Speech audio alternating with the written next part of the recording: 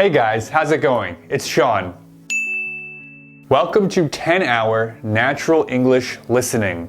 Listen to this video all throughout the day while you're on the subway or you're getting ready for bed. This video is meant to be listened to over a spread out period of time. You can always turn subtitles for this video off if you want to challenge yourself more. I'm sure this video will be very helpful to all of you trying to improve your English. Also, I want to say that I live stream English lessons that are really fun and very informative every Tuesday and Thursday at 9 p.m. Korean time. Join my Discord for more updates about my live class. Definitely check it out if you're a serious English learner. Without further ado, let's begin. What do you like so much about Korea that you've chosen to continue to stay here?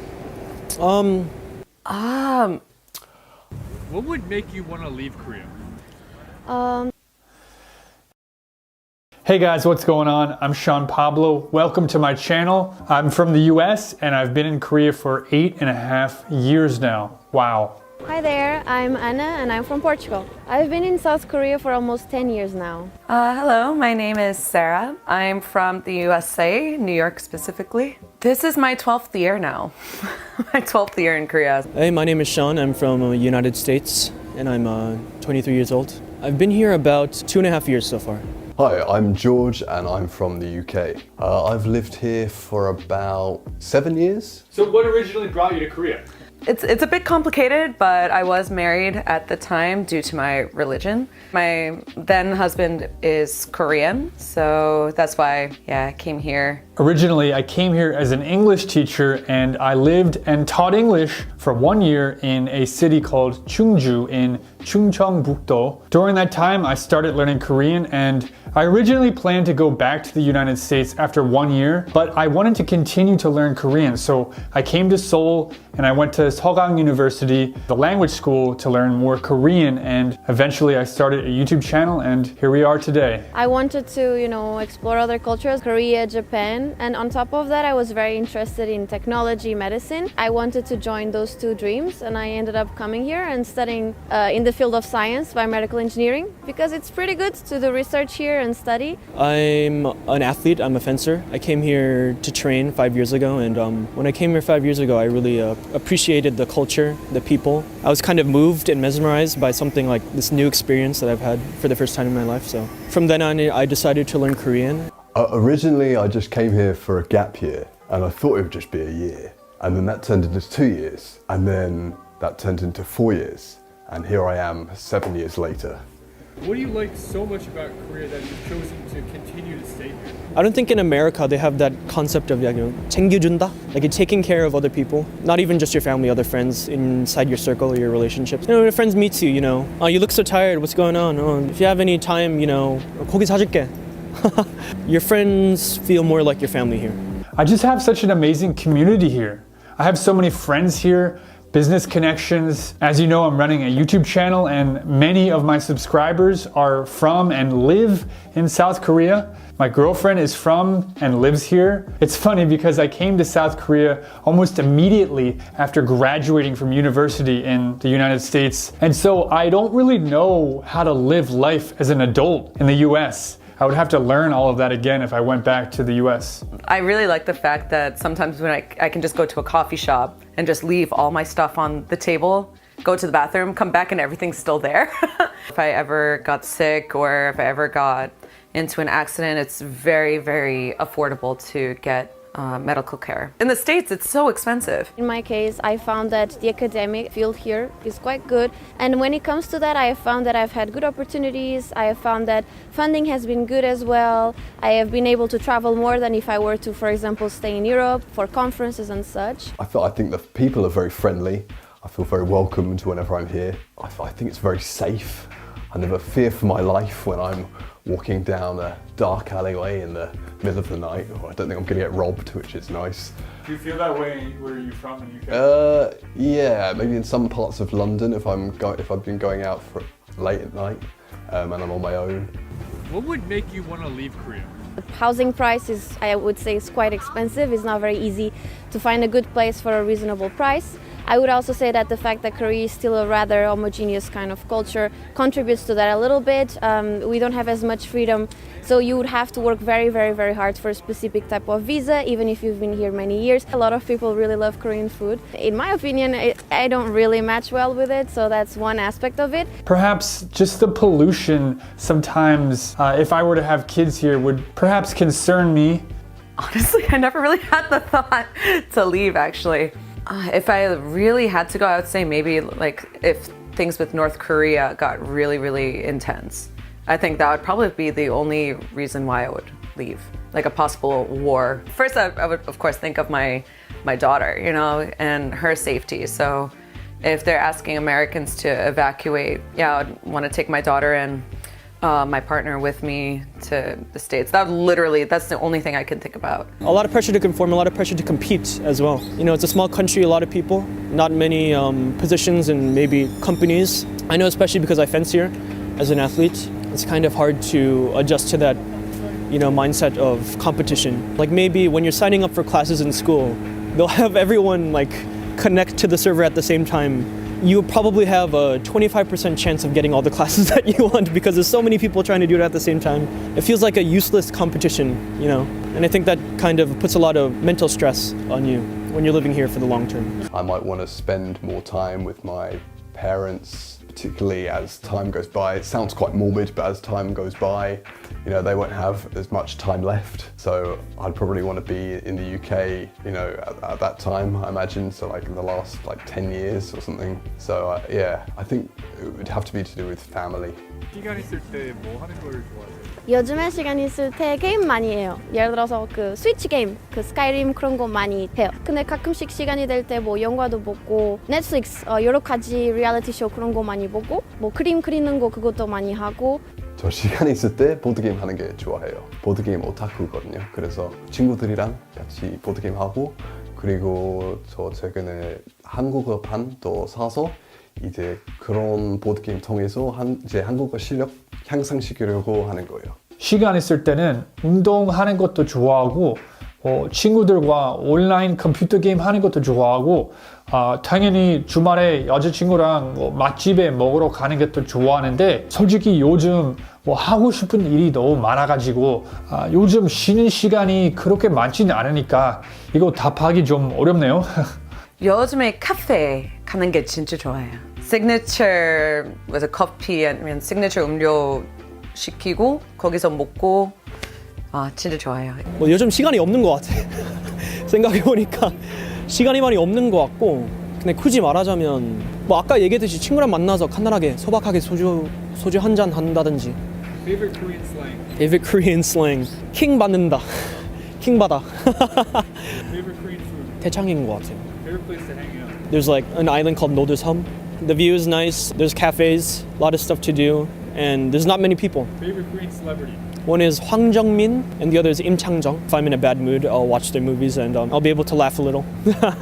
My favorite Korean slang these days is 똥 강아지. I think it's so funny, it's so cute. Favorite Korean food, there's so many. I think I always love to eat 조개구이 next to the beach in Busan, in Gwangalli. I have a favorite restaurant there. It's just wonderful. Favorite place to hang out? Honestly, I gotta say the Han River. It's really fun to go there, bring some board games, get some beer, order a pizza, order some chicken on a nice summer day. Favorite Korean celebrity? I really like Choi Min-sik. I saw the movie 악마를 보았다, and I'm just blown away by his acting. I know him from Old Boy and from other movies like 신세계. He's just such an incredible actor. I like Cole.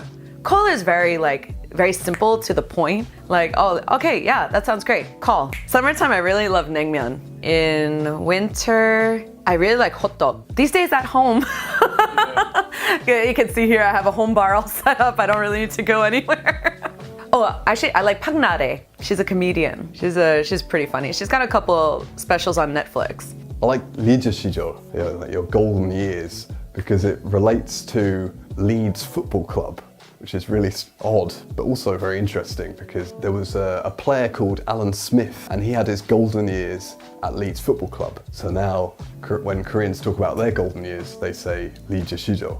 I said this before, but I really like the broth in Korea, so probably 감사합니다, somewhere near the Han River, just have chicken and beer. I really like Kim Kwang-seok, the folk singer. He's just a legend, yeah. My favorite Korean slang is actually, it's not necessarily a slang, so I say 딱 맞아. For some reason, I really like how it sounds. It makes a lot of sense for a lot of situations. There's not much, but if I were to point one, I would say Solongtang. I actually really like Hongdae. I really enjoy hanging out in Hongdae. Kim Jae-jung. He was like my favorite idol. You know, from Dongbangshiki? I know it's so old, but if you're seeing this Jae-jung, I went to your concert in Barcelona and I said hi to you. You did this to me, so we're good. Yeah, he's my friend. Thank you. All right. Bye-bye. Bye-bye. All right, see ya. It's been a pleasure. All right, everyone. Thank you so much for watching. Once again, I'm Sean Pablo. I hope you enjoyed this video. Also, if you're interested in me and my channel and you want to get updates if I do anything exciting, definitely sign up for my email list. I'll link it down below. Whenever I do anything exciting, you know, an event, a class, some kind of new project, I will let you know. I will email you. So if you're interested, follow me, join my email list. Again, it's down below. All right, everyone, thanks again for watching and see you in the next video. Bye. Hey guys, how's it going? It's Sean. So we're in the streets of Hongdae today and we're gonna find some foreigners here that are either working, traveling, or studying here, and we're going to give them a Konglish quiz. See if they know the meaning, have them guess what they think it means. This is going to be a lot of fun. I think you guys are going to really enjoy it. Also, if you're currently studying English, I highly recommend you join my channel membership. All right then, let's begin. Let's do it. Hey guys, where are you from? We're from the Netherlands. What are you doing in Korea? We're here for an exchange program. Cool. Yeah, studying. We're students. Oh, did you come over together? Yes. Yeah. Yes, we're Okay, best. you're best friends. Okay. We're gonna do a little Konglish test. Yeah, don't be scared. Don't be scared. Yeah, just throw you the word. You just guess what you think it means in English. And if it's super hard, I'll give you a hint. Okay. This one's super easy. I'm sure you heard this before. One shot. One ton? One shot. One ton. I mean, it reminds me of golf. You know, when it's like a hole in one. One shot. Yeah, like a hole in one. I like how you said it's easy and we're just like easier, so we're like, far no. away. Well, I assumed because you guys look young, so I thought maybe you hang out with your friends and you. I don't Yeah. have friends. You don't have friends. Okay. I'm joking. No, I just haven't heard it, I think. It has to do with drinking. Okay, so that's basically just to chug something. Like in That one, would one be shot. for me. Just Yeah. One shot. finish it. Bottoms up. Yeah. Oh, Chug it. chug it. Hochikis. Okay, so the second one to me obviously sounds like a kiss, like Goodbye kiss? Or like... No? I think you'll never get this it's one. the We'll hoochie get it. part that's getting me. It sounds cute. Like, I feel It sounds like something okay. cute. So do you know those like chocolate sweets that are like called like what are they called? Like Kisses. Hershey kiss. Yeah, that's what they kind of sounds like. No relation. No. Cool. Completely That's different. interesting. Not a food, not anything sweet, nothing, no love. No love involved. This is a tool. We use It's a this. screwdriver. That's closer. You're not gonna get it. It's a stapler. I was just gonna say. Oh, I'm sorry. Sail. Sail. Sailing. On a boat. I mean, you could go sailing on a boat, sailing as in, like in a shop. You're just like it's on sale. It's on sale. Sail. I'd say boat. Sailing in a boat. How you like at a convenience store and stuff get like your 1+1s or She's something. got it. Discount. Oh, you're on fire. Yeah. Korea woman. Listen, it would be too easy if it's just like plain a Korean woman, right? Right? It'd Not be too Korean woman. Because that's like Korea woman. Career woman. So she's like a girl boss. I would go with I that. got it. Girl boss. Girl boss. You didn't get any, and then now you get the hardest. I Well, got not the hardest one, but Yeah. the last one. The last one. That's important. Last best. What do you think about Konglish words? I mean, they kind of throw you for a loop sometimes. And you know, It makes sense. The meaning, it makes sense. It makes sense. Yes, afterwards. Yeah. How are you enjoying Korea? Oh, I'm having love it. the time of my life. Yeah. Great. Amazing. Yeah. Yeah, It's it's so awesome. much fun. Yeah. Every day you can go somewhere and see something. And, like, Yeah. There's always things open, and like we're not really used to Yeah. that. So. What do you mean? So in the Netherlands, things close like early. Or At like 5 o'clock, everything's closed. Everything's you can go closed, home. You're and then done. Here, like, there's always something to do, people out and fun. Sure. And the food is amazing. Yeah. I'm here for the food. Here for the food. Cool. Well, thank you so much. Thank you. And I'll see you later, guys. Yeah. Bye. Hey, how's it going? Where are you from? I'm doing good. I'm from Denmark. I'm just here studying, and yeah, I've been here for 3 months now. How are you liking Korea? Oh, I love it here, honestly. Like everything from like fashion, the fashion that they have here, and the architecture of like old traditional buildings and stuff like that. And the food, of course. Like the food is just amazing. I'm really gonna miss it once I go back. Why not come back? Well, I'm gonna come back at some point. But no plans in the near future? Not in the near future, because once I go back, I have to, finish my masters and all that stuff. So, and then there's work, and then, And then life happens, and then you have 2 kids, and then, no, just kidding. There you go, one, 2, 3, and, and you're gonna be busy. 50 years old, I'm just kidding. Yeah. Ready? Yeah. Okay. 서비스. One more time? 서비스. You're in the restaurant. Yeah. You just had a great meal. Yeah. The owner of the restaurant comes out and says, "Oh wow, thank you. I hope you enjoyed it." Yeah. 서비스 for you. Oh, I hope you had like a good time, or like It's free of charge or on the house. Oh, here, okay. take this. It's service. Oh wow. Okay. Yeah. Yeah. Nice. I've never heard that before, but Yes. Let's do another easy one. 셀프.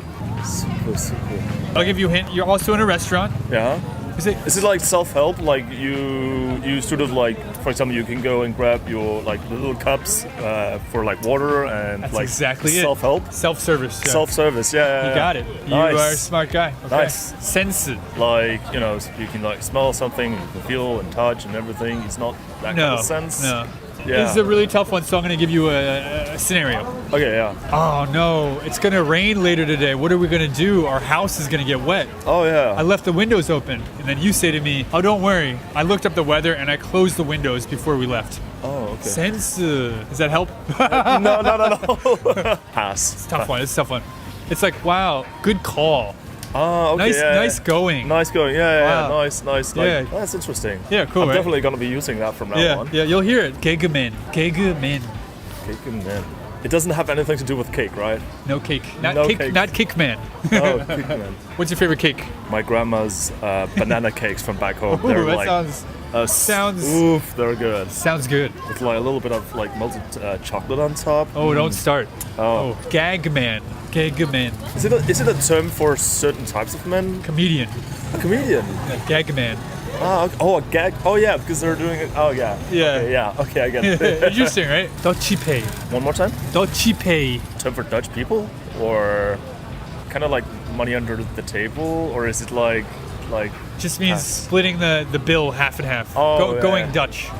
Okay, yeah. Yeah. I've actually never heard that before. Yeah, that expression. Well, Yeah. you just go half and half, because I guess in Korean culture, traditionally, one person will pay. Yeah. Then the next time you go out to eat, the next person will pay. Yeah. So it's like back and forth. That's more of like a taking care of your friend kind of. Yeah. Not being selfish thing. Yeah. But Dutch pay is kind of a more modern thing. Yeah. Younger people do it, and Westerners, we do it a lot. One more? Yes. Let's All right. go. 헬스장. 장 just means place. Is it like a spa or like place where you can like take really good care of yourself? Not really. Not like really? a spa. No. Not like a spa. No. But it is a place for health. 헬스 means health. Yeah. 헬스장 is like health place. Oh, okay, yeah. What do you think that might mean? Is it like one of those places where you can get like a bunch of like different products that you can like use for like taking good care of yourself, like No. masks and like no? Okay. It means gym. Oh, the gym. Okay, yeah, okay. For the health. Yeah. Yeah. Oh, yeah. Well, that does make a lot That also of sense. makes sense, right? Yeah, it does. What are your impressions of Konglish? Like sound-wise, there's like it reminds a little bit of English, but also Korean. Is there a lot of English and Danish these days? Yeah, The young kids mix a lot. Yeah, definitely. Also, just my generation in general, a lot of people usually when they can't remember the term in Danish, they actually just use the English term, and people are just Wow. like, yeah, okay, I get what you're saying. Your English is fantastic, by the way. Thank you so much. All right, sir. Thank you so much. No problem. All right. No problem. See you later. Bye. Hey, how's it going? Where are you from? I'm from England. Cool. How long have you been in Korea now? Been in Korea for 3 weeks so far. Cool. And you said you're staying in Hongdae? That's correct, yeah. Yeah. How are you finding Korea? Absolutely love it, yeah. You love I've always it? wanted to come, so it's great to be here. Okay, are you ready to guess some Konglish words? Okay, let's do it. Let's do it. Condition. Condition, the health. Oh, Your health condition, yeah. Well done. I've heard that one before. Your yeah. 3 weeks has been very well spent. Conditioning, yeah, I get You that a studying lot. Korean while you're here, I guess? You see, they tell me I always have bad conditioning, so Oh no. always hungover. Oh no. Condition 안 좋아. 팬티. Underwear. How do you know all these? Open car. Open car. An If you open think about this, you might be able to get it. open car, like a car door. No. Open car. But cars leave, right? No, car is car. Car is car, so open car. Not car. Car. Car. Yeah. Open car. Oh. When it's a type of car. Type of car. So like a Hyundai. So No. sort of like that, no? Convertible. So it Open car. opens yeah, up. I got it. Yeah. Open car. Oh, I got a good one. I did this in my video. Glamour. Style. Is it not anything to do with looks? Yes, it is Glamour? to do with looks. It's particularly like women. No, so like makeup and things like that, is it? Sort of? No, No? you're not gonna get this. It's a curvy woman. Oh, A okay, glamorous woman, but it means curvy. Oh, okay. Yeah. No, I wouldn't have got that. Yeah, it's a tough one. That's a tough one. This is called contact. Here's the hint. It's kind of like related to contact, like this kind of contact. Okay, so untact, just no contact. Yeah, Oh. right. Oh, That's what it okay. means, like no contact. contact. So because of like coronavirus, Yeah. started to do more like meetings over Zoom and Okay. Skype. So it's like unticked to like no contact Yeah, kind of yeah. meeting or something.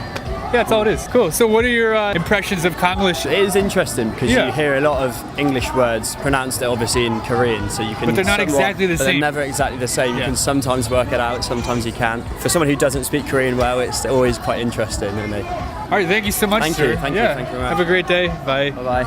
I gotta ask, where are you guys from? England. Scotland. Scotland. England. You guys living in Korea, correct? Teachers? Yes. Solo. Solo. Let me know if you want a hint. All right, here's a hint.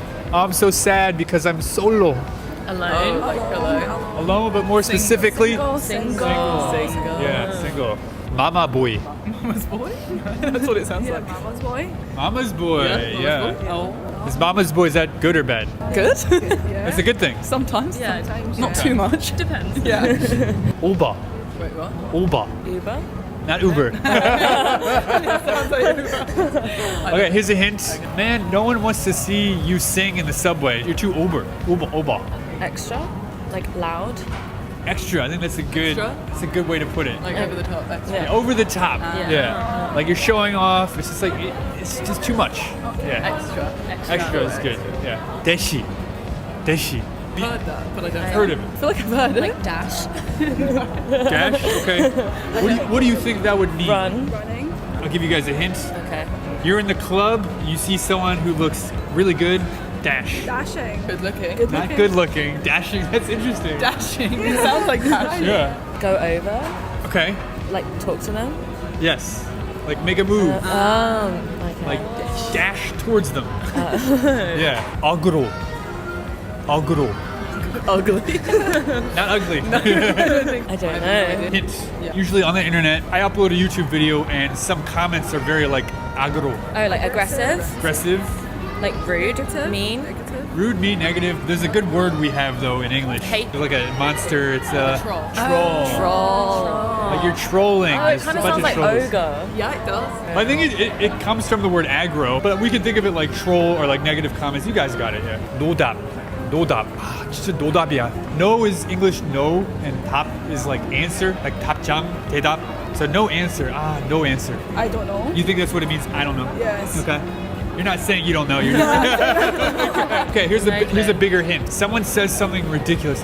진짜 노답이야. No comment. Like you're talking nonsense. Talking nonsense closer. All right, I'll tell you. In English, you would be like, I can't even with you. I can't even. Okay. Never heard of it. That's a tough one because it's like a mixture of English and Korean, like no tap. So what do you guys think of like Konglish in general? Interesting. Interesting, right? Yeah. You guys were great. Thank you so much. All right, everyone. Thank you so much for watching. Did you enjoy the video? If so, please let me know in the comments down below. I will make more. And once again, I'm Sean, and I will see you in the next video. Bye. Hey guys, how's it going? It's Sean. In this video, I'm going to give you the best resources for learning English.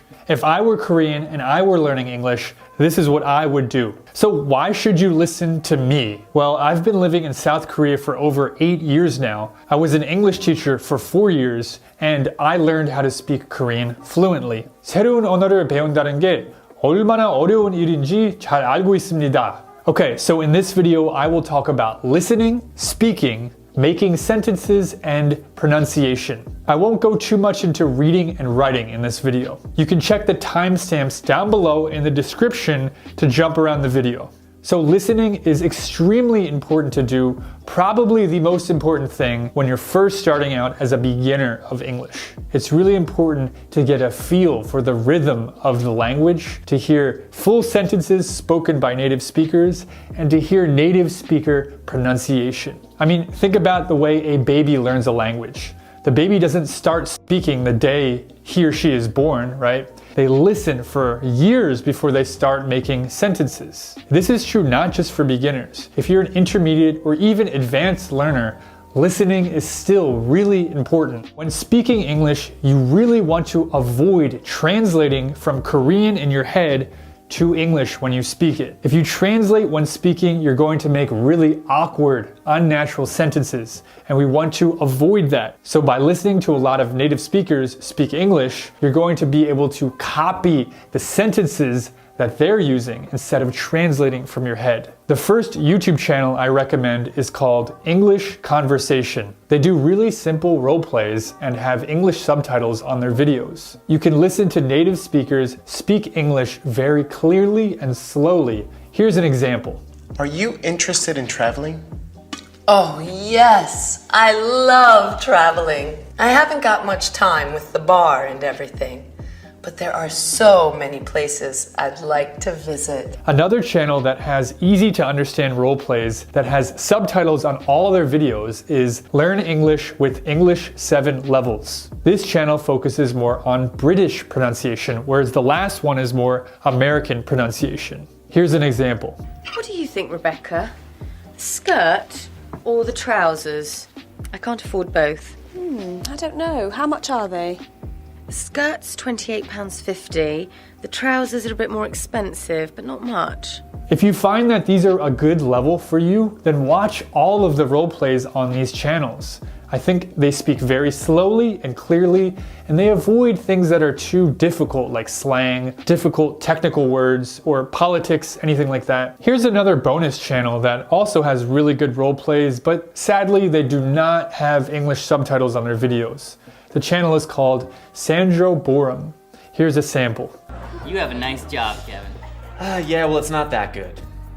I work hard. Come on. No, seriously. I work 10 hours a day, including weekends. Another channel that I recommend for natural English listening is, of course, my channel. I do tons of street interviews and just have many conversations with people from all around the world. Many of them are native English speakers. I would say, though, that my channel is a bit more difficult than the 3 channels that I just recommended. But my videos are really good because I have Korean and English subtitles for all my videos. And if you sign up for my channel membership, you can watch all of the videos that I upload with just English subtitles, and I offer scripts, both English and Korean scripts for all the videos that I upload for my channel members. Now I want to give you some recommendations for advanced listening. When I say advanced listening, I mean English that uses a lot of slang, references to pop culture, politics. So for advanced listening, I would recommend Conan O'Brien interviews. Conan O'Brien speaks very clearly and he uses a lot of natural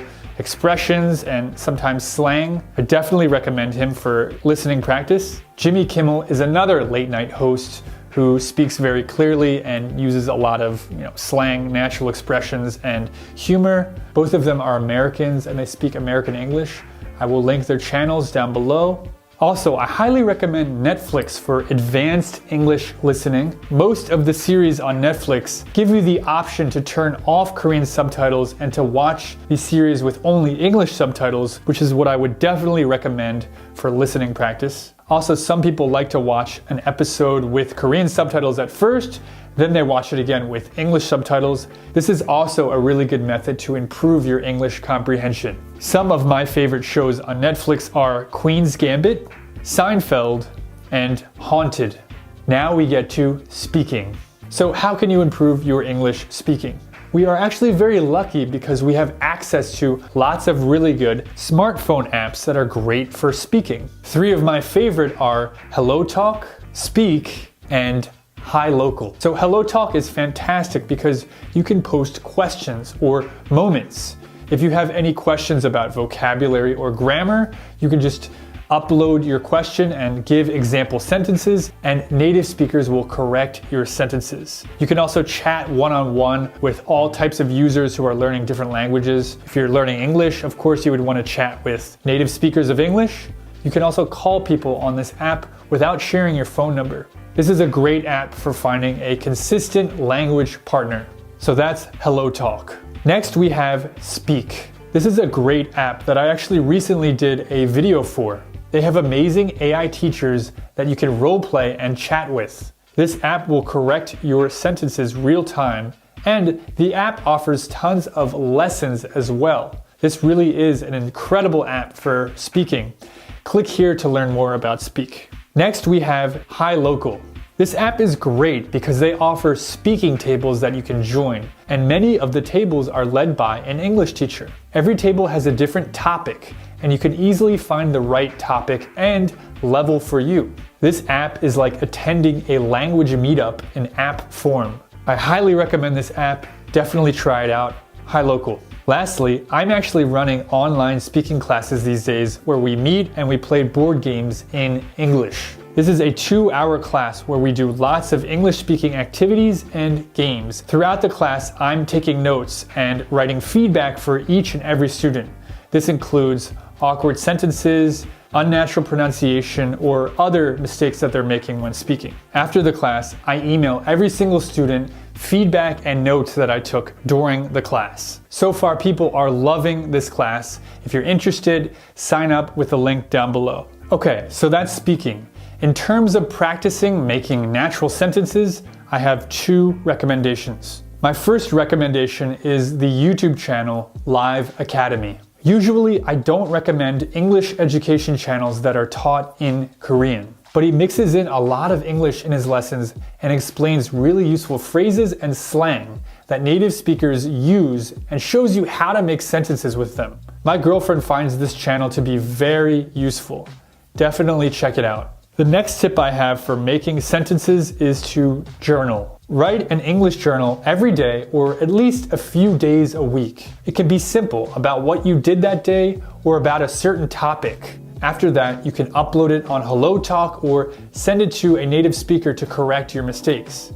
If you can get someone to correct your journals regularly, you will improve very quickly. If you can't get someone to check your journals though, try out the website Grammarly. It might not be as good as a human teacher, but if you copy and paste your English sentences into Grammarly, it will show you some of the mistakes you are making. I highly recommend Grammarly because it's free and all you have to do is just copy and paste. Finally, for pronunciation, I highly recommend a website called Caption Pop.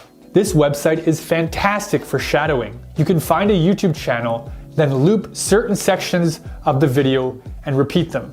Let me show you how to use Caption Pop. 들어가는 사람 입장에선 지천에 깔린 남자애들이 다 적인 거야. 들어가는 사람 입장에서 지천에 깔린 남자들이 다 적인 거야. 들어가는 사람 입장에선 지천에 깔린 남자애들이 다 적인 거야.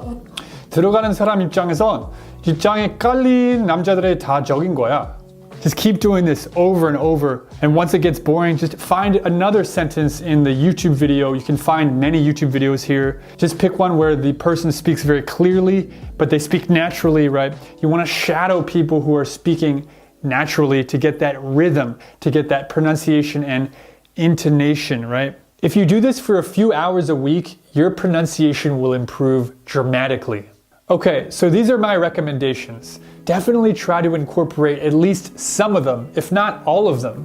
I guarantee that your English will improve dramatically if you do these things consistently. Also, if I missed something in this video that you find to be very useful, it's not because I don't think that thing is useful. It's just I couldn't fit everything in just one video. So if you find something to be useful, let me know down in the comment section. Alright guys, thank you so much for watching. Once again, all the links for everything I mentioned in this video will be down in the description. Once again, I'm Sean, and I will see you in the next video.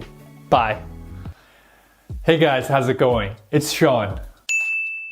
So, as many people know, South Koreans spend a ton of money on English education. I've also taught English here in South Korea to elementary school students and adults for many years. So I started to think there are many non-native English-speaking countries who have a high level of English fluency. What are they doing in their education system that is so effective? Is there a cultural component to this? So in this video, I interviewed 4 people from countries with a high level of English fluency. We have Bart from the Netherlands, Shane from the Philippines, Sujung from Hong Kong, and Carl from Malaysia.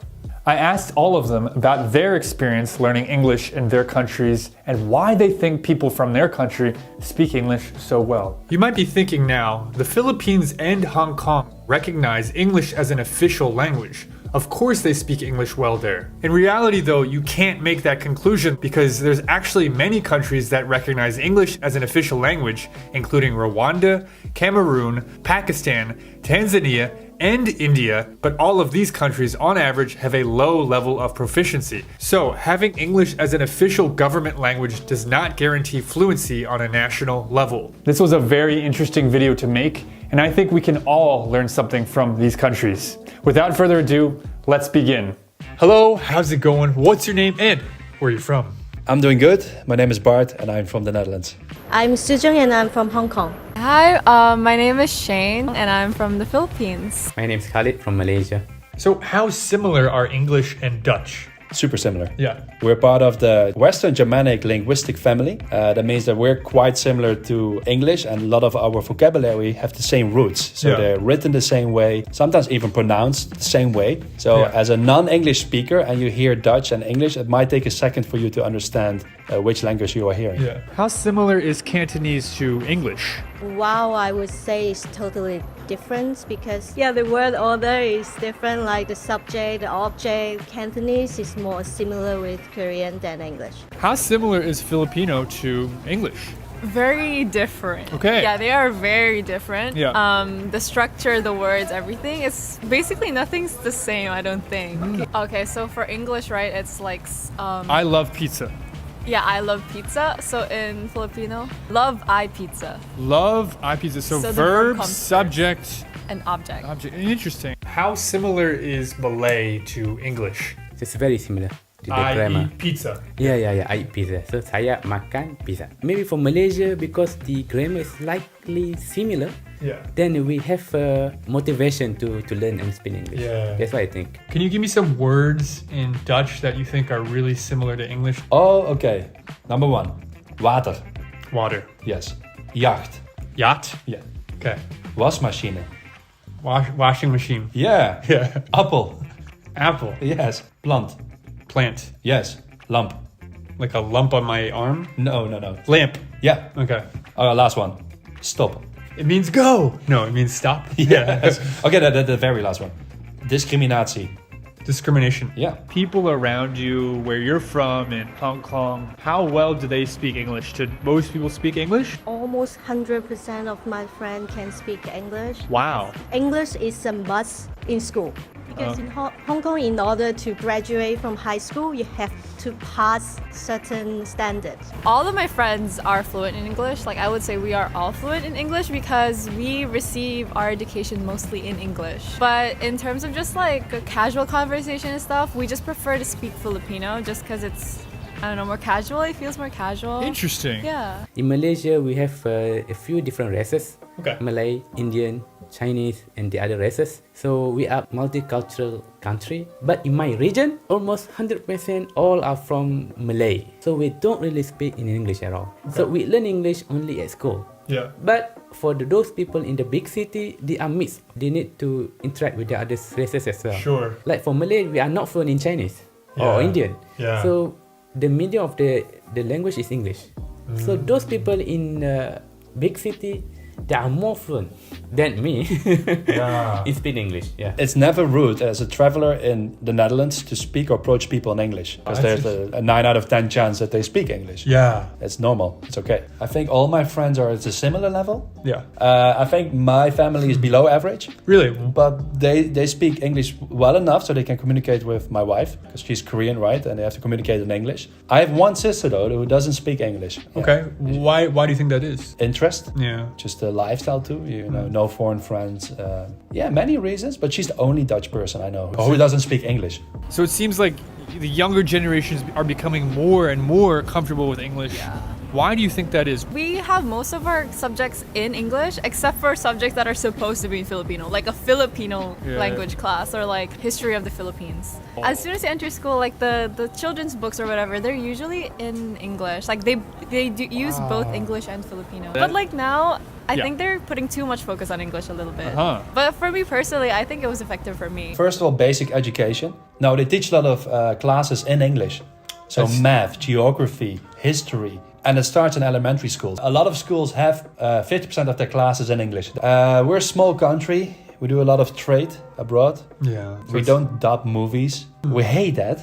You just watch movies in English. In English, yes, with Dutch subtitles. Because also the main reason is, of course, that it's quite similar to English. You think so? So Yeah. it takes less effort for a Dutch person to study. We have two kind of high school. The one is Chinese high school and the one is English high school. Yeah. So in English high school, all the subject like English, like math, biology, and other thing, the teacher will teach in English. Is that the one you went to? Yeah. In that environment, you have to speak.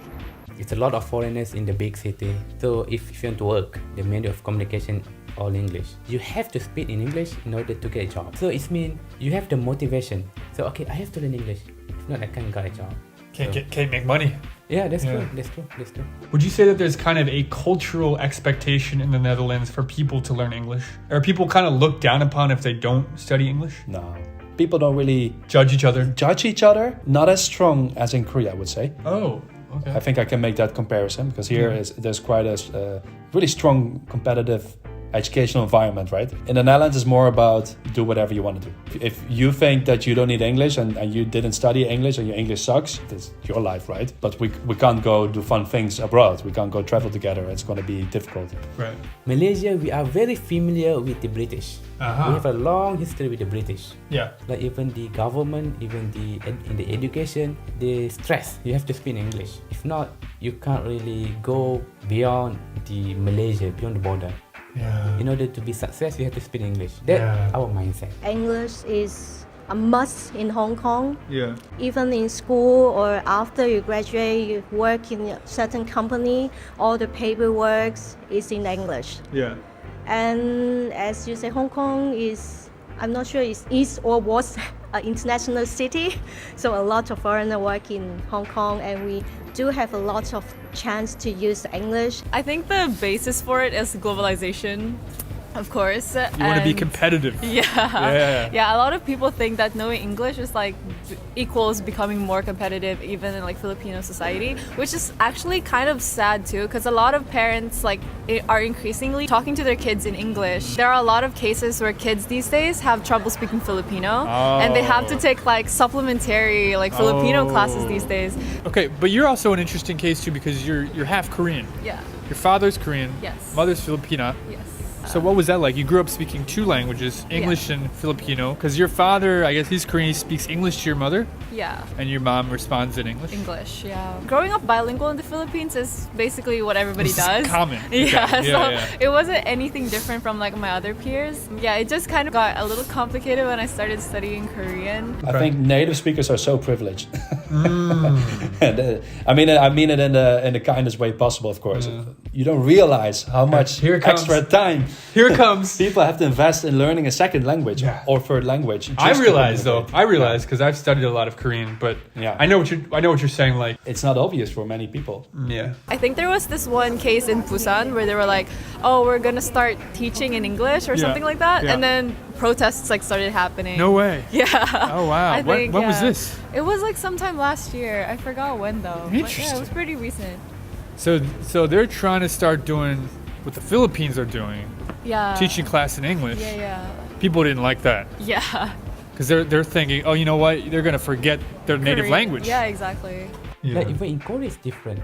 Yeah. Even though if you don't speak English, you can just apply for very the prestigious Sky University as well, right? True. You yeah. don't really need Yeah. English to apply for the science subject for the non-English related major. Yeah. For the best university. But in Malaysia, if you want to go to the best university, you have to show you have a capability to speak in English, or at least have a good level of English. Yeah. If not, you can't do anything. For Koreans, right, they still take all of their subjects in Korean except English. Yeah. You know what I mean? So Yeah. like they study English in a very textbook manner, Yeah. memorization and then spitting it out and stuff like that.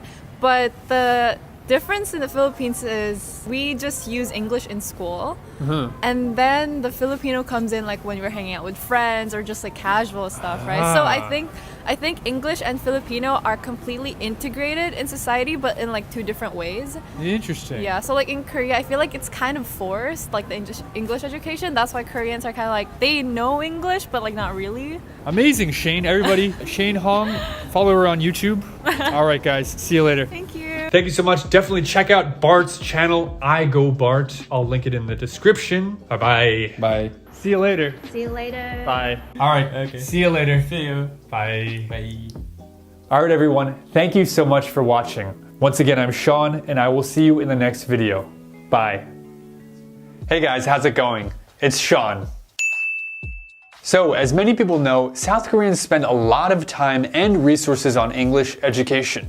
Recently, I did a video going around Seoul, seeing how well foreigners in Seoul speak Korean. So in this video, I'm going to go around Seoul and see how well Koreans speak English. So I went into the streets holding a sign that says, "Free English Test." I made sure to let everyone know that I would be evaluating how well they speak English. 영상 콘셉트인데 평가해도 돼요? 당연하죠. Okay. I talked to people with various skill levels, and suffice to say, this was a very interesting survey. Also, I want to say thank you to the sponsor of this video, Speak. Speak is a fantastic app for learning English where you can chat one-on-one with a really advanced AI English tutor. More about Speak later. Without further ado, let's begin. How are you doing today? It's freezing cold, so I'm good today. Yeah, I had a date with my girlfriend just before. Oh yeah? So what did you do on your date? We just had our lunch. We had Japanese food, tonkatsu. Oh, can I ask, why are you studying English? I think you speak pretty well. Oh, really? Yeah. Thanks. Yeah. Korean males must go to army, so when I speak English well, I can make myself more easy life in army. You can get a better position. Yeah, a better position. If you can't speak English very well in the army, do you have to do harder things? Actually, it's not harder, but it's common thing. But common is hard. It is so cold outside. Yeah. We have to come under here in the subway, but it's better here, I think, right? Yeah, it's way better. If you could be a woman for one day, just to see what it's like, or be an animal for one day, just to see what it's like, what would you choose? I would choose a woman. Why? Because I'm just curious about it, but I don't think I will feel good if I'm an animal. Because I could born in zoo or in wilds. Like both is very hard, I think. You don't want to live in the zoo? Yeah. Paradise, no? We can't see the whole world inside. If I'm in a zoo, I can just play with my friends only and just take the foods from the But it's just one day. But I think I want to know how women lives and their lifestyle and their mindsets, sort of things. So I would choose a woman. Great. So imagine that you have a son or a daughter and they're in school and they get into a fight with a friend at school. But the friend keeps trying to, bully them and bother them. Would you try to fix the problem yourself, or would you try to teach your child how to fix the problem? I think I can't change the society. I would rather just say to my daughter or son, it's okay, or this sort of thing. When the school is over, that will be nothing. It's separated things in your future. But for your child in that moment, it feels like forever, right? Yeah, actually, I think there's no answer to this because there are still these kind of problems in Korea all the already. time. So Not just I Korea. think there's no perfect solution about this one. So Thank you so much, sir. Andy, right? Yeah. Bye-bye. bye. Hi. 안녕하세요. How are you? I'm good. And you? I'm pretty good. I'm pretty good. Busy. So, what's your hobby? What do you like to do for fun? I went singing room, Yeah. karaoke, Yeah. and singing. Yeah. Does that feel good? Very good. Yeah. Very good. Helps you to relieve the stress. Yes. Punchesters. What's your favorite season? Fall. You like fall? Why? Because not too cold and not too hot. Yeah, true. So fall is better than spring? Yes, but spring is 가을이 시원해서 좋아요. So you like cool weather? Yes. So what do you do for work? My job is marketing. Yeah. SNS 관리. Yeah, managing. Yeah. Yeah. Yes, that's right. Nice. Do you like your job? So. Is it hard? Not too hard. 가끔 very busy. Yeah, sometimes a little busy. Oh yes. 익숙해지다? I'm used to it. Used to it? Yeah. It's okay. Yeah. So maybe at first it was hard, but now it's okay. Yes, right? yes, Yeah. yes. You got used to it. Who is your best friend? Ginny. Ginny, and why do you like her? When I meet her, my mind is so free and comfortable. Yeah. That's good. 오늘 도와주셔서 너무 감사합니다. 저도 너무 재밌었습니다. Yeah. Okay. Good. Bye bye. Bye bye. Hey, how's it going? What's your name? Hi, I'm Nahyun. Nice to meet you Yeah. in person. Yeah, you're a YouTuber. I know you. Yeah. We just ran into each other, and I said, why not interview you? Yeah, we bump into each other. So, what do you do for work? I actually work for Amazon Korea. It's been a year since I've joined the company. And Yeah. before that, I used to work at Google. You speak English so well. I guess, did you like live abroad, or did you go to school in Korea, or what was that like? I went to high school and university in the States. Yeah. But I lived in Korea up until I was 15. Okay. Yeah. Would you say there's a lot of people in Korea like you who kind of live and go to school abroad? Like 유학생? Yeah. Yeah, international students a lot, I think. What do you do in your free time? I think I binge watch Netflix a lot. Oh. And also maybe watch YouTube, drinking. Yeah. It's like a normal young person. Right.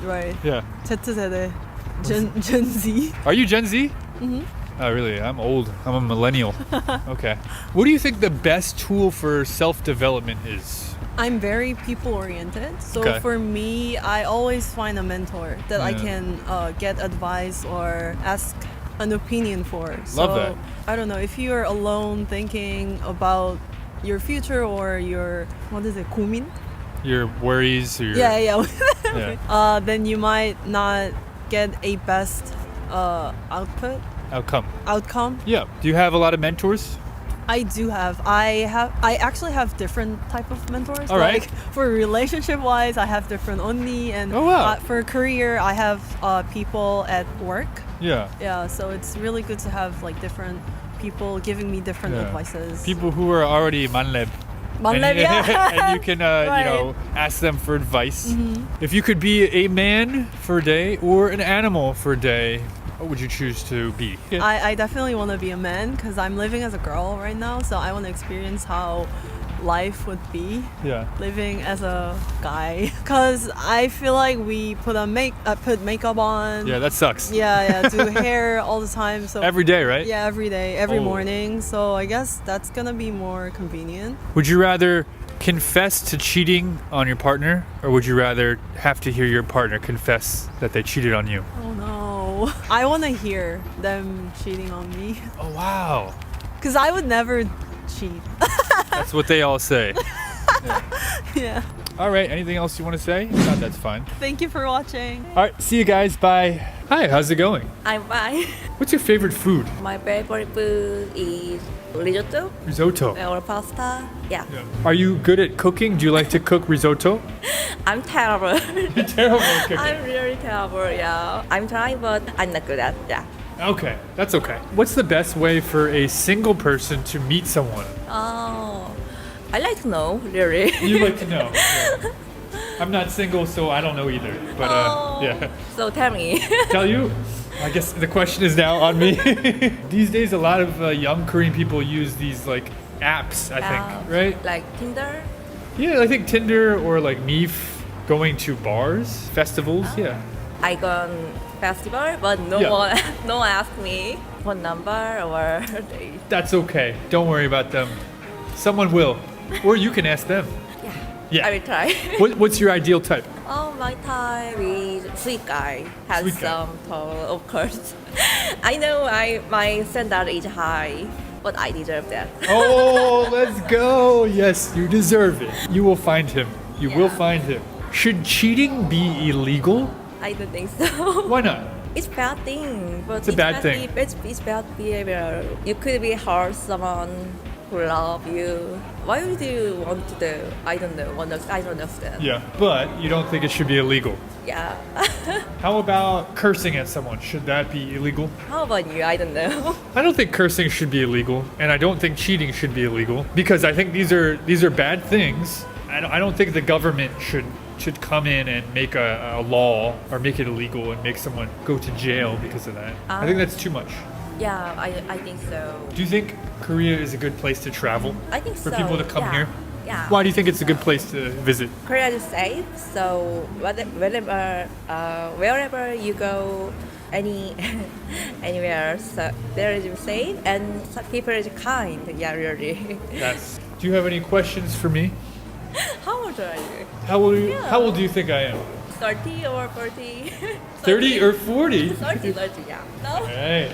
I'm 32 in US age. I was right. Similar, but I'm not 40. That's I'm 40. Sorry. It's okay. Nice job. Alright, bye-bye. Hello. Hi. How are you doing today? I'm doing great. Just the weather is so cold. I think Seoul is like colder than Russia. It could be. I don't know. Actually, we are friends, but I'm going to interview you anyway because Yeah. you're Korean and you live in Seoul. I'm qualified. Yes, you're. Okay. It's okay. So, what are you doing these days? Are you working? I'm making like YouTube videos right now. Yeah, tell me about that. Just like pranking people on the streets. Yeah. Or like on the campus. Okay. Would you rather always be 20 minutes early or always be 10 minutes late? Obviously early. Oh.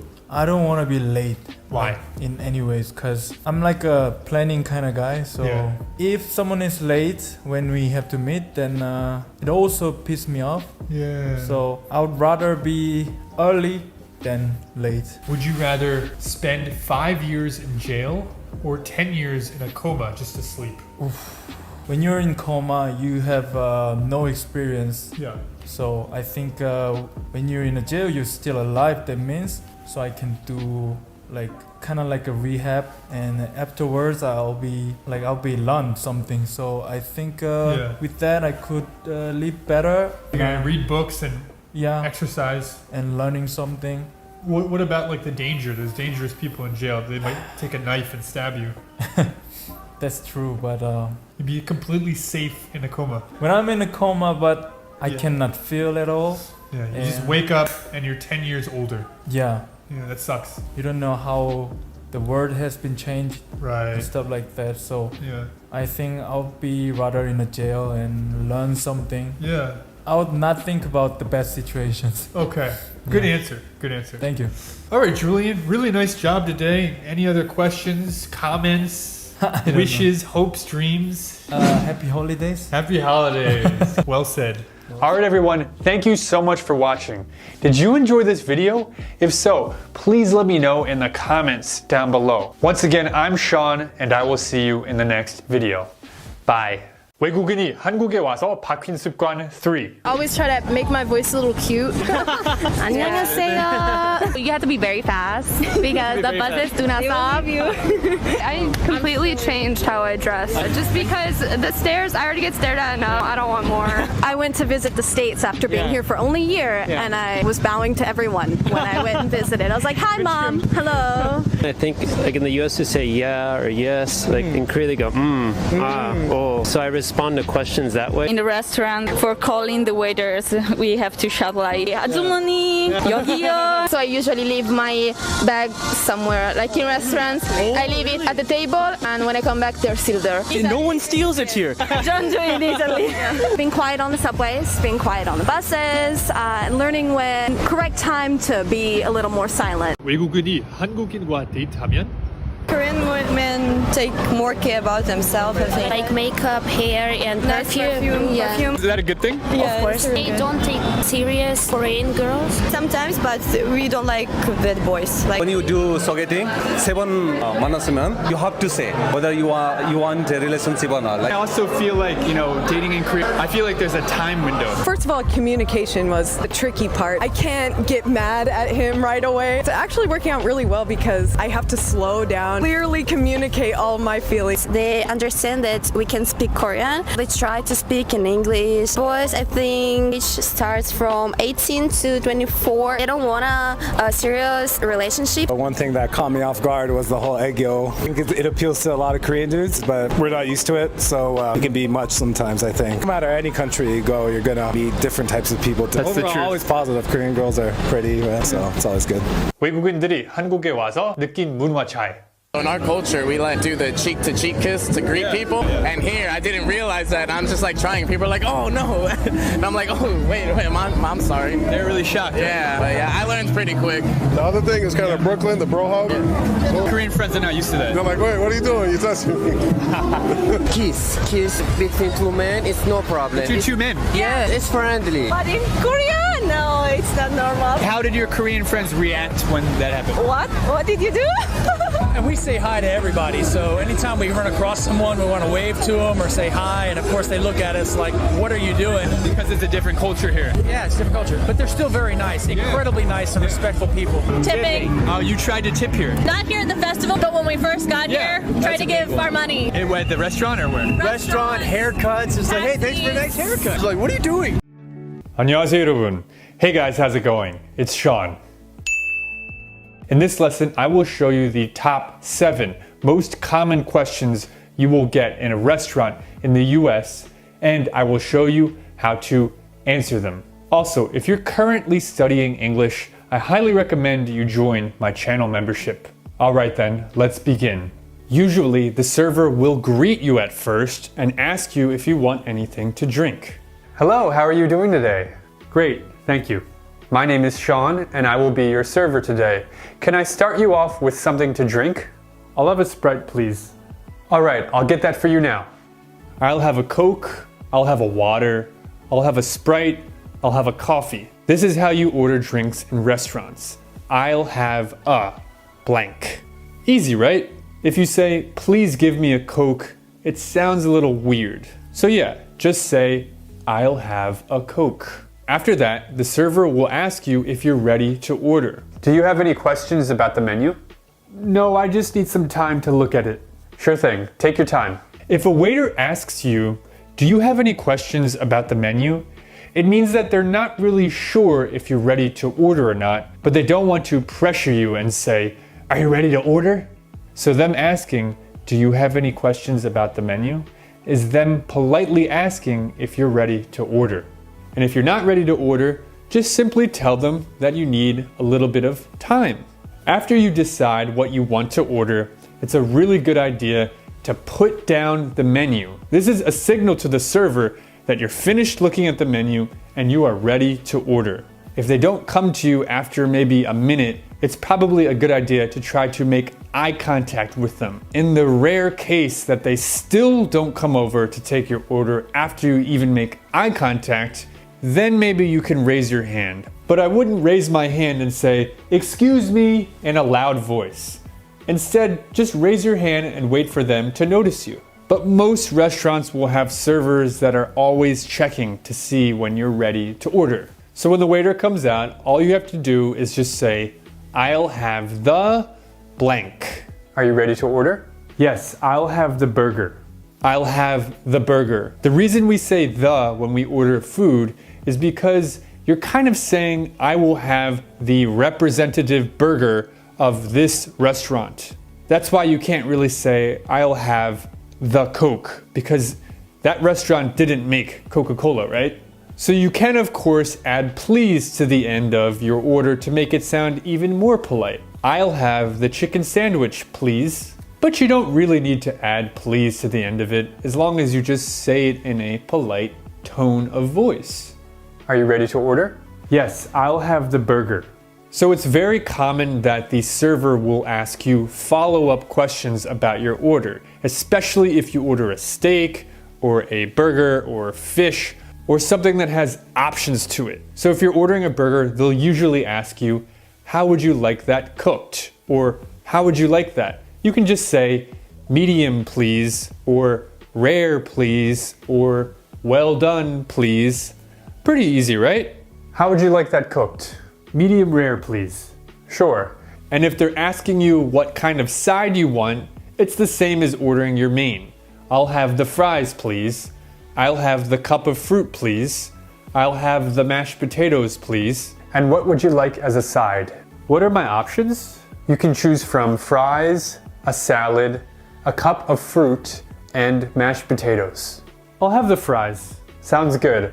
I'll get that started for you now. While you're eating, it's very common that you need extra napkins or some more ketchup. In this case, it's the waiter's job to kind of notice that you're looking for them and that you need something. It's possible though that they're busy doing something else or that they're not paying attention to you at that very moment. So in this case, it's not rude to raise your hand and say, may I have some more ketchup please? May I have some more water please? May I have some more napkins please?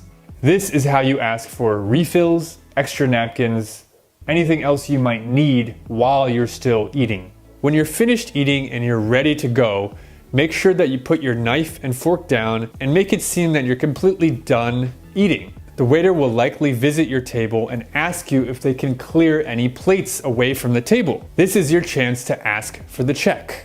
All you have to say is, may I have the check please? Or, I'll have the check please. Can I clear some of these plates out of your way? Sure. Also, can I have the check please? Sure thing, one moment. After that, if you're using a card to pay, they will likely ask you to sign a piece of paper. Here's where you can leave the tip. When paying, just leave a tip equal to 15 to 20% of the price of the meal, and that's it. Here you are. Can I pay with a card? Yes, no problem at all. Okay, here you go. Great, can you just sign this for me, please? Sure thing.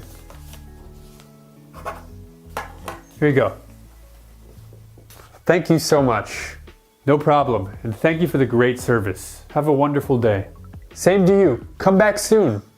Let's watch the scenario one more time for some more practice. Hello, how are you doing today? Great, thank you. My name is Sean, and I will be your server today. Can I start you off with something to drink? I'll have a Sprite, please. All right, I'll get that for you now. Here you go. Do you have any questions about the menu? No, I just need some time to look at it. Sure thing. Take your time. Oh, this looks good. Yeah, I'm gonna get the burger.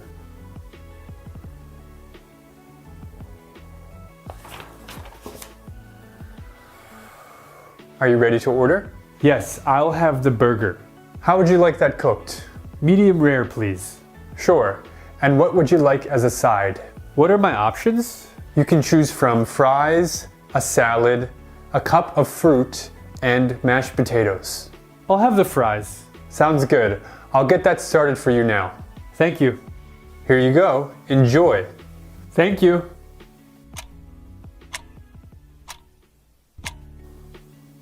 Oh, I need some more ketchup.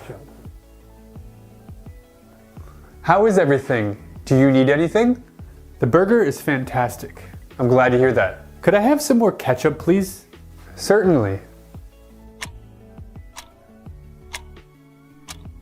Can I clear some of these plates out of your way? Sure. Also, can I have the check, please? Sure thing. One moment. Here you are. Can I pay with a card? Yes, no problem at all. Okay, here you go. Great. Can you just sign this for me, please? Sure thing. Here you go. Thank you so much. No problem, and thank you for the great service. Have a wonderful day. Same to you. Come back soon. Alright everyone, was this useful for you? Please let me know in the comments down below. If so, I'll make more videos like this. Once again, I'm Sean, and I will see you in the next video. Bye. 안녕하세요 여러분. Hey guys, how's it going? It's Sean.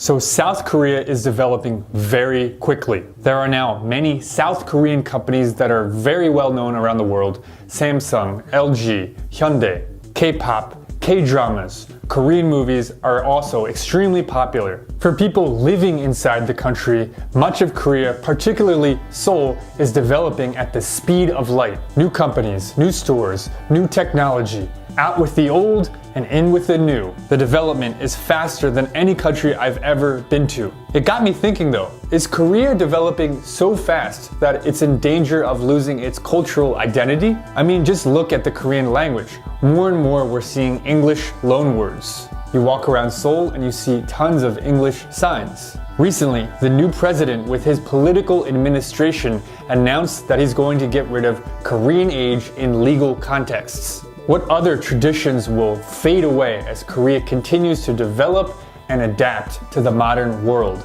So in this video, we asked several foreigners living here in Korea from all around the world what they think of this question. Is Korea developing so fast that it's in danger of losing its traditions and its cultural identity? Without further ado, let's begin.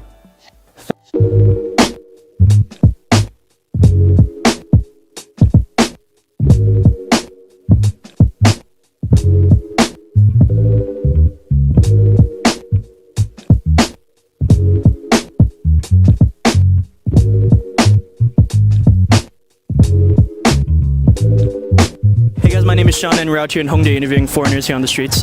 Where are you guys from and how long have you been in Korea so far? I'm from Germany. I came to Korea in August last year. I'm from Utah, USA. I've been here a day. I'm from Brazil, about a week. I'm from the USA and I've been here 8 years. I'm from Poland and I've been here for like 9 to 10 months, I think. Yeah. I'm from Sweden and I've been here 3 years. I'm from Estonia and I've been here just for about 3 days. And I've been here for a few months now. I came in the beginning of the semester. Alaska, collectively 2 years. Ireland, about 1.5 years. How do you like it?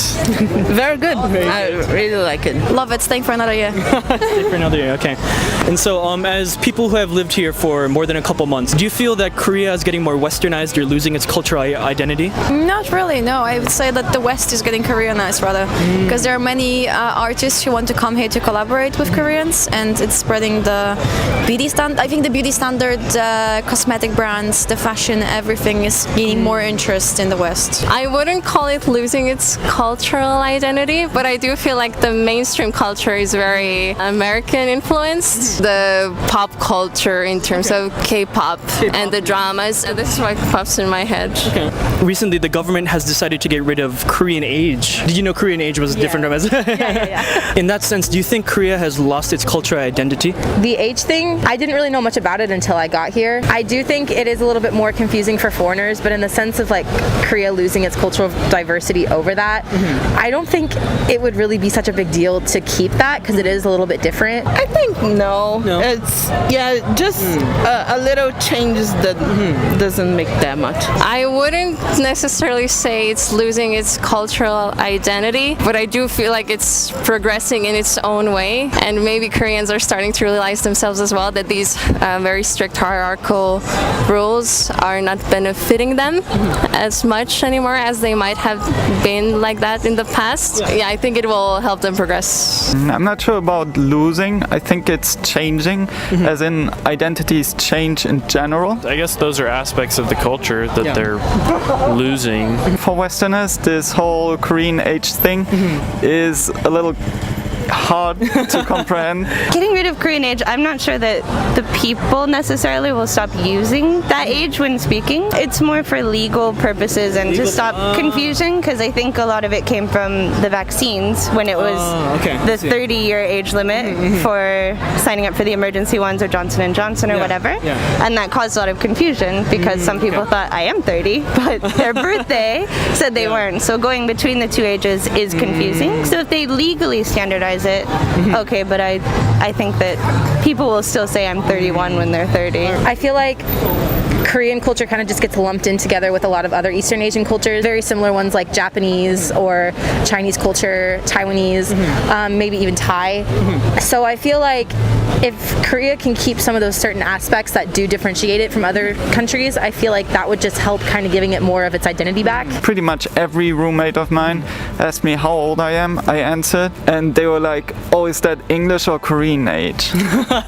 So when you talk to your Korean friends, do you always say your Korean age or your international age? I usually say my birth year because it's easier because I mess it up all the time. Oh, same. Or I'm like, in international age, I'm this age. In Korean age, it's this. I say my Korean age. You say your Korean age. Yeah. Okay, I see. As far as the Korean education system as well, kids are forced to learn English from a very young age here as well. I do kind of wish in America, like, they kind of require you to take a foreign language in school, but you don't really learn anything. I feel like knowing another language is just a really useful thing. It is very useful, yeah. I think the Western influence has been here for the past 70 years since the Korean War. I think it's also very to pose this question if it's like losing its ties or becoming more westernized.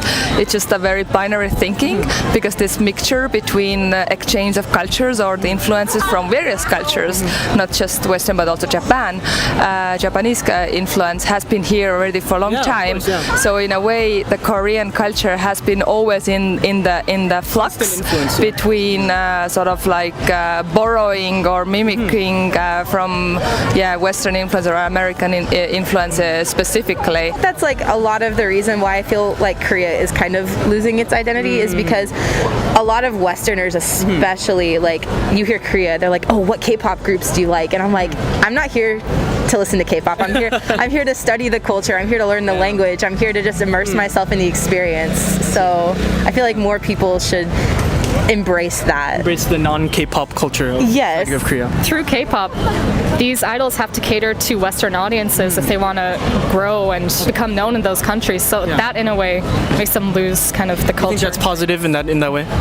There are positive aspects, but I think it also makes it less Korean in a way if they have to change any way they act. What's a hallmark of Korean culture that you can think of, when you say the word Korea? You guys have your own alphabet, right?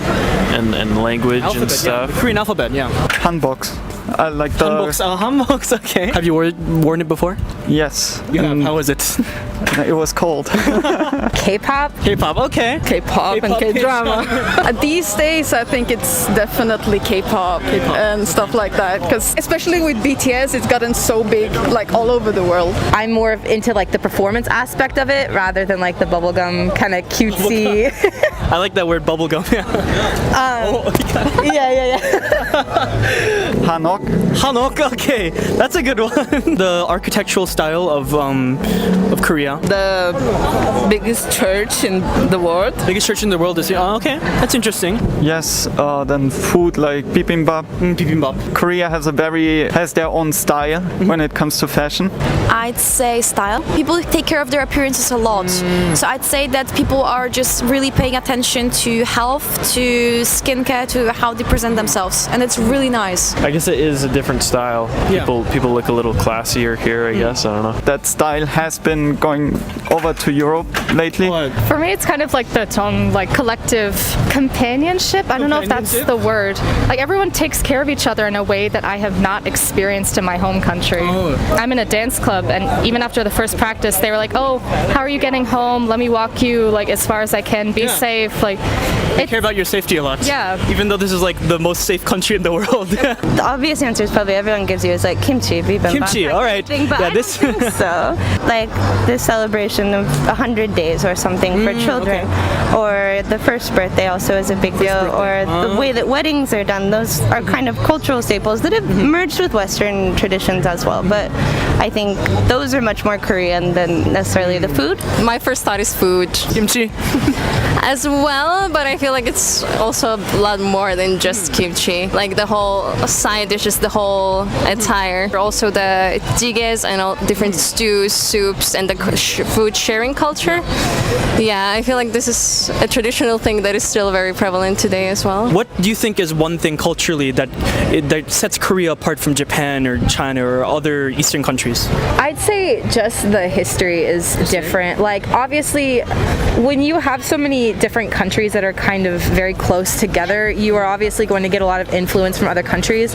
But I feel like the architecture is very slightly different. Like, if you know what to look for, it's kind of obvious, especially like period clothing. Like, I think hanbok. Exactly. Yeah. Like, and the modernized one too. That's very interesting. Modernized hanbok. Yeah, and it's like when you can differentiate that from like say a Japanese yukata, like it's almost just like, how did I think these were the same thing? It's like those little differences that really set Korea apart because they were always part of like a bigger picture from the past, and I feel like Korea continuing to bring those into the modern period, like opening museums, like the palaces still being open for tours and things like that. I feel like 경복궁. Yeah, and I feel like more foreigners should be able to like kind of embrace the Korean culture and really see what sets it apart. I see.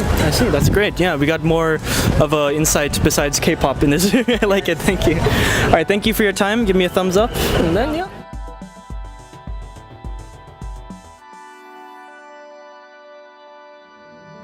Thank you so much for watching, everyone.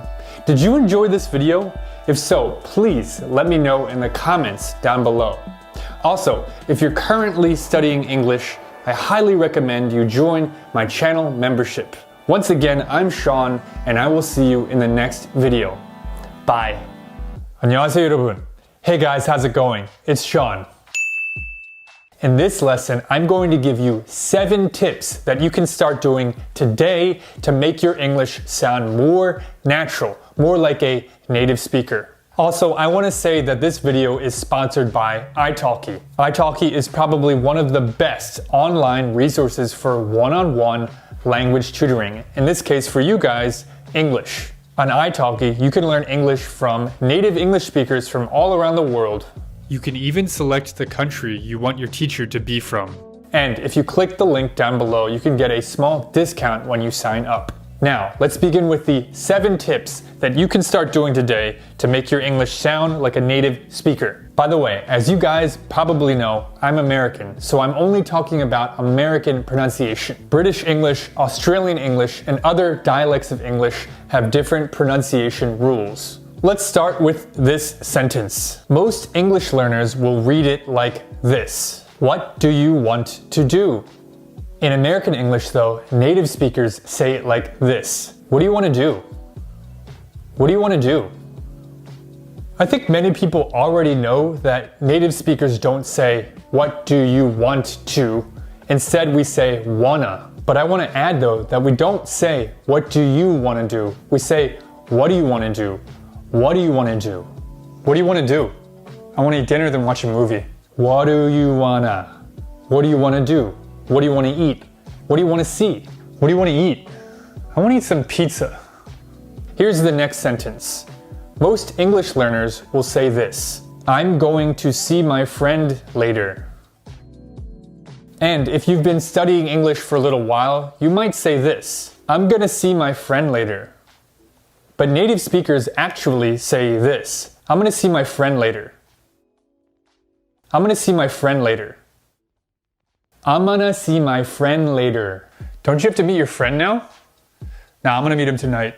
So I'm going to turns into I'm gonna cook dinner now. I'm gonna see a movie later. I'm gonna call my mother now.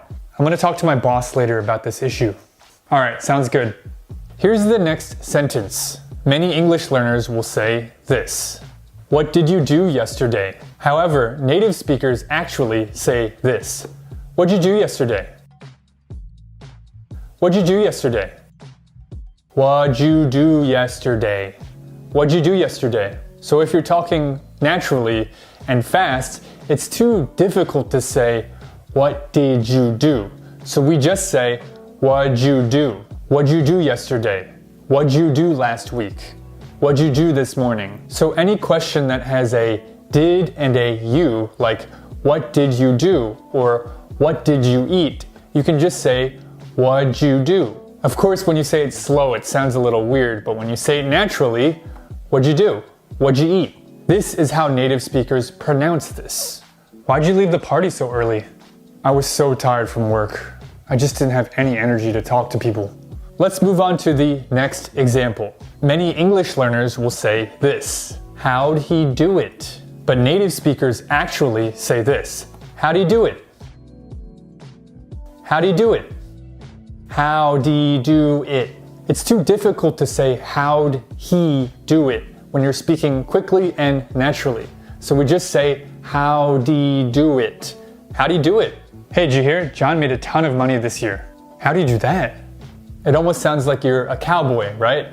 Howdy, y'all. How'd he do it? How'd he do it? So whenever there's a did followed by a he, you can just say, how'd he do it? What did he say? What'd he say? What'd he say? Who did he talk to? Who'd he talk to? Hey, is John here?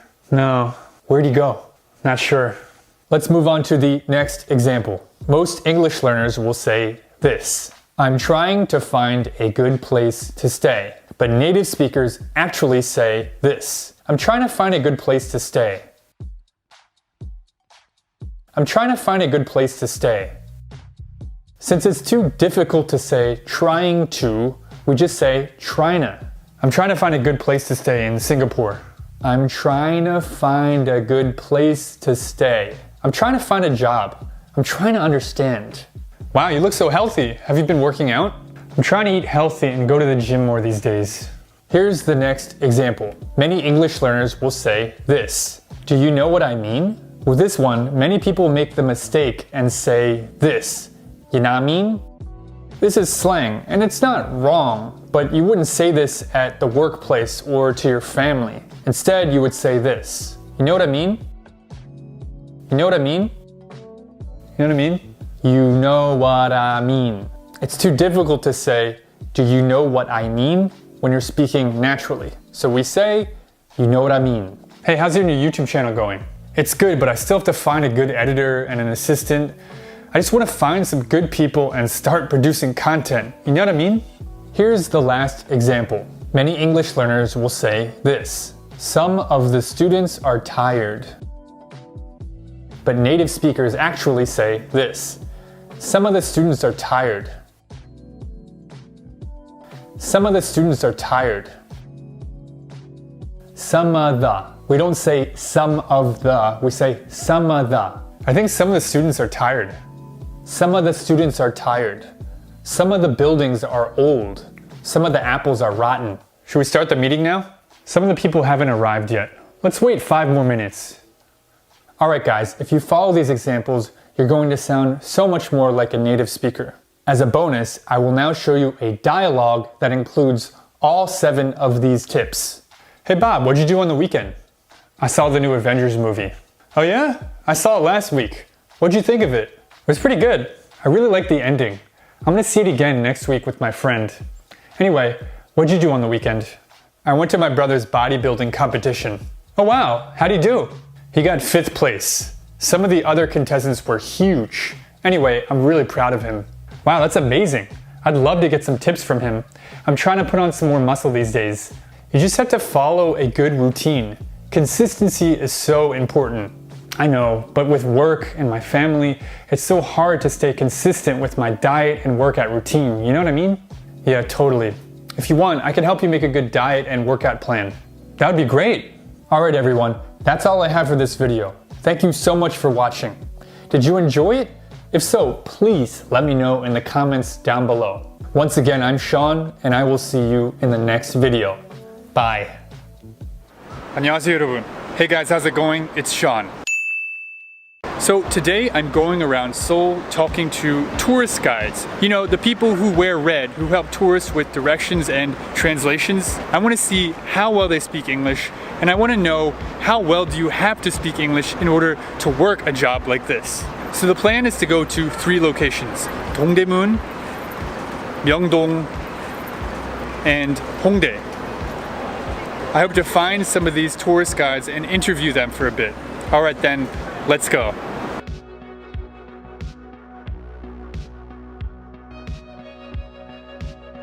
Hello. Hello. Hi, we're here in, I guess, Dongdaemun? Yes, right. Yeah. You speak English really well. Thank you. You must have to speak English well for this job. Yes. We need a qualification to get into this company.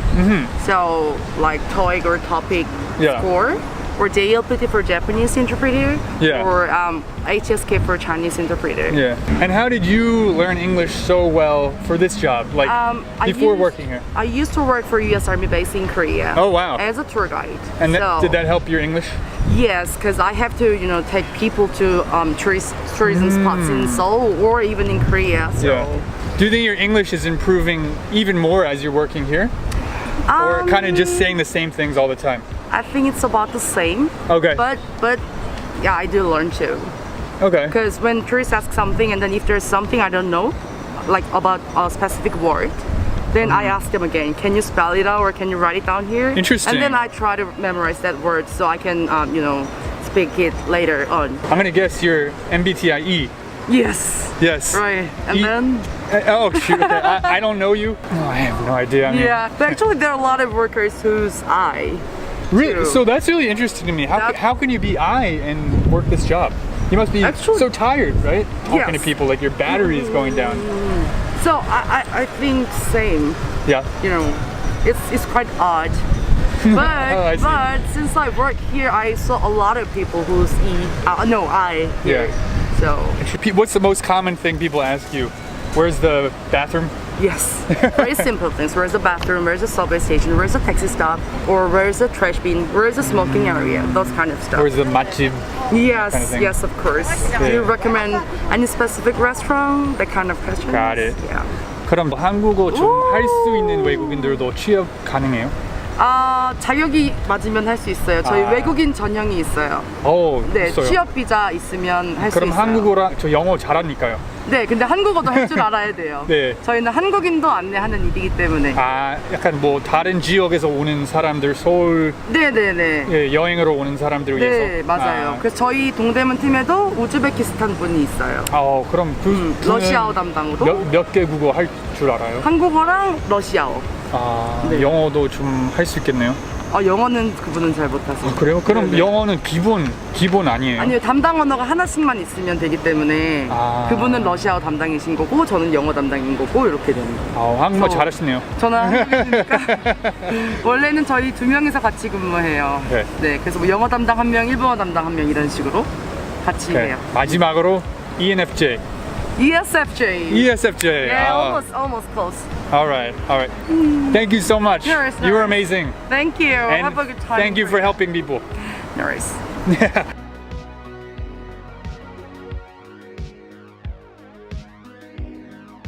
So you guys are helping with Chinese and Japanese? Yes, Tourists, Chinese and Japanese? Yes, the Japanese speaker and then Chinese speaker. So we are tourist information service. Amazing. But still, you speak a little bit of English. That's amazing. Thank you. But very little bit. And even you guys, do you have to speak a little bit of English or not? You don't have to? We need to speak little bit English because many tourists speak English. So like the basic. Yes, basic. Oh, really? Interesting. Do you need a certification? 인증 같은 거? Like 영어를 할 수 있다는 그런 인증. Like 토픽. 토픽 같은 거? 예. 우리는 필요 없는데 네. 잉글리시 스태프는 필요해요? 토익 필요해요. 그럼 저 같은 한국어 좀 할 수 있는 외국인들도 취업 가능해요? 네. 조금은 안 돼요. 조금 잘해야 돼요. 한국어 1급 있으셔야 돼요. 1급? 네. 그리고 이제 이거 자격증이 있거든요. 네. 그거를 합격을 하셔야 가능해요. 가능해요. 네. 오, 알겠습니다. 네. 그럼 따로 테스트가 있겠어요? 예, 테스트 저희 많아요. 많아요? 네. 오, 어렵겠네요. 그럼 공무원이라고 할 수 있어요?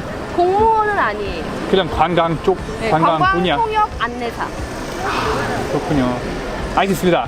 그러면은 한국어 잘하셔가지고. 한국어 너무 잘하시는데. 감사합니다.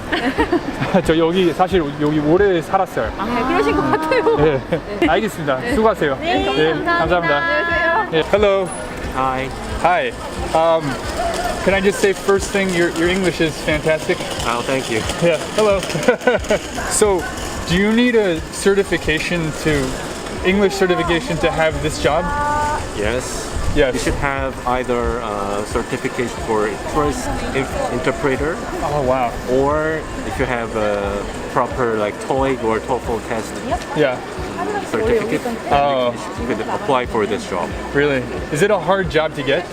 I think it would be, right?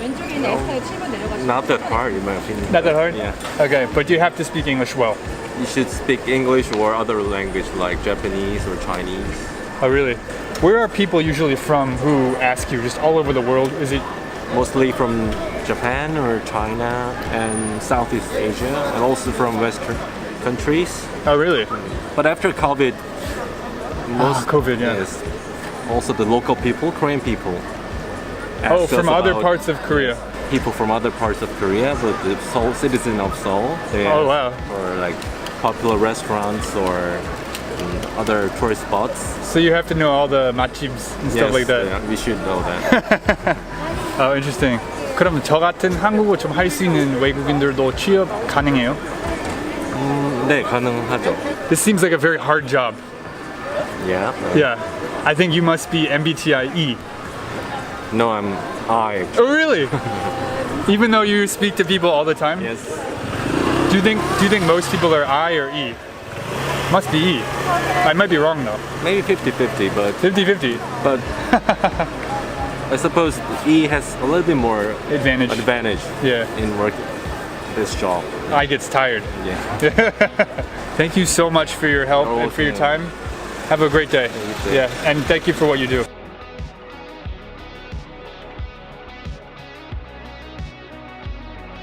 How long have you guys been doing this job? In my case, I've been working here for around over 5 years. 5 years in this job? Yes. To apply for the company, so we have to prepare the certification of the English or the Chinese or Japanese. That makes a lot of sense. Yes. And actually, I've been worked and lived in the Australia. Oh, you were in Australia? Yes, for 1 year. For 1 year. Where were you? Do you know Hobart? In Tasmania. It's a small I have island. no idea. Yeah. I went to Melbourne and I went to Brisbane. So both are really good choice. Yeah. Yeah. That's really cool. So I'm imagining like your MBTI, you're probably E, right? 난 I인데. I? Really? You're I and E? Maybe E. E? I guess. I'm not sure because I don't care about that kind of things. Test? Yes. Yeah. Because it's just for fun. Yes, for fun. But I'm curious because you're always talking to people, you love people, you're helping people. Yes. Maybe E, but you're I. Yes. Oh wow, so the people really do ask you a lot of questions. Yeah, that's why we are here. All right. I will leave you alone. Thank you so much. You're welcome. You were amazing. And you speak English so well. Oh, thank you so much. Can you work in this job without a certification? You need one. I need. You need it? Yes. Interesting. Interesting. Thank you so much. You're welcome. Have a good day. Bye. All right, everyone. That's it for this video. My overall thoughts after the interviews are that these people speak English very well, they need a lot of qualifications, and even the interpreters who specialize in Chinese and Japanese also speak a basic amount of English. I thought it was very interesting though that a lot of these tourist guides were actually introverted. They were I's. You would think that they would be E's because they're talking to people all the time. I didn't expect that. So what did you guys think of this video? Please let me know in the comments down below. Also, if you're currently studying English, I highly recommend you join my channel membership. Alright everyone, once again I'm Sean, and I will see you in the next video. Bye. 오늘 비가 온다고 해서 나가기 전에 창문 다 닫았어. 오, 센스! Sense! Sense what? This is Konglish. Native speakers won't know what you're talking about. Here's what you can say instead. I heard it was going to rain today, so I closed all the windows in our apartment before we left. Good call. Nice going. Nice job. Glamour. If you say this in Korean, it just means a woman with a nice body. Ben은 glamour 좋아하는 것 같아. 맞아. Ben likes glamour. Oh, really? Do you mean he likes Hollywood or Broadway? I guess everyone likes a little bit of glamour. So if you want to say the Konglish word glamour in English, you can just say curvy or busty. Ben seems to really like curvy women. Ben seems to really like busty women. Yeah, right. He's always trying to ask models out.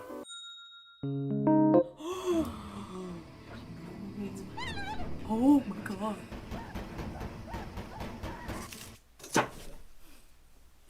안녕하세요, 여러분. Hey guys, how's it going? It's Sean. So everyone loves a good scary movie. But scary movies differ from country to country. There's a big cultural component to what scares people. Here in Korea, for example, you'll find that in scary movies, ghosts usually take the form of people. However, in the West, ghosts are usually unseen or just forms of energy. You've all seen that classic image of a ghost that just looks like someone put a white sheet over themselves. So in this video, we showed several Americans some clips of scary Korean movies. We showed them the movies Our Point, Koksang or The Wailing, Kidam or Epitaph, and finally we showed them Gonjiam, Haunted Asylum. It was a lot of fun sharing culture through scary movies. And I think that Anna, one of the hosts for this channel, did a great job introducing these 4 movies to her American friends. Without further ado, let's begin.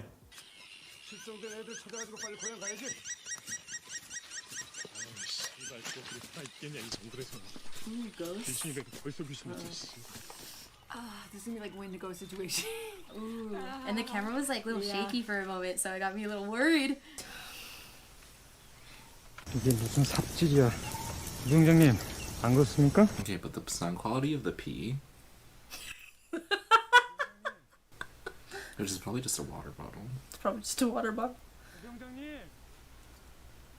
Oh, okay. He goes left.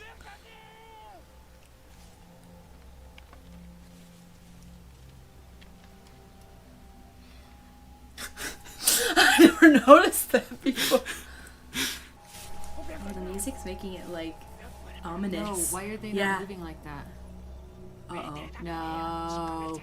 No, something's wrong.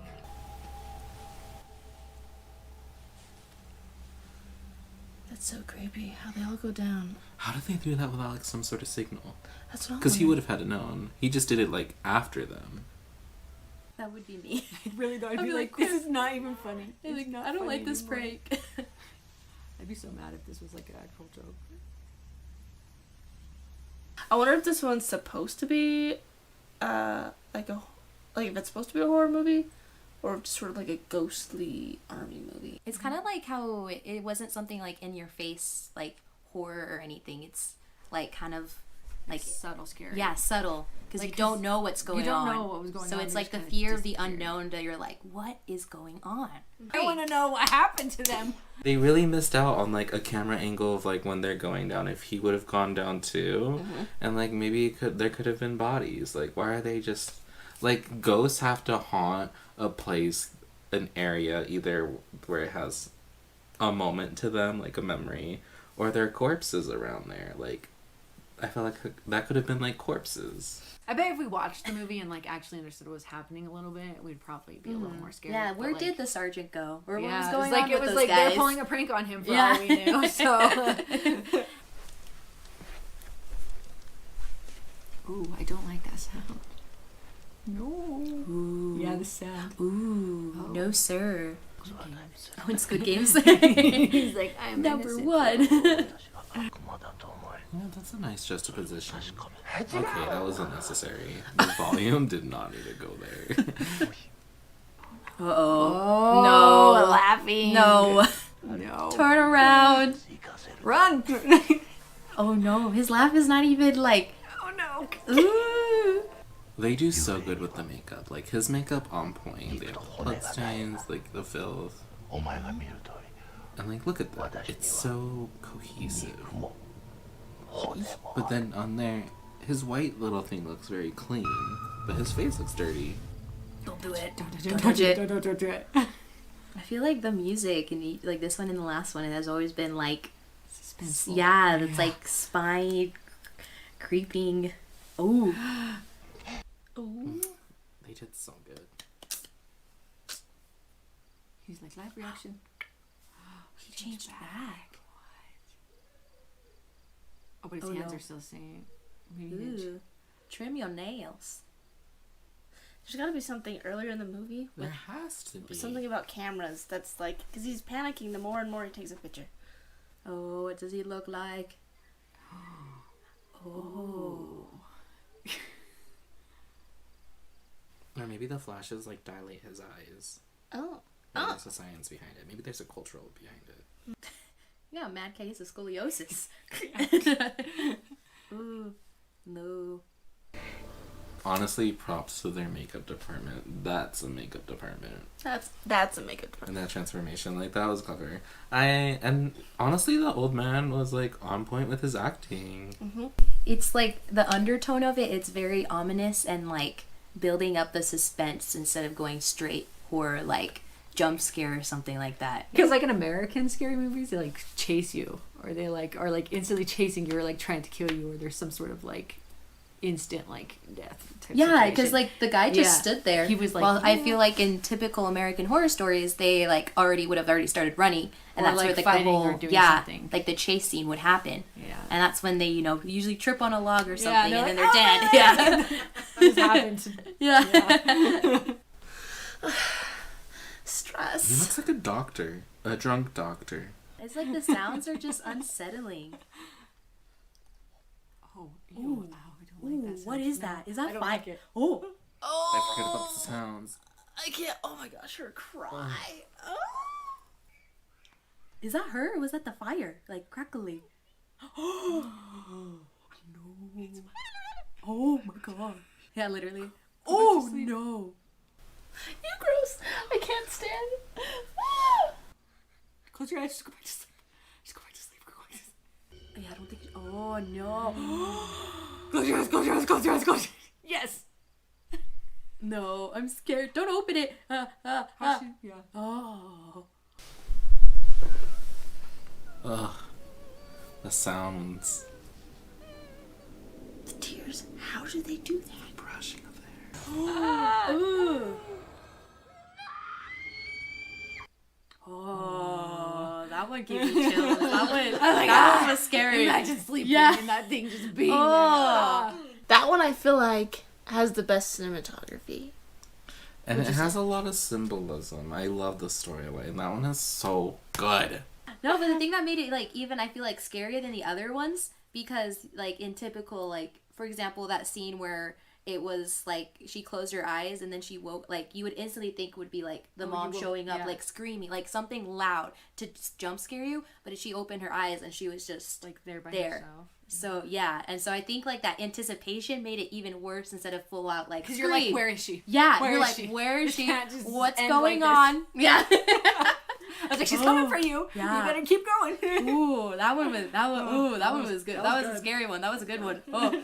Honestly, the audio in all of these scenes from like The little chattering sounds, thing, whatever the ghost is doing. Her little.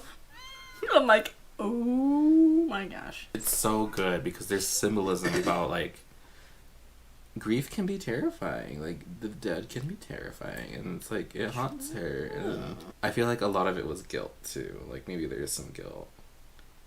Cause I mean, when the mom is brushing her hair, which that audio of getting the brush in.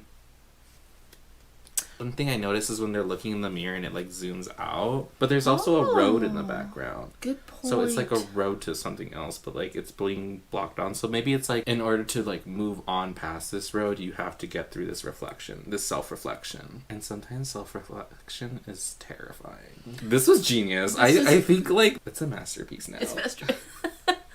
Ooh. I feel like since this is the last one, this has to be the scariest one.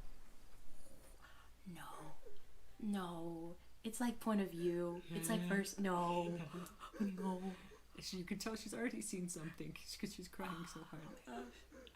No. Oh, I don't like this. That would be me too. Stop. Keep your eyes on the thing. Is that a voodoo doll? Nope. Are you doing like a tiny one? Is that another one? I don't know. I thought it looked like there was one in the corner. Oh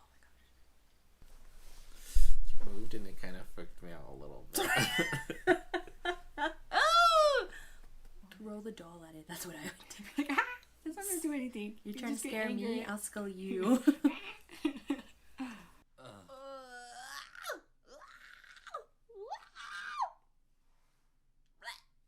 Does it have a head? It doesn't look like it. I know. I'm expecting. I'm waiting like, for that. no. Yeah, I'm waiting like. No, don't look away from it. Why?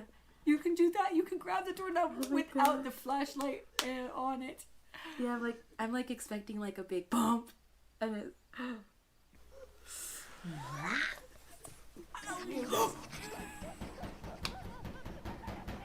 What? No.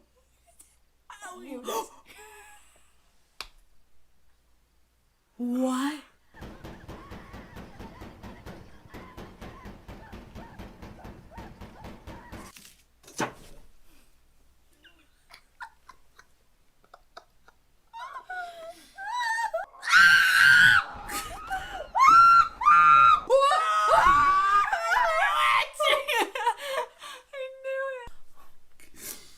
Oh, she's gone!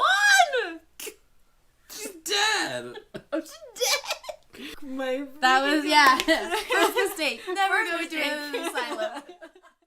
It gives you like a lot of false alarms of when you think the thing's gonna go after her. Yeah. And so it gives you yeah. like false hope. And you're Uh-huh. like, oh, maybe it won't run after her, maybe it won't. And then it's just like, nope. Yeah, and then it does, and Got you're like, him. ooh, the anticipation kills you. Yeah. Well, I have to say that was like the sounds for like all of them, they were really Very well done. ominous. And, yeah, it Intense. made it like creepy, like something was at the back of my neck, like something right here, and I was just like, ooh, I don't like that, like the shiver. Ooh, got my toes curling. But how would you compare the ghosts in these clips to American ghosts? What are the biggest differences? What are your final thoughts? America horror relies a lot on jump scares, which is bothersome. Whereas I feel like in these ones, it's more about having more of that story arc, having a consistent like uneasiness. Whereas American horror gives it to you in dosages. Like it dosages out. Like here's a jump scare, here's a jump scare. And I think that's because Americans just aren't very, when it comes to America filming, they're not very consistent on like having it stretched out. But I blame ADHD for that. I actually really enjoyed some of these, like Epitaph, I thoroughly enjoyed. Haunted Asylum is something like I probably would watch on like Netflix, like like just scrolling on like I want to have a horror movie night. Okay, this, like I said, there's a template to like those like self-record kind of movies, and it would fit in that category, and I would totally watch it. Epitaph number one, honestly. Epitaph did everything right. Like the whole cinematography, they told a storyline. She never said a word, like actual like conversation, but you understood everything. 100% agree. Masterpiece. And I feel like with the ghosts that are in like in American movies, it's kind of like you rarely ever get to see them. You get to see more of the things that they're doing that's trying to torment the people in it. And so it's like the big finales when you see the ghost. And I think with like Western movies, what they try to do, because they have like the whole like hero's arc. Like you have your character who's like the main character, and then they have it like the problem, and it goes that, and then to make it like a good or happy ending in a horror film, they beat the ghost or the bad guy, and then kumbaya, everyone's good. Or everyone escapes from it. Yeah, and everyone they just escapes. Leave the haunted house by itself. Yeah, or Don't they're able to like get rid of the ghost, and then you see like the ghost or whatever is like burning in fire. They're like, no, you beat me. But I feel like with these, like I bet with that last clip with that girl that gets dragged, that's probably how it ends. Yeah. And you know, like, and so I feel like with Eastern movies, they kind of don't give you that like happy ending or like the heroes succeed in the end that I feel like Western movies focus on with horror. Yeah. So like, oh, you know, sometimes the ghost does kill you and they live the next day for their other victim. So I feel like that's what makes it like so gruesome. Like, ooh. Like, I can take on American Ghost all day. Any day. I know I can win. I'm just kidding. I liked it. Yeah. Really good. Yeah. 10 out of 10 would do it again. 10 out of 10 would do it again. Thank you so much for watching, everyone. Did you enjoy this video? If so, please let me know in the comments down below. Also, if you're currently studying English, I highly recommend you join my channel membership. Once again, I'm Sean, and I will see you in the next video. Bye. 텐션이라는 말 알죠? 지금 텐션 좋다. 텐션 떨어졌어요. 하지만 텐션을 영어로 말하면 원어민들이 이렇게 반응할 거예요. The tension is good. You like it when people fight? The tension fell down. That's a relief. 텐션을 영어로 말하면 고통이라는 부정적인 의미예요. 대신에 이렇게 말해보세요. The vibe is great. The vibe at the party yesterday was great. 뭐뭐 때문에 텐션 떨어졌다 영어로 말하고 싶으시면 It killed the mood. Man, it really killed the mood of the party when the DJ left. Man, it really killed the mood of the party when the DJ left. Today we're in the streets here in Seoul, South Korea, and we're asking people from all around the world to choose between two options. The first is $1 million given to you 3 years from today.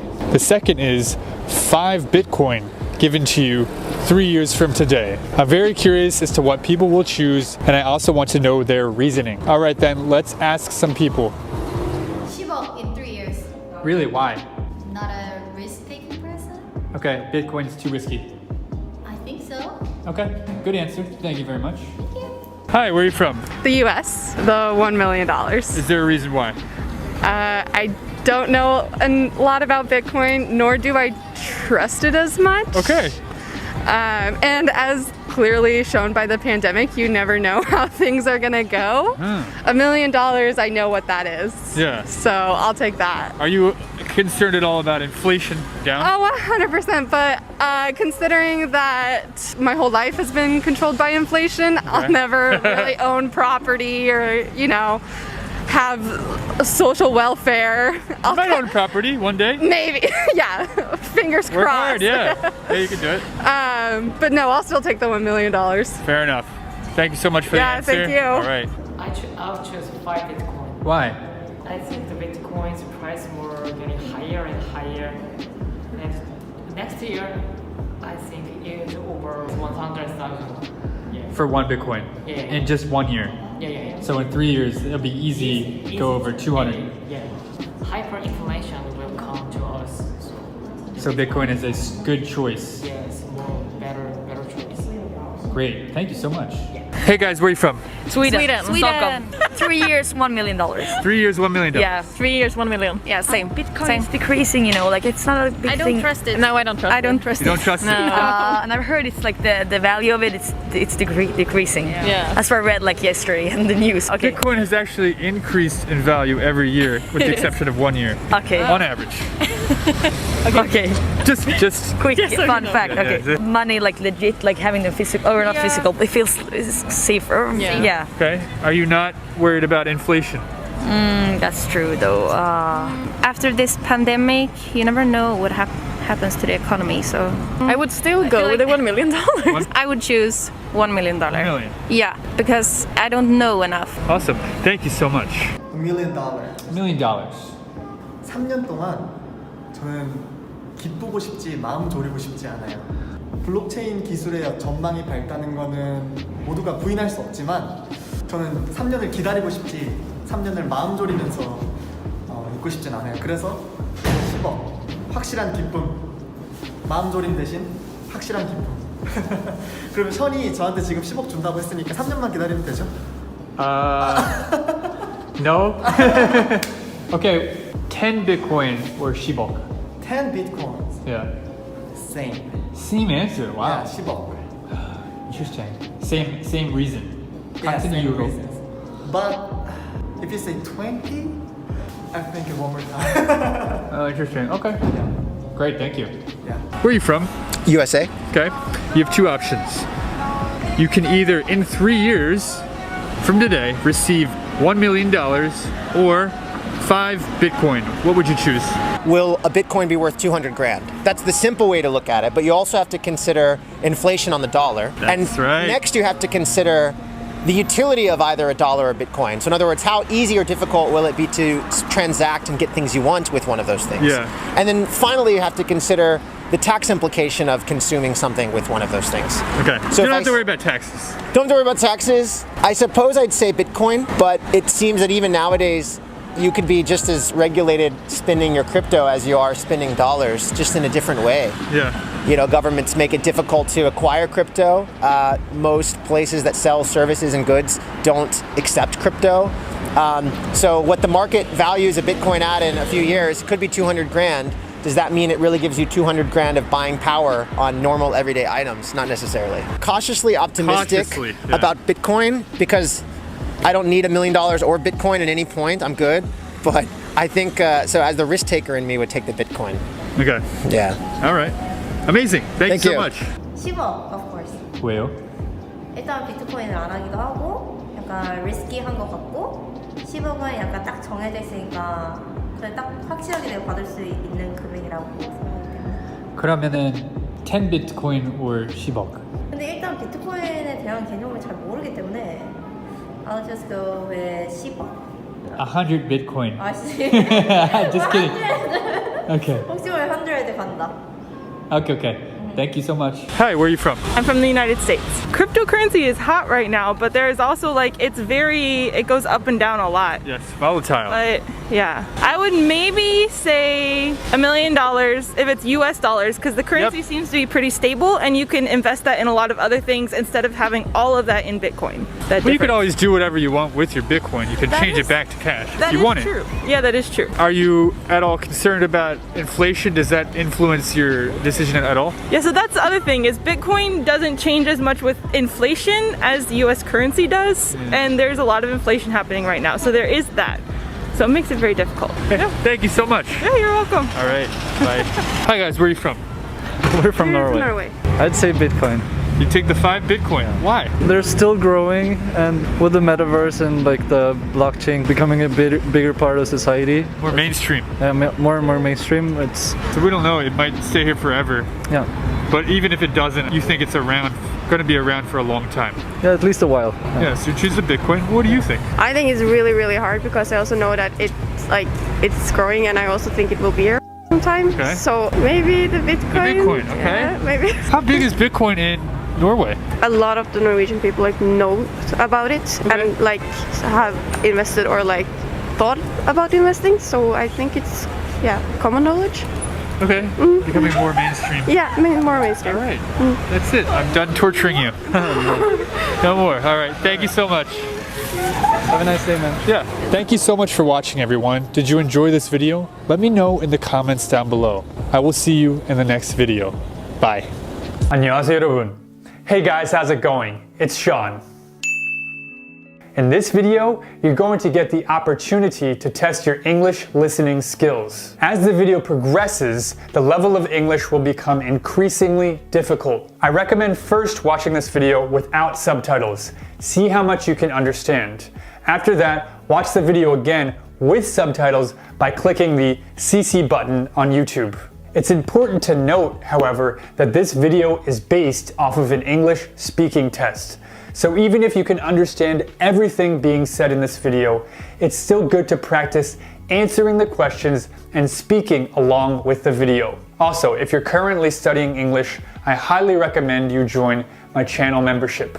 Alright then, let me know in the comments down below how far you can get in the video without subtitles. Let's begin. Hey Matt, how are you? Hey Bob, I'm good, but I'm lonely these days. Ah, so you're still single? Yeah, I am. Really? But you're so handsome and cool. Thanks, but it's so difficult to meet women. What kind of women do you like? I want a girl who has a nice smile, who loves to exercise, and loves ice cream. I understand. Do you know Tinder? It's a popular dating app. You should make a Tinder profile. How do I make a Tinder profile? I'll help you. Give me your phone. Okay. Okay. What's your name? My name is Matt. How tall are you? I'm 250 centimeters. What's your job? I'm a teacher. Now, introduce yourself. I'm a simple and kind man that likes movies, traveling, and ice cream. I'm looking for my princess. Great. Now, let's take a picture. Ready? Done. Here you go. Now, let's wait 1 hour. Hey, let's check your Tinder profile now. Oh, there are 2 matches. Wow, that's great. Sarah, 200 centimeters tall. Job, police officer. Hobbies, killing bad people. I'm looking for my prince. I really like short guys. You're not short. Right. Let's look at the next one. Samantha. Job, chef. Hobbies, eating food, especially brains. I want to find someone who likes to eat. I sometimes like eating people. She seems nice, but it might be hard to kiss her. She's not my style. Ah, my cousin is single. Here, let me show you her picture.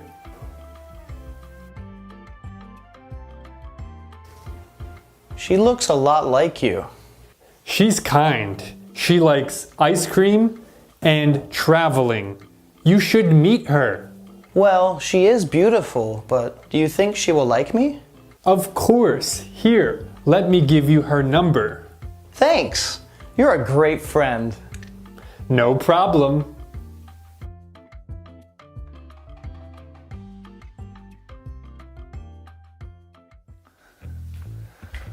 All right, so the party starts in 30 minutes. Awesome. I'm so hungry. Did you eat?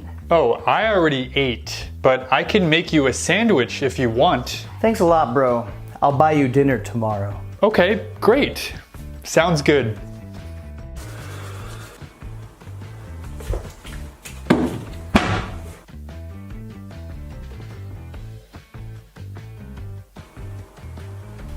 Here you go.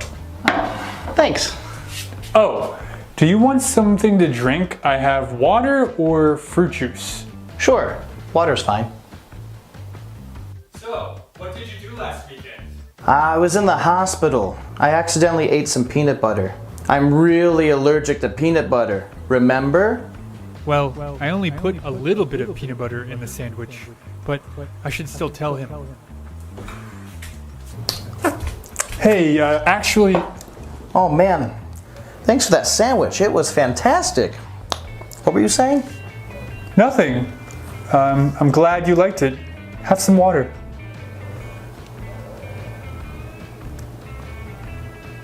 What? What's wrong with you? Nothing. Okay. What's wrong? Are you okay? I'm fine. I just hurt my neck at the gym yesterday. Ah. What time do we have to leave for the party? We should leave soon, right? Let's just chill here for a little bit longer. Okay.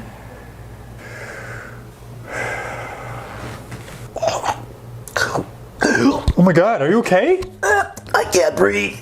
Oh my god, I put peanut butter in the sandwich. I'm sorry. I should have known. Should we go to the hospital? Just my medicine. Where's your medicine? It's in my bag. Where's your bag? Next to the bathroom. Ah! I got it. I got it. How many should I give you? Read the label. Okay. Oh my god. Here.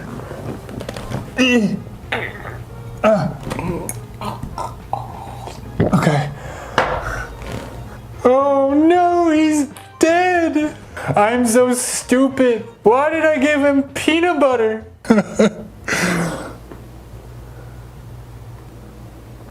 You're not dead. He's not dead. Oh.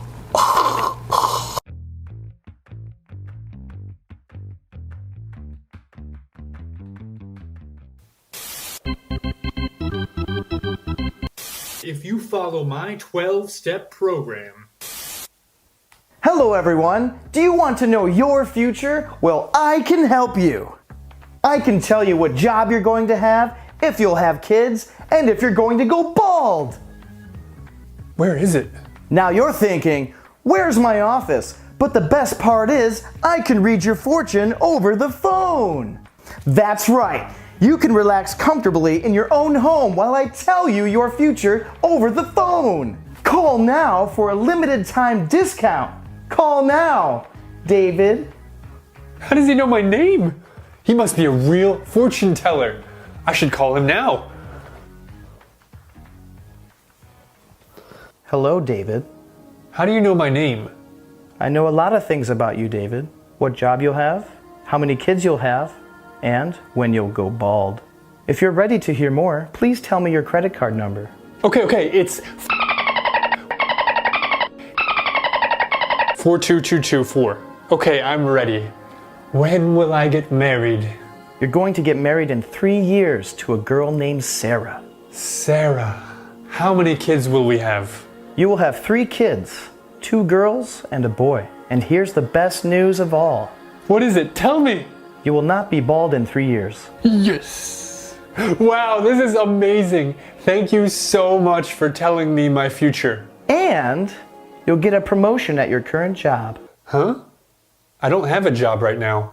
Of course you don't have a job. I knew that. It's the job you're going to get next week. But I'm supposed to go on vacation next week. Really?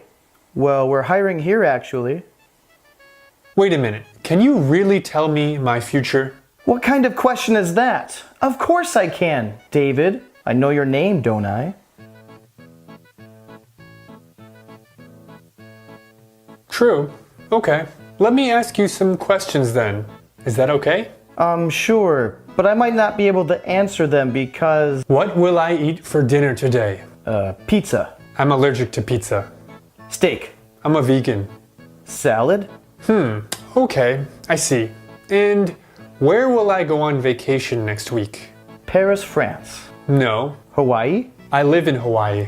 I'm going to New York. Oh, that means everything you told me was a lie. I'm not going to get married in 3 years to a girl named Sarah. And worst of all, I might go bald. So I have one question for you.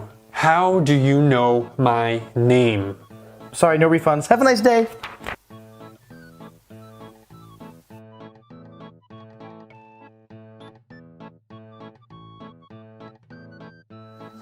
So, Michael. Yes? Do we have an agreement? Yes, sir. Repeat it to me, please. You've given me $20,000 to start my business. After 3 months, I have to pay you $5,000 every month for 1 year. And if you don't pay me back? You're going to burn my house down, blow up my car, find me, lock me in a box, and throw me in the ocean. Perfect. That's correct. Now, please tell me a little bit more about your business. Sure, it's end of the world insurance. If the world ends, we pay you and your family a large sum of money. Until that time, however, you have to pay us monthly insurance payments. Good luck with that. Here's your money. Thank you. Oh, and Michael, Yes? don't disappoint me. I won't, sir. Hey, John. Yo, what's up, man? How's your business going? Business is terrible. I opened during peak inflation and people just aren't spending any money on end of the world insurance. I'm not making enough money and now the mafia is here to get back the money they loaned me. What? You borrowed money from the mafia? Do you have the money? No. And what % interest are they asking for? Well, I borrowed $20,000 and they want me to pay back $60,000 over the course of a year. Oh man, what have you done, Michael? Okay, are they at your house? Open up. Yes, they're knocking at the front door right now. I'm coming to your house now. I'm going to stand out front and make noise while you come out the back, okay? I can't jump out of my house. There are bars on the windows. Why did my landlord have to put these on? Okay, just wait. I'll try something. Hello, sir. Have you found Jesus yet? Go away. I'm busy.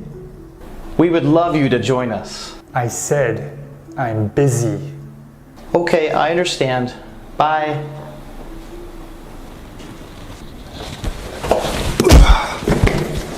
Call him.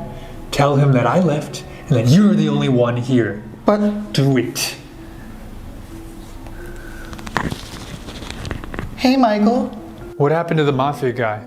He left and I'm the only one here. Open the door.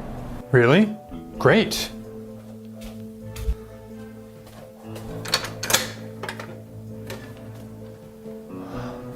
Hello, Michael.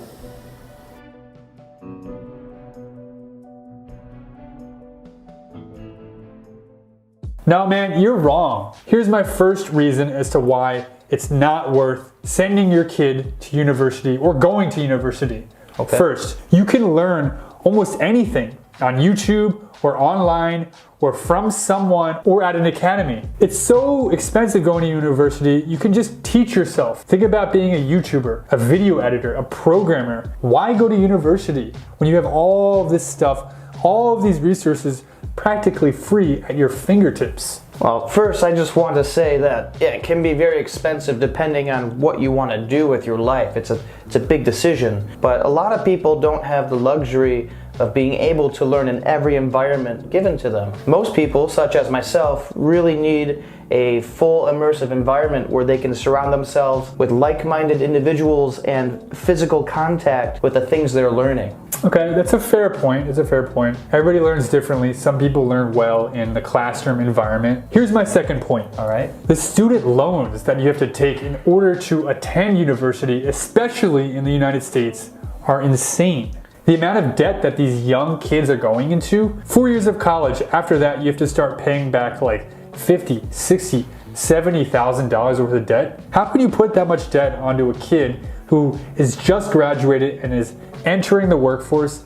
It's so depressing, it's so much pressure. This is clearly a broken system. Well, I do have to agree it's a little broken and it's very expensive, but I feel that people over time have adapted to ways around that, such as going to community college first, a very affordable rate to get the gen ed out of the way, the generic education credits. And second, scholarships are available for almost everybody, depending where you live and how much time you put into volunteering, or if you have great ideas just waiting to come out, you can get money for those things. That's a really good point. Community college is great, but a kid going to college, and I'm going to call them a kid because an 18-year-old is a kid, not an adult in my mind. At that age, how on earth are you supposed to choose a major that you're going to do for the rest of your life? If you're that age, you know what you should be doing is trying a bunch of different things, like going to a buffet and tasting a bunch of different things. I like that. I don't like that. I kind of like that. That's what an 18-year-old should be doing. Instead of being forced to choose one major to study, how do they know what they want to be doing in 10 years? Everybody goes through that, and some people take longer than others to find out what they want to do. Exactly. But whether it's in a university landscape or online, they're still going to come across those same struggles. In the university, you can stay on the same campus usually. I switched twice. And it was very convenient. I didn't have to leave, didn't have to change dormitories, didn't cost me anything except for maybe a couple extra classes to make up. Yeah. My last point is that when you're young, when you're 18, 19, 20, I think one of the best things you can be doing is traveling, trying new jobs, meeting people, going to different places. But I feel like a university environment is a very synthetic, unnatural environment that isn't really training young kids to do very much at all. It's nothing like the real world. It's very insulated, and I don't really think it's a great use of their time. I will admit that it's very stimulating and good for their social development, I can admit that, but there's many other ways you can do that besides going to university. Well, I do agree wholeheartedly that traveling is amazing, and I feel like everybody has to do it. It changes the way you perceive the world, but that can be expensive in itself as well. However, I also know there are universities that offer exchange programs and even certain degrees if they want you to have a bonus credit off abroad. You go to Puerto Rico or Italy, do film and documentaries, Italy for culinary school, going to Sweden to learn about their education system. There's opportunities. I almost killed that mosquito. I got him. I got him. Nice. Yeah. All right, you made a lot of great points. I guess we should just agree to disagree. I guess so. All right, sounds good. Sounds good. All right.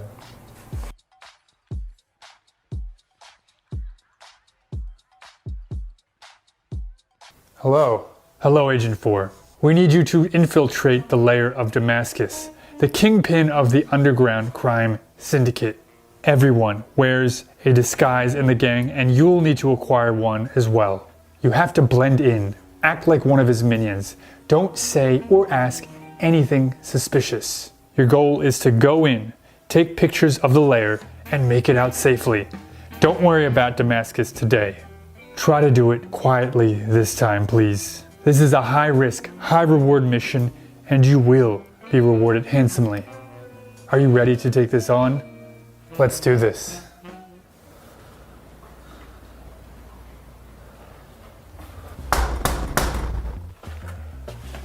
What's the password? Pizza delivery. I didn't order any pizza. Oh, is that right? I must have come to the wrong house. One sec. I came to the wrong neighborhood. Sorry for troubling you. Please accept this pizza free of charge. We have to make a fresh one for the guy who ordered this anyway. Well, what kind of pizza is it? Pepperoni. Just pepperoni? Pepperoni and sausage. It's a meat lover's pizza. Oh, I love meat lover's pizza. How many calories does it have? I'm watching my weight these days. Look, sir, do you want the free pizza or not? Yeah, sure, I'll take the pizza. Here you go.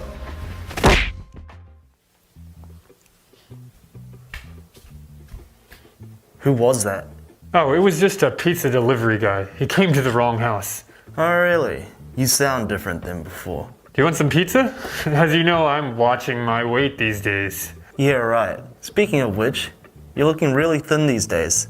And taller. Your diet must really be working. Thanks, yeah, it's going well these days. So, are the other guys here? What about Damascus? What are you talking about? It's only me and you today, remember? Oh, I thought that they were coming later, after work. I figured we could all go to the bar together afterwards and get a drink together, you know? Drink? I've never seen you drink. You're practically allergic to alcohol. Oh, yeah, alcohol is part of the new diet. It helps stimulate the metabolism. Oh, really? Sounds good to me. Anyway, it's your turn. Turn? Are you feeling okay? We're playing cards before you answered the door. Oh, duh. It's my turn. I'm gonna beat you. I just taught you the game. It's literally your first game.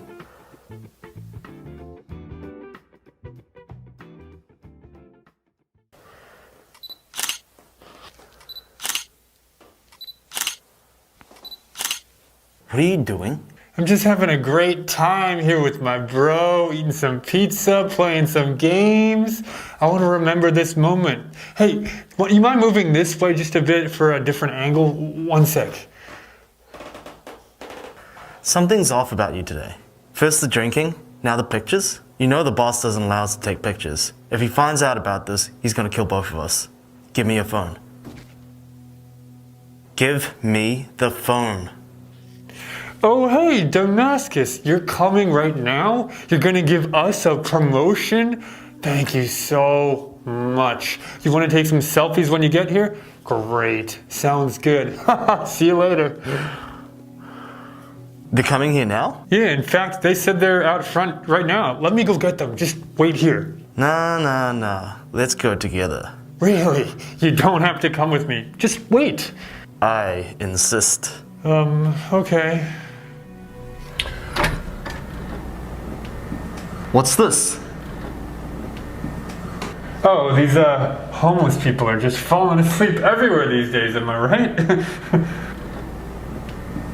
Wait, this guy's a member, which means you're an imposter? Oh, hey, Damascus! I told you not to come with me.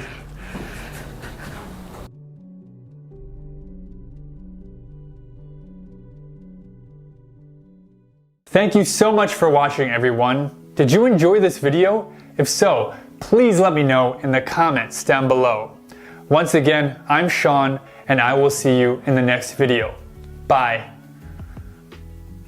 오늘 비가 온다고 해서 나가기 전에 창문 다 닫았어. 오, 센스! Sense. Sense what? This is Konglish. Native speakers won't know what you're talking about. Here's what you can say instead. I heard it was going to rain today, so I closed all the windows in our apartment before we left. Good call. Nice going. Nice job. Hey guys, how's it going? It's Sean. So when first starting to learn English, it's very common to learn phrases and questions like, how are you? What are you doing this weekend? What are your plans for the summer? Where do you want to travel to? The reason these questions are important are because we use them very often when speaking English. So in this video, we asked many basic and common questions to Americans living in America to see how they would respond. This video will be very helpful to people who want to sound more natural and less like English learners when they visit the US or other English-speaking countries. I promise you, Americans don't say things like, I'm fine, thank you, and you? Or I have an appointment this weekend with my friends. Also, if you're currently studying English, I highly recommend you join my channel membership. Without further ado, let's begin.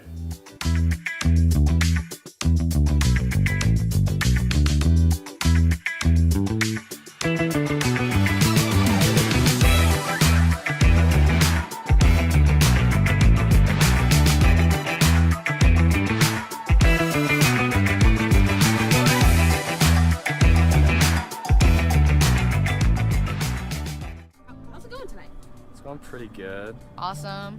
Yeah. Some sick music going on. Yeah. Good. We're great. Yeah. So good. Awesome. super good. Super good. What Great have you guys night. been doing? We just walked here and went kind of to the concert, and now we got my bike and we're walking back. How are you guys feeling tonight? A little steamy.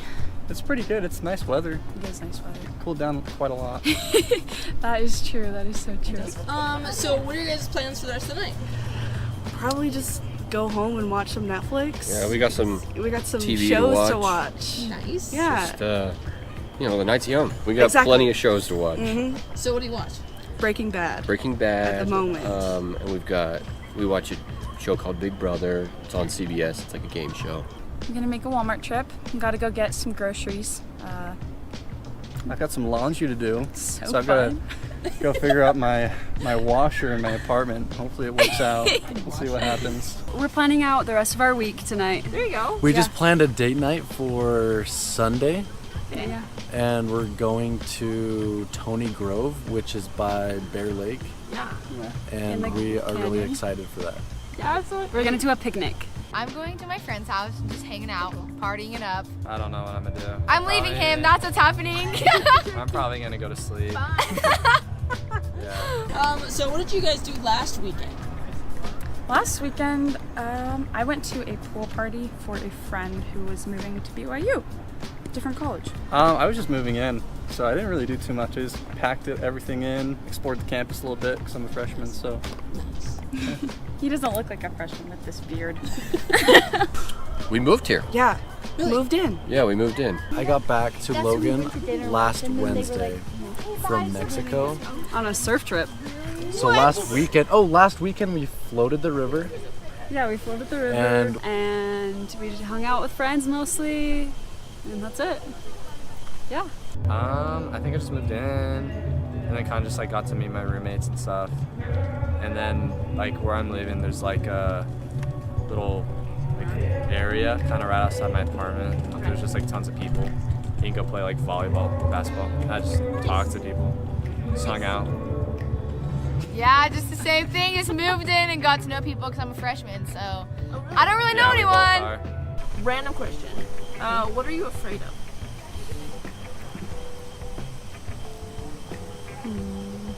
Disappointing you. Aww. It is wholesome. The open ocean. The open ocean. I so agree with you. Yeah, that's pretty scary. I love to learn about the ocean and stuff. I wanted to be a marine biologist for the longest time, mostly because it scares me so much. So if I learn about it more, it will help me to not be as scared, but it's still very scary. Here is a funny fear. I get really claustrophobic, and I think a big fear of mine would be like if somebody made me like sit in a box or like lay down in some sort of like casket or coffin or something, and then they sat on it and I couldn't get out, yeah, I think I think I would just die, not even from like not being able to breathe, but just because I'm so You're scared. So scared. Yeah. I think my biggest fear is something happening to Kimball. That's my biggest fear. Aww. Yeah. Like something good happening? Something like not good happening to him. Well, I can give you a weird one and a regular one. Okay. My regular one is embarrassment. I am deadly afraid of being embarrassed. Really? So me doing this is a surprise. So I am. And it's on camera. And it's on camera. So. Serious. And then my weird one is I have a fear. It's like kind of a fear, kind of not a fear, of the sound of the crunching of an apple. Like I hear it and I get goosebumps down the back of my spine and I shiver and I'm like, oh. So I avoid apples, like whole apples, like no other. I didn't even know this. It's weird. It's strange. It's been years. Whoa. One of my biggest fears is just the future and like the unknown. I'm really, up here trying to get an education and, work out life and get a career, but you don't know what's going to happen. Yeah. And so that's my biggest thing. I guess just general anxiety of the future. What's gonna happen? Yeah. My top fear, that's just like a random fear, is I'm afraid of thunder. No way! No, not many people are, but So scared of it. yeah, I'm like afraid of it. Like it just like stresses me out when I hear thunder. I think it's just powerful. Like it's just so powerful that it's like You can like feel that vibration in it's your like chest. it can't do anything to you, but it's just like this. It's almost like it's like its own person, and it's like I own you, and I'm like no. If it was a person, I'd be terrified. She personifies thunder. I do. So. I personify thunder. Oh, I have a lot of fears. I am very afraid of sharks. I love the ocean. Okay, I like the beach, but I don't like the ocean. I'm really scared of sharks. And I'm scared of getting kidnapped. That terrifies me. I have like 7 fears. I have a lot. But that's probably 2 of them. Okay. Mine is either like heights, if I'm not like strapped into anything, or just like not knowing what's coming next, I guess. Just the unknown. Like, I don't know. It freaks me out sometimes. Or like the future. The future freaks me out. So, Yep. last question. Where do you guys want to travel to? Everywhere. Yeah, that's like our thing. Is we both love traveling. And Really? I'm in the aviation program, so Oh. I'm hoping to be a pilot, and then we can just go everywhere. Just go everywhere. So that's the goal. Where have you guys been so far? Nowhere. Well, we've both been to Tennessee. Okay. Yeah. And then I've been to Maui because my grandparents have like an apartment there and a timeshare. Oh. And so we'll go there all the time and visit. And then Mexico on like a cruise. I am going to South Africa, like my first out-of-country trip ever this January. So. Really?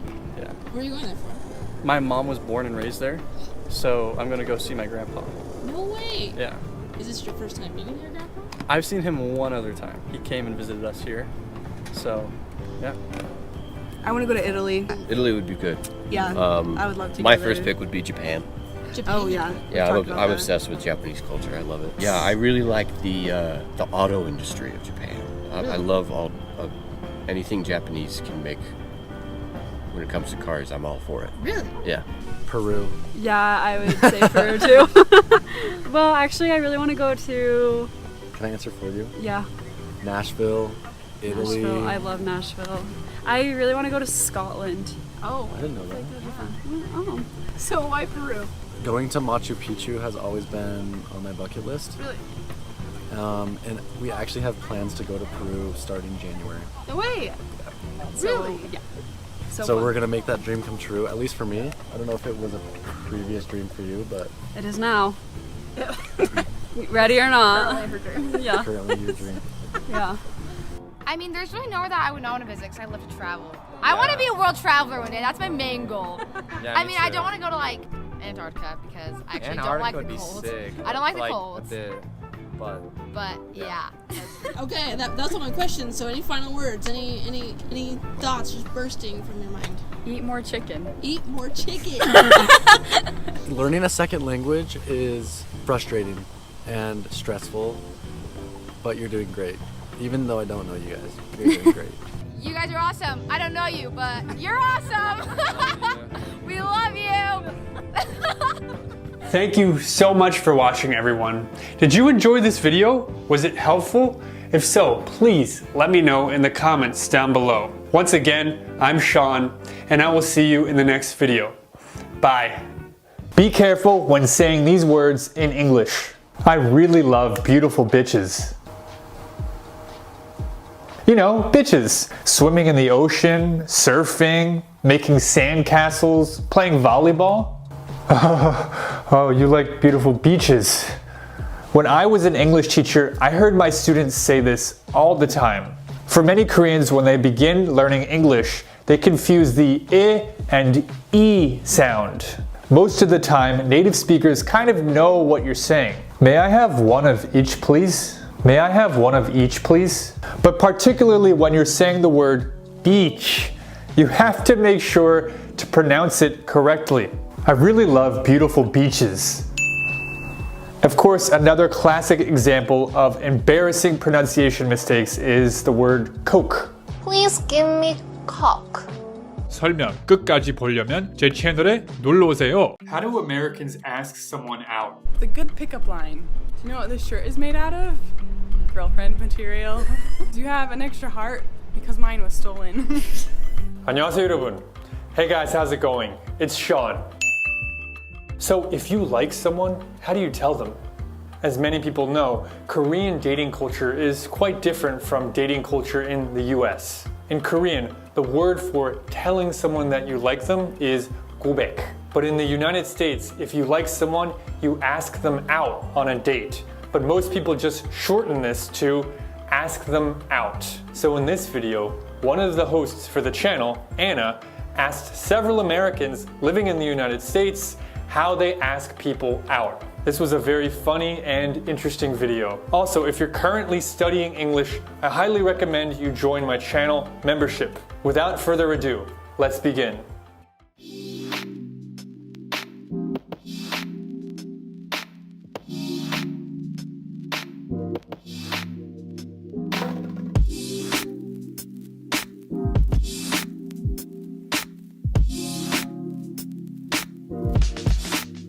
Hey Sean, hey everybody. Today we're gonna go talk to Americans to see how they ask people out on dates. Let's go. How do Americans ask someone out? Would you like to go on a date with me? Want to go get coffee sometime? Do you want to go get food sometime? The good pickup line. Do you know what this shirt is made out of? Girlfriend material. Do you have an extra heart? Because mine was stolen.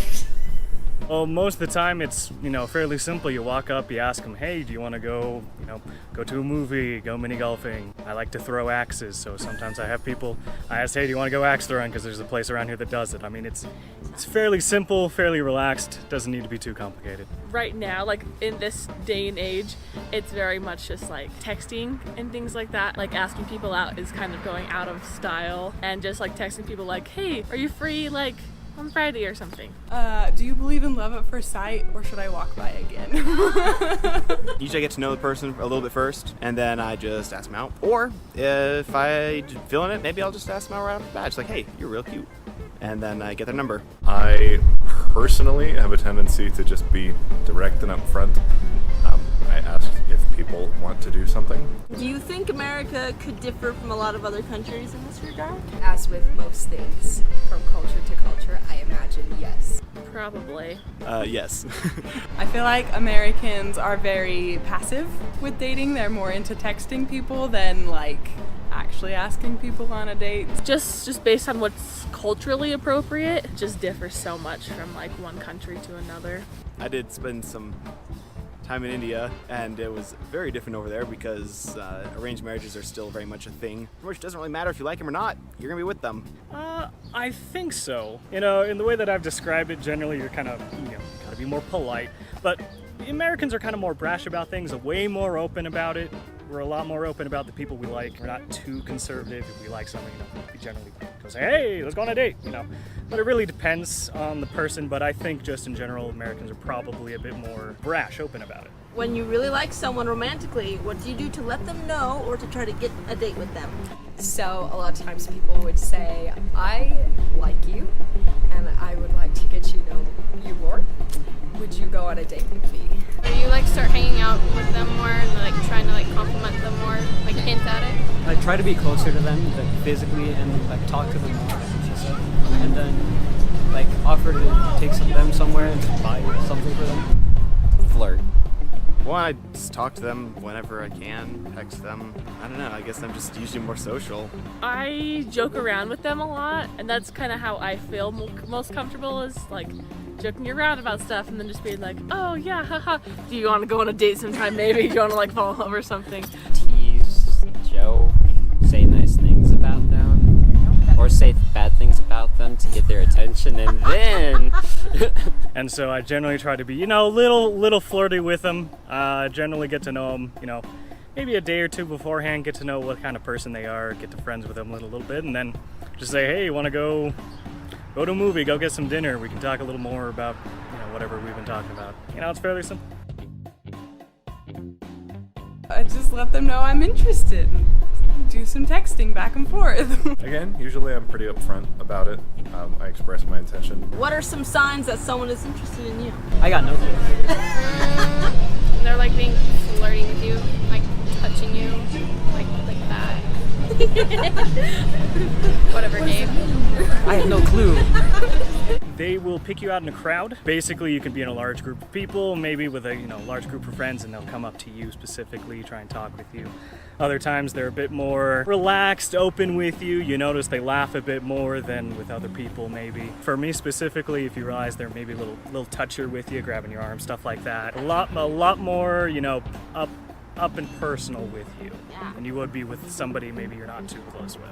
I feel like most guys resort to flattery. I mean, it's sweet and all, but sometimes it's a little over the top, and it's like, oh, I feel like you want something. I don't know how genuine this is. A lot of times they'll ask to spend more time with you out of like what's normal, or sometimes they just ask you out. So there's body language, like there's the facials. Like if they're smiling more around you than they do around other people, especially other people of the opposite sex, they may be mirroring your body language. That means you're vibing with them. Pupil dilation, if you can get that close, if you can notice that. There's proximity as well. Like they'll be closer rather than further, maybe, unless they're nervous around you. So there could be multiple factors playing into that. I think kind of the similar stuff is they want to talk to you. They purposely put themselves in situations where they can talk to you. Sometimes I'm oblivious. Sometimes I'm like, oh, wait, was I flirting? Dang it. Yeah, I just think they're definitely more energetic. Maybe they pay attention more towards you, or more to you. Like if you're in a group setting and someone like says a joke, they'll look at you right afterward, or their body will be positioned more towards you. I mean, they're willing to. They help keep a conversation with you. They don't just give short little answers and then leave it up to you to carry the whole conversation. So those are some pretty big ones. They look at you a lot. I don't know. They glance at you out of the corner of their eyes. Or, I mean, they ask you on a date, hopefully. If they like you, yeah, I hope they would just let you know. What do you say when someone asks you out and you're interested? This has never happened before. I say I'd love to. Just give me the time and I'll be there. I would love that. Same response. Yes. I say yes. That would be a lot of fun. When do you want to go? Yes. Yeah. Yes is a pretty common one. I say, yeah, that sounds like fun. I try to reciprocate and express that interest back. How do you reject someone you're not interested in? Well, it depends on how they ask you. If they're like being mean, then I mean, just say no and walk away. If they're trying to be nice, but you can't do it, be like, okay, maybe do it another day, which isn't a complete rejection, actually. I would say, hey, thank you for the kind offer. I think you're a wonderful person, but I would just prefer to stay friends at this time. I just don't feel like I'm ready for a relationship presently, but I appreciate the offer. You are great. Maybe another time, and then never plan another time. Well, usually I go on at least one date with the person first, give them a shot at least. Maybe they'll be pleasantly surprised. Probably do the inverse of what I said earlier. So just I say thank you so much for the offer, but I'm not really interested. I would definitely love to be friends though, if I do want to be friends. If I don't want to be friends, I'm just like, thanks for the offer, but no thanks. You say I'm not interested, but thanks for asking me out. Actually, this happened recently. There was someone who asked me out, but that wasn't really something I wanted to do for various reasons. And I was just honest with them. I told them, you know, I'm more interested in being friends, if that's okay with you. And yeah, she was okay with it. So it worked out great. That's all I got. Back to you, Sean. Thank you so much for watching, everyone. Did you enjoy this video? If so, please let me know in the comments down below. Once again, I'm Sean, and I will see you in the next video. Bye. 한국어는 외국인들에게 어떻게 들릴까요? How does the Korean language sound to you? Not aggressive, a bit musical, I would say. 아, 그렇구나. 아, 진짜. It sounds so nice, like, I don't know, curvy. 감사합니다. 안녕하세요. like- It sounds so cute. Aish. Everywhere I go, aish. Even when Korean people like swear or something, I don't feel like it's aggressive. Sounds really like musical, yeah, musical. I go. 잠시만요. Korean is more like smooth. Ice Americano. It's like kind of separated. Depending on who speaks and where you are in the country, it sounds different.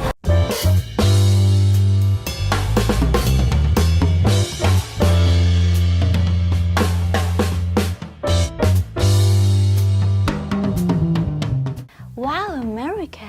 Just like in the movies. So many places I want to go. I just gotta find a subway. Excuse me, do you know where the subway is? Sure, just walk that way for 2 minutes and you'll see it. Thanks. No problem. So, where are you from? I'm from... Let me guess. China.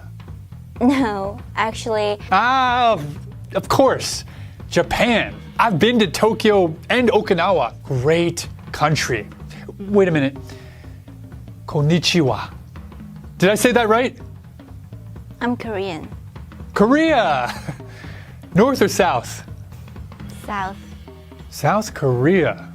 Isn't it dangerous there? Isn't South Korea at war right now? Actually, South Korea is really safe. Really? So, Seoul or Busan? Actually, I'm from Incheon. Squid Game, right? Yeah? Everyone loves that here. Oh, and Gangnam Style. Gangnam Style is a bit old, but yeah, those things are famous in Korea. So, do you know BTS? Yes, of course I know that. Oh, really? I can't believe you're friends with BTS. I mean, I know their music, but I've never met them.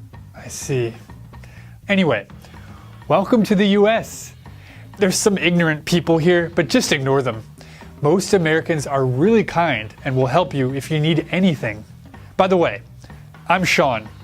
What's your name? Yujong. Yujong? Yujong. Yujong? Just call me Emily.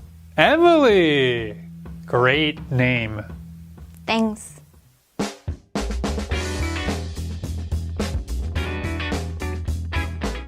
Oh, there's Sean. Watch out!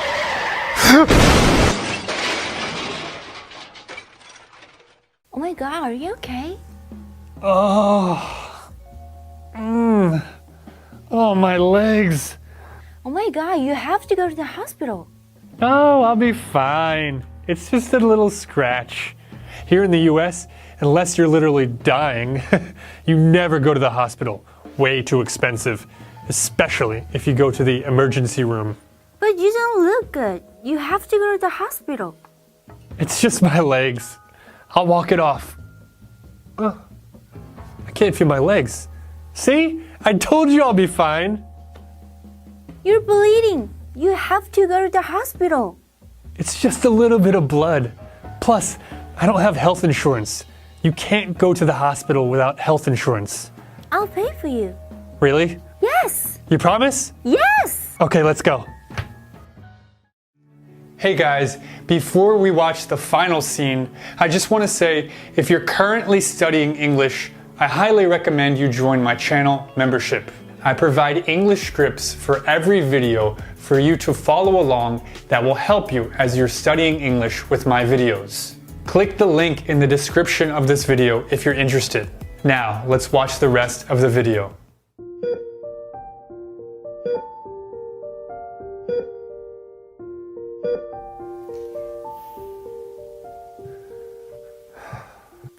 Doctor, will he be okay?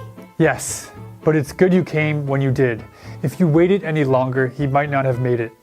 Do you mind if I ask you some questions about him? You're not busy, right? Yes. Wait, so you're busy? No, I'm not busy. Okay, so you're not busy. Yes.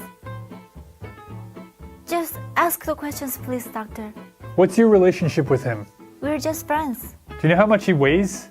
Maybe around 160, 170 pounds? I only know kilograms. Let's skip that question. Do you know how tall he is? Maybe around 6 feet? Feet? How about centimeters? You know, we better skip that question too. Do you know what kind of health insurance he has? He said he doesn't have any. No health insurance? Holy mother of pearl. I can pay for it. How much could it be? They will tell you at the counter over there. You are a very, very good friend. And you guys aren't a couple? Yes. Wait, so you are or aren't? We're not dating. Sorry. Got it. Just wait here and we'll let you know when he's out. Here you go. I just want to say thank you so much for helping me. I will never forget your kindness. Why is everyone making such a big deal about this?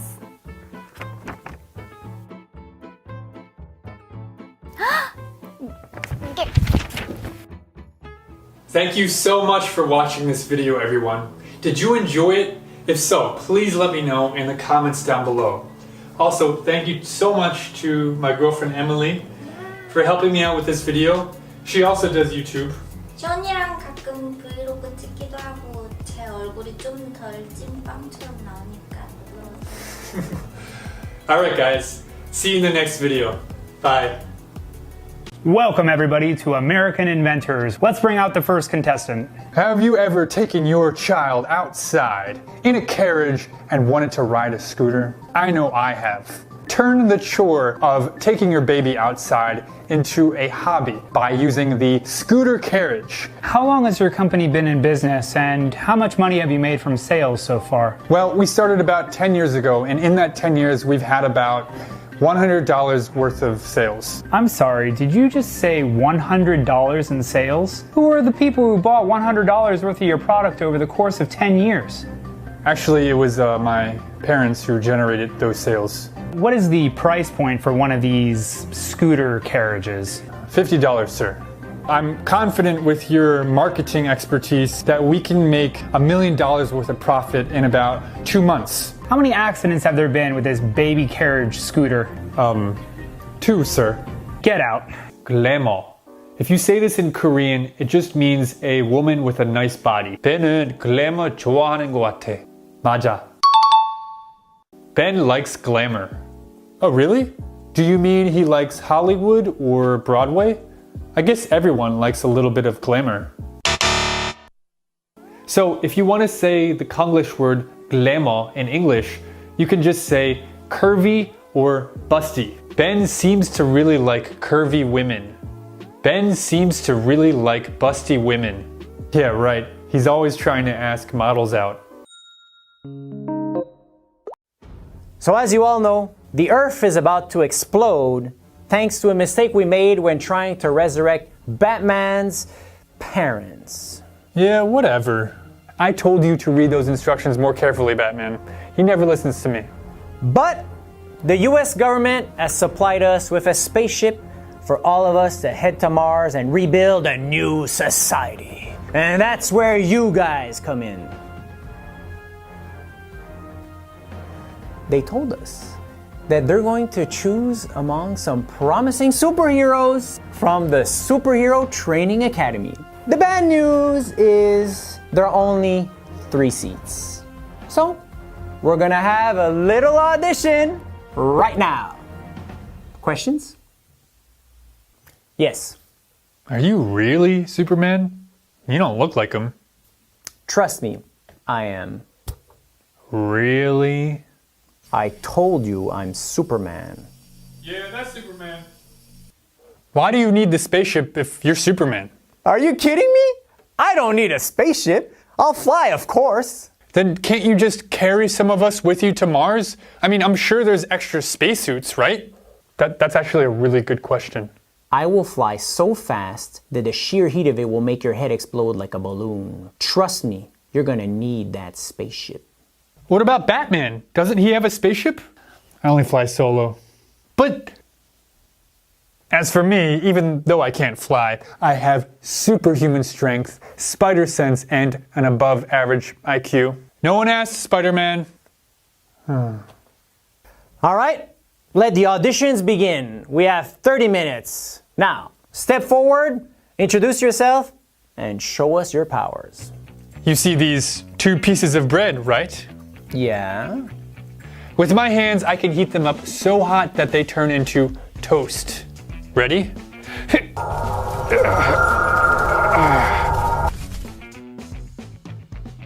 So, you control heat with your hands? No, not exactly. It only works on bread. Multigrain bread, that is. And sometimes I burn the toast. With practice, I'm confident that I can make perfect toast every time.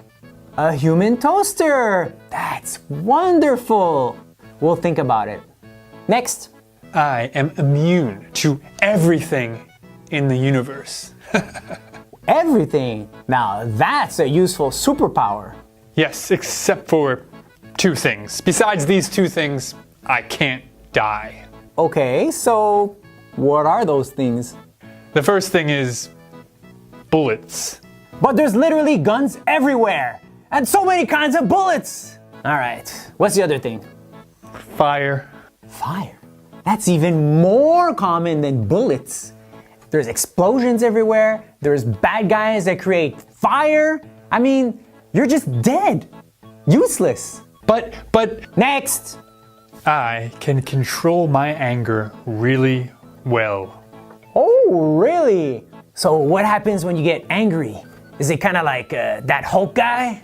If I get angry, sometimes I'll shout or be rude to people. So you're not strong, you're not fast, and when you get angry, you're just rude and you shout at people. So you're basically a normal guy? Yeah, but I'm not perfect yet. Sometimes I can't control my anger and I lose my temper anyway.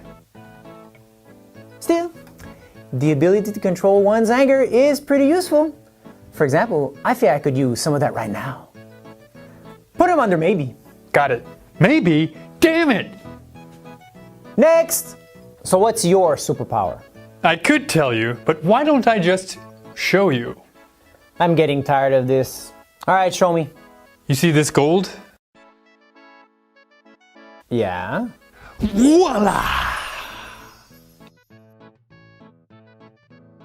I can turn gold into silver with the snap of my fingers. That's actually really cool. But how is that useful? Next! But we could use it on the enemies to make them poorer so they can't fund their evil missions. I'm sure we could think of some uses for it. Please, just let me on the spaceship. I said, next! Do you see my eyes? Yes. Okay, when I blink, I want you to put your fingers up like this. Just pick a random number. Ready? Go. What? No, not like that. Only when I blink. Ready? 3, 2, 1, go. You had 3 fingers up, just like this. Please tell me what your superpower is. I can see through my eyelids even when I blink. This is a joke, right? No joke at all. I can even do it when not directly looking at someone, like this. I'm really beginning to regret doing these auditions. Next! But we don't have time! I am immune to everything. Wait, isn't that what the other guy said? What's the catch? As long as it doesn't kill me, I am immune to it. So how is that useful? Does it make you resistant to poisons or something useful? Well, yes. Okay. As long as it doesn't kill me. I'm beginning to think we should just leave those 3 seats empty. Next! How old do you think I am? I don't know, 30, 32. I'm 13. Okay, so what's your superpower? Shape-shifting or something? I have the ability to accelerate my aging whenever I want. Here, let me show you. Can you at least reverse it? I'm still working on that, but I might be able to in the future. Please tell me how it's useful before I kill you. Excellent question. Just please let me get on the spaceship. Next. Take a look at these 2 fish, please. Just tell me what your superpower is instead of showing me. But that would ruin the fun. At the snap of my fingers, I can make these 2 fish fall in love. So you have the ability to control animals. Not quite.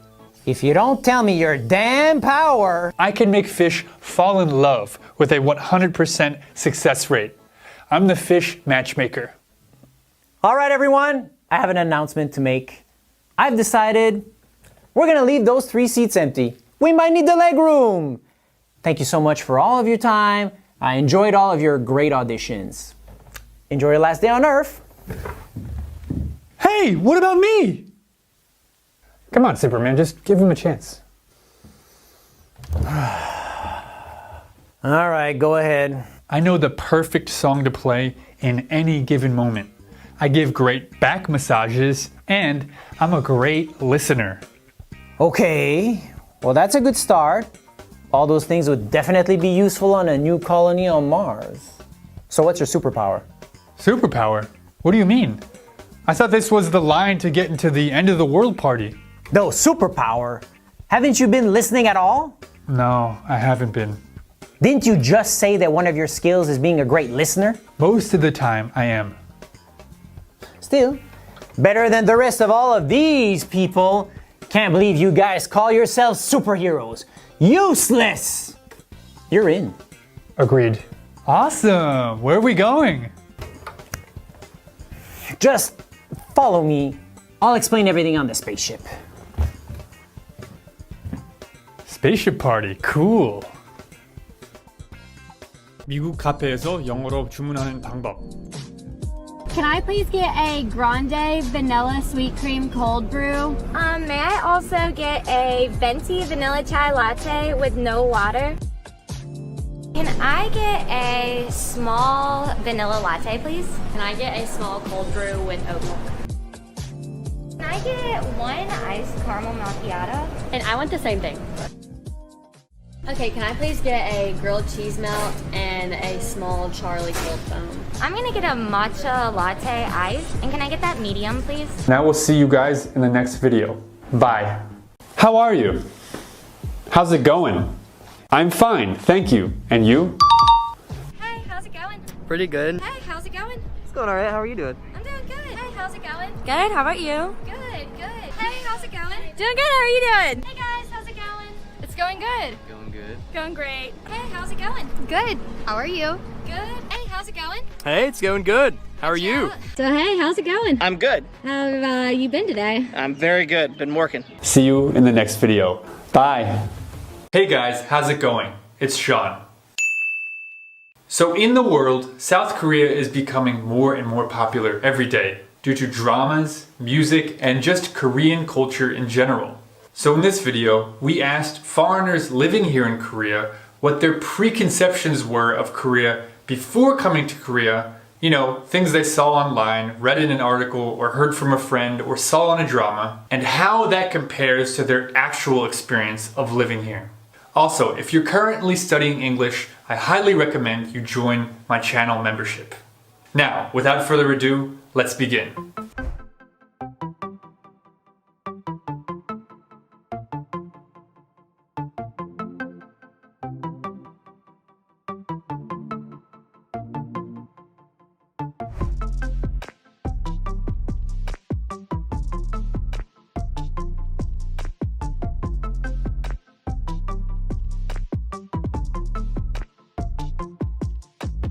Did you have any perceptions about Korea before you came, based on like what you've seen or heard on the media? So before I came here, I started watching YouTube videos, and most people talk about how you will get stared in the subway, and honestly, it's a lie. I came here, I thought like the subway, people would really be staring at you because you're like a foreigner, but then the truth is everyone is staring at their phone. They're not really looking at you. Maybe that's my experience. Everyone has a different experience, but yeah, I found that to be a lie. For me, I was really into like K-dramas. I really thought it would be more like coupley, more like fireworks, very lovey-dovey. And like, I'm not disappointed. There's a lot of cute dating places, but I thought it would be more like open. Like I found out Koreans are very conservative. I guess that's just something that really surprised me when I came. They're like the body shape. Ah, you know? like the you mean the beauty standards? The right? beauty standards. Korea like, does have some very strict strong, beauty standards, right? They're really strong, I think. So I was a bit concerned when I came here about that, and to be honest, like I'm a smoker, so I was also afraid that it's like as a girl I thought like, okay, this is not gonna be good, you know? Yeah. But yeah, like mostly the beauty standards concern me a lot. You know, like no one wants to feel judged by their looks. I thought that everyone here is very fashionable, very put together. Yeah. They all have makeups on all the time. I wasn't ready for that because I never wore makeup before I came here, basically. So I was thinking that maybe coming to Korea, I will be peer pressured into putting on makeup. I guess the people are in fact put together. Stylish is very subjective. They go to class with very proper clothes. You know, no one really goes to class in pajamas or whatever. But you know, I don't actually feel the pressure. I'm barefaced right now and it's alright. It's fine. No one's saying anything. Not just Koreans, but just Asian people in general are a lot more fast. They do things more fast and efficiently. Maybe have a little bit less patience, which I didn't understand. Like, they're also American because they live in America as well. So why do we have these perceptions about them? Right. After I came to Korea and experienced like the pali culture, everything's so fast and everyone wants you to hurry up. I understood like, at least for Koreans, I can understand why this stereotype exists. Right. At least for us, hiking is supposed to be relaxing or like slow and leisurely. Right. But in Korea, like I'll be walking and I'm like, oh my god, give me a second. And these ajumas and ajashis, all these old men and old ladies are like. Well, I always know that, you know, students in general, they're very studious. So I thought Koreans, like in university, they're always going to be studying and like doing that sort of thing.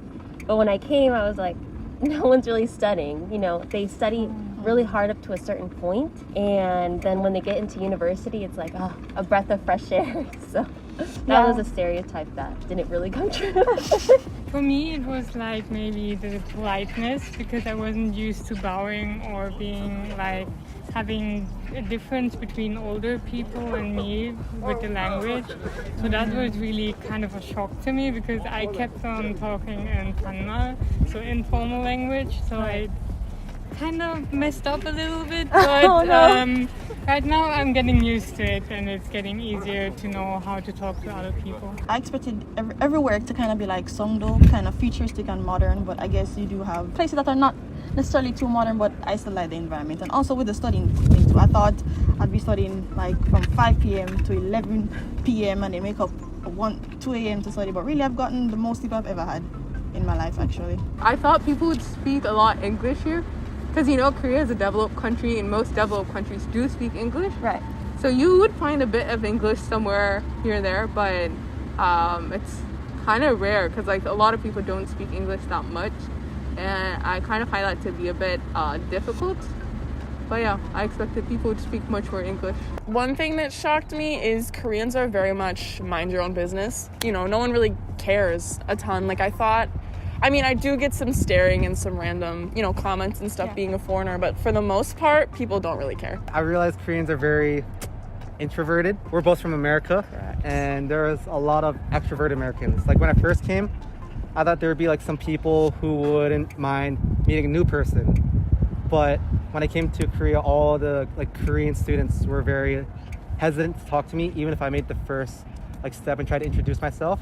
But after a while, they warmed up. But in the beginning, it was very difficult making friends. It's very common in America to go up to someone and be like, oh, I like your shoes. Yeah. Oh, I like your outfit. Oh, I think your hair looks nice. But that's like a no-go here. Like, it's like if you were to do that, people would think that was really strange. It's like why are you talking to me? That kind of thing. Yeah. With regards to like the studying, it's kind of partly true. So there are some students who are in the library all the time like me, but then there are other students who are really having a good time and traveling, so I really envy those students because I live in the library nowadays. So. Would you say you've changed since you've come to Korea? Yes.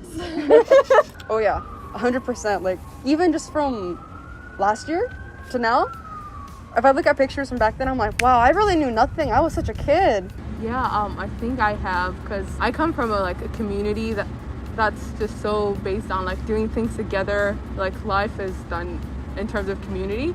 But here in Korea, everyone is private. They have their own thing going on. So I think I've become more private over the past 1 year. And doing things like online classes, you're just doing things on your own. So I've become more like independent, personal, I guess. It was not intentional at all, but I lost some weight since I came here. Okay. So I didn't try. It was really lucky, and I struggled sometimes to lose weight. So I was really surprised. But it was good, to be honest. Maybe it's all the walking, all the stairs. Even to come on campus, guys, it's not easy. Lot. So it's a lot. It's true. For me, I haven't changed a lot. I don't have the pressure to actually adapt myself, but still there are some things I want to try in this culture, which is so different. I don't wear makeup at all. I don't feel the pressure at all. I still dress like myself, but I realized that my style is quite similar to the Koreans with trench coat and really lots of basics, you know. Exactly. That's what I used to wear, but now I feel like, isn't it a little bit too much with everyone wearing the same? Right, now you want to stand out, right? Exactly. It's like, I gotta now be I want to stand different. out a bit, but still it's me and I do my thing. I definitely think I've become a little more conservative than I was in America in terms of my manners. I'm still always the loudest person in the room, but being an American. But I've dialed down. My fashion has changed a ton because Koreans are also very conservative in how they dress compared to America. And I think I've become more independent because it's a big move to come here by yourself and live on your own independently. So I think I've definitely matured quite a bit. I think like more in fashion, you know, like I was always interested in fashion, but I think like my style kind of changed a bit since I got here. I got like two different perspectives. Two like aesthetics. Yeah, two aesthetics, like either cute or like more dark and like. I was gonna say that's I see that a lot here. There's like either the cute and then the other side. Yeah, exactly. So, like edgy fashion type of thing. Yeah. So in here, like I'm basically those two now. I would say I've become more adventurous. For example, drinking. You're not legal till you're 21, but here you're legal when you're Korean age 20. So I'm legal, so I've been drinking. And that's something I wouldn't do in America. Oh, maybe don't tell your parents that. Yeah. They already know. Had to kind of be forced to be more extroverted. I'm still very shy and introverted, but when it comes to Koreans and like making friends, Koreans won't come up to you first. You have to make the first move. Right. So with that, I kind of changed that way and more of like a social butterfly. Going back to studying, I probably studied the most now than I have in my entire life. So I've changed that way. All right. Clothing-wise, I feel like I've become a lot more expressive with how I dress. Like in Hawaii, we're very like casual, like flip-flops, shorts, t-shirt. But here, people are like dating up, like dressing up, like pants and layering. That's something that in Hawaii and I guess also America, it's not seen as important, but here the way you dress is very important. So I'm definitely experiencing new things and trying new styles. I think for me, I've become more independent because back at home, I would have never like walked on the road to go like a cafe just for 5 minutes and go back home. I would have never taken public transportation because I always go by car. So I guess I've kind of just found myself and how to live in a different space, you know, because not that I can't take the subway as yet, but I'm getting there. And I buy my own groceries. So yeah, I think I'm really becoming a freer version of me, you know. Is there anything else you would like to add about your experience in Korea or any tip you'd like to share? Definitely know Korean before you come? Learn Korean, just the basics. Yes, please do. Just the basics, I think, will help you a lot. Honestly, if you're a foreigner coming to Korea, you'll probably be friends with other foreigners speaking your native language most of the time. You have to stay serious about learning the language at the same time. It's not just going to happen. You have to work for it. But I think it's worth it. So, if you're thinking about it, do it. Try to learn Korean before you come to Korea. Just a bit of like, where is this place? And like, common sense, direction questions, greetings and stuff like that. Try to learn that. It will help out a lot because, people do not speak English here. Some people will speak English to you if they know English and they realize that you can't really converse. Right. And there's people who will try, and some people just won't try. So it's just up to you to just really know one or two words, and don't be embarrassed if they don't understand you. Be able to accept blunt answers. Like for a lot of Koreans, especially strangers, if you mess up trying to speak Korean, they're gonna answer you very bluntly. Yes. So I think if you're willing to take that criticism, then you should be all set. Like, just be willing. Like, they don't mean to hurt you, but sometimes it comes off as hurtful. So just be prepared for that. Make sure you really want to come here, and it's not because of K-pop or K-dramas or something. Like those things can attract you, but you need to actually learn about the country first and the cultural aspects of it, because the way that they function and handle things here compared to the United States is a lot different, and so there might be a lot of culture shock. Like, please don't have this image in your head that Korea is this country that is full of everyone's like a beautiful person that looks like they're sent from heaven, and that every day will be like a K-drama, and that you'll walk out your room and everything will be fine, because there will be days where it's really hard. 100% make sure that you're capable and that you're willing to put in all of the energy and effort to live here, and please respect the culture and the rules that they have here. As a foreigner, doing something that's a part of their culture that is seen as respectful goes a long way. Like, they often are very surprised and grateful that you know that part of their culture, and it's really gratifying when you do get that reaction from knowing part of their culture and using it. So. Yeah. Thank you so much for watching, everyone. Did you enjoy this video? If so, let me know in the comments down below. Once again, I'm Sean, and I will see you in the next video. Bye. Bye. Bye. Thank you for watching. Hey guys, how's it going? It's Sean. So when moving to a new country, it's very natural that there are some things that you have trouble getting used to. So in this video, we asked several people from all around the world living here in Seoul, South Korea, what are some things that you're having trouble getting used to? After that, we asked them about some things that they successfully got used to. This was a fun video. I think you guys are going to like it. Also, if you're currently studying English, I highly recommend you join my channel membership. Without further ado, let's begin.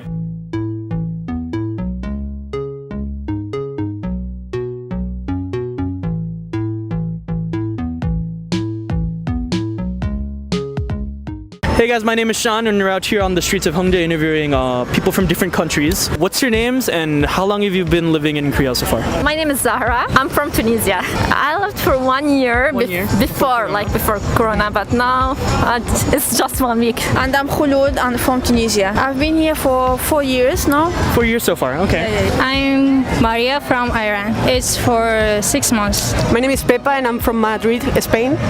And my name is Patricia, and as well I'm from Madrid. Just 1 month. 1 month? Yeah. Yes, the same. The same. Well, my name is Maël, and I'm from France, Paris. I lived in Seoul like 9 months. For 9 months, okay. Last year during COVID, and I just came back for holidays. I'm Olivia. I've been living here for since the end of January, so a few months. Okay. Also, since the end of January, my name is Maya. Okay. And where are you guys from? America. Yeah, America as well. Okay. My name is Anaïs, and I'm from France. So I arrived in August. 6 months so far. So you've lived here a long time, certainly. Yeah. Okay. While you've been living here for 6 months as a foreigner, what's something that you just cannot get used to? The hard thing in Korea is whatever we do in here, we will look still like foreigners. We can't adjust with Korean people. They will always, even if we talk very good Korean, we live like Koreans, we do the same thing, but we still look like... You'll always be a foreigner because of the way you look. I agree with her. It's the same thing, that they always look at us as foreigner, no matter how we do. new, you know. Especially when Corona came to Korea. So the look of the people, you know, like they think that we bring the Corona here to Korea, you know. The whole culture is so different that it's super hard to say just one thing.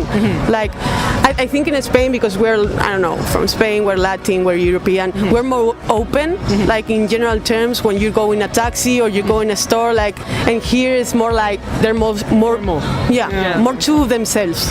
I think it's all okay. There's nothing that I can't use to it. In Spain, when you carry like some luggage, the taxi driver helps you with the luggage, put in the trunk and everything. And here they just open the trunk. They just open the trunk for you. And let you put it in. Yeah. But that's okay. We like that. It's not a big deal. But that's different. Tunisia. The weather? Yeah. How's the weather in Tunisia? Koreans, I think they have 4 weather, 4 season, but I think it's only 2 season. Oh. In Tunisia, you have 4 season. You have spring, summer, but here it's either cold or either cold or hot. Yeah. Maybe how they look at you. How they look at you, like, oh, like, you know, maybe in Western culture, if someone looks at you, it's like, you know, let's fight, you know, maybe. Like kind of like, but well, not here. Yeah, not here. Yeah. It's like kind of like the norm. It's a usual thing in Korea to stare at people, you know. Yeah, exactly. Especially when you hang out with like Korean friends. And why do you think that is? I don't know. To be honest, I have no idea. You have no idea. Maybe because, like, you know, we like a lot of people try and like dress the same way or look the same way, but then when they see a foreigner, it's like, whoa. It's different. Yeah, it's different. Maybe different. Maybe Mine is so easy. We're literally doing it right now. I'm vegetarian. It's so hard to find vegetarian food here. Oh my God, yes. Yeah, so I'm kind of screwed in that aspect, but yeah. I think for me, it's the amount of people. Like, I'm from North Carolina, it's kind of small. So even now, Are you from a small town? Yeah, really small, like 7,000 people tops. 7,000 people. Oh my goodness. So like, there's so many people here. I can't get used to like walking with a crowd. I think it's mostly about how in Korea everything is really like there's a lot of rules, and that you need to respect. Strict.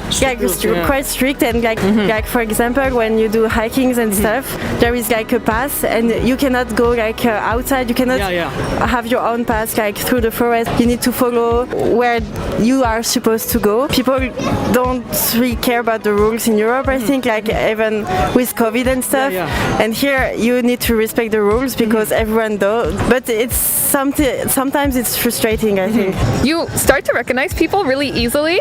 Like, I can see random strangers and I'm like, I've seen you a few times. Just in Korea, it's so small that you kind of know everyone almost. I really like their foods, yes. Isn't it different from food in Iran? It's pig. Pig. Pork. Okay. Pork. Yes. Pork. Yeah, everything is pork. Yeah. And we don't eat pork. What do they eat in Tunisia? What do they eat in Tunisia? How does that differ from Korean food? Halal food. It's it's different. So we don't eat pork. We don't.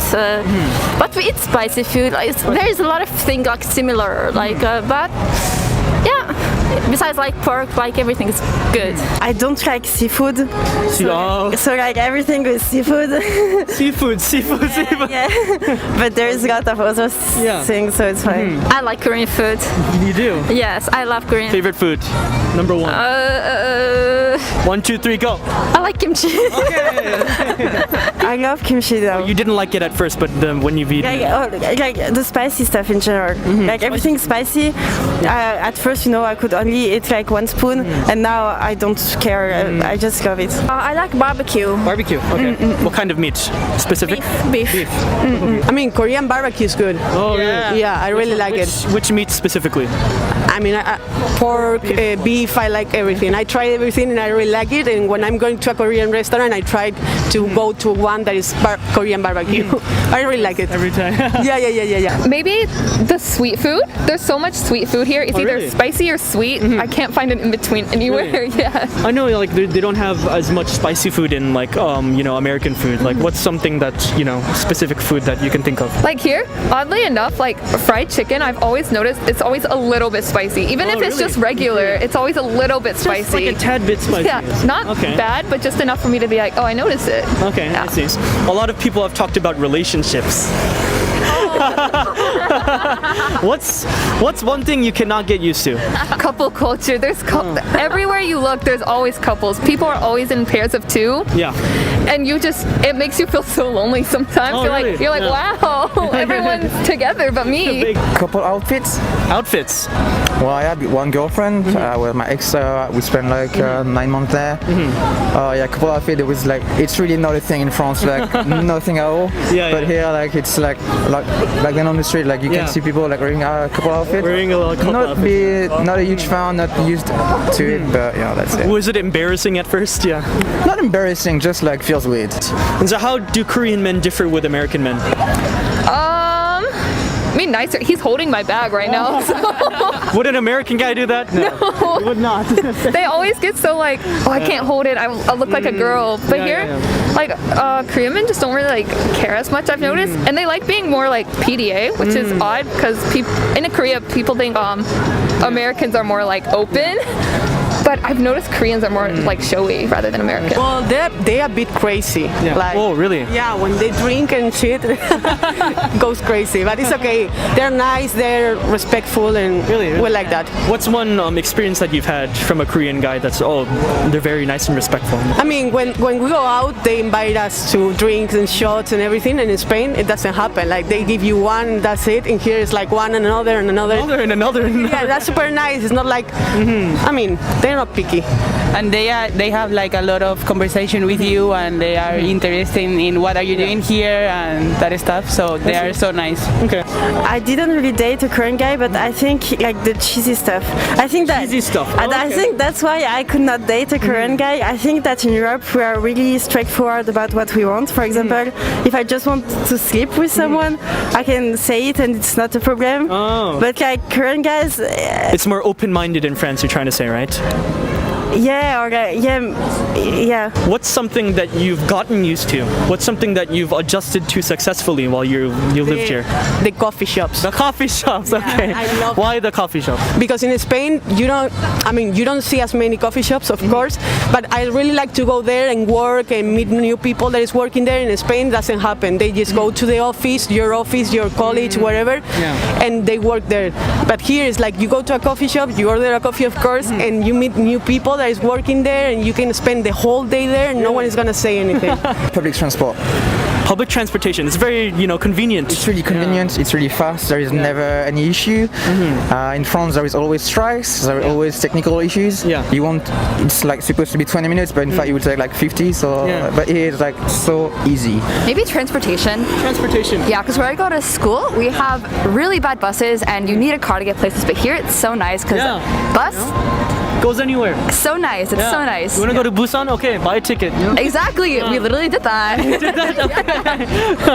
For me, I think it's just being able to go anywhere at any time. Like, there's so much to do. You never don't have anything to do. But where I live, like after like 10 o'clock, you can't do anything. Something I love here, it's like the safety. The safety, okay. For example, I can have my phone on the table in the street. I don't mind. Like in France, you cannot do this, or in the subway, you're always checking about your stuff. And here, like this is a reason why I could stay here for like the next years. It's it's so less stressful. Like you can just have no issue. I can put this helmet on the street there, like and like go around like for 10 minutes. I'll come back, it will still be there. Still there. In France, I don't even do 30 meters. Like someone would have just like take it, right? Like, exactly. Yeah. And for example, when you order something, so you just put it in front of your door, and like that will stay for like that can stay like 3-4 days. Yeah. No one will touch it. Exactly. No one. Some people will turn it into the police station, and then they'll report that someone lost it. Yeah. But like in France, bye bye. It's mine now. It's gone. It's gone. Yeah. In America, you can't really go out as much. Like, it's more like, going out on the weekends is the thing. But here, you can go out at any point. Anytime, and it's not even just like drinking or like partying. You can literally just like, we're gonna go like a few hours away from Seoul today. Does anyone want to join? Like, you can just do that. You can just do that. I think all of these things that are here, I kind of love it. We still love Korea. What's your favorite thing? Because we love it. Anyway. What's your favorite thing about here? Like here, like for example, it's really safe. We can go out whenever we want. Like there's very beautiful places. People are nice too, so I love Korea. What do you guys have to say about people who are visiting Korea? Do it. Just like be respectful of the culture and have a good time. Yeah, enjoy yourself. It's a lot to do here, so research beforehand and you can make a lot out of your experience. Yeah, I think it's easy to get used to Korea. Yeah, it's lots of stuff to do. Yeah, and to live here, I think it's really nice. Like, not only tourism. Like some countries are great for only tourism. Korea, it's a nice country to live. Yeah, living and tourism as well. Yeah, exactly. I'm glad to be here. Like that's such a beautiful country, and for people that are watching you, just come and visit by yourself. Come on. Yeah, come on, guys. No, Alright, it's give me a nice thumbs up. country. Bye. Bye.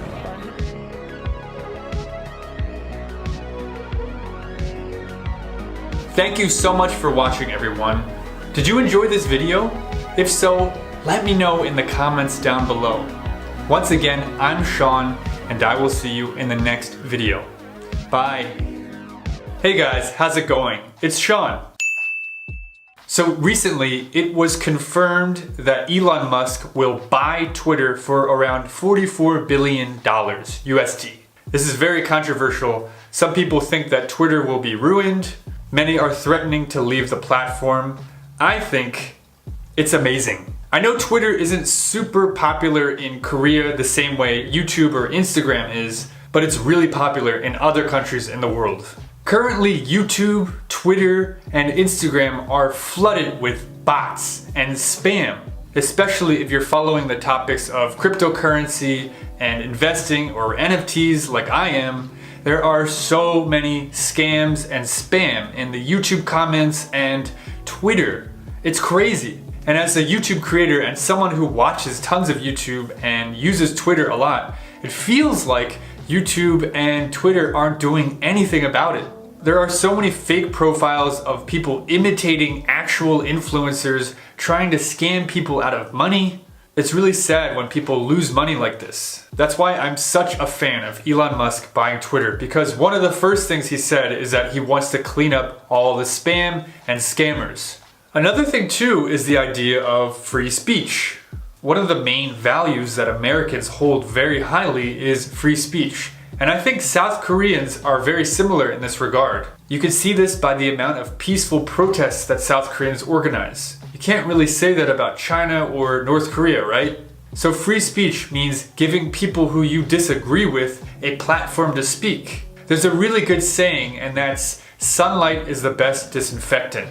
What does that mean? It means that if you test ideas out by speaking them aloud to many people, the good ideas will naturally stick and the bad ideas will naturally fall away. I think fostering this kind of free speech and open dialogue and talking with people who you disagree with and not hating them is what we need more of in this world. We need to learn how to have a dialogue and communicate peacefully with people we don't agree with. Why am I saying this? Because Twitter is notorious for banning and shadow banning people. I'm not a massive fan of Donald Trump, but I'm also not a fan of just following everyone and just hating him for no reason. Of course, he's said and done some stupid things, but how can you ban Donald Trump and leave Vladimir Putin unbanned on Twitter? That makes no sense to me.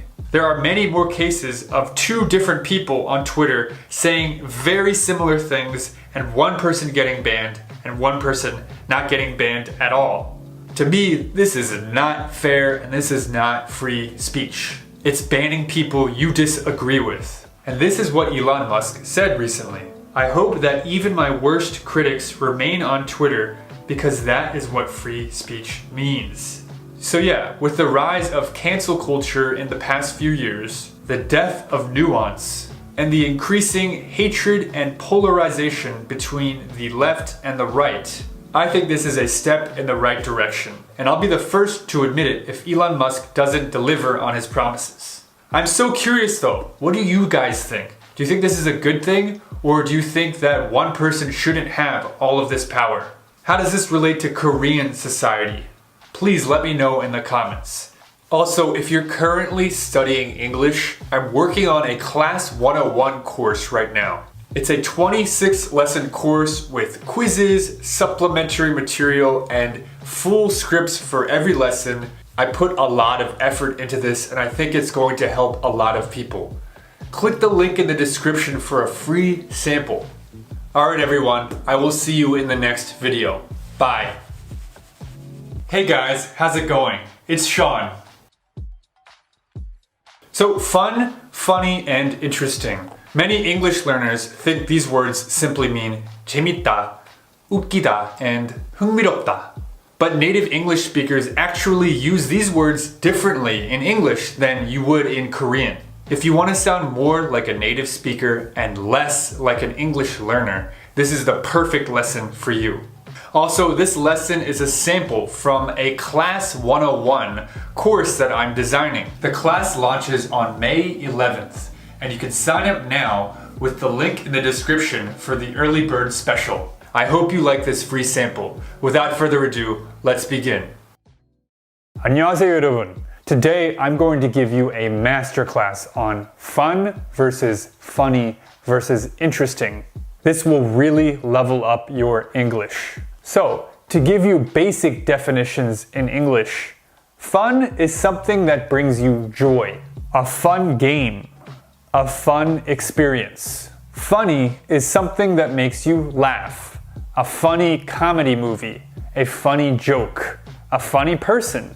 I hear a lot of English learners confuse fun and funny.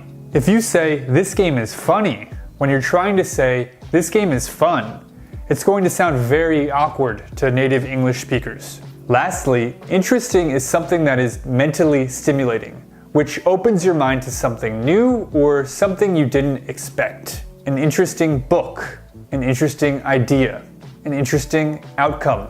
So, can you see the difference between these three? You're a fun person. You're a funny person. You're an interesting person.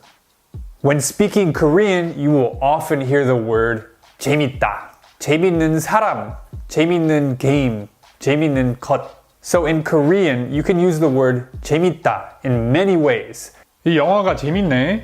야, 재밌는 얘기 해줄까? 샴파블로 영어 수업은 재밌어요. But the most common translation of 재밌다 to English is fun. However, if you always try to translate 재밌다 to fun, you're going to get some very unnatural sentences. In English, we don't really use the word fun as often as Koreans do when they say 재밌다. And when we do use the word fun, we often use it in different ways. First, let's look at more natural ways to translate 재밌다 to English. Much of the time, instead of fun, we just say good or great. 재밌는 수업. You could say a fun class, but we often just say a good class or a great class. 재밌는 사람. We often just say a cool person. You could call someone fun, but we don't really say it that often. We usually just say cool person or awesome. You're awesome. 재밌는 영화. We just say a good or great movie or an interesting movie. That's more natural than a fun movie. 재밌는 파티. You could say a fun party, and that's not wrong, but a lot of the time we just say a good party or a great party. 재밌는 이야기. We wouldn't say fun story. We would say a good story or a great story or an interesting story, but not fun. Lastly, we have 재밌는 game. You could say a fun game, and that does make sense. When you say it's a fun game, you're trying to tell someone that it's not boring, it's a fun thing. But if you say it's a good game, you mean it's like well balanced, it's fun, it's just a well-designed game. Okay, so if we can just use good instead of fun much of the time, when do we actually use the word fun? So we use it as an adjective sometimes. This is a really fun game. We had a fun day at the zoo. Again, you could say good or great. We had a great day at the zoo. This is a great game. But fun is also natural in these situations. So oftentimes we use fun as a noun. Surfing at the beach is good, clean fun. I need some more fun and excitement in my life. Okay, so that's pretty basic. Now, let's look at some other ways that we use the word fun. First, you can say make fun of someone or something, which means to tease them. Dad, John is making fun of me. Ben, don't make fun of your brother. You can say have fun, which means to experience a joyful time. Hey John, how was Jeju? Did you have fun? Yeah, it was so amazing. Here's another example. Have fun with your new bike, Chris. Thanks, Dad. Lastly, you can say that someone or something is no fun, which means that it's ruining the good vibe. It's kind of like 노잼 in Korean. Hey, wanna get another drink? Sorry, but I have to get home before 10. I gotta wake up early tomorrow. Ah, you're no fun. Let's listen again for some more practice. Dad, John is making fun of me. Hey John, how was Jeju? Did you have fun? Have fun with your new bike, Chris. Ah, you're no fun. Now, let's move on to funny. As I said before, much of the time, funny just means 웃기다, or something that makes you laugh. This movie is so funny. However, we use the word funny in other ways as well. If you hear or see something that's weird or out of the ordinary, you can say, that's funny, which means something is not right. Yesterday, I lent John $1,000 to help him pay his rent. That's funny. He just called me and asked me for $1,000. Going along with this, you can say that something looks funny, someone is acting funny, or to feel funny. They all mean weird and not normal. Let's look at some examples. Hey, do you like my new shoes? Can I be honest? The design looks a little funny. Here's another example. Hey, I don't trust John. He's acting funny. I totally agree. He seems like he's hiding something from us. And lastly, how was the sandwich? It was great, but I feel a little funny. I hope you didn't put any peanut butter in the sandwich. I'm allergic to peanuts. Oh yeah, I know that. Don't worry, I didn't. One bonus way that native speakers often use funny that I want to share with you guys is when you say, funny you should ask, or funny you should say that. It means, this is an interesting coincidence that you're saying this to me now or asking me this now. We use this when responding to people. Let's take a look at an example. Hey Sean, have you ever been to Philadelphia? That's funny you should ask. I'm actually from Philadelphia. Here's another example. I really like John Stark's new film. It's funny you should say that. I was actually in John Stark's new film as an extra. Let's listen one more time for some more practice. That's funny. He just called me and asked me for $1,000. Can I be honest? The design looks a little funny. It was great, but I feel a little funny. I hope you didn't put any peanut butter in the sandwich. I'm allergic to peanuts. That's funny you should ask. I'm actually from Philadelphia. Alright, so lastly we have interesting. Interesting is something that holds your attention or arouses interest. You can think of it as something that is mentally stimulating. This documentary is so interesting. I'm learning so much about the Amazon rainforest. This is the most basic meaning of the word. The other way we use interesting is when reacting to someone. It's a way to express that something you're hearing or seeing is out of the ordinary or just something you didn't expect. In Korean, it's kind of like 그렇구나. Did you know that real estate in Wakanda is the cheapest it's been in 10 years? Now is a good time to get a new house. Interesting. Thanks for letting me know. Let's look at another example. John just called me to say that he's really sick and he can't come to work today. That's interesting. I saw him this morning and he seemed fine. You can see that it's kind of similar to the way we use funny or weird. Let's listen one more time for some more practice. Interesting. Thanks for letting me know. That's interesting. I saw him this morning and he seemed fine. Alright, I hope you guys learned a lot. Definitely re-watch this lesson if you're confused about something or you didn't get everything. I know I gave you a lot of stuff to remember, but I think you can do it. Keep up the good work and I will see you in the next lesson. Bye. Thank you so much for watching, everyone. As I said before, I'm designing a course on Class 101 with 26 lessons, including quizzes, supplementary notes for every lesson, and full scripts for every lesson. I put a lot of effort into this course, and I think it's going to help a lot of people. Check the description for the early bird special. Once again, I'm Sean, and I will see you in the next video. Bye.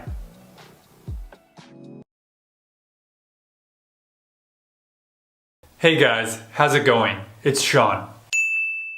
So just like in any country, South Korea has social issues that a lot of people are talking about. Whether it be about the recent election or the new president or the generational difference or the birth rate, there's always something for Koreans to talk about. But it's interesting to see what an outsider's perspective on the main issues in Korea might be. So we asked people living here in Korea what they are observing to be the main issues that people are talking about. This is a very interesting video, and I think you guys are going to enjoy it. Also, if you're currently studying English, I highly recommend you join my channel membership.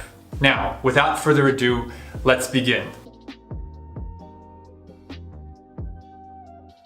Hey guys, my name is Sean and we're out here on the streets of Hongdae today interviewing foreigners. Hello. So what are you guys' names and where are you from? My name is Fabian and I'm from Germany. And my name is Marie Claire and I'm also from Germany. Okay, and how long have you guys been in Korea so far? 3 days. I arrived like 3 days ago. I'm still jet lagged. I arrived here beginning of February. First impressions so far? It's amazing. It's amazing. It's a good What is? Very laid back, great atmosphere, you know, you just...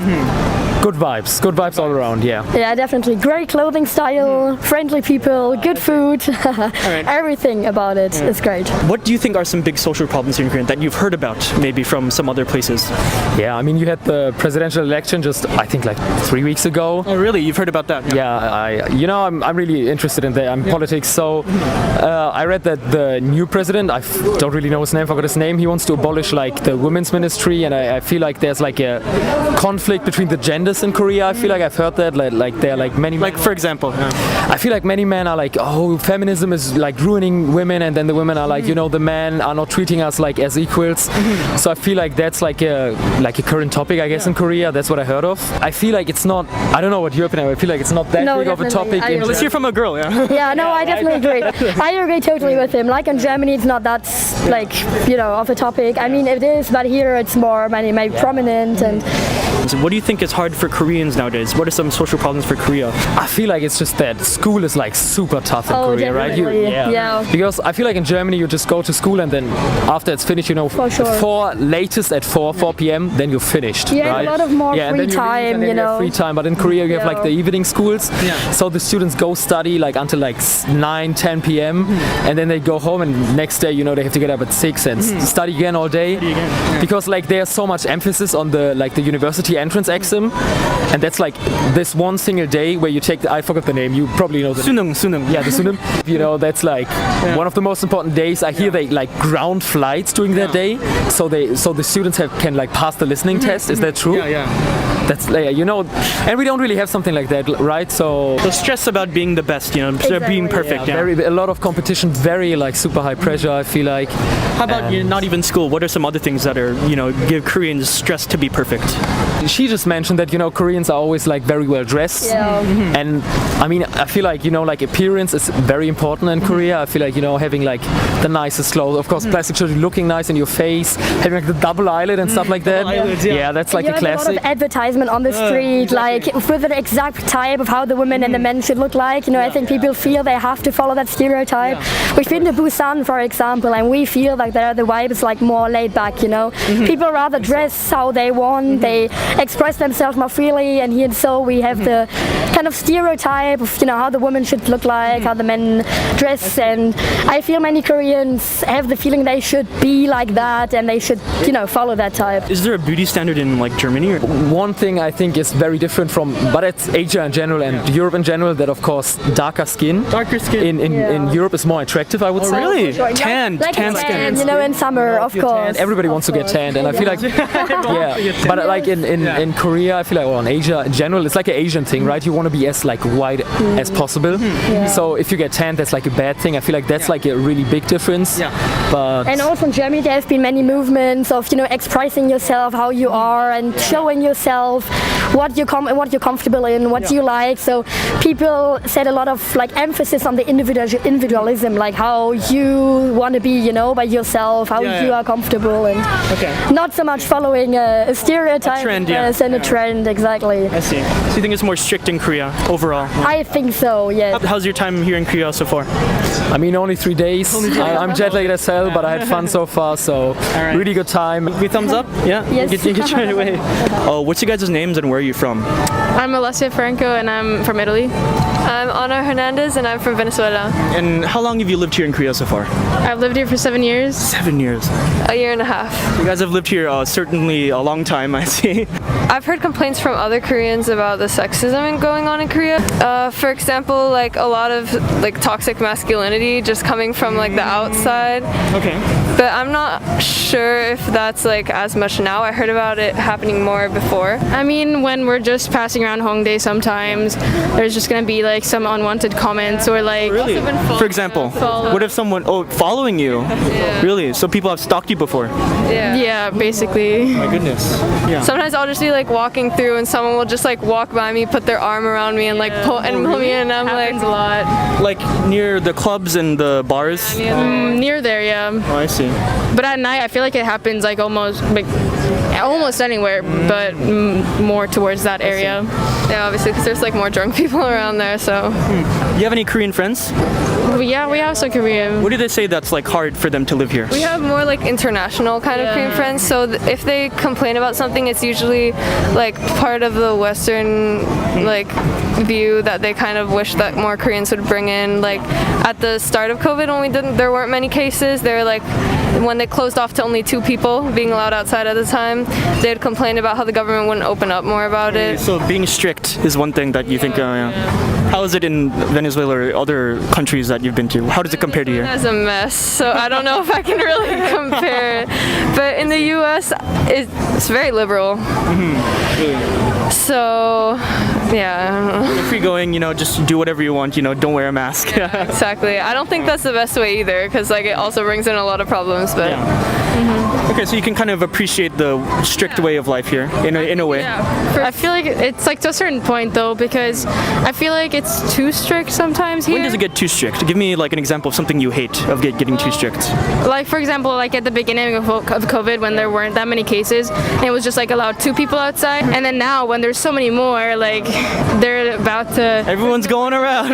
Saying all those rules. It just doesn't really make sense. Everyone's out here at the park, drinking at night, no masks. Yeah. Exactly. At one point, I think it's a really good quality though, because when it has things like the mask mandate, there's not many complaints and people just kind of go with it and like respect each other, which is something I think a lot of other countries are also missing. I see.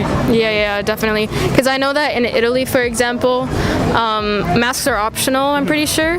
And most people don't wear them, obviously, outside. Yeah, no. Who wants to wear a mask, Yeah, exactly. But I feel like wearing masks does help. Yeah. So, like, the respect for other people that maybe don't want to be around people that don't have masks on. I see. I guess. So respect about each other, that's a good social aspect of it. Anything else to say about the topic? That's all. Yeah, That's all? thank you. All right, thank you. Give me a thumbs up and we'll get you guys on your way. Thank you. What's your guys' names and where are you from? My name is Ella, I'm from Sweden. And my name is Isabel and I'm from Sweden too. I think you're viewed as a failure if you don't do well in either school or your work. Oh really? Okay. Yeah, I think so. I at least that's what I've heard. They work really hard and studying really hard and many hours a day. Disappointed when they don't get the job they want. Yeah. That's really like everyone wants a job, right? So everyone can get it. Everyone wants to go in that big, Samsung or like the big company. Yeah, big company. So I think that's a major thing. I think at least societal pressure to do good. Yeah, basically. How is it in Sweden? Do they have the same thing? Oh, I want to be a lawyer, I want to be a doctor. Do they have that kind of, pressure? Yeah, I mean, not pressure really. I think Sweden is a good country when it comes to like, I feel like there's job for literally everyone. Really? Yeah, and I feel like we're not those people that competitive, at least when it comes to, work in general. So in general? Yeah, just in general speaking. Yeah. We haven't been here so long. Right, I see. So it's we're still like getting used. How long are you here for so far? Till beginning of July. Beginning of July. Oh, beautiful country. Like such a beautiful country. So, All right, thank you for coming out. Give me a thumbs up and get you guys on your way. What's your guys' names and where are you from? Hi, my name is Nisa. I'm from France. My name is Manon. I'm from Belgium. Here you have like something called white horse.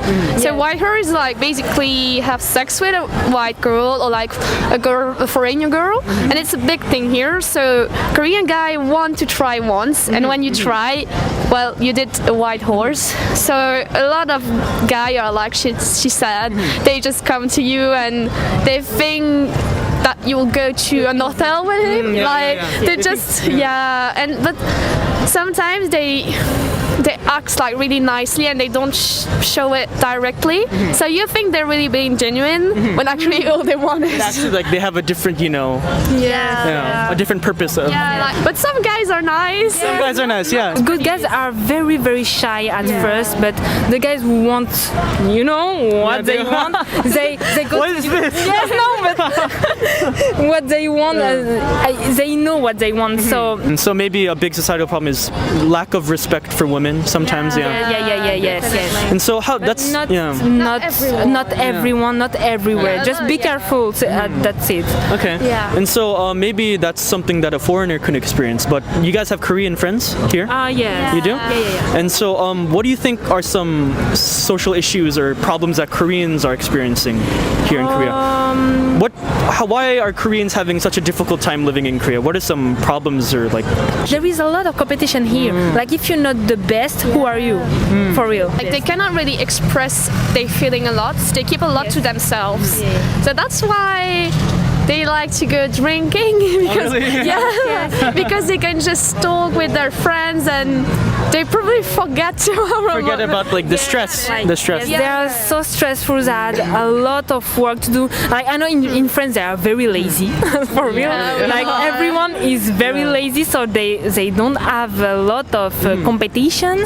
But in Korea there is a lot of competition. If you are not the best, you are nothing. Really? So yes. In what way do you have to be the best, for example? Work, even as artists like K-pop idols. You also have like to always be the prettiest and the skinniest because here it's so hard to find like you can find small and medium like clothes in the random shops. If you want large, you have to go to a special shop. Like it's so hard to find large clothes. So everyone's so skinny. Everyone's so skinny, and you have the pressure. Like you cannot be more than a medium because in France I am skinny for French people, but here I am. In Korea, I am not skinny. Really? I don't think so. Yes. No. That's it. But it's a safe country. It's safe. Korea is really fun. Come here. Thumbs up. Thank you so much for watching, guys. Did you enjoy this video? If so, let me know in the comments down below. Once again, I'm Sean, and I will see you in the next video. Bye. Think about Asian people. Do you think you find Asian men attractive as well? They're just attractive. You're just attractive, you're attractive. I don't know, it's just very confusing, especially now with the mask. A lot of people seem attractive, but then they're not. What? Hey guys, how's it going? It's Sean. So, what countries around the world have the most attractive people? Here in Seoul, we asked people from several different countries this very question. What do you guys think? Let me know in the comments down below. And if you're currently studying English, I highly recommend you join my channel membership. Now, without further ado, let's begin.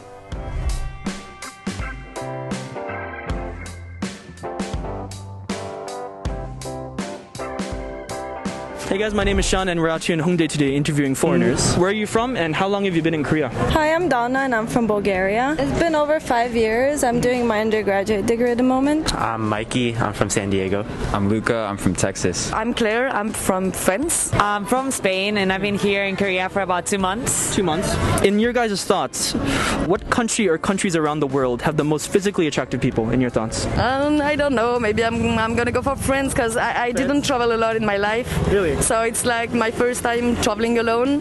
Korean people are really attractive. I don't know. Like what makes Korean people so attractive?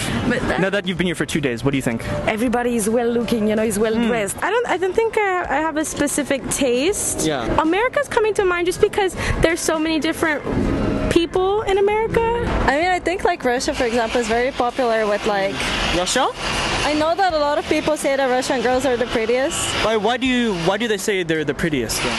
Because there's like the white girl standard, like blonde and blue eye. I'm not biased or anything, but I gotta say Korea, I would say Korea also. Korea is also. I feel like they also care like a lot about their looks and stuff. And this man right here, he kind of cares. I think style has a lot to do with it. Obviously, people in Korea have really nice style, which is nice. Yeah. In America too. I would say Brazilians. I like the darker features, dark hair, the light eyes. Oh, okay. Well, looks-wise, Brazilians, but I feel like I've seen a lot of Korean guys that I like their style more. So like style-wise, Korean guys, but like I don't know. I like everybody. I think that we can find beauty everywhere, like in every face, in every country, that beautiful men and women. And I think that actually if you're a nice person inside, it will reflect on your face. I could say the States because they're just people from all over the place, like different cultures. It really depends on like everyone's perception, but like for example, I like blonde-eyed people, so I'd say like maybe Russia. Russia? Yeah. Oh, okay. I'd say like you know, like Russian people, they're like very pretty and stuff, you know, in general. You got that kind of manly. Yeah, I guess, and like blue eyes, you know, or like even like, you know, like Australians, you know, like as well. I mean, Swedish as well. Yeah, Swedish, yeah. How do you guys think about Asian people? Do you think you find Asian men attractive as well? Asian men, well, they're very special. They're different. I mean, they are. It depends really on the person, right? I don't know. It's just very confusing, especially now with the mask. A lot of people seem attractive, but then they're not. What? Yeah. So it's just like very confusing sometimes, you know. Is there like some specific Asian actor that you can think of, like, oh, he's really attractive? Kang Han-er. I think he's really cute. The first one that comes to mind is he's Korean American. His name's Steven Yeun. Steven Yeun. Yeah. Oh, in The Walking Dead. Yeah. Oh, okay. I love him. There is this guy, I think he was in 13 Reasons Why. He's Asian. He's actually American, but like he's like Asian. He's Asian. Yeah, Ross Butler. I think that's his name. He's like Asian American. I find him very attractive. I don't really know a lot of Korean actors. Squid Game. I don't know her name. That girl from Squid Game. Okay. Oh, the one with the freckles and like the. Oh, okay. She's bad, yeah. She's bad. She's really pretty, yeah. Kim Taehyung. Kim Taehyung. Is that where's that? BTS. Okay. Yeah. BTS. Yeah, I don't know. You know that one Korean drama? It's Nevertheless. The main guy. I think I've heard of it before. Yeah, the main guy. Okay. He's attractive. We googled the most attractive women and men from around the world, and the top 5 countries were: number 5, India; number 4, Spain; number 3, of course, the USA; number 2, Italy; and what do you think number 1 would be? I feel like Australia. I feel like a lot of people. I don't know why. Maybe the Hemsworth brothers are from there. Sweden, maybe. Honestly, I have no idea, but maybe like northern European people. Northern European, okay. Yeah, I think somewhere in like Europe. I don't know. I think people are attracted to like blonde hair, blue eyes. Yeah, that's what I was thinking. Germany. Say the same thing. Yeah. I mean, with like this Korean wave and stuff, I wouldn't be surprised if people ranked Korea as Oh, really? Korea. Number 1 actually came out as Turkey. Okay. Turkey. That makes sense. That makes sense. Yeah. What makes sense about Turkey, guys? I've just seen attractive people from Turkey. Really? Yeah. Same, yeah. I have friends back home from Turkey, so Would never guess. Would never guess. I don't even know what goes on in Turkey. Okay. I mean, I could see that some of them, they have like green eyes and stuff like that, and like, you know, like very tan skin. Yeah, I could see that. Yeah. Turkey. Yeah. Great. Well, I've never been there, so I can tell you, but okay. Oh, really? Okay, I didn't know that. How about for women? I have a lot of female Turkish friends. They're really pretty, but like I couldn't generalize. I don't know enough. Yeah. For women, it actually came as Ukraine. Yeah, Ukraine. I wouldn't be surprised. Right. Yeah. And like away from appearance, which country do you think has the most attractive language? You would say. I really like Italian lately. Italian. I think Italian sounds very sweet and like very, I don't know, it's just like romantic, sexy, I would say. I think Spanish sounds really nice. Spanish, why is that? I don't know, it's just like flowy, you know? Oh, Spanish. Spanish is the love language. Like their music is just, I don't know. I would say Japanese. Japanese? Yeah. I don't know. I think the language is just like really pretty. It flows really well. I've watched like anime shows where it's in Japanese, and I think it just sounds really good. Italian or French. Oh. Like Italian. It's very romantic language. Yeah. I would say French. French. A lot. The accent's really. The French accent. Yeah. Like a, romantic kind of. Yeah, I guess. I mean, I'm biased because I'm learning Korean, so I think my answer is Korean. Oh, why is that? I only speak English and a little bit of Korean. American English, I don't think it sounds that pretty. I like Spanish. Like Spanish. I think Spanish is very pretty. Romantic, right? Very romantic, yeah. Thank you so much for watching, everyone.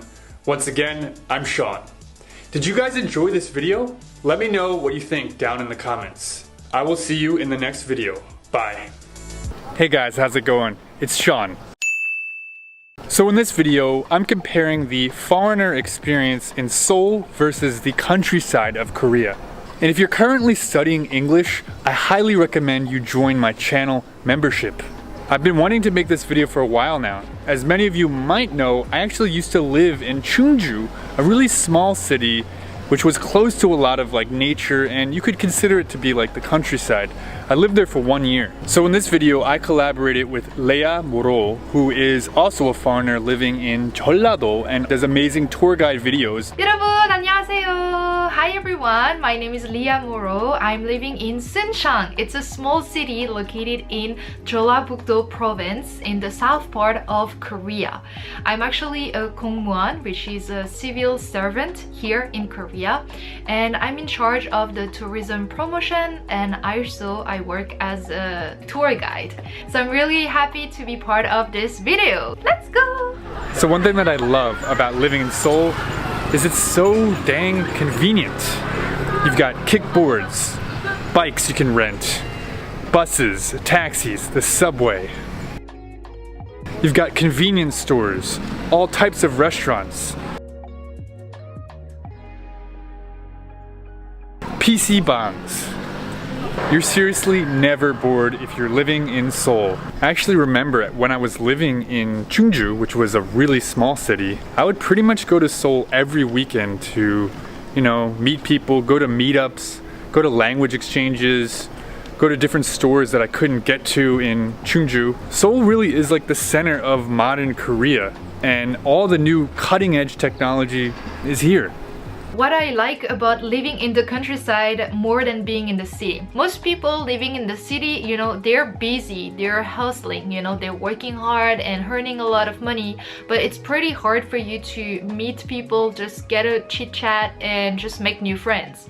While in the countryside, actually, it's pretty easy. You know, I live in actually the gochujang traditional Hanok village, so I can see a lot of like 할머니, 할아버지's and like grandmother and grandmas, and it's really easy, you know, to have a chat with them. They're really not in a hurry, and they're always happy to talk to foreigners because we don't have a lot of foreigners in Suncheon. So it's just really nice to talk to locals, and I actually realized that I have way more friends which are Korean than foreigners. And I've been living in Suncheon for almost 3 years now, but yeah, that's like the connection with people. It's really different from what I could experience in being in a Korean city. Living in Seoul is really good for younger people, maybe in their early to mid 20s, but I could definitely see how once you get into your late 20s, 30s, 40s, and you're starting a family, you might want to go somewhere more quiet and more relaxed. And so if I had to say one thing that I don't like about living in Seoul is that there's always so much noise. All the time you're hearing these, you know, delivery bikes go by. And especially if you're trying to sleep or relax, or you're in a cafe or you're trying to film something, it's really not the best. So I will be honest, being in the countryside, sometimes the transportation is not an option. Basically, you need to have a car or you need to have your scooter because it's really hard to find like a good transportation system. Korea is getting better at it, but it's still a big issue for me. Sometimes there is only 2 or 3 buses a day. For example, for me from Suncheon to go to Seoul, I only have 4 buses a day, and the last bus is at 3:30 p.m. So, you know, if I finish work at 6 p.m. then it's impossible for me to go to Seoul in the evening. So I just have my scooter and I like it a lot, but yeah, that's something that is a little bit tricky, especially if you want to move to other cities. Another thing is personally I miss actually living in the countryside. You sometimes don't have a lot of like museum, you don't have a lot of like events, or it can be difficult to go to the like, you know, cinema or just hang out and have some concerts. So in that matter, I really prefer like the living in the city because you have way more like cultural events and like fashion events, and you know, I love to travel, so I love travel meetings and stuff, and it's pretty hard to find it in the countryside. I think one misconception about Seoul and living in a big city like Seoul is that there's not a lot of nature and that there's just a ton of buildings and restaurants and houses and just development. But as you can see, I'm currently in Yeonteul Park, which is kind of like Central Park, but in Yeonnam-dong. And there's a really nice park here that I walk in all the time. There's also a ton of mountains in Seoul, like Bukhansan and Namsan and Achasan. So for someone like me who needs to be around nature, Seoul is actually a lot better than most people would think. Of course, it might be hard to compare to living in the countryside where you're literally surrounded by nature all the time, but it's really not bad. Lots of people walk their dogs here, people go on picnics here. Of course, there's the Han River. So yeah, I think this is a popular misconception about living in Seoul that I want to dispel. So actually many people, they will think, oh, what do you have to do in the countryside? Life must be so boring. Especially for me in Suncheon or in Gwangju city, not far from Suncheon. We have so many like museums, we have a lot of festivals. So you know, if you like the nature, if you like hiking, we have a lot of national park. It's more quiet, it's more calm, it's less stressful, and it's just really nice. But you also have friends, you also have restaurants and coffee shop. If you live in Jeolla province, you have a lot of like beach and like seaside coastline. So if you enjoy the nature and wildlife, you can go camping also. So I really like it. I never get bored here. In terms of loneliness, I'm definitely not lonely here. I have tons of friends who live in Seoul. Seoul's population density is so high that there are just people living close, like in Itaewon, Gangnam, Hongdae area. There's always new friends to meet, Koreans and foreigners. So definitely not lonely, but I can say that I got lonely at many times when I was living in Chungju, especially since I didn't speak Korean. But I guess on the flip side, that loneliness forced me to practice Korean.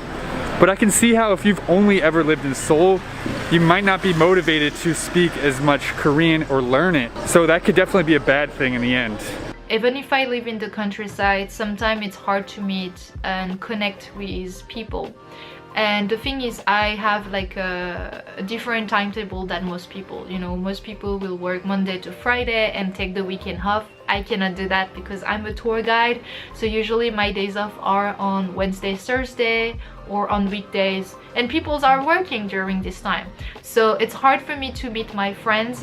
It's hard for me because I cannot go to certain events. I cannot go to like the weddings or to parties because people go to meet on Friday night or Saturday or Sunday, and I work all the time on the weekend. Yes.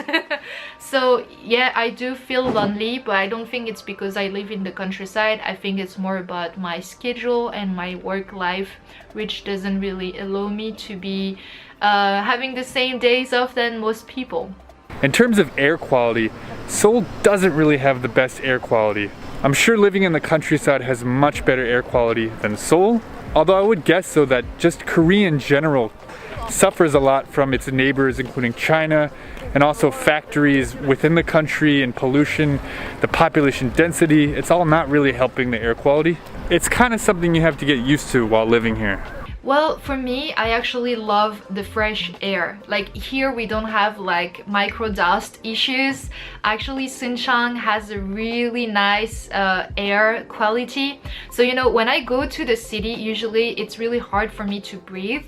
And if I go to Seoul, as soon as I get off the bus, I can feel it. And it's like really terrible smell actually for me. So especially the smell in the countryside is awesome. You know, you can take a big breath and you're like, oh yeah, this feels so good. So in my opinion, in terms of what represents Korea more between Seoul and the countryside, I think Seoul represents modern Korea, but I don't think it represents traditional Korea as well as somewhere like Jeonju or Chungcheongdo. If I were to take a family member on a tour of Korea, how many days in Seoul versus other parts of Korea would I spend with them? And I guess if they were here for 1 week, I would spend 3 days in Seoul, maybe 2 days in Jeju, and the rest of the time kind of going around the country, visiting small cities and small areas, maybe like mountains or nature, this kind of thing. I feel like this percentage of time spent would maybe give them a good idea of Korea. I personally think that the countrysides represent better Korea. The reason why is because Seoul is the big city, you know, it's the capital city, people are working and stuff, but if you want to discover the real side of Korea, then it starts by the countryside. Seoul and Korea in general has been made after the Korean War, and it's only 50-60 years old. But if you want to see the real essence of Korean culture, you have to go to the countryside. You have to meet the local farmers, visit the small villages, and understand where Koreans come from. Because this way you will realize how amazing they've been building the countries and how fast it was. But the older generation, people who were like my grandparents' age, they still live in, I would say, the old Korean style. And you know, you can see the like Korean traditional houses, people sleeping on the ondol. You can also experience the Jong culture, which you really care about each other. They will always ask you, did you eat and stuff, and they will also show you like the Korean traditional cooking and recipes. And I think this is part of Korea you can only see in the countryside. So as I mentioned, I used to live in Chungju, and some of the things that I miss about living in a really small city like that is just this space you have and the quiet, the space you have to think and relax and decompress. If you're stressed about something, you can take a walk, and usually there's like 1 or 2 people in the street. There's very few cars compared to Seoul. Another thing is that there are a ton of chains here in Seoul. I know it's really convenient to always have like a Starbucks or a CU or a 7-Eleven or some other kind of chain like that you can go to for your needs, but I really like going to the countryside and going to like this old grandmother's like homemade doenjang jjigae kind of like restaurant. That's awesome. I know those places exist too in Seoul, but there's just like a cool vibe to going to that kind of place in the countryside. You know what I mean? Especially when you're traveling.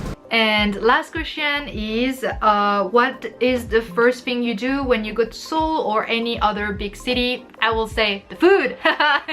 Because even though I live in Korea, I love Korean food, and you know, I'm getting really used to it.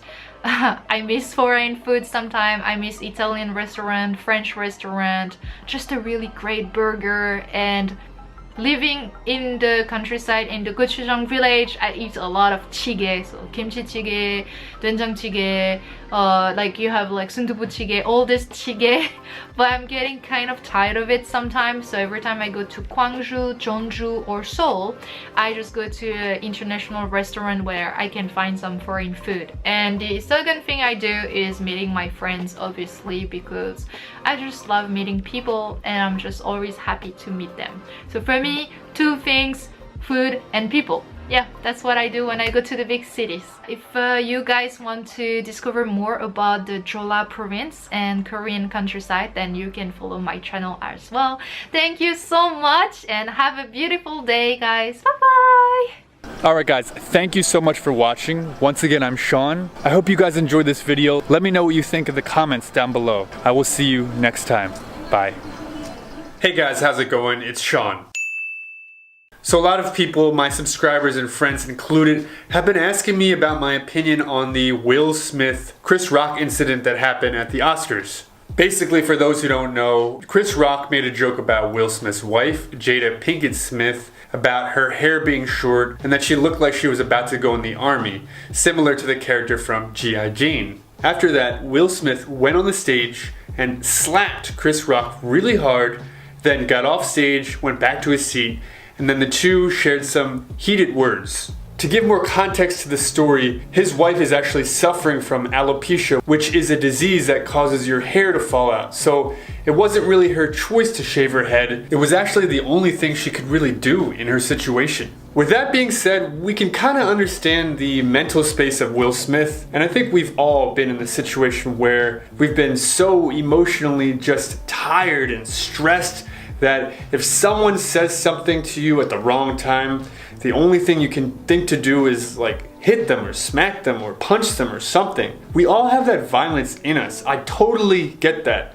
I'm not saying Will Smith is crazy yet by any means. From my understanding too, Will Smith has also apologized to Chris Rock and the Oscars and the producers and everybody. I'm sure he's very embarrassed and regrets his actions. I've heard the Oscars are looking into pressing charges and fining Will Smith, which I kind of agree with. Here's the problem I have with what happened. It's very likely that Chris Rock didn't know that the woman he was making fun of, Will Smith's wife, had this disease. Before he made this joke about her hair, he probably assumed that she made this decision out of a style choice or something. So he could have never predicted that Will Smith would have gotten really offended. But even more than that, if you make fun of someone, even if you're really rude to them and you insult them with your words, the appropriate response for Will Smith would be to say something back to Chris Rock with his words, not his actions. I mean, Will Smith is a really funny and witty guy. I've seen on many websites that he has a very high IQ,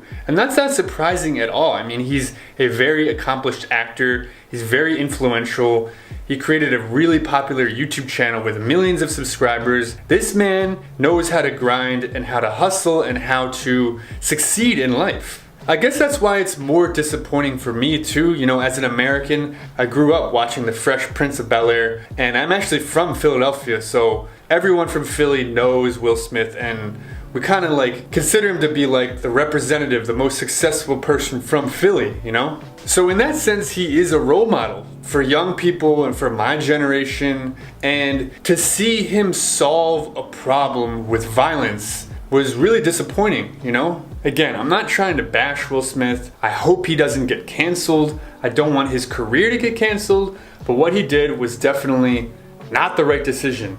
People that look up to him see what he did and think violence is how you respond to someone you don't like. That's not the kind of world I want to live in. Do you? Do you want to live in a world where you can hit someone because you disagree with them? If Will Smith had retorted, "Oh, G.I. Jane, you mean back when your career was relevant?" Like something like that, that would have been the best thing he could have done, you know? But in general, you can't be violent towards comedians. I think comedians are the last stage of free speech. And these aren't my words, these are actually the words of Jordan Peterson, who I look up to a lot and I think is a really smart person. If a comedian is not allowed to joke about something, then we have a serious problem with our free speech in our society. I guess the best thing that Will Smith could do would be to meet with Chris Rock and just apologize to him. Buy him a drink, buy him a coffee, buy him a dinner, shake his hand, say, "Listen, I'm really sorry. I hope we can, get past this." That would be the decent thing to do. But who knows? Both of them are really smart people. I'm sure they'll figure it out. A lot of people are actually speculating that this was a staged thing, that they were acting, that they had planned to do this, because actually less and less people over the years have been watching the Oscars. And because of this incident, I actually learned that the Oscars, had taken place recently. I had no idea that they were coming up. So, this is probably the best thing you could do for marketing and publicity. But in my personal opinion, the whole thing just seems really genuine, just the reaction of Chris Rock and the reaction of Will Smith. I just don't think that it was staged, especially because he apologized in such a, sincere way. Those are my thoughts on the situation. I think he should be fined. I think there should be some kind of small penalty, but I don't think his career should be canceled because I don't ever like when that happens. I don't think his life should be ruined because of this. And like I said, I understand where both of them are coming from, but at the end of the day, what Will Smith did was wrong. So thank you so much for watching, everyone. Once again, I'm Sean. Let me know if you like these kind of reactions to things, and I will see you in the next video. Bye. 안녕하세요, 여러분. Hey guys, how's it going? It's Sean.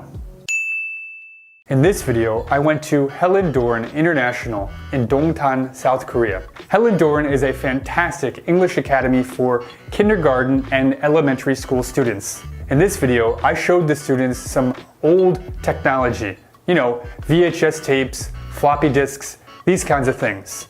I had them guess what they thought each one of the old pieces of technology did. Needless to say, there were some very cute and entertaining responses. Also, I was blown away by the English ability of these students.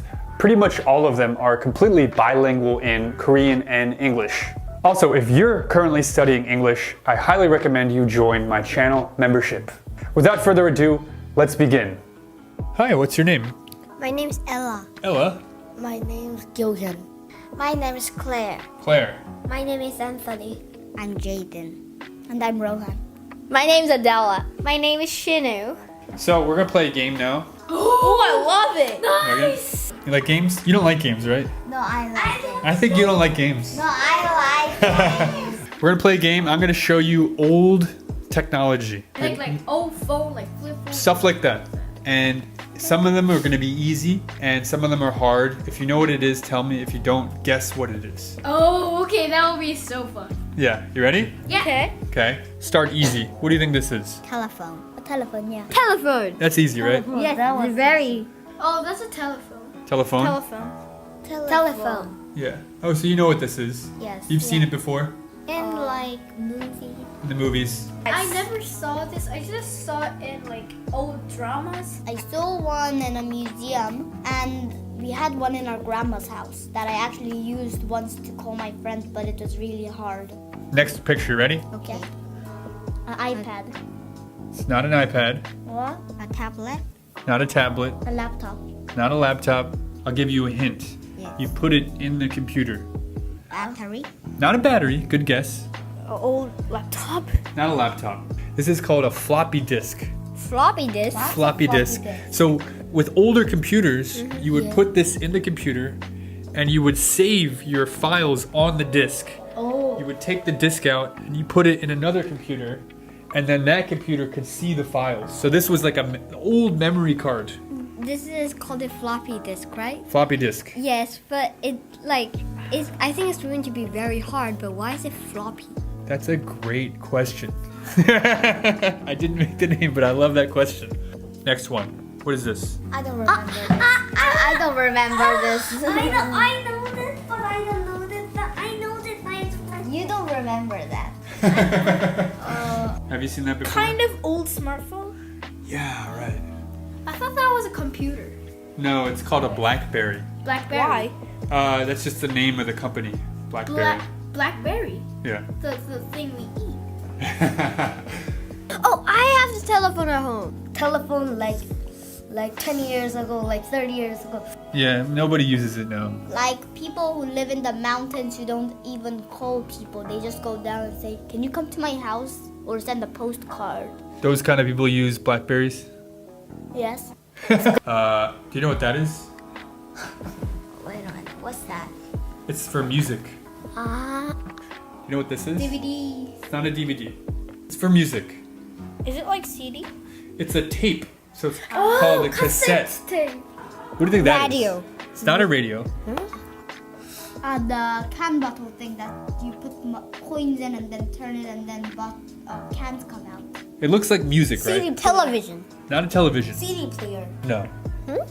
Not a CD player. Normal BSA 60. So you would record something on this tape and you would put it into a tape player and you would listen to it. Oh, I heard cassette, but I didn't know what it means. Oh yeah, it's a tape. This is what we used before CDs. Oh. You understand? Yes, I understand. What do you think this one is? Radio. Not a radio. CD player. Nope. Hmm? Do you want a hint? Yes. This is for movies. Movie player. Not a movie player. Now that's a radio. Not a radio. What? It's called a VHS tape. And we used to watch movies with this. Oh. Oh, wow. VHS. For this, all you need is just a TV. And you put it in a VHS player and you connect it to your TV. And this is how we used to watch movies. Without color. With color. With color. With color. Well, I'm not that old. This isn't that. I think maybe that would be very expensive. Yeah, I guess like Manwon. Oh. $10, something like that, I guess. Like you could put it in. Exactly. Yes, so that's if what you it is. Put it in. You could see the movie. Exactly. Yeah. Have you seen that in like a movie? People no. using this? No. So if you want to watch like 5 movies, you need 5 of these. Wow. This is what we used to use a long time ago. Oh. In the 90s, like 30 years ago. Oh, the typewriter. Laptop. Typewriter. Yeah, I saw it in the museum. Yeah. The laptop. Kind of similar. It's the thing that it was a laptop. You write on it and then you send it and then it goes to the person you send it in. And there is a paper, so if we just type it, then the paper will write something. Exactly. It's a typewriter. So you would just type the keyboard and it would go and like a stamp. It would put words on a paper and then you would take the paper out and then that was your paper. This one's really old. Really old? Really old. Remember this looking at it in a movie. More than 30 years old. This in a movie. Yeah, right. How about this one? You know what it is? Game program? Nintendo Switch. This is the first Nintendo. Oh! What? Yeah. Isn't that cool? Very cool. Yeah, interesting, right? You know Mario, right? Super Mario.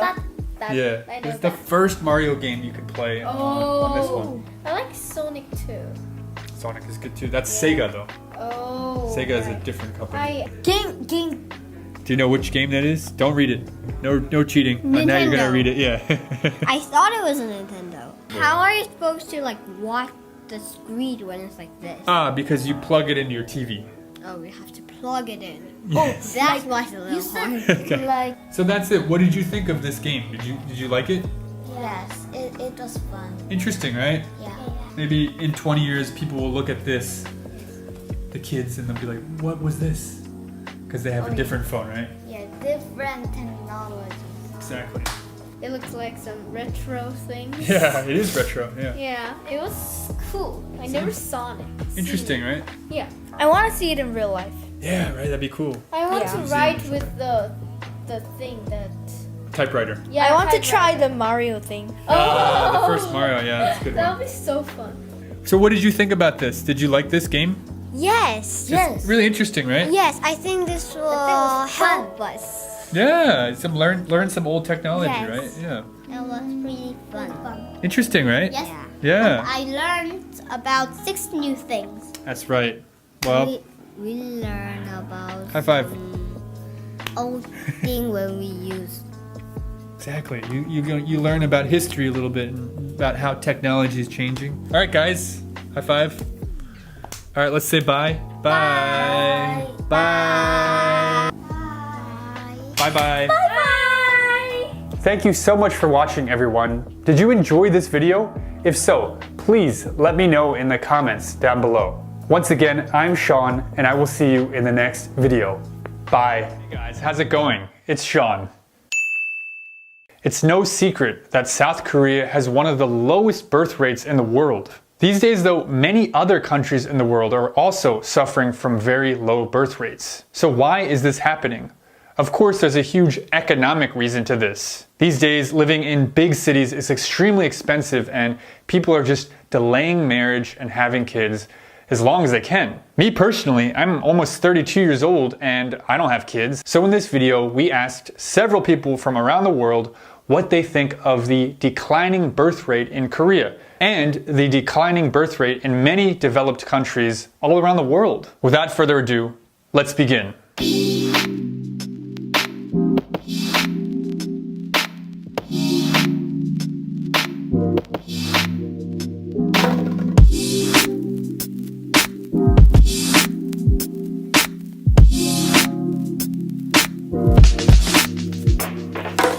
Hi, how's it going? Where are you from?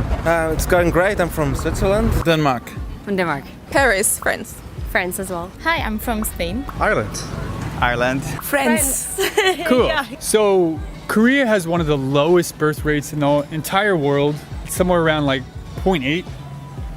Why do you think that is? Why are people not having as many kids these days, in your opinion? I didn't know that.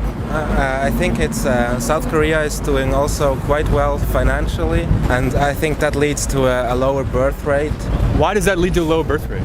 I think once people get comfortable with their economic situation, they maybe delay having children.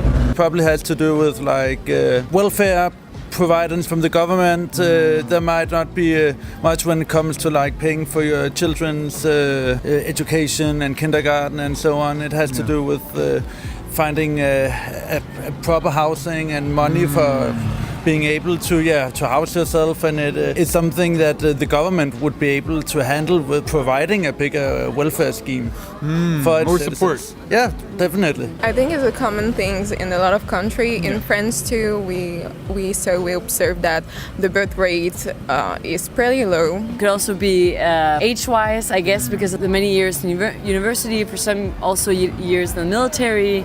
I mean, at what age can you actually have children? I guess that's also part of it. I think because women are working more and they're trying to focus more on their careers now.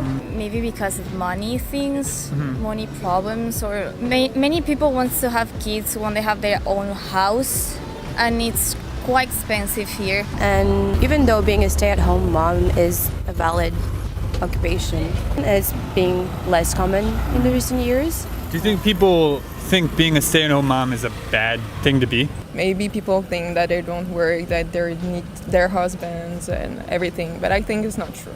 You think this is a bad stereotype? Yeah, this is a really bad stereotype. I think it's more because of feminism.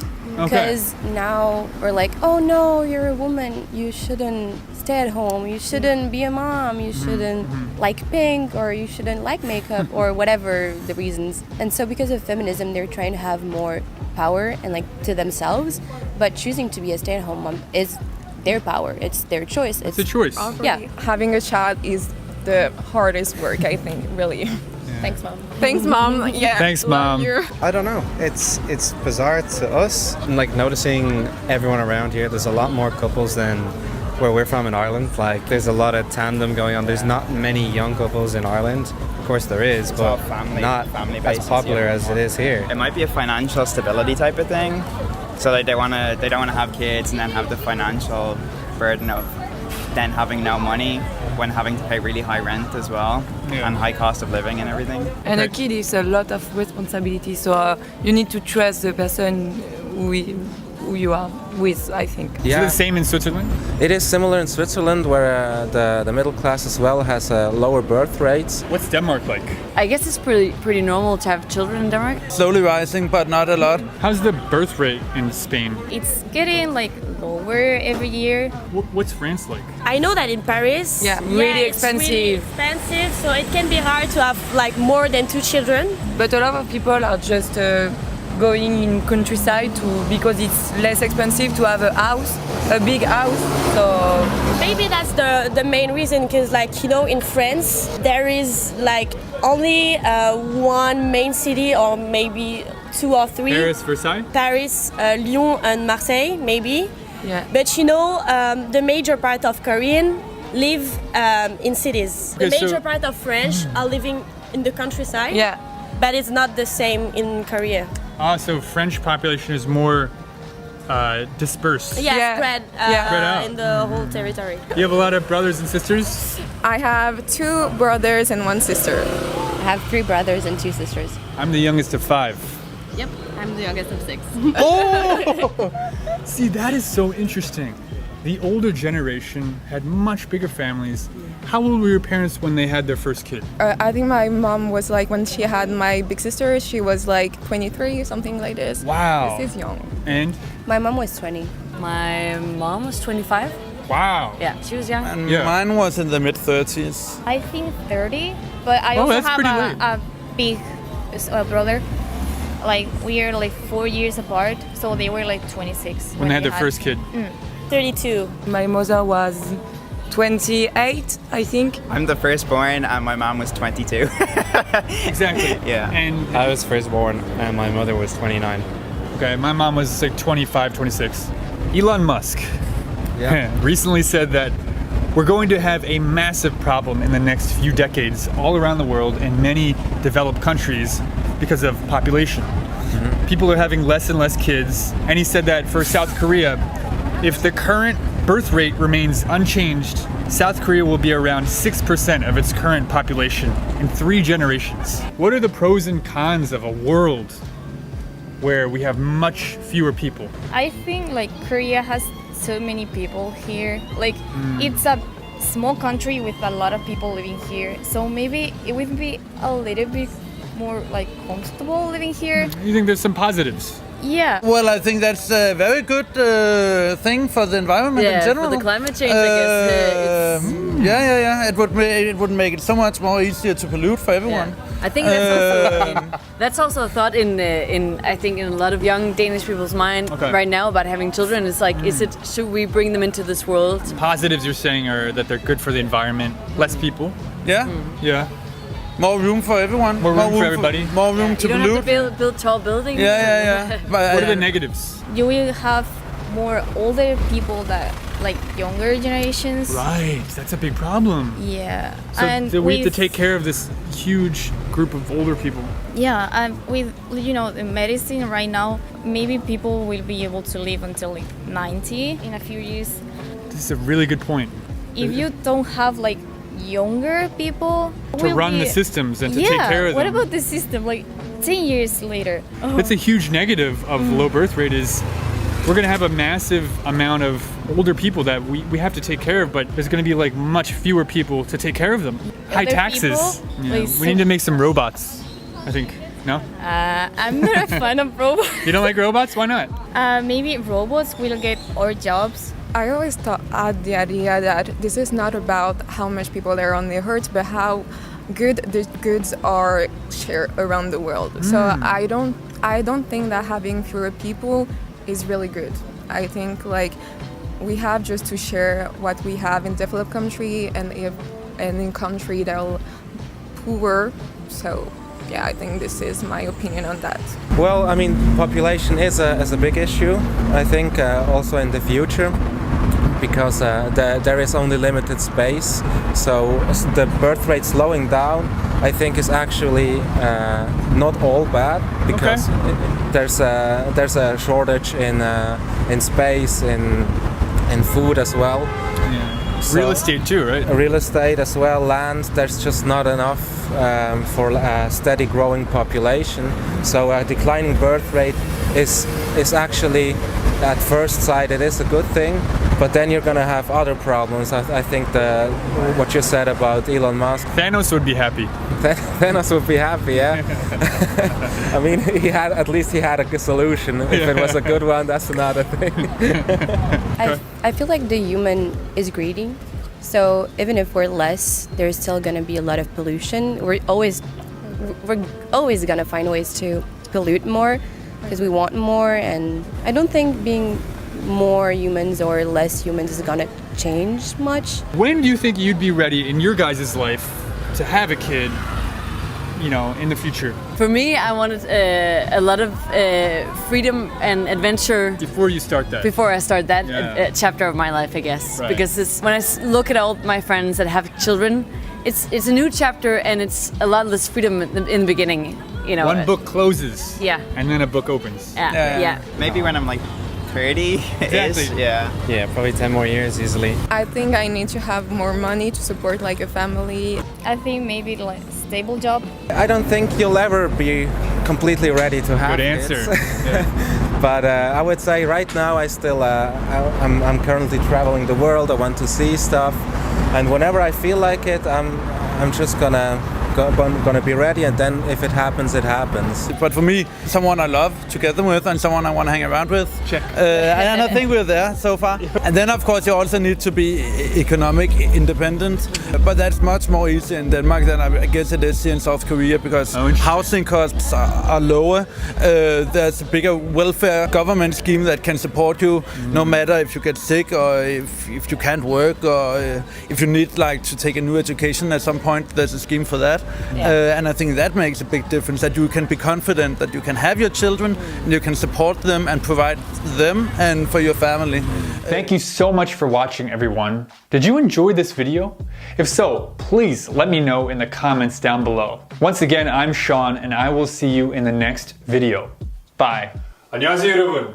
Hey guys, how's it going? It's Sean.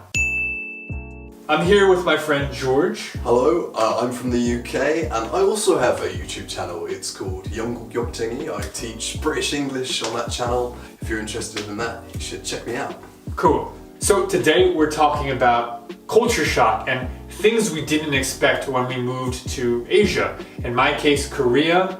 In your case, Japan. Now, you've actually lived in Korea much longer than you've been in Japan, right? That's correct, yeah, that's true. So I've been in Korea for a total of 6 years, and Japan, I would say 7 months. So you've definitely spent more time in Korea, but I think you can talk about your experience in Japan, right? Of course, yeah. And I've been to Japan, I guess 2 times now. I've been to Tokyo and Osaka, and I've studied a lot of Japanese. I'm pretty familiar with Japanese culture, but of course, I'm way more familiar with Korean culture, and I speak Korean. Same with you, right? Yeah. Your Korean's better, yeah. But still, this will be an interesting conversation. Let's get it started. You're representing Japan, I'm representing Korea. We can talk about each other's experience too, because we've both been to both countries. Yeah, I think it'll be really interesting. Let's begin. Let's go. So one thing that really shocked me when I first got here was when you see like a crowd in Korea of Korean people and someone does something impressive, the sound you'll hear is, oh. I was really shocked at first. I was like, wow, did they all practice? Like, the timing is perfect. Everybody is just in sync. It's in perfect harmony, right? Yes. Oh. I enjoyed that too. Yeah. I still enjoy it. Yeah, right. 50년 7개월. For me, in America, we would just say, woohoo, or wow, or like, they would clap you like, and they'd be like, wow, yeah, that's amazing, you're amazing. Yeah, maybe it would just be like, whoa, I don't know, but whoa, in the stadium. Right, it's W-O-A-H. Whoa, yeah. Wow. I dreamed a dream in time gone by.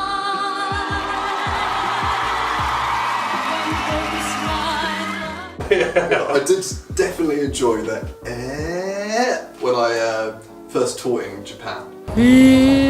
Yeah, from a lot of the students. Not that I'm particularly impressive. I'm sure there was something impressive going on in the classroom at the time. Background. Yeah. Maybe someone was juggling.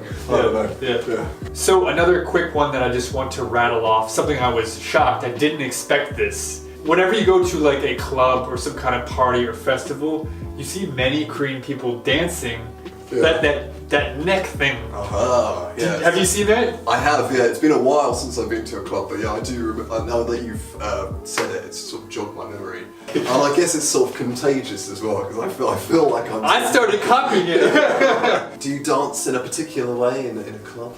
I don't know. I just follow the beat. I like to dance, but I guess I move my feet a lot. Yeah. And I would say a lot of Americans would do that in like a club. They would more move their feet, you know, instead of like the thingy. I like to do this. Oh. Yeah. Disco. All right. So something that shocked me in Japan was the size of the apartments. Oh yeah? They're tiny, minuscule. So the thing that got to me was the size of the kitchen. So you had the sink, and then directly next to the sink was the stove. So there wasn't really any area for you to prepare food. So that was kind of tricky. And there wasn't really any space to put my stuff. You had to really think carefully about where you put things, and it definitely made me cut back on the things that I bought, because I was thinking, okay, I probably shouldn't buy that because it's just going to clutter up my place. Maybe that's one of the reasons why there's a lot of minimalism in Japan. Could that be? Probably, yeah. It makes a lot of sense. Makes a lot of sense. Because then you probably won't have anywhere to sleep. Yeah. I see a lot of like, videos of Japanese people like sleeping under their computer desk. Yeah. And then waking up and working and then sleeping under it. I was kind of shocked how different Seoul was from the rest of Korea. Yeah. When I first got here. And I'm not saying this is good or bad. I'm just saying Seoul has everything. Everything you could ever want is here. Any kind of foreign food, any kind of entertainment. But then I used to actually live in like Chungju. I remember when I was with a group of foreigner friends, we were really excited when a new hamburger place popped up. Yeah. But you know, here in Seoul, there's all that So like the contrast between the two, the countryside is very simple, I think is a good word. They only have like the things that they need. People work, they go to school, and they, you know, buy groceries and cook. Whereas here in Seoul, it's like you could have this type of hamburger, that type of hamburger, this type of pizza, that type of new crazy ice cream, this type of experience, and it's so different. I think if like Korea is an orange, Seoul is an orange latte. You know, it's like a brand new thing with like a flavor of Korea. I like. You like that? All right. That was a very creative way of expressing that. I impressed George. All right. We are currently in the orange latte. We're in the orange latte, and I'm loving it. I like orange lattes. Yeah, I agree. But generally, I prefer like living outside of Seoul because it just feels more authentically like Korean. So, sometimes I miss it, man. Sometimes I miss walking around Chungju, these big streets with one car going by sometimes, and it's just quiet. That's true. I feel like I'm always busy in Seoul. You know, my time just goes by like I live directly next to a main road, so I constantly hear traffic. In Seoul? Yeah. That really bugs me. Yeah. All the delivery drivers. Yeah. Nights out. When you go for a night out in Korea, it doesn't matter if you don't have a place to stay because there's jinjilbangs, there's motels. It's really easy because it's so cheap. Taxis are cheap too. Taxis are cheap, as well. So if you live like an hour away or half an hour away, you can always get a taxi and go home. Whereas when I lived in Tokyo, I would always have to make sure that I get the metro just before midnight, because otherwise I'll have to stay out until like 5 in the morning, I think it was. Yeah. It was really, really late, and there'll be nowhere to sleep. So I did that a few times, and I really regretted my life choices. I mean, that's the great thing about living in Korea is taxis are so cheap. They really are. Compared to the UK as well, like, I would never think about getting a taxi in London. It would be the same as Tokyo, which is so expensive. Yeah. Whereas in Seoul, it's just an easy option. I mean, So there are these places in Japan called manga cafes, and you can get a place to sleep, and it's just like this.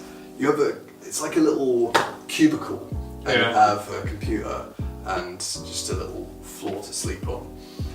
But in Tokyo, there are so many people trying to grab one of those cubicles that you have to wait hours in order to actually secure one and actually sleep in one. So one night I tried to go into one, and I ended up just like sleeping in the lobby of this manga cafe, waiting to get this cubicle for that works. Hours. Yeah, I was just like sleeping like this.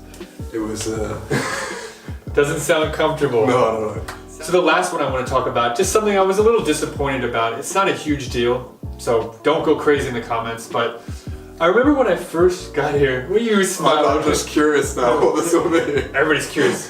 When I was on the subway, I just got to Korea, and there was this kind of crazy guy. I think he was part of a weird religion or group. He kept bothering this one girl. He was like kind of judging her, like, you are unholy, like you need to join. You're not living a holy life. And this guy was clearly crazy, and he was bothering her. She seemed to be really annoyed and uncomfortable, and everybody kind of just on the seats just was looking at them, and I was like, why is no one helping this person, you know? I don't think she was in any like physical danger. I'm sure if like he had a knife or seemed like he was going to hurt her, I'm sure many people would have helped. Sure. But she was visibly uncomfortable, and I guess as an American, like, I was like, why is no one telling this guy to get away from her? Like, what's going on? And I was like kind of disappointed. Like, I wish someone would say, leave her alone, you know? And I've kind of seen that a lot here. Like, if it's not someone you know, then it's not your business, you know? And I don't know, I guess I wish more people were like helping others who seemed like they needed help, or I kind of get that feeling, you know? Yeah. Do you know what I mean? Yeah, I know what you mean. I think are people gonna kill me in the comment section for talking about this? Like, oh, who knows? I still like Korea, all right? Relax, guys. But I think maybe the UK is maybe in between the US and Korea in its approach to those kinds of situations. Because, yeah, I wouldn't really expect someone in the UK to sort of intervene in that situation. Like in the UK, maybe one person might have intervened. Yeah, okay. Possibly. So it's kind of more similar to Korea. Yeah, one or two people might have intervened. Whereas I think in America they're a bit more vocal about expressing themselves in public. I definitely noticed that when I went to the States. In Japan, I imagine it would be probably worse than Korea. Oh yeah? Yeah, I can't imagine anybody intervening in that. Because you just don't talk to strangers, Yeah, right? yeah. That's the difference. Yeah. I guess in UK you don't really talk to strangers as much. I think in France you really don't talk to strangers. Japan and Korea you don't talk to strangers. America, we're all about small talk. Yeah. Hey man, what's going on? Yeah. How's it going, buddy? Yeah, if someone came up to me like that and I didn't know them, I would be very uncomfortable. Sure. I guess I was the weird one. That was a twist. Yes. Yeah. But I mean, it's not a bad thing. Yeah, it's a good thing to intervene when someone is, I don't know, being attacked or uncomfortable or uncomfortable because of somebody else. One thing I noticed about Japan is that the Japanese always speak Japanese to you, no matter if you're foreign or whatever. So when I went to a convenience store, they would always speak to me in Japanese. Whereas in Korea, I've noticed that if I go to the convenience store, they'll probably just like point.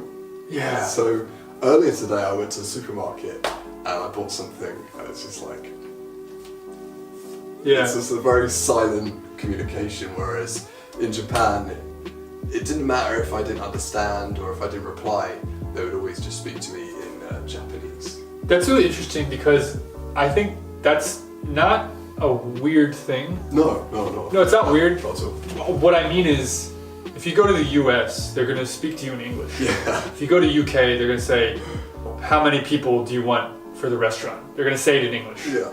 And there seems to be less of an assumption in Korea that foreigners can speak some Korean. True. No matter how long they've lived in Korea. Whereas in Japan, maybe there's more of an assumption that foreigners should have learnt Japanese if they've lived there. In Korea, I noticed that even if they don't speak that much English, they tried a bit more. Whereas in Japan, even if they spoke pretty good English, maybe they'd feel a bit shyer about sort of using it.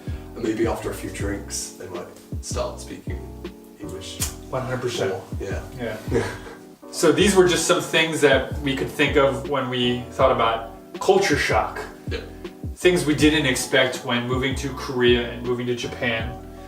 Yeah, I really hope you guys enjoyed this video. What'd you think? Let me know in the comments down below. And once again, I'm Sean. And I'm George. Also, if you're currently studying English, I highly recommend you join my channel membership. Okay, see ya! Bye-bye! 안녕하세요 여러분. Hey guys, how's it going? It's Sean. In this video, I will go over the difference between trust and believe. And before I begin this video, if you're currently studying English, I highly recommend you check out my channel membership. People seem to really be enjoying it. So trust and believe are kind of similar, and in Korean you can say 믿다 for both of them. 나는 널 못 믿겠어. 저는 어제 얘기한 거 안 믿어. So trust is used when we want to talk about how much we can rely upon the actions of another person or thing. More than the words or stories of other people, trust is how much you can rely on someone else to make the right decision or to do the right action. Hey, can I borrow your car? I don't know. The last time you borrowed my car, you got into an accident, remember? I'll be more careful this time, trust me. So the person who wants to borrow the car is asking the other person to trust in the fact that he will make the right decision. Trust me, I won't get into an accident. Let's look at another example. We've been waiting for a taxi for 2 hours. What should we do? That guy over there said he would drive us to our hotel for $10. I'll drive you to your hotel. Should we do it? I don't trust him. He looks really weird. Yeah, I agree, but what choice do we have? In this case, he's saying he doesn't want to rely on the taxi driver. He doesn't think he'll make good decisions. Maybe he thinks the taxi driver will try to rob him or take him to the wrong neighborhood in order to get more taxi fare. Let's listen to the examples one more time for some more practice. Hey, can I borrow your car? I don't know. The last time you borrowed my car, you got into an accident, remember? I'll be more careful this time. Trust me. We've been waiting for a taxi for 2 hours. What should we do? That guy over there said he would drive us to our hotel for $10. I'll drive you to your hotel. Should we do it? I don't trust him. He looks really weird. Yeah, I agree, but what choice do we have?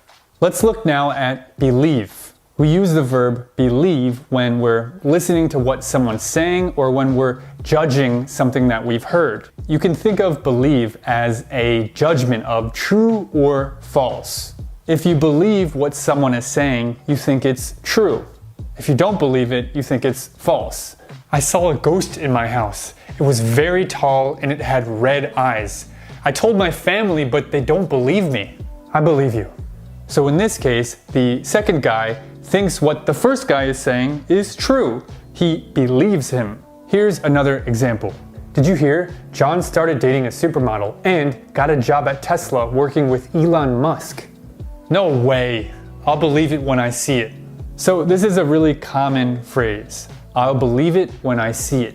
This means that something is so difficult to believe, it's so ridiculous that you need to see it in order to confirm whether it's true or not. I'll believe it when I see it. So in summary, believe is about words or things we've heard, and trust is about actions of another person, if you can rely upon them or not. Let's listen again for some more practice. I saw a ghost in my house. It was very tall and it had red eyes. I told my family, but they don't believe me. I believe you. Did you hear? John started dating a supermodel and got a job at Tesla working with Elon Musk. No way. I'll believe it when I see it. Another phrase that I want to teach you is to believe in someone or to believe in something. If you believe in someone or something, you have faith that it's real. Here are some examples. I believe in God. I believe in Santa Claus. I believe in ghosts. I don't believe in monsters. You can also say to believe in someone or something when talking about how much value you think someone or something has. It's basically like saying, I have faith in you, or I have faith in this thing. I think that it is a good thing. Here are some examples. I believe in you. I believe in your vision. I believe in the power of positive thinking. I don't believe in myself. So believe in is usually followed by a subjective statement. Because not everybody will agree with what you're saying, we use the phrase, I believe in you, or I believe in Santa Claus. It would sound kind of funny if you said something like, I believe the sun is hot. That's because this is a well-known fact that pretty much everyone agrees on. You don't have to say, I believe in. You can just say, the sun is hot. So the last thing I want to go over are the nouns, trust and belief. Until now, we've been talking only about verbs. So the verb trust is spelled and pronounced exactly the same as the noun trust. Just like the verb, the noun trust is the presence of a feeling of reliability, which obviously is a positive thing. Trust is the most important thing in a relationship. I couldn't agree more. You usually build trust over time, but you can also earn trust by doing something good for someone.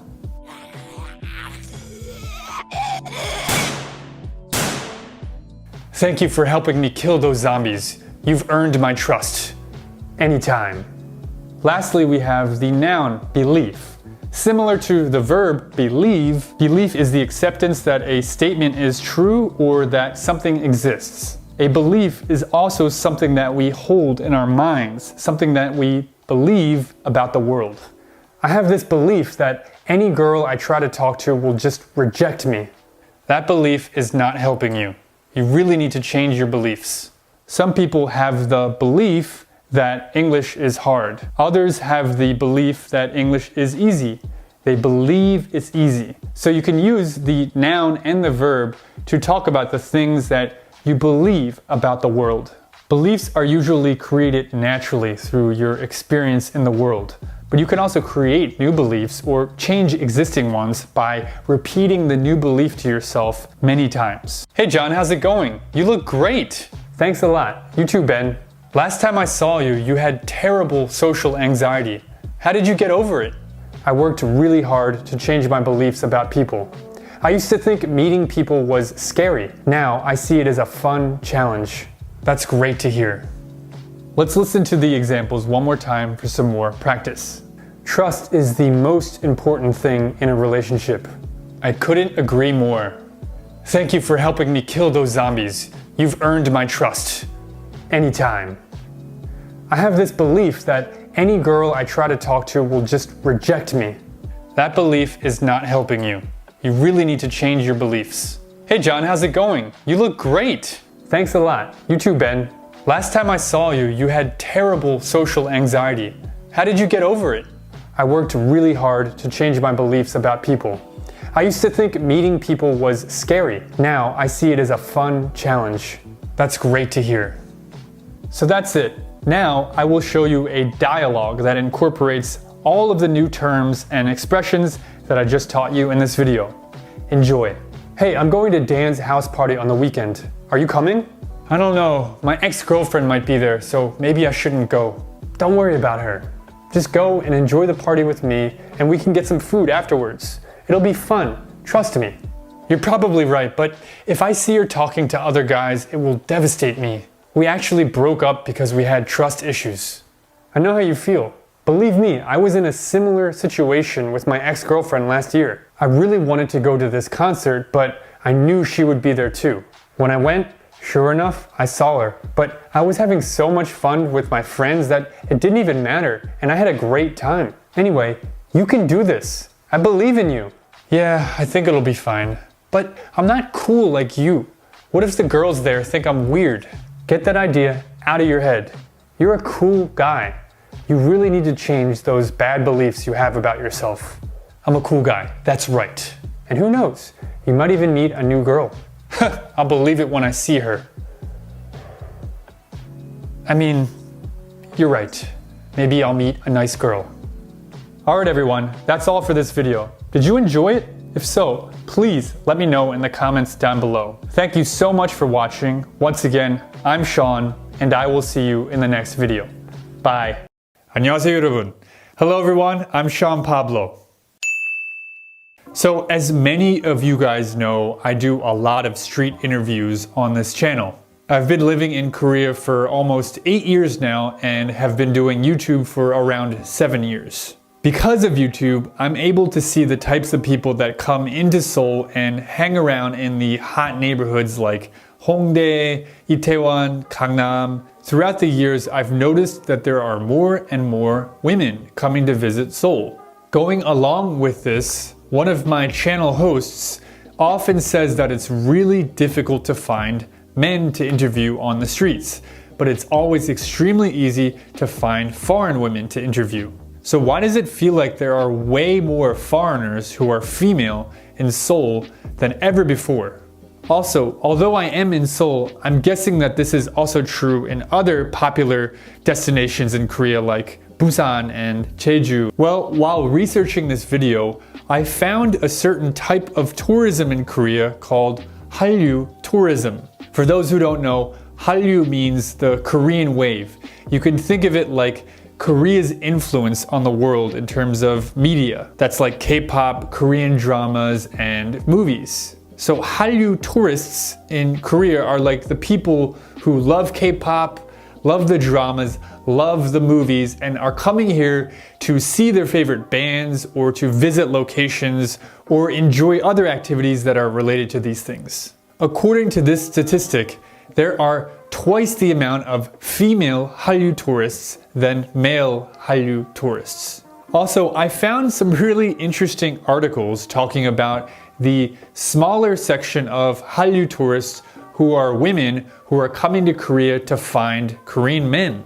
This article claims that many foreign women think of Korean men as being handsome, safe, and more respectful than men from their own country. As another reference, here is what some foreign women I've interviewed on this channel have to say about Korean men. What first comes to mind is that they are hard workers. Really shy, kind of like innocent. Romantic. They're very stylish. They take care of their appearance. Kind. 착하다? 그런 것 같아요. 네. They're very kind. Tall and handsome. In K-pop. What I heard from Korean men is they are really sweet, loving. They like to travel. They like to be the best at whichever hobby they take up. I heard that they're romantic and they treat their girlfriends well. 착하고 멋있어요? 네. If they really like you, they take care of you, and like they show you, I know, a lot of affection, I guess. So it really does seem like K-pop has created a new style of masculinity that a lot of foreign women are really interested in. I think of the K-pop style for men as tall, skinny, very stylish, a man who takes care of his hair, maybe even does makeup, is very handsome, and also very kind and respectful. This is very different from the traditional style of masculinity we see in the West, which is like a tall, muscular man with a very sharp jaw. So it's really hard to measure a lot of this stuff with statistics, but we do have to think about, why is BTS so popular in the world? Why are other male K-pop groups also really popular in the world? Well, they dance really well, they can sing, they're very stylish, they're very clean, they're skinny, they're handsome. Also, I've heard from other women that it's very attractive to see men in a group. There's an old saying in English that women love men in uniform. Okay, so we have this new style of sexy guy that a lot of foreign women like. But one big danger of this is that a lot of foreign women, before coming to Korea, could be expecting that when they come here, that all the Korean men are just super stylish, handsome, tall, skinny, kind of like all the K-pop idols, right? In fact, some women have actually said that after coming to Korea. 한국에 오기 전에 원래 뭐 드라마 팬이었거든요. 많이 봤어요? 네, 엄청 많이. 드라마에서 보는 한국인들은 무조건 배우처럼 뭐 생기고. 잘생긴 줄 알았어요. 네. 그랬는데 뭐 역시 집이었구나. 일반적인 한국인과 드라마에서 보는 한국인은 완전 다르거든요. 네. 행동도 뭐 외모도 다 뭐 다르죠. 완전 다르죠. 이제는 괜찮은데. 여기 살아보니까 이제 약간 일반적인 사람 많은 걸 이제 알게 된 거죠. 네. 근데 뭐 잘생긴 사람도 있긴 하죠. 네, 물론이죠. For me, I was really into like K-dramas. I really thought it would be more like coupley, more like fireworks, very lovey-dovey. And like I'm not disappointed. There's a lot of cute dating places, but I thought it would be more like open. I found out Koreans are very conservative. I guess that's just something that really surprised me when I came. Now I want to give my own opinions on why there might be more foreign women coming to Korea. Also, these are just my observations and opinions. If you disagree with me, let's talk about it in the comment section down below. Well, to start, Korea is really safe and modern. It has a lot of the modern amenities that people from developed countries like the US, Singapore, Australia are used to, like transportation, hospitals, technology, Wi-Fi. And the fact that it's so much safer than other countries, like for example, I'm from the US and you kind of have to be careful when going out at night if you're alone. And you can't just leave your stuff on tables in cafes when you go to the bathroom. In Korea, it's much safer to do these things, so this is the perfect combination of things that would make Korea very attractive for young foreign women. Here's what some people I've interviewed have to say about safety in Korea. Scotland and Seoul are kind of different. In Scotland, they have one of the highest knife crimes in the whole of Europe, like for stabbings. Like you gotta know which pocket you put your wallet in. In Seoul, I come here and I feel much more safe. I was never like looking over my shoulder back home, but at the same time there's a sense of being more safe here. As for my mother's case, when she visited Korea, so we went to a buffet and I told her you can just leave your bag at the seat, but she brought it even to the buffet, so that was kind of funny to see for me because I'm just used to the ways it is in Korea now. Ah, interesting. So in Germany, what happens if you leave your bag on the table? It will be stolen. So one thing that I really agree about the article that I mentioned earlier is that it talks about things like Squid Game, Parasite, BTS as things that are really making Korea more of a household name. People are really starting to talk about Korea, and more than ever before, when you say Korea, you say the country, Korea, people can list many things that come to mind, you know, K-pop, movies, dramas, even esports, technology, celebrities. For a long time, many Westerners have known about Japan and China, but only recently has Korea become as popular to talk about as Japan and China. So I just talked about all the reasons as to why Korea might be attracting more foreign women. But on the flip side, in terms of foreigner residents in Korea, people who are actually living here, men still outnumber women. And that has been the case for years now, maybe 10 to 15 years. You might think that this is very obvious. I mean, think about the American military here in South Korea. There are so many male soldiers that have to be here. Of course there are more men than women, but this is actually not what we should be looking at. I want you guys to guess though, where are most foreigners here in South Korea from? What are the top 3 countries in your opinion? I'll tell you right now, it's China, it's Vietnam, and Thailand. There are around 2 million foreigners currently living in South Korea, and only 146,000 of them are American. That's less than 10% of the foreigner population in Korea. It might not seem like that because Americans stick out. It's easier to spot them in the streets than it is to spot Chinese, Thai, and Vietnamese people. And I don't really know all the reasons as to why there are more Chinese, Thai, and Vietnamese males in South Korea than females. Also, I don't really go to the countryside as often as I used to, so I'm not able to see, these smaller cities around Korea that might have more people from these 3 countries. And maybe that's a topic for another video. What is bringing all of these people here? However, as Corona continues to be less and less of a problem, I believe Hallyu tourism will continue to increase, and big tourist destinations like Seoul, Busan, and Jeju will continue to see more female tourists. Anyway, that's all I have to share for this topic. What do you guys think about this topic? Did you enjoy this video? If so, please let me know down in the comments section. Also, if you're currently studying English, I highly recommend you join my channel membership. Alright everybody, once again, I'm Sean, and I will see you in the next video. Bye. 안녕하세요 여러분. Hey guys, I'm Sean Pablo. In this video, I'm going to share with you 12 great small talk questions that you can use in many different situations when you move or travel to the US or other English-speaking countries. But what is small talk? Small talk is unimportant conversation about uncontroversial matters. In the US, small talk is a big part of the culture. When you go to networking events or parties or weddings or some other kind of social gathering, you usually small talk with people. It's a great way to break the ice between someone you don't know very well or someone you don't know at all. And there are so many benefits to being good at small talk. You can make new friends, you can get business opportunities, and you can just learn new information. Let me show you an example of small talk. Hey, I'm Sean. Hey Sean, I'm Bob. So who do you know here? I know John and Dave. Oh, no way! Dave and I play Pokemon cards together twice a month. This might be a good question to ask if you're at a party or somewhere where someone invited you. Everyone at the party is friends of the host. You can ask, who do you know here?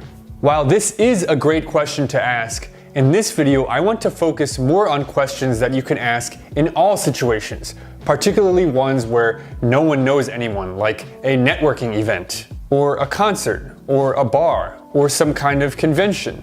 You don't want to be that shy person in the corner who's afraid to talk to everyone and who is just waiting their turn to be asked a question from someone. Learning these 12 questions will give you the confidence to start more interesting conversations that will definitely lead to better outcomes. So I'm sure everyone knows these simple questions. What's your name? Where are you from? How old are you? Although these questions might be important, like you should definitely ask the person's name, don't make these 3 questions the first thing you ask people, especially the one about age. In the West, we don't really care about age, so don't ask that one. Alright, before I go any further in this video, I want to say that this video is sponsored by Class 101. I recently did a 25 lesson course on Class 101, and in that course I teach real English combined with cultural things you should know about the US and Western countries. You can watch one lesson for free by clicking the link down below. Okay, so now I'm going to share with you the 12 great questions you can ask when small talking. So the 12 questions are broken down into 4 different categories: work, travel, leisure, and food. Usually when first talking to someone, you want to avoid questions about religion, politics, or other sensitive topics that some people might be offended by. So stick to the 4 things: leisure, work, travel, and food. Let's start off with work. Let's look at the first question you can ask. Hi, I'm Dan. Hi, I'm Ben. Nice to meet you, Ben. So, what do you do for a living? I work in the animation field as an animator and a producer. Wow, that's really interesting. After asking this question, another great follow-up question you could ask is this. So what do you like and dislike most about your job? Well, I love seeing my animations come to life, but being in the same position for hours really makes my back hurt. I can imagine it would. That reminds me of... So of course you have to ask, what do you do? What do you do for a living? But after that, go a little bit deeper. If you want to have a good conversation, you have to ask good questions. Here's another interesting question you can ask about work. Do you want to stay at your current job, or are you working towards something else? I think I'm going to continue to do animation for a few years, but in the future I would love to learn how to code. Oh really? I'm actually a programmer. So that's 3 work-related questions. The goal of all this is for the conversation to lead to something that you're very passionate about talking about. When you're passionate about something, it's very easy to talk about it, and the conversation just flows. Let's listen to these 3 questions one more time for some more practice. So, what do you do for a living? So what do you like and dislike most about your job? Do you want to stay at your current job, or are you working towards something else? Now let's move on to leisure. Leisure is a great topic for small talk because it's light and it's fun, it's positive. Let's look at the first question you can ask about leisure. So what do you usually do in your free time? I love ice skating, but since it's summer now, I've been rollerblading a lot. Oh, that's really interesting. Do you ever rollerblade as a means of transportation? Well, I tried rollerblading to work once, but what do you do in your free time? This is very simple, but fun to answer. Let's look at another question you can ask. So what do you do to relieve stress? I usually work out or play guitar. Those 2 things really help me to relax after a stressful week. Oh, I also play guitar. What kind of music do you like? So asking someone, what do you do to relieve stress, is kind of similar to asking, what do you do in your free time, but they're a little bit different. You might get a very different answer. The last thing you could ask could be for a recommendation. People love giving their opinion on something, so let them share their opinion by asking this. Can you recommend me something fun to do this weekend around here? Sure, if you like beaches, I highly recommend Crystal Beach. It's really close to here and it's great for surfing. Oh, I've heard of Crystal Beach. Is it usually crowded on the weekend? Let's listen to these questions one more time for some more practice. So, what do you usually do in your free time? So, what do you do to relieve stress? Can you recommend me something fun to do this weekend around here? The next thing we can talk about is travel. Most people love to travel and have plans or wishes to travel in the future. And if for some reason they don't like to travel, well, you can talk about that. you can ask them why they don't like to travel. Here's the first question you can ask. Do you have any exciting summer plans? I'm planning to travel to Italy. Oh really? I actually studied abroad in Italy. Oh no way! What city were you in? This is a simple question you can ask that often leads to conversations about travel. Here's another thing you can ask. So where's the last place that you traveled to? I went to Barcelona last year. It was a lot different than I expected. What were you expecting?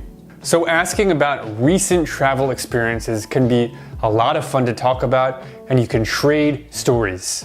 Let's look at the third thing you can ask about travel.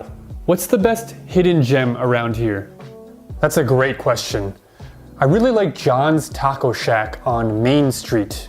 Not a lot of people know about it. It has great cocktails and good food too. Sounds awesome. How's the guacamole? So a hidden gem is a place that has a lot of value that not a lot of people know about. You can ask this about the current city or location you're in now, or about a certain place they went to that they talked about, or anywhere. Especially if you're new to this city or you're just traveling here, this is a great question to ask. Let's listen to the 3 questions one more time for some more practice. Do you have any exciting summer plans? So where's the last place that you traveled to? What's the best hidden gem around here? Lastly, we can talk about food. Everyone likes to talk about food, except for zombies. They like to eat people. But you're not a zombie, right? So here is the first small talk question you can ask about food when you're at social gatherings. Can you recommend any good places to eat around here? Sure, there's a really good burger place just 5 minutes from here. Oh wow, I love burgers. What's the name of the burger place? Like I said before, when in doubt, always ask for a recommendation. People love giving their opinions. Here's another question you can ask. If you could only eat one food for the rest of your life, what would it be? Oof, that's a tough question. I think it would have to be pizza. How about you? This question is a lot more interesting than just asking, what's your favorite food, right? Let's look at the third question you can ask. What's your favorite food to eat when drinking alcohol? I love eating chicken wings when I drink beer. Speaking of which, do you want to get some chicken wings right now? Sure, let's go. Talking about the best combination of food and alcohol is always a fun conversation. Let's listen to the 3 questions one more time for some more practice. Can you recommend any good places to eat around here? If you could only eat one food for the rest of your life, what would it be? What's your favorite food to eat when drinking alcohol? So becoming comfortable with small talk when in English-speaking countries will benefit you immensely. Strangers have to talk about something before they become friends, right? And in many cases, you're not going to have a friend to introduce you to new people. It's much more common, especially in business settings, to go up and just start talking to new people. Like I said before, there are many benefits to this. You can meet new friends. You can make really good business contacts and get good business opportunities. And you can just learn new things. I have a few friends who have gotten really good jobs by meeting new people at networking events and small talking with them. There's no reason why you guys watching can't do the same thing. Alright guys, that's all I have for this video. Definitely watch it a few times if you want some more practice. Alright everyone, once again, I'm Sean, and I will see you in the next video. Bye. Hey guys, how's it going? It's Sean.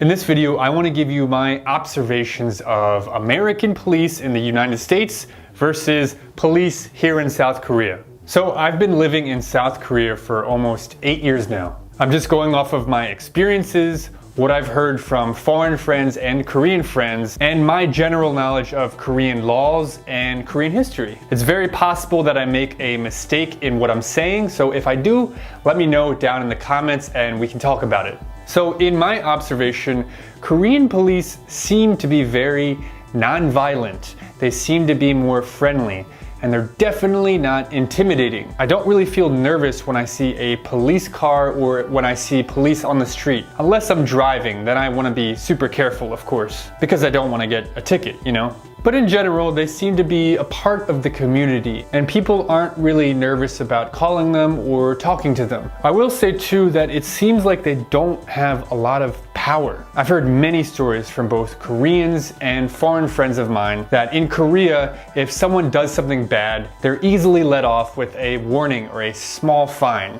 Also, I've often heard of Korean police saying something like, oh, let's try to understand their situation. They were drunk, they were tired, they were angry, they were stressed because of a recent divorce. So it seems like Korean police often have this mentality of trying to understand and diffuse a situation peacefully. Maybe this is more of Korean culture though. I remember one time I was in Itaewon and I was outside of a club and I saw this drunk guy just punch a security guard. The security guard was holding his nose like this, and the drunk guy was just super angry, just throwing his arms around, and the security guy did nothing. He just told him to calm down and to go away. This blew my mind. If that had happened in the US and someone punched a security guard, that person would be on the ground and the security guards would be beating him or her up. It was really crazy to see that the security guard did nothing. Another example I have in Korean culture of trying to understand the other person's position if they do something wrong is when I was in Itaewon filming, again Itaewon, and this homeless person came by and they knocked my camera over. And I was really angry. I guess they thought that I was filming them, which I wasn't. And I really wanted to call the police. I wanted this person to be punished. This is an expensive piece of equipment I have, you know? And the Korean friend I was with, who was helping me film, said, don't call the police. This person already has enough problems. Let's just try to be understanding. And I was really frustrated. I really wanted to punish this person because you can't just do that to other people's stuff, you know? Maybe that's the American inside of me. I want justice, you know?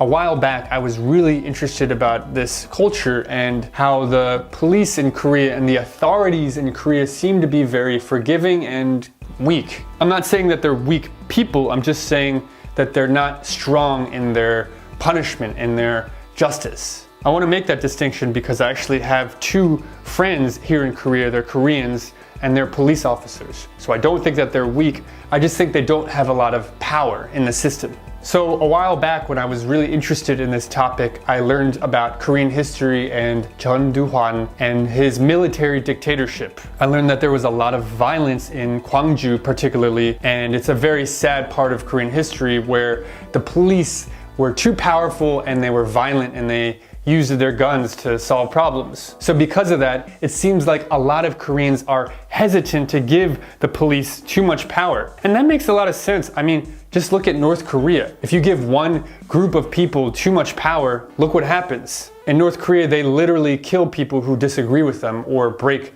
the law, even if it's a small law, you know? So of course, I'm in general a fan of this kind of decentralization of power. Just look at my Bitcoin t-shirt. Of course, I'm a fan of decentralization. I know I'm summarizing this really complicated history very simply in a few sentences. I know that. But anyway, because of this culture, it definitely feels like bad people in Korea can sometimes do things without getting punished too harshly. Especially as a foreigner, if someone did something bad to me, I might be kind of hesitant to call the police because I'm not sure how much they could do for me. Also, if someone like punches me or is violent towards me, I would be really hesitant to defend myself because I've heard stories of people being punished for defending themselves physically here in Korea.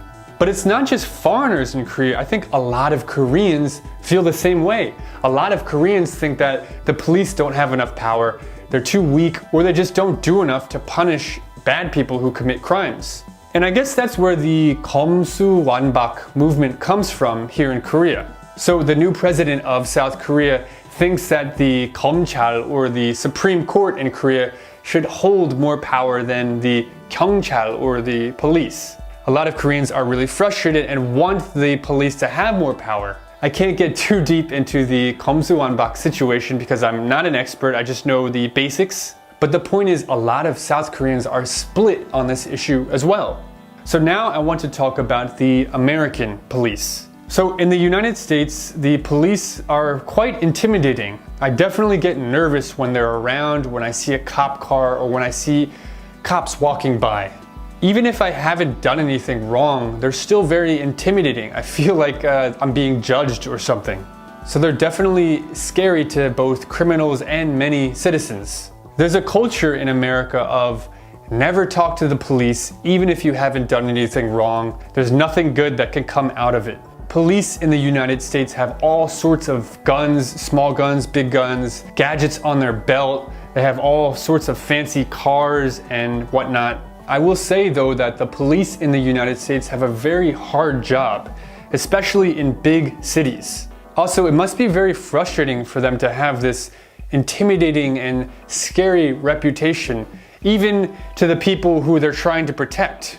But I understand the frustration of citizens, and I understand why they think that they're scary. So going along with this, there have been a lot of protests in the United States against the police. Many people think that they have too much power, that they use their guns too much, that they are corrupt. I won't give my opinion on these specific protests, but suffice to say, many people in the US want police to have less power. So that's kind of interesting, right? In Korea, a lot of Koreans want the police to have more power. In the US, a lot of people want the police to have less power. I don't know what the perfect formula is. I don't know the exact amount of power the police should have in any country. I'm all about empowering citizens to protect themselves, to defend themselves, just to not rely too much on the government for protection. Maybe that's one of the positives of Korean men going to the military for 2 years. You teach someone hand-to-hand combat, you teach them how to use weapons, you teach them discipline. I think that's a really good thing to have more powerful and disciplined citizens. Again, I'm very weary of relying too much on the government for anything, really. Anyway though, as an American, I will say that it is very satisfying to know that if someone does something wrong or there's a criminal, there's a good chance that they're going to get punished. When everything works out well, there's a real sense of justice. Anyway, that's all I have to say for this video. This is an extremely complicated situation, but I just wanted to share some of my thoughts. What do you guys think? Please let me know in the comments down below. Also, if you're currently studying English, I highly recommend you join my channel membership. Anyway, I will see you guys in the next video. Bye. Hey guys, how's it going? It's Sean. So in this video, I'm comparing the foreigner experience in Seoul versus the countryside of Korea. And if you're currently studying English, I highly recommend you join my channel membership. I've been wanting to make this video for a while now. As many of you might know, I actually used to live in Chungju, a really small city which was close to a lot of nature, and you could consider it to be like the countryside. I lived there for 1 year. So in this video, I collaborated with Leah Moro, who is also a foreigner living in Jeollado and does amazing tour guide videos. 여러분 안녕하세요. Hi everyone, my name is Leah Moro. I'm living in Suncheon. It's a small city located in Jeollabuk-do province in the south part of Korea. I'm actually a 공무원, which is a civil servant here in Korea, and I'm in charge of the tourism promotion, and I work as a tour guide. So I'm really happy to be part of this video. Let's go! So one thing that I love about living in Seoul is it's so dang convenient. You've got kickboards, bikes you can rent, buses, taxis, the subway. You've got convenience stores, all types of restaurants, PC bangs. You're seriously never bored if you're living in Seoul. I actually remember when I was living in Chungju, which was a really small city, I would pretty much go to Seoul every weekend to, meet people, go to meetups, go to language exchanges, go to different stores that I couldn't get to in Chungju. Seoul really is like the center of modern Korea, and all the new cutting-edge technology is here. What I like about living in the countryside more than being in the city. Most people living in the city, they're busy, they're hustling, they're working hard and earning a lot of money, but it's pretty hard for you to meet people, just get a chit chat and just make new friends. while in the countryside actually it's pretty easy. You know, I live in actually the gochujang traditional Hanok village, so I can see a lot of like 할머니, 할아버지's and like grandmother and grandmas, and it's really easy, you know, to have a chat with them.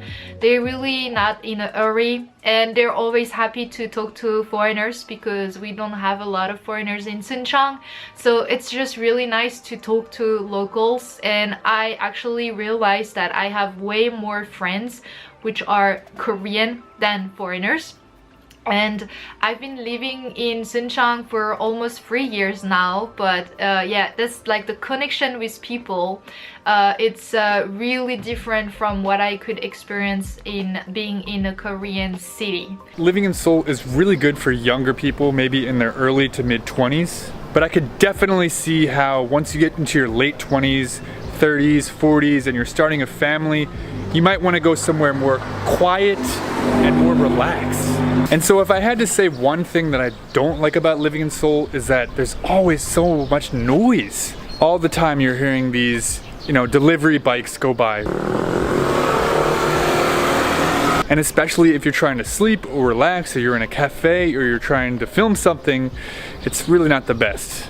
So I will be honest, being in the countryside, sometimes the transportation is not an option. Basically, you need to have a car or you need to have your scooter because it's really hard to find like a good transportation system. Korea is getting better at it, but it's still a big issue for me. Sometimes there is only 2 or 3 buses a day. For example, for me from Suncheon to go to Seoul, I only have 4 buses a day, and the last bus is at 3:30 p.m.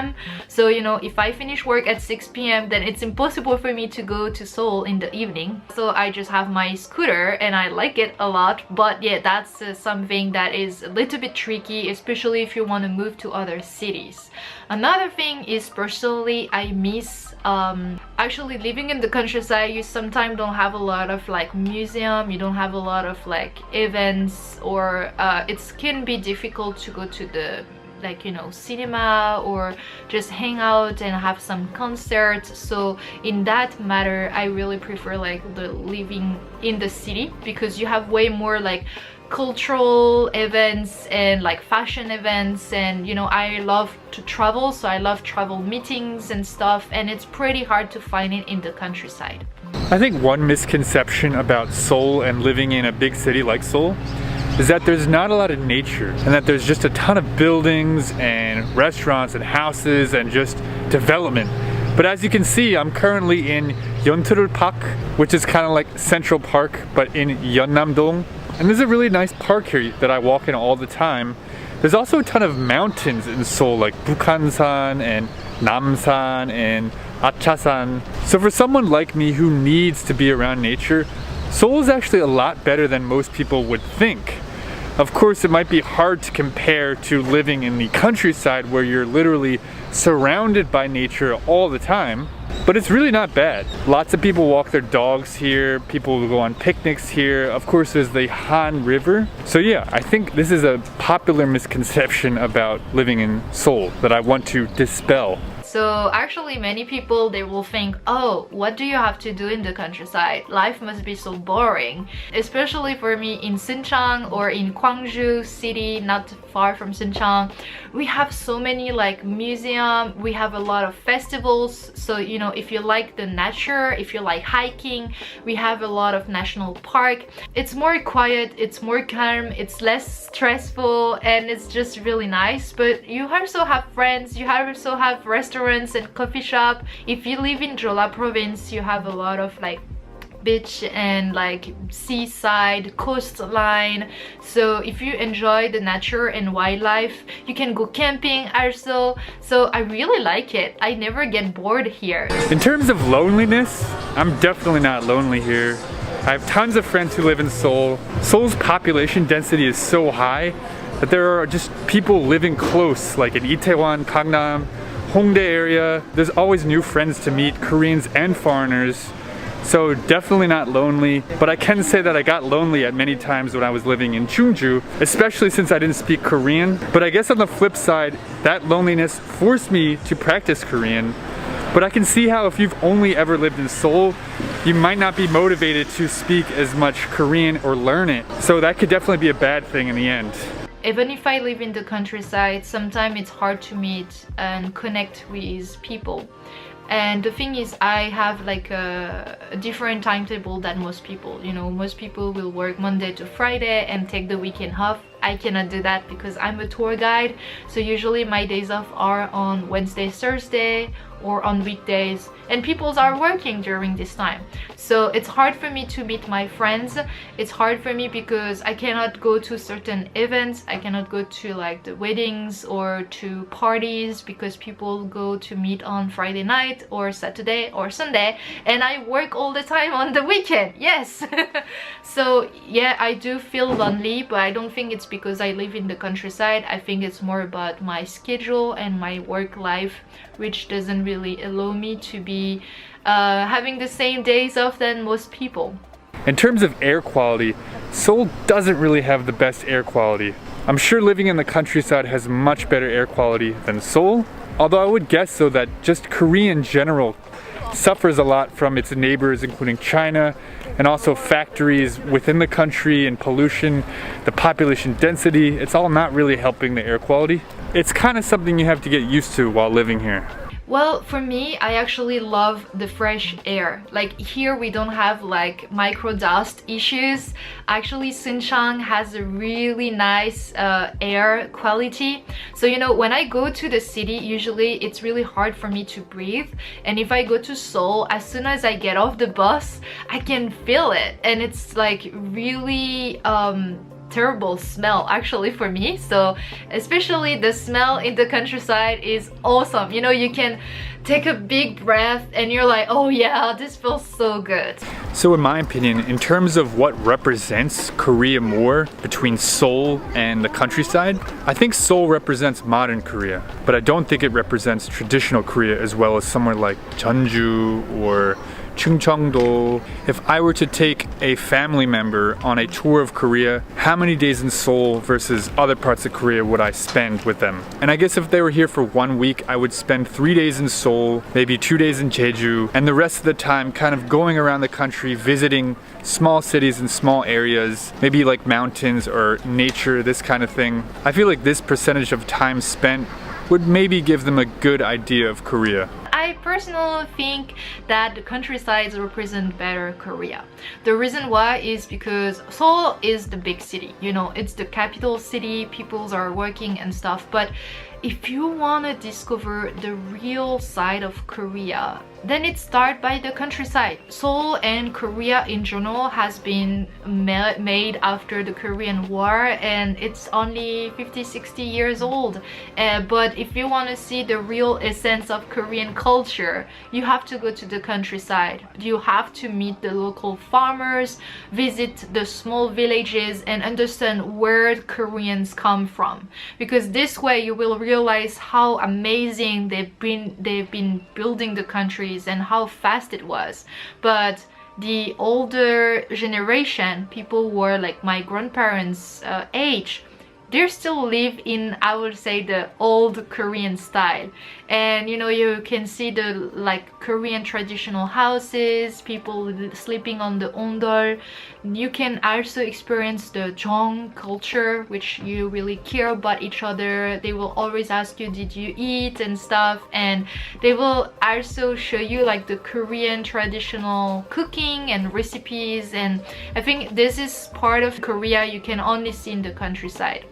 So as I mentioned, I used to live in Chungju, and some of the things that I miss about living in a really small city like that is just this space you have and the quiet, the space you have to think and relax and decompress. If you're stressed about something, you can take a walk, and usually there's like 1 or 2 people in the street. There's very few cars compared to Seoul. Another thing is that there are a ton of chains here in Seoul. I know it's really convenient to always have like a Starbucks or a CU or a 7-Eleven or some other kind of chain like that you can go to for your needs, but I really like going to the countryside and going to like this old grandmother's like homemade doenjang jjigae kind of like restaurant.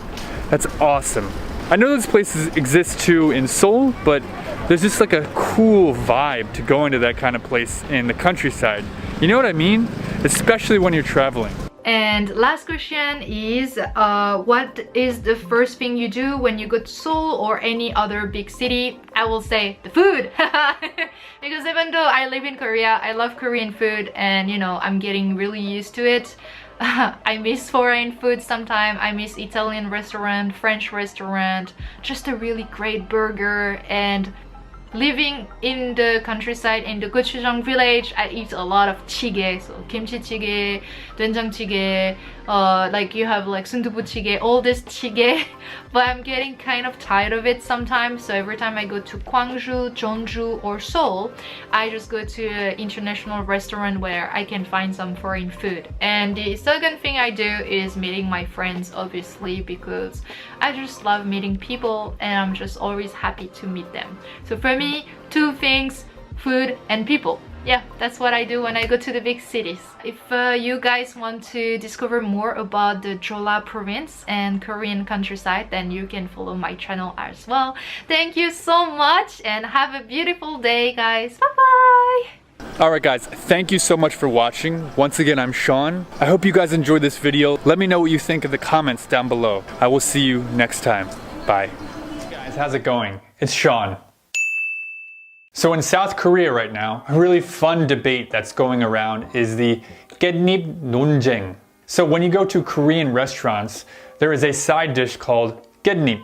Often it is in sweet peppery sauce and pretty difficult to separate. The leaves kind of stick together. So naturally, if you're with friends, they often help you separate the different leaves so you can just eat one at a time. The question is though, if a man has a girlfriend or a wife, is it okay if another woman helps him to separate his 깻잎 in a restaurant? What do you guys think?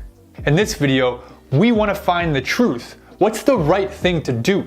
So we asked several people from all around the world what they think of this debate. Also, if you're currently studying English, I highly recommend you join my channel membership.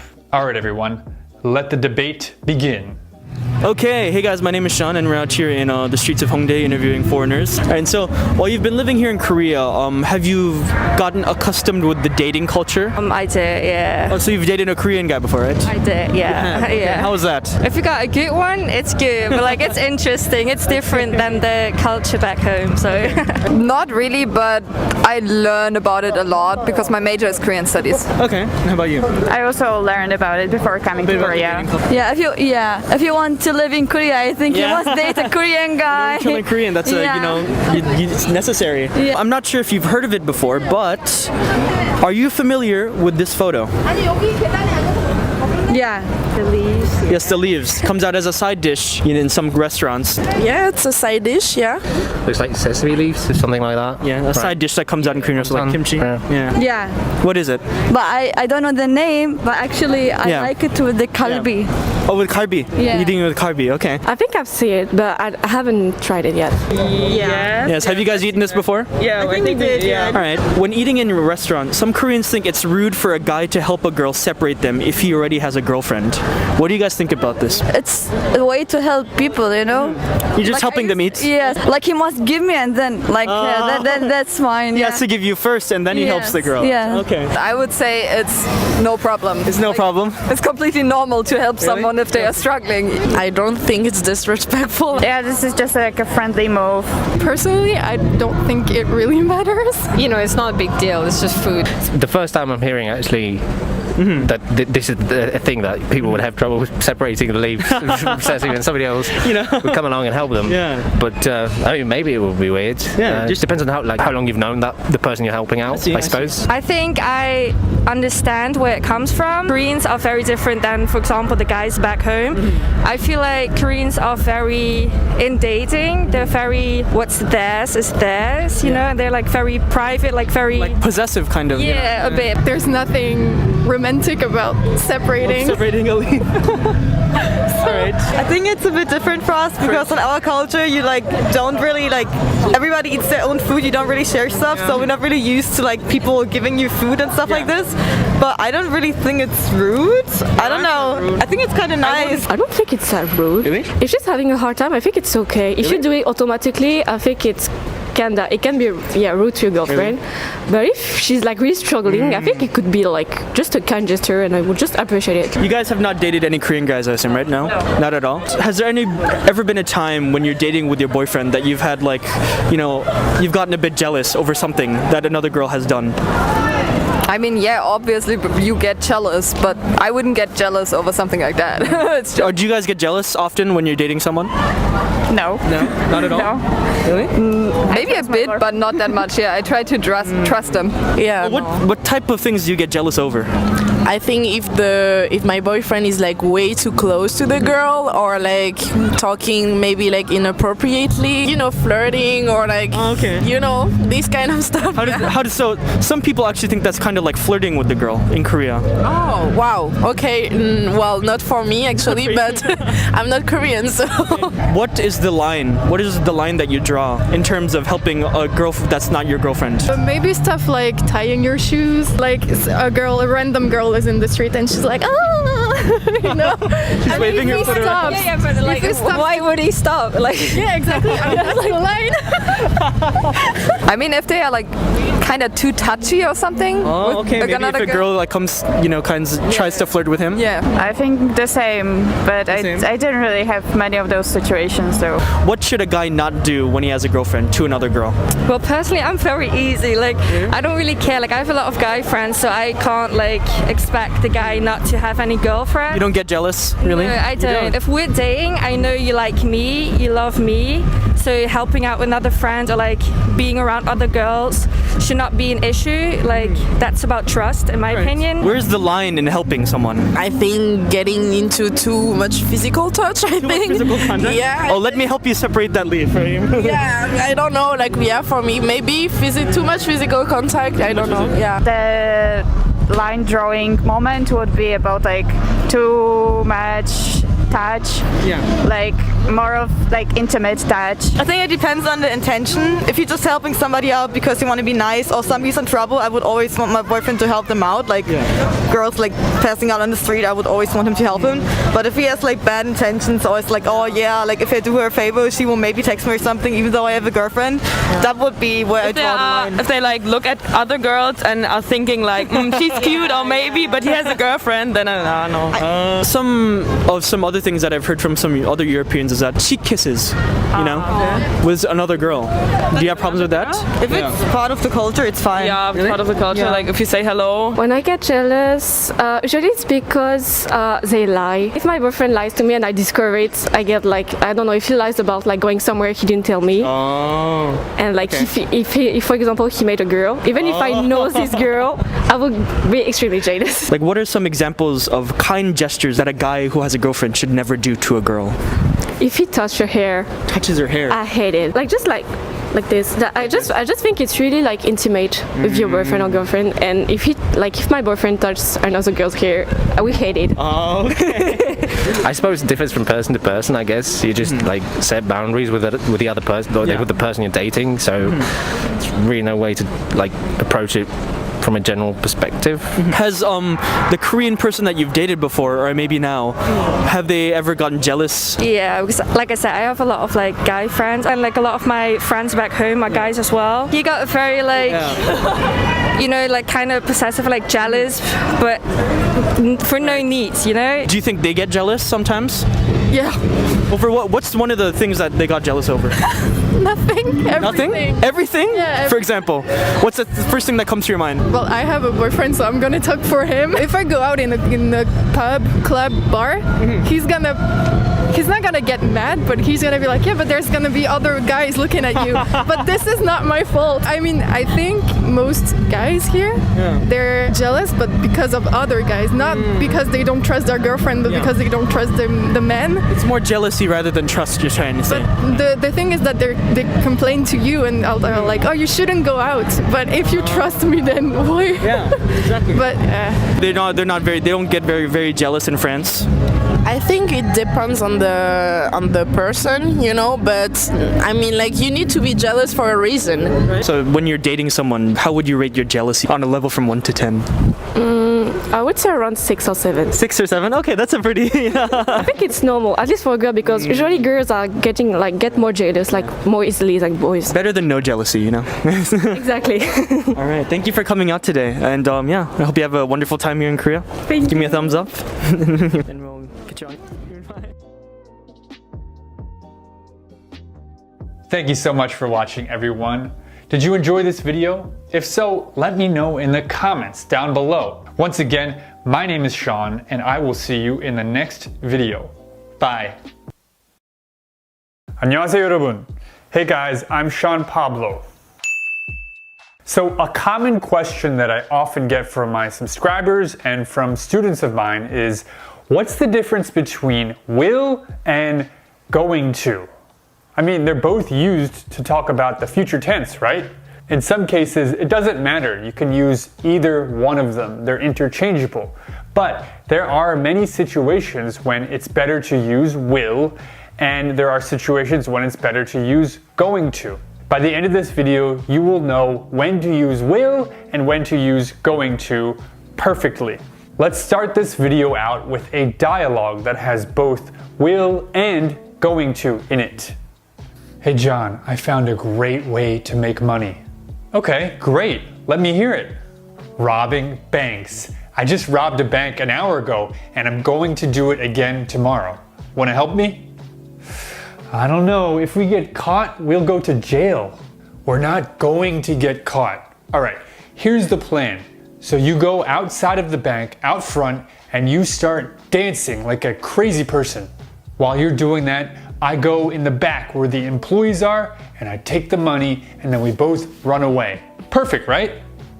I don't think I can help you. My girlfriend said if I do anything stupid again, she'll leave me. Oh really? Alright, I understand. But please, don't tell anybody about my plan. Don't worry, I won't. Also, do me a favor. Hold this bag. Sure. Alright, gotta go.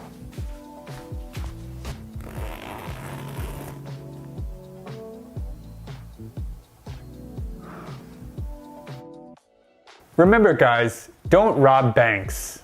Okay, so will versus going to. I'm going to make this very simple for you guys.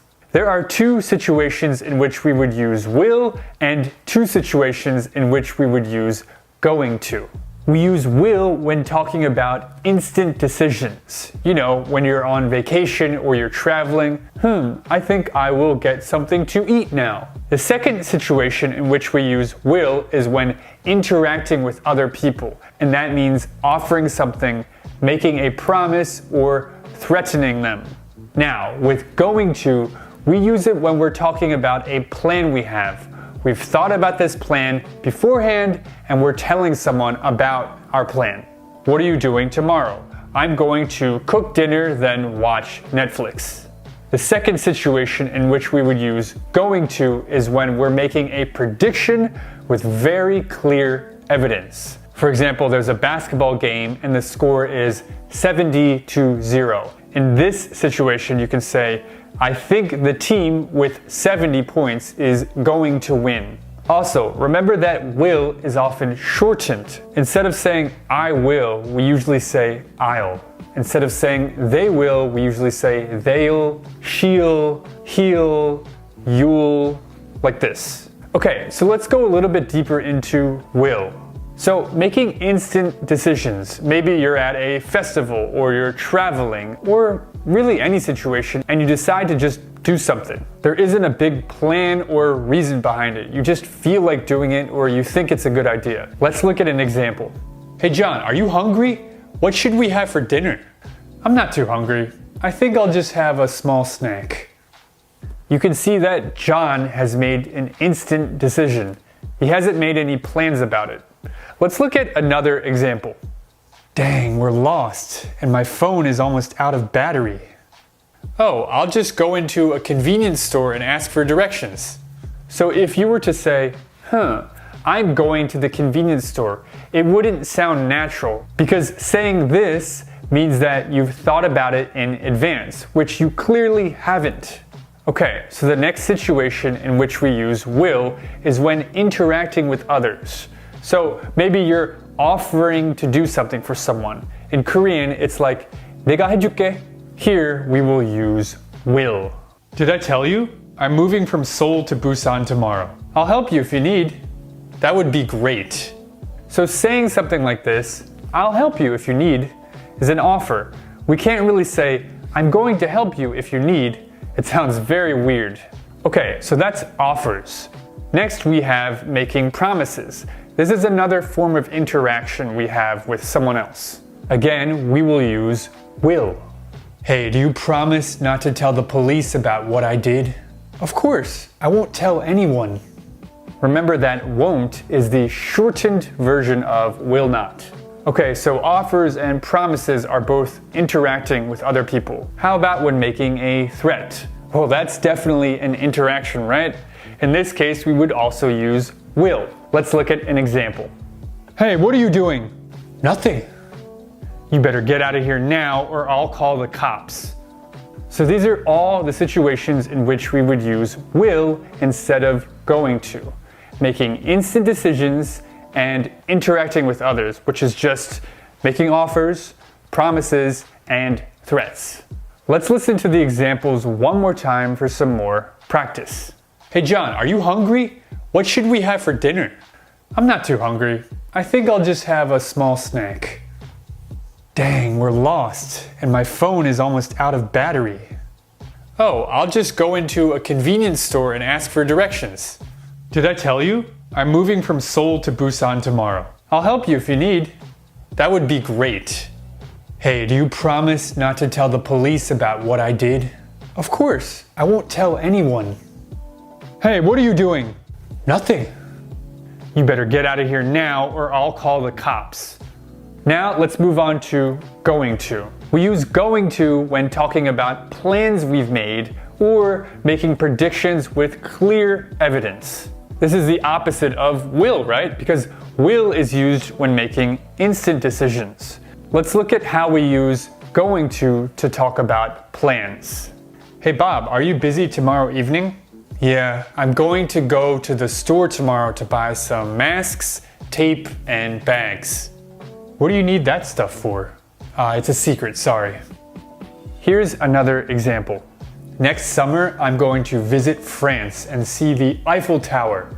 What are your plans for next summer? Next summer, I'm going to take knitting class so I can make some bags. Now, let's move on to making predictions about something with clear evidence. Here's an example. Hey, how much do you think these diamonds are worth? I'm not sure, but I do know one thing. We're going to be rich. Here's another example. Man, there are police everywhere. We're going to get caught. Relax. Take a deep breath. Just go outside and start dancing like a crazy person. Let's listen to these examples one more time for some more practice. Hey Bob, are you busy tomorrow evening? Yeah, I'm going to go to the store tomorrow to buy some masks, tape, and bags. What do you need that stuff for? It's a secret, sorry. Next summer, I'm going to visit France and see the Eiffel Tower. What are your plans for next summer? Next summer, I'm going to take knitting class so I can make some bags. Hey, how much do you think these diamonds are worth? I'm not sure, but I do know one thing. We're going to be rich.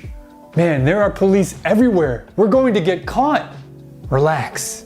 Take a deep breath. Just go outside and start dancing like a crazy person. Alright everyone, quiz time. 이것을 영어로 번역해 보세요. 나 이제 숙제 해야 되는데 너무 어려워. 내가 도와줄게. 네가 계속 그렇게 행동하면 너네 엄마한테 말할 거야. 저는 다음 주에 부산으로 가서 서핑을 할 거예요. 넌 도박을 너무 못해서 계속하면 돈을 다 잃을 거야. Also, in some cases, you can use both will and going to. For example, when making general predictions about the future. I think it will rain tomorrow. I think it's going to rain tomorrow. Above all, don't stress about using will and going to perfectly. Even if you use will and going to wrong, most of the time native speakers will understand what you're saying. Just watch this video with the mindset of gently fixing your bad habits and creating good habits. Now, let's watch the dialogue from the beginning one more time. Hey John, I found a great way to make money. Okay, great. Let me hear it. Robbing banks. I just robbed a bank an hour ago and I'm going to do it again tomorrow. Wanna help me? I don't know. If we get caught, we'll go to jail. We're not going to get caught. All right, here's the plan.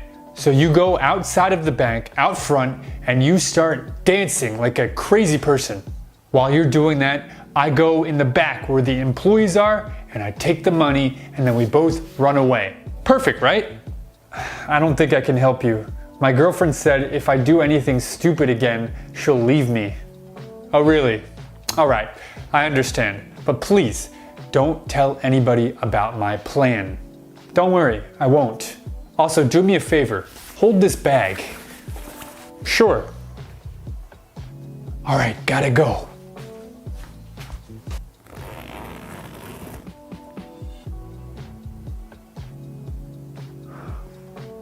All right, everybody, that's it for this video. Did you enjoy it? If so, please let me know in the comments down below. And remember, don't rob banks. It's not a nice thing to do. All right, everyone, I'm Sean, and I will see you in the next video. Cookie soul.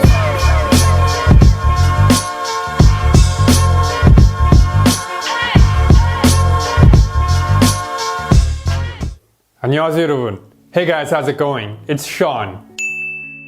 In this video, you're going to get the opportunity to test your English listening skills. As the video progresses, the level of English will become increasingly difficult. Try watching this video without subtitles at first. Press the CC button on YouTube. After that, watch it again with subtitles to check if you understood everything. It's important to note, however, this video is based off an English speaking test. So even if you can understand everything being said in the video, it's still very good to try to answer some of the questions and to practice speaking along with the video. Also, this video is sponsored by Hi Local. More about them in a bit. Now, let's begin the video. Let's see how far you can get. Hello. Hi. I'm really hungry. Is this good? It's not good. This one's better. It's delicious.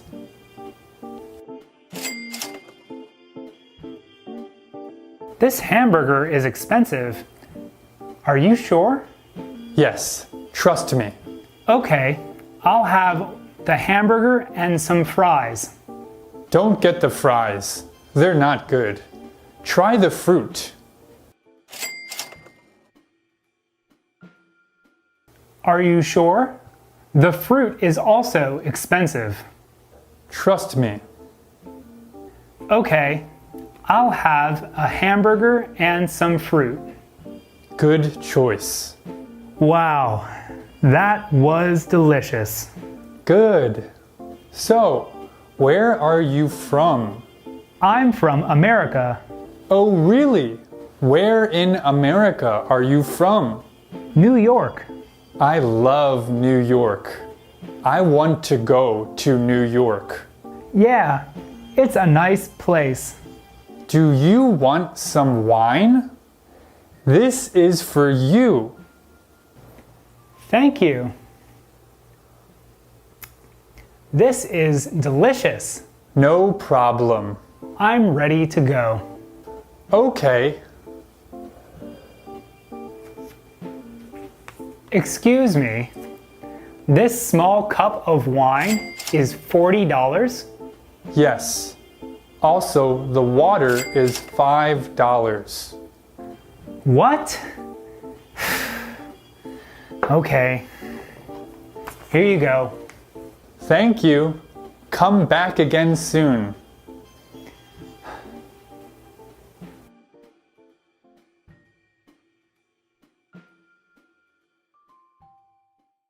Hello, my name is Chad. Hi, my name is Sarah. Nice to meet you, Sarah. So, what do you like to do for fun? I really like animals. I have 2 dogs, 3 cats, and 4 birds. I can't live without animals. Oh, really? I'm allergic to cats and dogs. I see. Hello, my name is Chad. Hi, my name is Rebecca. So, what do you usually do on the weekend? I like playing board games, going to the gym, and making chocolate. My dream is to open up a chocolate store. Oh, really? I'm allergic to chocolate. I see.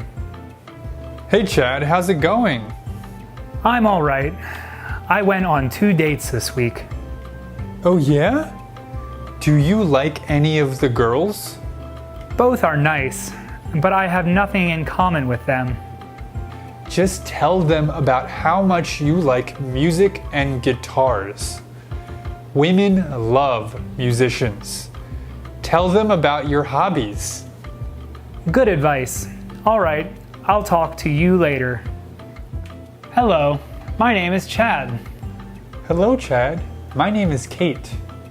Do you have any cats or dogs? No, I'm allergic to cats and dogs. Oh, really? Me too. What about chocolate? Do you like chocolate?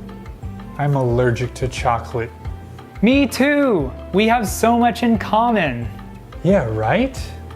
So, what are your plans for this summer? Well, I love playing guitar, and it's my dream to open a music school. So this summer, I'm going to look for business partners and buy lots of guitars for my new students. That sounds really fun, but... But what? I hate guitars.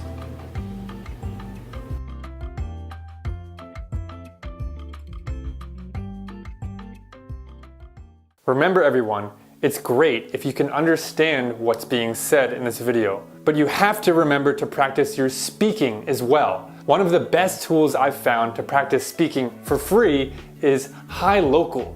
It's like Clubhouse, but for language learning. You can use HiLocal on any smartphone. There are many different tables that you can join with various skill levels and topics. Here are tables for English free talking, pronunciation, English word games, and business English. There are also tables for Korean learners as well.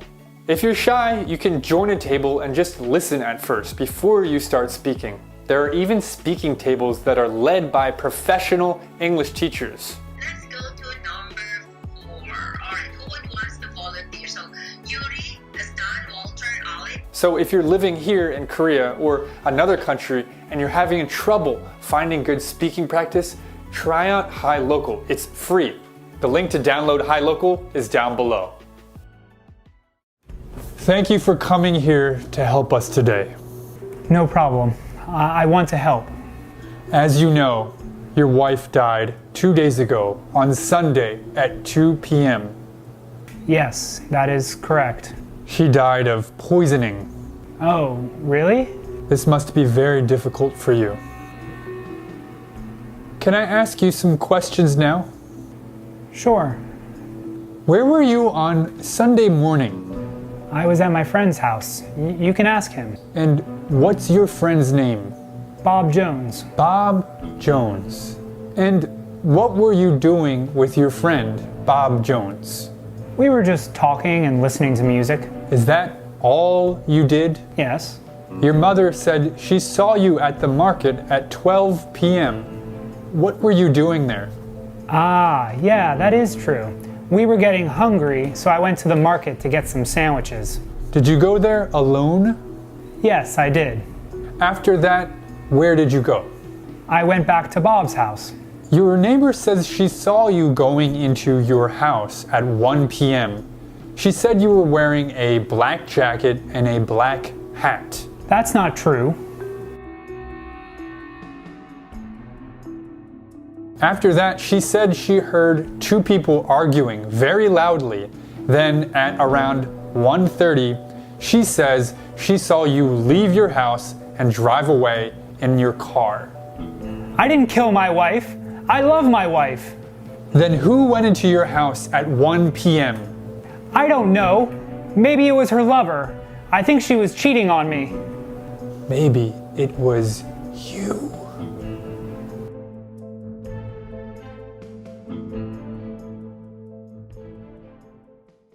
Hey, how's it going?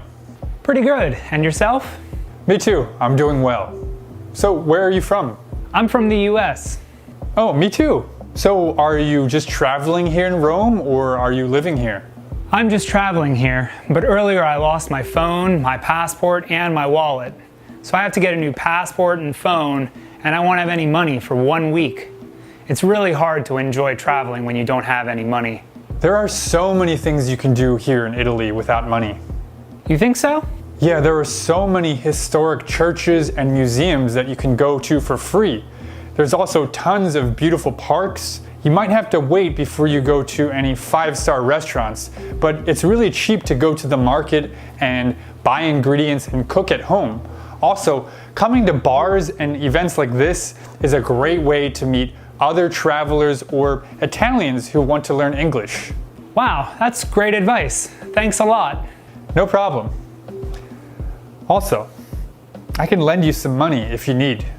Wow, that's really kind, but I wouldn't feel comfortable borrowing money from you. Do you often help travelers? Well, I also lost my wallet when I first got here. Also, I think it's always good to help people. Yeah, I like helping people too, but earlier I was helping a guy, and while I was helping him, he stole my phone, my wallet, and my passport.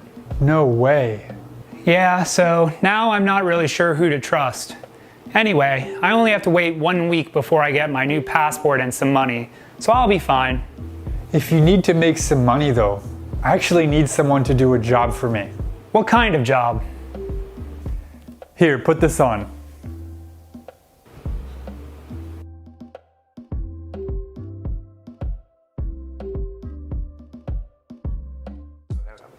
No bro, you're wrong. Busan is a way better city than Seoul. Nah man, Seoul is the best, and I'll tell you why. First of all, if you want to get a job in one of these big companies, Seoul is the place that you're going to have to be. Doesn't matter if you're a Korean, a foreigner, like if you want a job at Kakao or Naver or Samsung or any other place, you got to be in Seoul. It's where all the headquarters are, it's where all these big jobs are. Second, I mean, especially as a foreigner here, if you don't speak Korean that well, like you're gonna need to be speaking English. And in Busan, I feel like there's just not nearly as many people down in Busan who are speaking English as the number of people who can speak English here in Seoul. And lastly, just think about the number of things to do here, man. Like almost everything that is worth doing is happening here in Seoul. You can find anything that you want to do and do it here in Seoul, whereas down in Busan, things are probably a little bit more limited. All right, I can agree with some of your points. There's more English speakers in Seoul, sure. There's more jobs in Seoul, sure. And there's maybe more things to do, fine. But Busan has a beach, and not just one beach, many beaches all along the coast. So you can literally walk outside your door and go surfing. How cool is that? And although Busan is smaller than Seoul, there's less people, there's still tons to do here. You know, we have restaurants and events and festivals. We have the film festival that happens in Busan, right? And my last point is that Busan is way cheaper than Seoul. If you want to get a nice apartment in Seoul, you have to pay an arm and a leg. It's really expensive. But in Busan, with the same amount of money, you can get a way bigger place.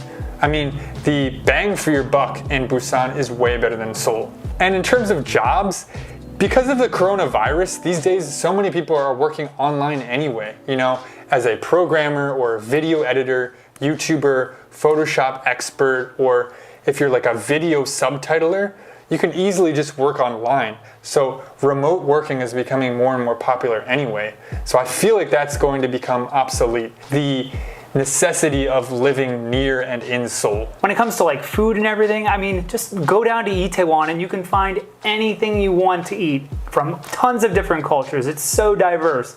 Whereas in Busan, with such a smaller foreign population, you end up eating the same thing over and over and over again because it's such a, I mean, it's near the coast. It's a seafood city. Yeah, I guess, but you don't go to Korea, you don't go to Seoul to eat pizza. And where's the freshest Korean food? Right near the ocean. You have fresh fish. Busan is the place to be, man. I hear what you're saying. All right, I guess we can just agree to disagree. Yeah, I think that's best. All right.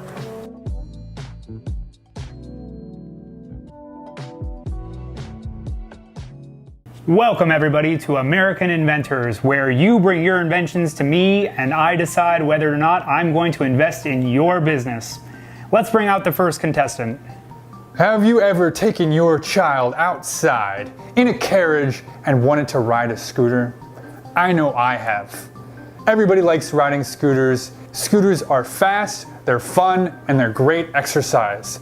Turn the chore of taking your baby outside into a hobby by using the scooter carriage. Everyone in America is going to be using this in 2 to 3 years, I'm confident. I'm willing to give you 10% of my company for $300,000. So, how long has your company been in business and how much money have you made from sales so far? Well, we started about 10 years ago, and in that 10 years, we've had about $100 worth of sales. I'm sorry, did you just say $100 in sales? Who are the people who bought $100 worth of your product over the course of 10 years? Actually, it was my parents who generated those sales. I see, and what is the price point for one of these scooter carriages? $50, sir. So why would I give you $300,000 for only 10% of your company when you've only made 2 sales over the course of 10 years? Well, I'm confident with your marketing expertise and your connections in the business world that we can make maybe $1 million worth of profit in about 2 months. How many accidents have there been with this baby carriage scooter? 2, sir. Do you know why nobody's buying this baby carriage stroller? It's because it's so dangerous. You shouldn't be riding a scooter while you have a baby in a stroller. Get out. Next. Have you ever been cutting bread with your knife and realized that there are so many breadcrumbs gone to waste? You just have to throw them out, not use them in any way. All the starving people in this world, all the starving animals in this world. What if we could create something that was a win-win for both humans and animals? I'm talking about the bird feeder cutting board. All of those scraps that you would throw out are transferred into a bird feeder for birds to freely and conveniently fly into and eat at any time of the day. This is a product that will be in every American home in the next 5 years. Believe me. This seems like a pretty niche market. It's really only for people who own birds as a pet. Or are you planning on chopping your bread outside, or what is the plan here? Well, the whole idea with this is to use it during picnics or at family parties in backyards. But let's think about it. Crumbs often end up on the floor when we cut bread, but this beats that any day of the week. Wouldn't you rather have your crumbs gathered neatly in a cup over them being on the ground? I see, and how many sales have you made so far, and how long has your company been in business? Oh, actually, we haven't launched yet. In fact, we don't even have a patent. We haven't even built one yet. What you're seeing in this picture is merely made from Photoshop. So you don't even have an actual physical product yet. It's really just an idea that you've put together on Photoshop. What exactly are you looking for from me? An investment for a product that doesn't exist yet? Well, I was thinking I want to sell the idea to you so you can get the patent, you can make the product, and I'm sure you can make millions and millions of dollars. All I ask is 10%. So, what do you say? What do I say? I say that this is the least prepared proposal I have ever seen in my life. Just get out. Just get out.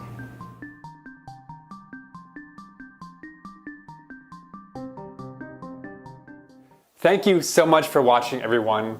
Did you enjoy this video? If so, please let me know down in the comments. Alright everyone, once again I'm Sean, and I will see you in the next video. Bye! So I'm here today with someone that I really admire, Sun Hyunwoo, and he speaks English very well. A lot of people think though that you have to live abroad to really learn English well, to speak fluently. But have you ever lived abroad? Nope. Really? No. Are you sure? I am sure. Okay. Okay, so my name is Hyunwoo, Sun Hyunwoo, and I am from Gwangju, Jeollado, Gwangju, from South Korea. And like I've learned English here in Korea without living abroad. I don't think it's a bad thing to necessarily like study abroad, but I believe you can learn any language without living in a country where it's spoken as, you know, people's native language. 인정. I totally agree. Do you remember what life was like before knowing English? How did you feel when you saw a foreigner? So the first time I saw a foreign person was when I was in high school, and I was scared. Well, I think it was mainly because I had only seen like foreign-looking people on TV and in books, and they were mostly white. I didn't, you know, really have a concept, you know, in my head. Everybody learns English in Korea from a young age, but what made you get serious about really improving your English? I was considered to be bad at English by many people. I also wanted to enter this specific high school. I took a test for it, but I failed, and one of the main reasons was that my English score wasn't high enough. So I wasn't considered to be good at English at all, and also the test score just made it official. So I felt frustrated, and I didn't really like the feeling that I had back then. So I didn't want to be stuck in this state. I wanted to overcome that situation. Yeah, I totally understand. I had been, of course, taking classes in middle school, but then as soon as I entered high school, I really started like learning to speak this language. You speak very well now, but how long do you think it took for you to be able to speak this well? How long? So I think it's a very slow and gradual, linear process. But I think it took me about 2 years before I could freely converse with people. Express yourself, Yeah, so I obviously didn't know all the words I needed, but I could talk around the words. That's it. Yeah, That's so it. if I didn't know the word for 냉장고, which is a refrigerator, I would say, you know, the big white box where you put food to chill the food. So, and then people will get, you know, they will get the idea. Oh, you mean a refrigerator? You know, the moving staircase, escalator, and I will know the word. So until I reached the point where I could talk around a more difficult word, I think it took about two years. What other languages do you speak now? Because I know you like language. So English is my strongest language, of course, after Korean. My Korean is much better than my English, obviously. And also I speak Japanese and French. And I can understand quite a bit of Spanish and Chinese. Wow. If you could give the most simple, easy tip for people learning English right now, what would that be? Something that they can do today. Keep a journal, because once you start keeping a journal, like a daily journal, where you write down everything you did that day, everything that, you know, that came to your mind, and start writing, you realize how much you don't know.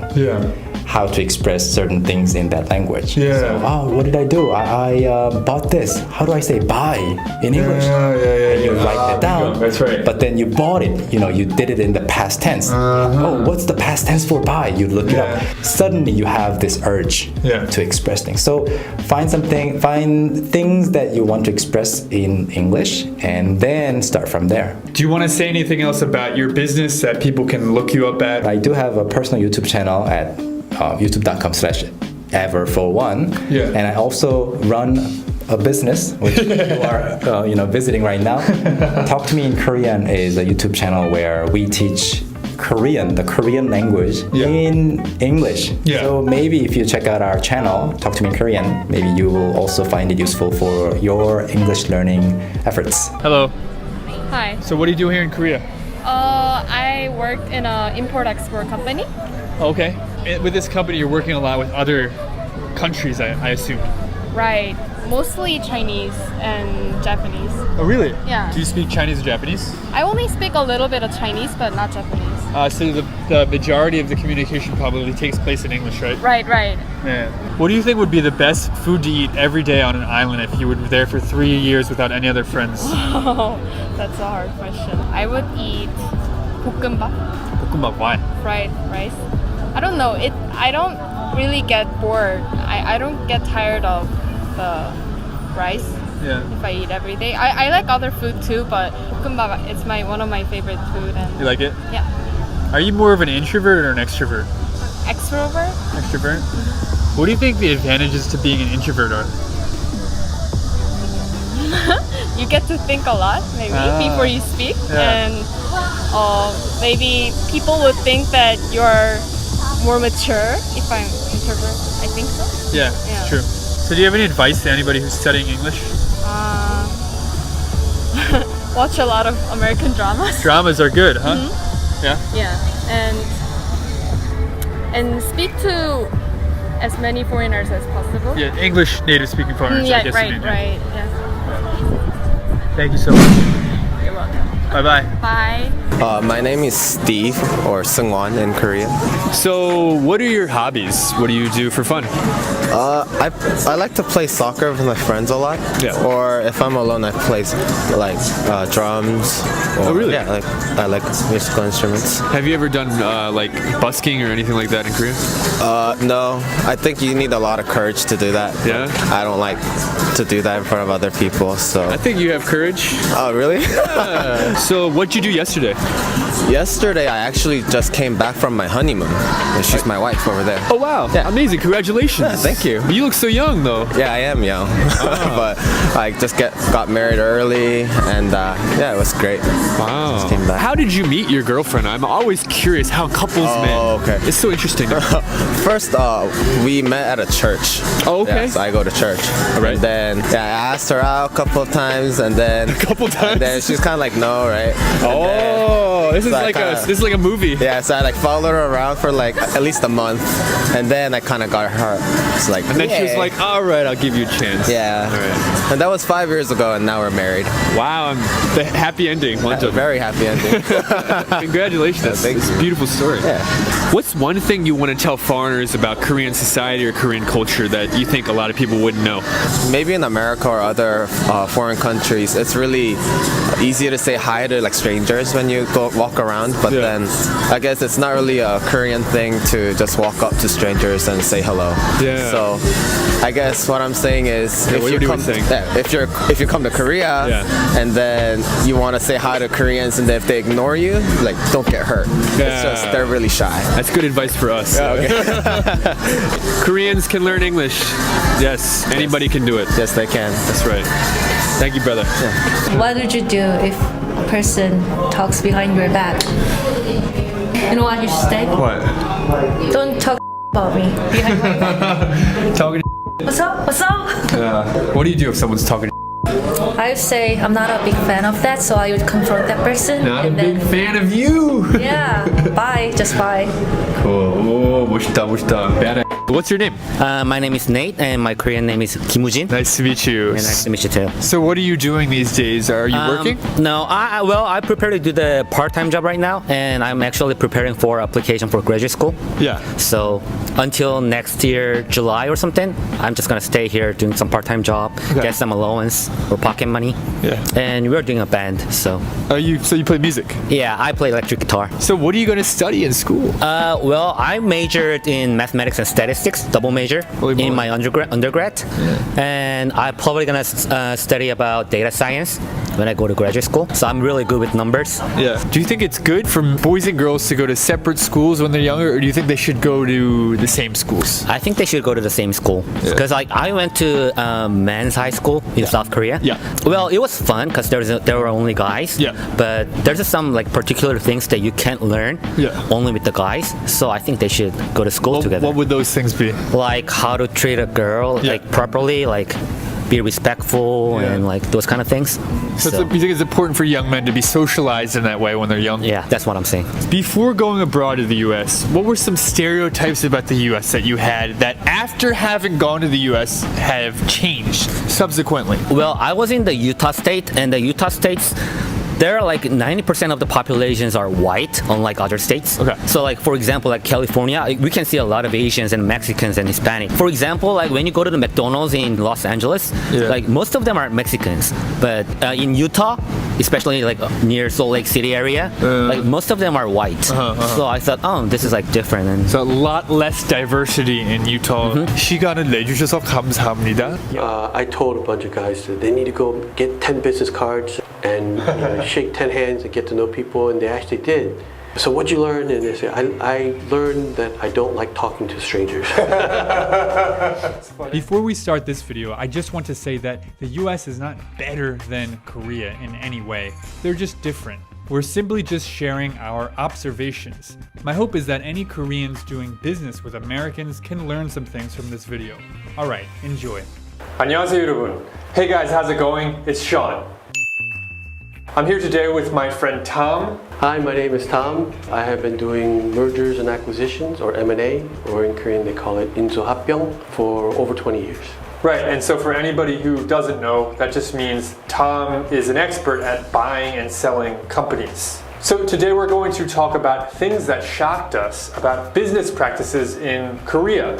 But Tom, I'm actually curious, can you tell me a little bit about your background? Where are you from? Where did you grow up? And how did you get to Korea? Born in Korea, immigrated to the US when I was 6 years old, grew up in Maryland, went to college, worked a few years, and then I came back to Korea to learn Korean because my parents forbade speaking Korean in the home so that I could learn English faster. So I had to relearn Korean, and then worked here for a while at Hanmyeoneng, got married, went back to the United States to get my MBA, worked and lived in the US for 7 years, and then I came back to Korea, Hong Kong for 2 years, and then I came back to Korea again. So this recent stint, this is my 9th year. Would you consider yourself to be more culturally American or Korean? Oh, I'm definitely culturally American. Okay, you're representing America with me.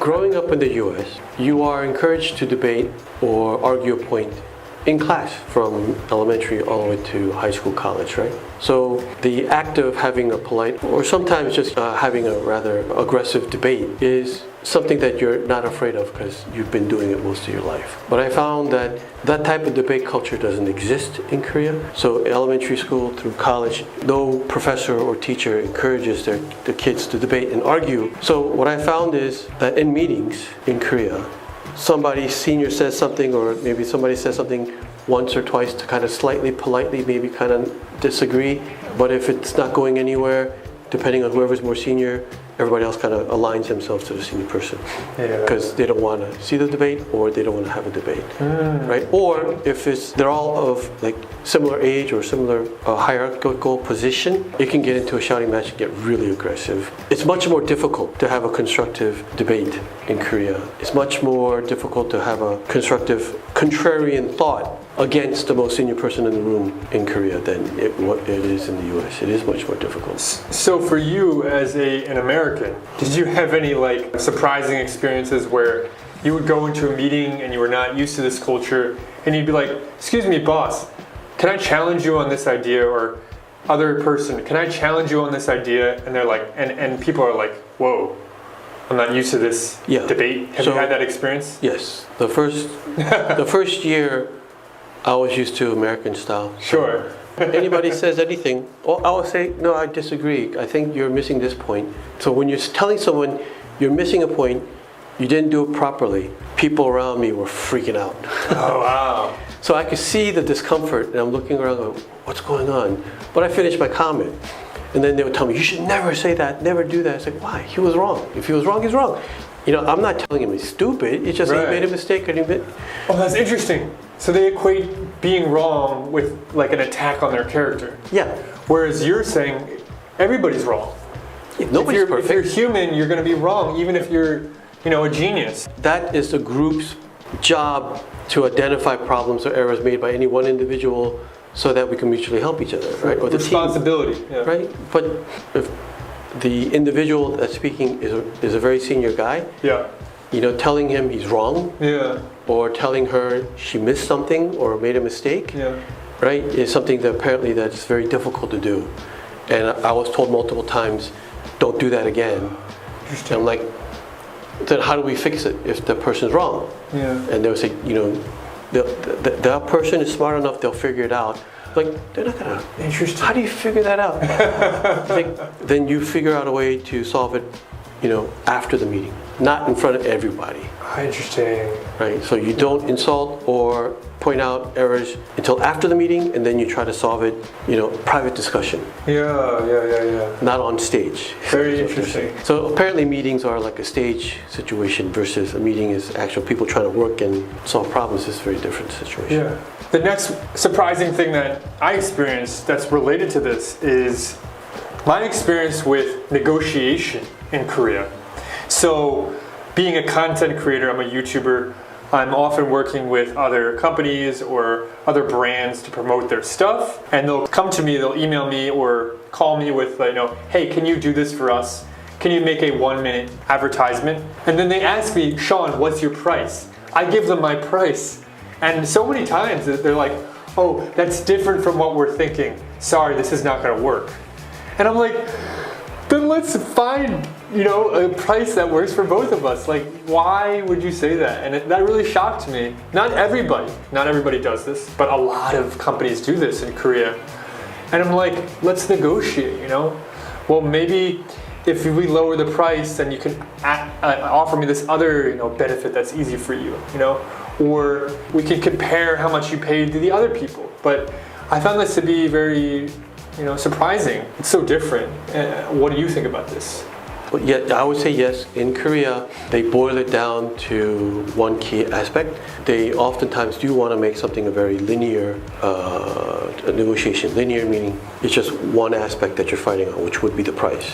But in reality, there's a lot of other adjustments that you can make. If I were to, let's say, sell you a banquet. For the banquet, there's the food, there's the flowers, and there's all these other things involved. And if you cut me on price, then I can just reduce other areas. But instead of having the person cut on price, I would recommend to Koreans negotiating with Westerners to put the package together and say, if you cut me here, then I need to make adjustments on this other area. Yeah. I think another thing also in Korea is they don't want to explain why. It's like, we can't do that.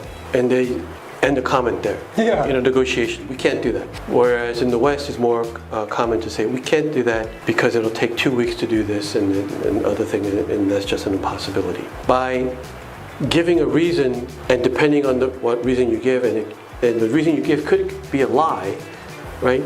You have them mentally either block that possibility or give them room to move it to a different date or a different time to give them flexibility. The Western style negotiation is not a linear, they try to do a whole full package. Yeah, right. Right? And when they do the full package, if they tell you they can or cannot do something, they have a tendency to give you a reason for it. Right.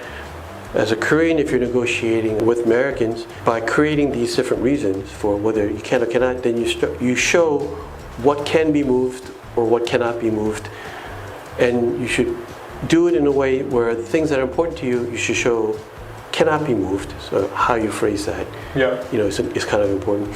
And other things that you are willing to move, then you say, well, we can't do that because the resources isn't available right now. So you can, through what you say, guide their thought process toward whatever negotiation you want at the end. Right. I think that's amazing advice. Awesome. Right.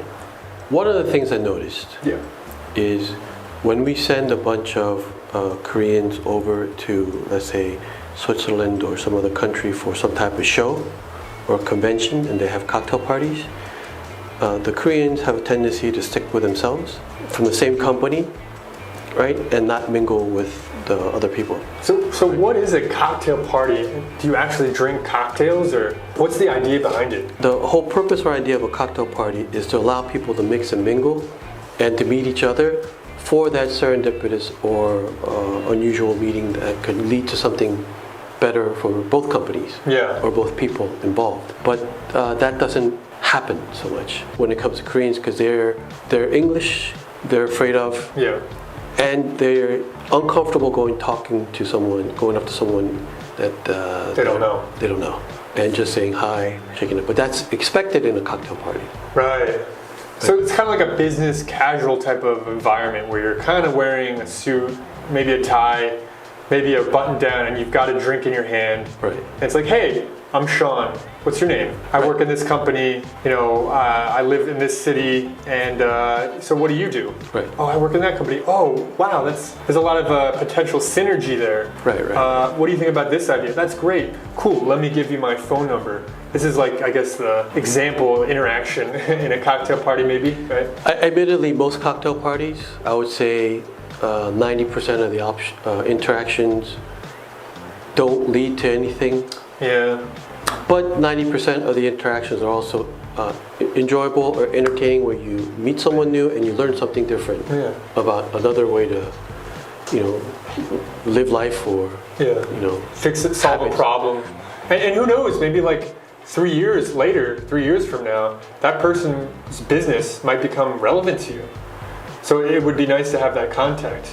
Well, I mean, in the West, that type of serendipitous interaction with multiple different people that they don't know is encouraged, and it's culturally the norm. I told a bunch of guys that they need to go get 10 business cards and shake 10 hands and get to know people, and they actually did. So what'd you learn? And they said, I learned that I don't like talking to strangers. and I learned, I spent 2 hours at that cocktail party meeting a lot of different people that I don't know, and I rather just hang out with my friends. Interesting. Okay. So it depends on the person, right? So it goes deeper. It's not something you can just learn to do. Maybe there's a personality and cultural aspect to it. Well, it's a cultural aspect that they would prefer to have a happy, funny conversation with their friends that they know or co-workers that they're close with, and they feel comfortable. I think talking to someone they don't know, there's a lot more anxiety and stress. Sure. In the typical Korean, where I think as an American, talking to people you don't know, you just don't care. Yeah, right. Right? It's a different type of situation, I think, culturally and emotionally. Yeah. Right? I think there's a lot more anxiety of trying to put on a good impression, be polite, not say anything awkward or stupid. True. And I think it's self-inflicted, right? Because of the culture. So if you can find there are Koreans that are more extroverted. There are, right? So those are probably the individuals you want to send to the cocktail party. They'll talk to 20, 30 people, come back, and they'll tell you, well, this guy has 3 kids, and he has this hobby, and they make these widgets that we could actually use in our company. Yeah. Are you like that? Do you like cocktail parties? I like cocktail parties. I don't mind talking to people I don't know, running around and meeting. That's the American in you. Right. And I don't get nervous about them. Like if you told me to walk into a bar, it's not even a cocktail party, just any bar. Tom, walk into that bar and meet 5 people and get 5 phone numbers of whoever. I have no emotional anxiety of doing that. I just go and do it. Wow. Right? Have you always been like that? If you told me to do that for when I was single for attractive women, I was too nervous that I couldn't do that. Yeah, well, women are terrifying. But I'm married. I'm married. I'm a lot older, and so if you told me to do that for anybody, I have no hesitation about doing that. All right, this was tremendously interesting to me, and hopefully helpful to you guys. Business culture. Yeah, if you like these kinds of videos, let us know in the comments down below, and I'll make more videos with Tom.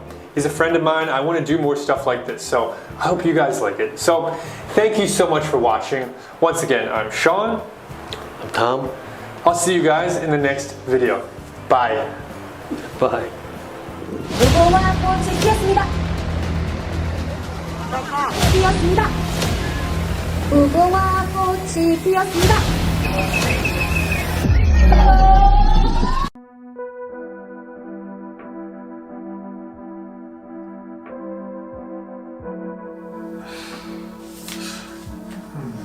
How am I going to pay all of this by the end of the month? Oh, and the credit card bill. How can I make some extra money this month? What's this? 한미 어울림 축제. Saturday. Squid Game. Winner gets 500,000 won? No entrance fee?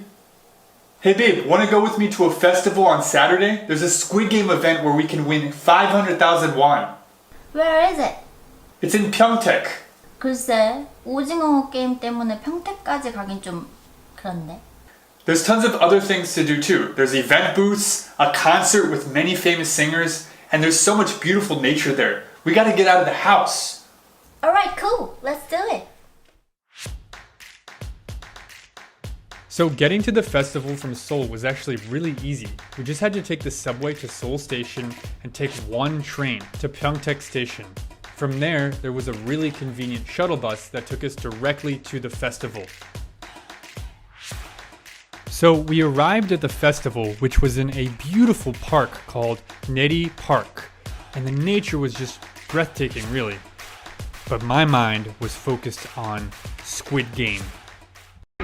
Yay, we just got here. I know this music. I know what this means. We're gonna start soon. And I know those guys, they're wearing the red shirt. So as you can see, there were many activities planned for the festival besides Squid Game, including water gun shooting, a historical exhibition, and concerts with really famous people. Wow, did you know that Park Jong-hyun would be here? Okay, so we've arrived and the game is about to start, but I have to learn some information about my competition. Let's go talk to some people and see why they signed up, and maybe we can learn a little bit about who we're going against. Let's go. 안녕하세요. 예, 안녕하세요. Hello. Hello. 안녕하세요. 오징어 게임 왜 참가하셨습니까? 오늘 여자친구랑 같이 추억 쌓을 겸 참가를 하게 되었습니다. I love Squid Games and I just want to have the experience as they did. I enjoy watching the show. 드라마도 재밌게 봤고 여기 사는 동네에서 한다고 해서 근처 사세요? 예. Because I like the show. So. Sure. Same. What game do you think you can do really well? What's like your most confident game? The one where you're running, like red light, green light. Yeah, that one. 그 달고나 게임이 제일 자신 있을 것 같습니다. 잘하시나요? 집에서 많이 해먹었기 때문에. 오, 준비하고 왔네요. Maybe the cookie or tug of war. Probably tug of war. If you win first place, you get the 500,000 won. What are you gonna buy? Clothes. Travel. To where? Busan. Good choice. Ice cream. It's hot. Good choice. 8월 달에 캠핑 여행이나 갈까 싶습니다. 와우. 파이팅. 근데 저도 이기고 싶어요. 그 전에 제가 죽여드릴게요. 안녕하세요. 네, 안녕하세요. 꿀팁 하나 주실 수 있나요? 작은 거라도. 눈치가 빨라야 돼요. 눈치가 빨라야 돼요. 네. 그리고 흔들리지 않아야 됩니다. 스테디. 네. 안정적으로. 네, 안정적으로. 혹시 이벤트 중에 뭐가 제일 기대돼요? 달고나 만드는 행사가 있어요. 네, 달고나 만드는 행사 재밌을 것 같습니다. 감사합니다. 감사합니다. Hey guys, so we're about to start here. I really want to get rid of that credit card debt. If I win this, it's going to be big. So wish me luck. Here we go. So because there were so many people who registered for the Squid Game event, they asked us some trivia questions to eliminate people before they started the actual Squid Game. 자, 이 평택에 주둔하고 있는 미군 기지의 이름은 하야리아 부대이다. 하야리아 부대이다. 맞으면 O, 틀리면 X. But as you can see, the questions were really easy, so everyone got them correct. So they had us bet on who we thought would win a Korean juggling game called 제기차기. 두 명의 오징어 게임 요원이 서 있습니다. 두 명이 제기차기 대결을 할 겁니다. 둘 중 어떤 요원이 승리하게 될지 여러분들 지금부터 출발. I'm going with the tall guy. Before we get some separation now. Let's go with the tall guy. 몇 개의 제기를 차서 우리 쪽 생존자를 살려낼 것인가? 하나. But he let me down. Is it gonna take more than 2 horns? And just like that, I was eliminated. But I wanted to see how well I could do in the actual Squid Game. So I tried it just for fun.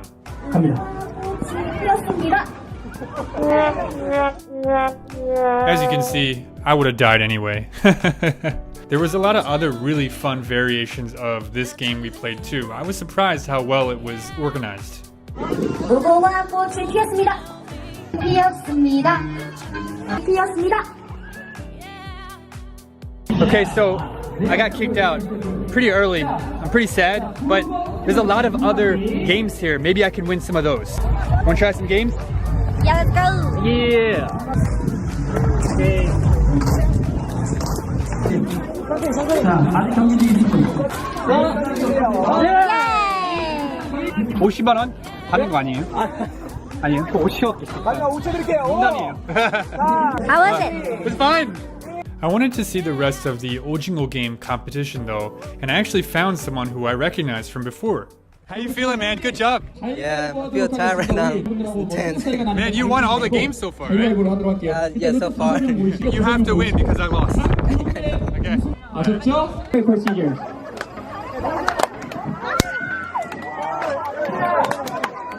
Again, my guy was doing really well in the competition. Up next was tug of war. 일어나시고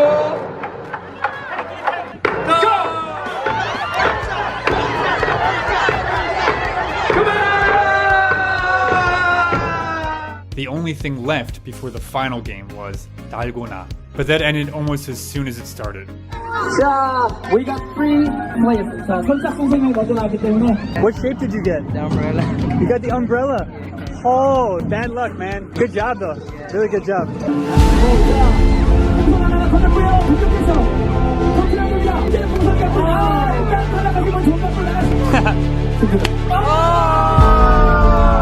축하해요. 축하해요. 와, 잘하셨어요. 우리 이제 음식 부스 가고 있어요. Yeah, I'm pretty hot, I'm pretty tired, I'm pretty hungry. starving. Hungry. Yeah. There's actually a lot of really good choices for food. And I ended up choosing the bulgogi hot dog. Yoo-jung, my girlfriend, ended up choosing the tteokbokki. 우리 지금 떡볶이랑 튀김이랑 불고기 핫도그. 핫도그. Yes. I'm so hungry. Me too. Yes. Let's eat, baby. See, my bulgogi hot dog is pretty nice. Good? Yummy.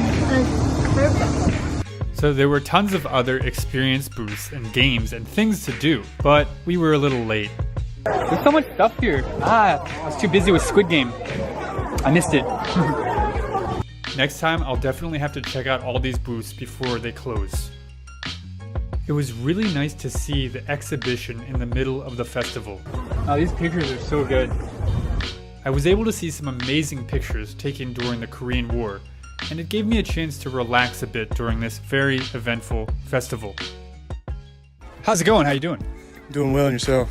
Very good. How long have you been in Korea? A little over a year and a half. Wow. 한국어 할 수 있어요? 조금만. Whoa. What do you like about Pyeongtaek?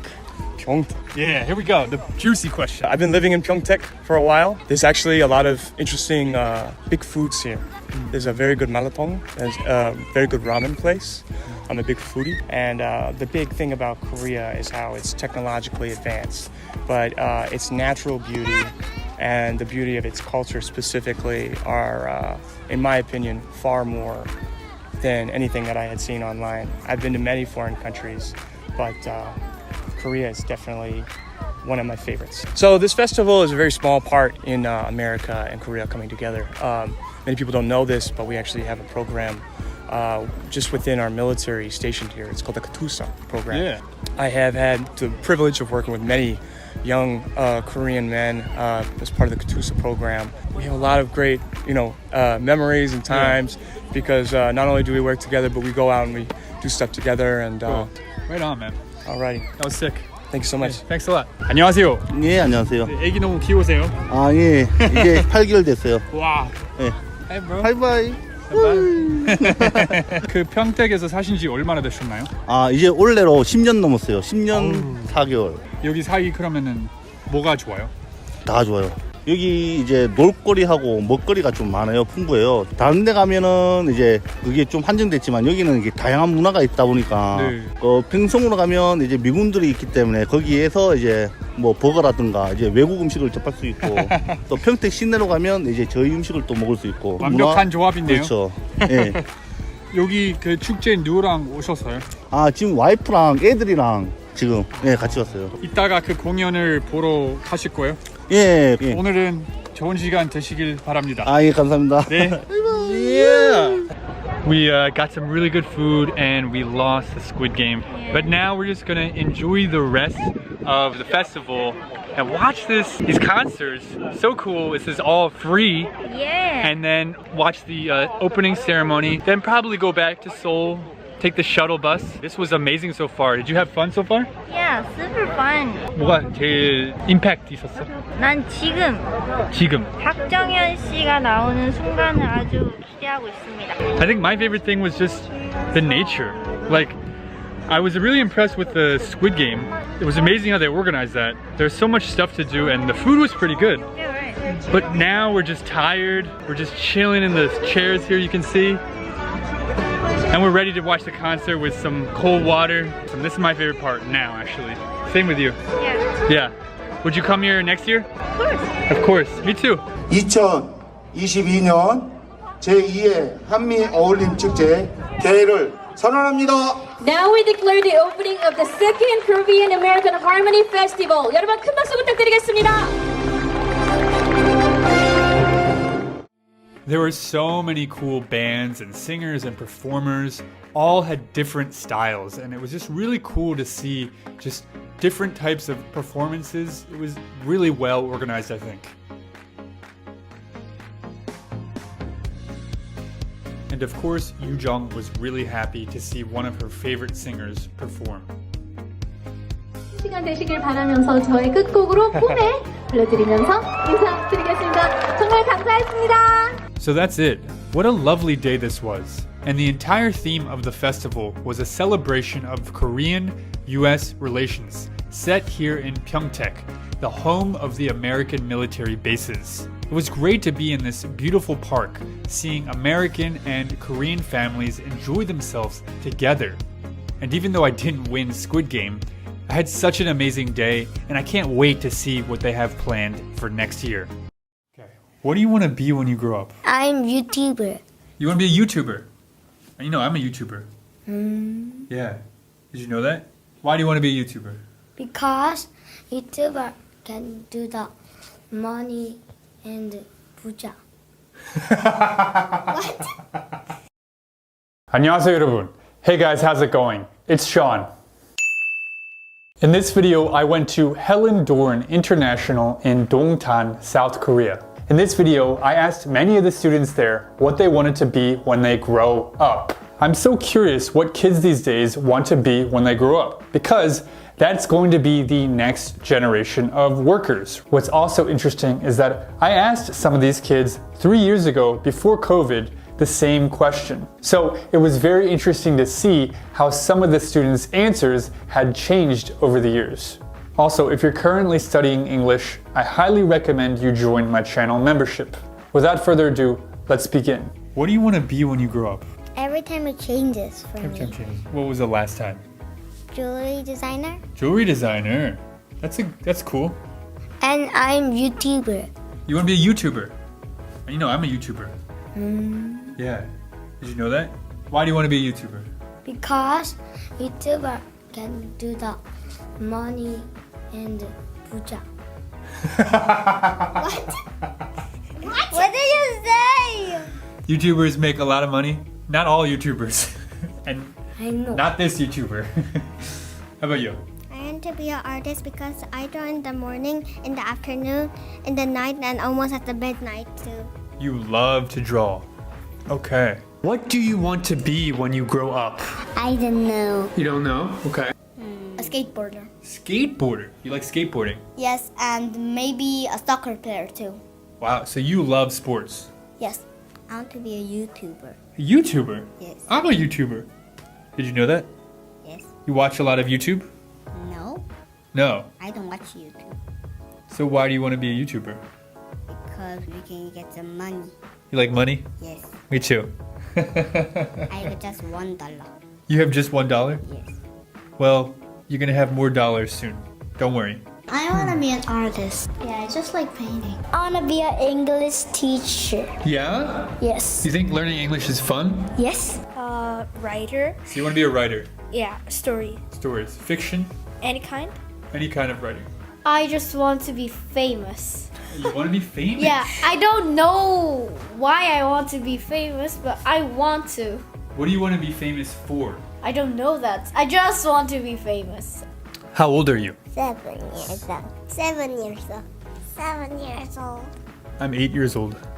Huh? You don't believe me? No? You? Oh, right, all right. I'm not 8 years old. I'm 9 years old. What? No! What do you want to be when you grow up? Math teacher. Oh, you like math. Cool. How about you? Vet. What's your favorite animal? Frog. Frog. Right. Teacher. You want to be a teacher. What kind of teacher? Art teacher. Okay, so we got a math, art teacher, and a frog doctor. Yeah? Frog vet. All right.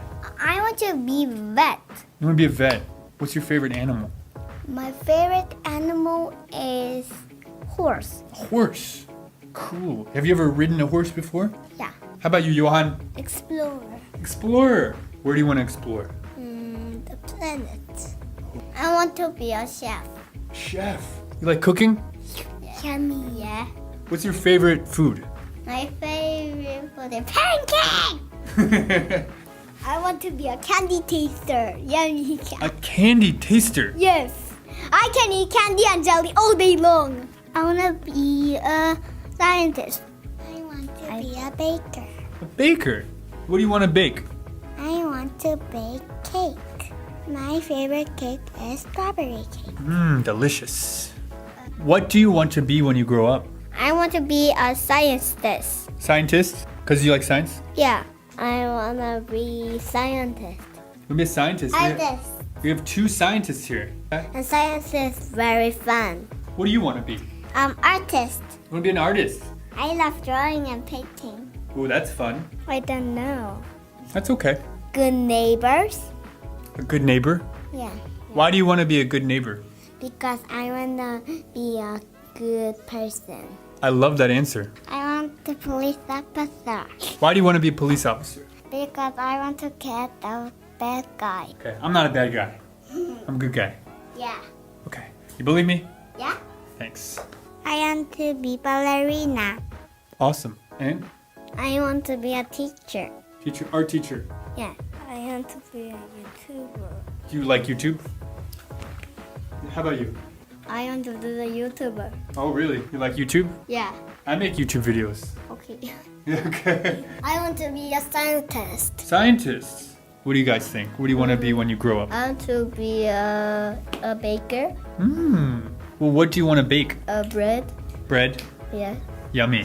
I want to be a policeman. I want to be a diplomat. A diplomat? Yes. Okay. Why do you want to be a diplomat? Because I like to travel around the world. Okay. And I want to know other countries' culture and everything. I love that answer. What countries do you want to go to right now, these days? Maybe Brazil. Okay. But like my dad went to Brazil and he doesn't exactly recommend it because of the rainforest there is kind of a lot hot and everything. Yeah. Too hot. Yeah. Got it. What do you want to be? A dentist. Okay. Because I like a dentist because like my mom and my dad are dentists and I like a dentist. I want to be a clothes designer. Like a suit or shoes or what? T-shirts. I'm thinking. You're still thinking? Yeah. Okay. Same. I want to be a doctor when I grow up because I can help people. I want to be a writer. A writer? A book for children. Children's books? Yes. What do you want to be when you grow up? Tennis player. Tennis player? You like tennis? Yeah. I want to be teacher. You want to be a teacher? Yeah. What do you want to teach? English. You want to be an English teacher? When I grow up, I'm gonna be a teacher. Teacher? What kind of teacher? A centipede teacher. A centipede teacher? Yes. You like centipedes? Yes. Very cool. What job do you not want to do? I don't want to be a teacher. You don't want to be a teacher? Why? Because it's too hard. It's pretty hard. I don't want to be a teacher too. Yeah, it is pretty hard. I used to be a teacher. Oh yeah? I was a teacher, yeah. For 3 years. 3 years? It was difficult. Very hard. But it was fun. Oh, fun? Yeah. An astronaut. Why don't you want to be an astronaut? When you go to space, you feel kind of weird because you go up and fly up, kind of. Yeah, no gravity. Low gravity, right? Yeah. I want gravity. You like gravity? Yes. It's better for skateboarding. Yes. Okay. What do you not want to do? Astronaut. Oh, same with him. It's because when we stay there too long, our muscle gets smaller. That's true. I forgot about that. What job do you not want to do? A construction worker. Why? Because it's so hard. I don't remember. I don't want to be a police officer. Why? Because I don't like thief. I don't want to be a soldier. Doctor. You don't want to be a doctor? Yeah, Too because hard. like it's kind of gross that you're like touching somebody's body. I don't like that too. I don't like that too. What job do you not want to do when you get older? A burglar. Okay, so you guys don't want to be bad people. Yes. Yes. I like that answer. I don't want to get lying on the floor begging for money. Okay. That's the only thing I don't want to do. I don't want to be an aberrant cleaner. Everland cleaner? Yeah. Like the amusement park Everland? Yeah, I don't want to just clean up the animal poo-poos. The firefighter, because of fire, then I might die. It's a little dangerous, right?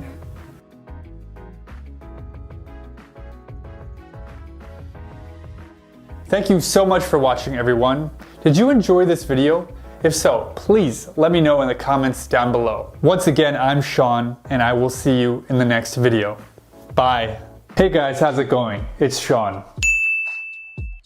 So a lot of English learners often confuse a and the. When do I use these two? So my goal in this video is to give you guys a better understanding of when to use a and the so that you have more confidence when you're speaking English. There are a few rules to keep in mind, but don't worry, I'm going to try to make it as easy as I can for you to follow along. And I want to say, if you're currently studying English, definitely consider joining my channel membership. By the way, just in case you don't know, a and an are the same thing. We just use a when we're talking about something that starts with a consonant, like a book or a shirt. And we use an when we're talking about something that starts with a vowel, like an elephant or an apple. Other than that, they have the same usage. Okay, so in general, the is used to describe specific nouns, and a or an is used to describe unspecific nouns. So the is for definite articles, and a or an is for indefinite articles. What does that mean? If I say this, give me the bag, I'm telling you to give me a specific bag that we're both aware of. If I say this, hey, give me a bag, it's not important which bag you give me. Any bag will do. One more example. Hey, I need the envelope. This means that I need the specific envelope that we're both aware of. Hey, I need an envelope. This means I will take any envelope. It's not important specifically which one. Okay, that's easy enough, right? Now I'm going to go over some more rules that you have to know. If you're talking about yourself or someone being a part of a group, you have to use a or an. I'm an American. I'm a YouTuber. I'm a teacher. I'm a man. And I'm a ninja. Next, when complimenting someone or insulting someone, you have to use a or an. You are an idiot. You are a genius. That's because you're telling them that they are a member of the large group of idiots in this world, or you're telling them that they are a member of the smaller group of geniuses in this world. They are one of them, almost like a representative. Now, let's talk about the. When ranking things, you should always use the. For example, this is the best movie I've ever seen. This is the tallest man in the world. He is the last person I would want to get into a fight with. Next is countable nouns and uncountable nouns. What are they? Well, you can't count water, right? What is one water? Is it a drop of water? Is it a bottle of water? Is it a molecule of water? There's no real consensus on what one water is, so we consider it to be uncountable. Things like liquid, juice, milk, water are uncountable, but emotions are also uncountable, like love or trust or loyalty. What is one trust compared to two trust? You can't really count it, but it's still a noun, right? Other examples are rain, weather, sand, snow. Let's use milk as an example. When referring to specific milk, I can say, hey, I need the milk. When referring to non-specific milk, I can say, hey, I need some milk. Or, hey, I need milk. So with uncountable, the a/n goes away and you just say, give me milk. And the has the same rules as countable nouns. Give me the book, give me the water. I hope that makes sense. Next is things that every human on this earth knows about. What are they? The sun, the weather, the earth, the moon, the universe. The reason we would use the is because you don't need any context. There's only one specific sun that most humans are talking about. One specific universe. Unless you're a scientist, you're usually not distinguishing between multiple suns and multiple universes. However, in the case that you are a scientist, you could say something like, Saturn has over 20 moons. That would make perfect sense. I think it's also important to remind you all that proper nouns such as names of countries and people do not require a or the. For example, Seoul or Korea or Ireland or Spain. I live in Seoul. I'm going to meet John now. There are some exceptions though. The United States, the Netherlands, the Philippines. These usually operate on a case-by-case basis, so you should just look up the name of the country beforehand. The last thing I want to go over is the name of sports, subjects, and languages. They do not require a or the. Why am I so bad at math? Basketball is my favorite sport. So once again, that's subjects, languages, and sports. No a, no the. Now, I'm going to give you guys a quiz to see how well you understand what I just taught you. You ready? 나는 주스 마시고 싶어. I want to drink juice. Or, I want to drink some juice. 가장 인기 많은 영화가 뭐예요? What is the most popular movie? Or, which movie is the most popular? 저는 한국어를 배우고 있는 해적입니다. I'm a pirate learning Korean. Or, I'm a pirate who's learning Korean. Well, that's all I have for you guys today. I really hope this video was helpful. Let me know what you think down in the comments. Once again, I'm Sean and I will see you in the next video. Bye. Hey guys, how's it going? It's Sean. Be careful when translating from Korean to English. So I want to start off by saying be careful with the word 너무. 와, 사람 너무 많아. 그러네. Wow, there are too many people here. Is it too crowded for you? Do you want to leave?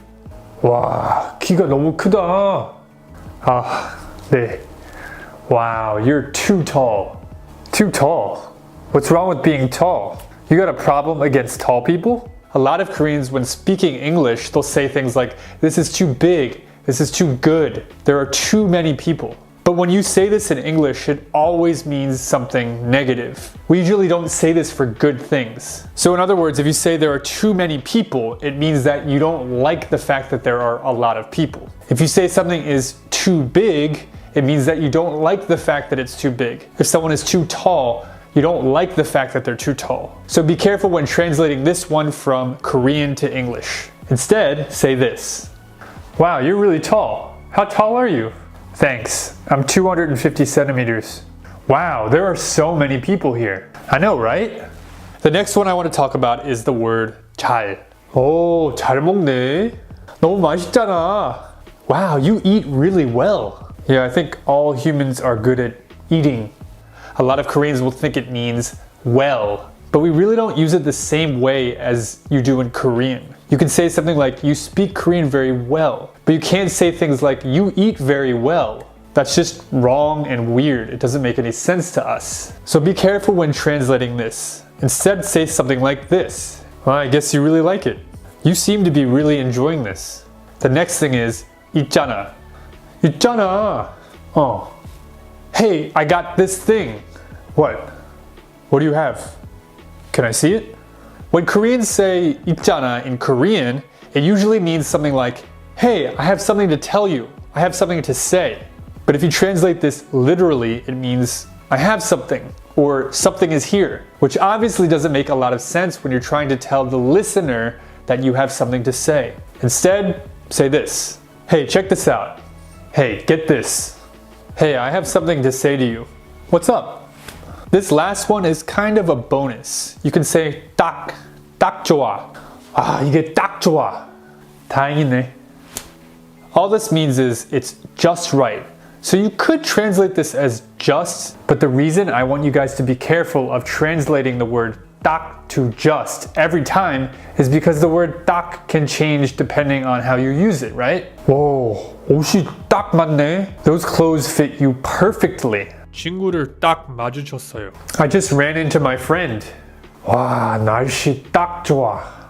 Wow, the weather is perfect. 이게 딱 내가 필요한 거야. This is exactly what I needed. Anyway, that's all I have for you guys today. I hope you enjoyed this short video. Let me know what you think in the comments down below. I will see you guys in the next video. Bye. Hey guys, how's it going? It's Sean. As many of you may know, the United States is very active in helping other countries around the world. Some people say that the US should focus more on its own country. Others might even say that the US does more harm than good. But nonetheless, over the years, America has created many good relationships with other countries. In other words, the US has many allies. So just for fun, in this video, we asked many Americans living in the US who they think America's greatest allies are. Now, without further ado, let's begin. Hey guys, how's it going? It's Sean. So when I was an English teacher, I found that a lot of my students had trouble with the verb to go. You have to say go home, but then you also have to say go to work, and then you also have to say go to the store. My goal in this video is to make it very easy for you guys to understand when to use to and the when using the verb to go. So why do we say go home instead of go to home or go to the home? That's because when you say go home, the word home acts more as a direction than a noun. But some of you might be wondering, well, home is a noun, right? Well, it is in some sentences such as, I want to buy a home. In this sentence, you can swap out the noun home with another noun, such as chocolate. I want to buy chocolate. But when you say go home, the word home acts more like a direction than a noun. For example, we say go left, or go north, or go south. Saying go home is similar to this. You're basically saying go in the direction of my home. Another example would be go downstairs or go abroad. Go there. No, go there. Go somewhere. So in these instances, you can skip the to and the completely and just say go home. I want to go home. I hope that makes sense. Now, the next question is, why do we have to say go to school and go to work while also having to say go to the store and go to a hospital? This is actually a bit trickier to explain. When you think of your life and you think of all the things that you do regularly, going to school, going to work, going to church. So the reason we don't say go to the work is because no context is really required. These things are in the routine of most human beings on earth. Work, school, church, bed. I don't want to go to school tomorrow. Go to bed. I might be missing some, but those are the major ones that don't require a the or an a. If you're curious about the differences between a and the, click this video to find out. I made a really good video explaining it. Now, the last group we need to look at when using the verb to go is things that require a to and the between, or a to and a. For example, I should probably go to a hospital. Hey bro, are you going to the festival tomorrow that everyone is talking about?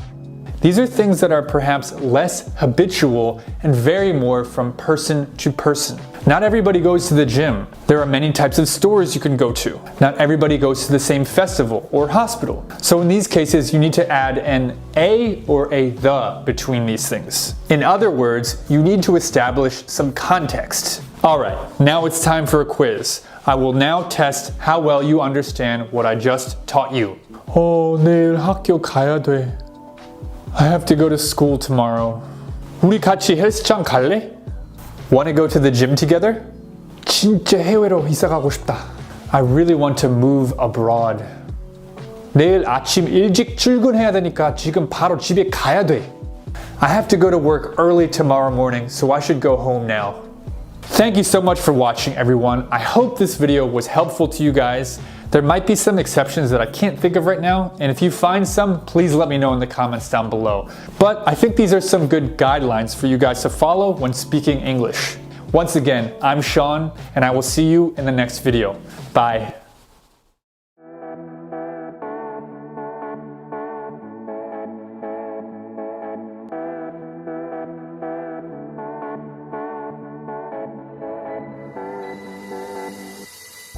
Hello.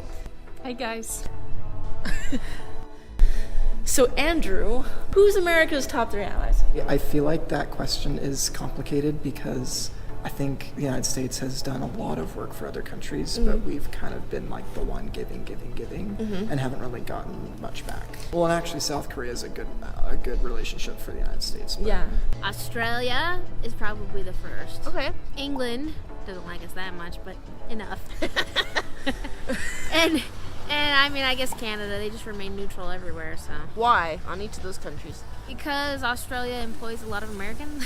Okay. And we're good business. I think that probably would be answer for all of them. Okay. We have good business, and that makes for good relationships. All right. And Canada, like I said, is neutral. It likes everybody. And then England has to like us, whether they want to or not. I just really think it goes down to business, but that's just me. Yeah, probably Canada. Okay. Mexico. Mexico. England, I would have to say. Okay.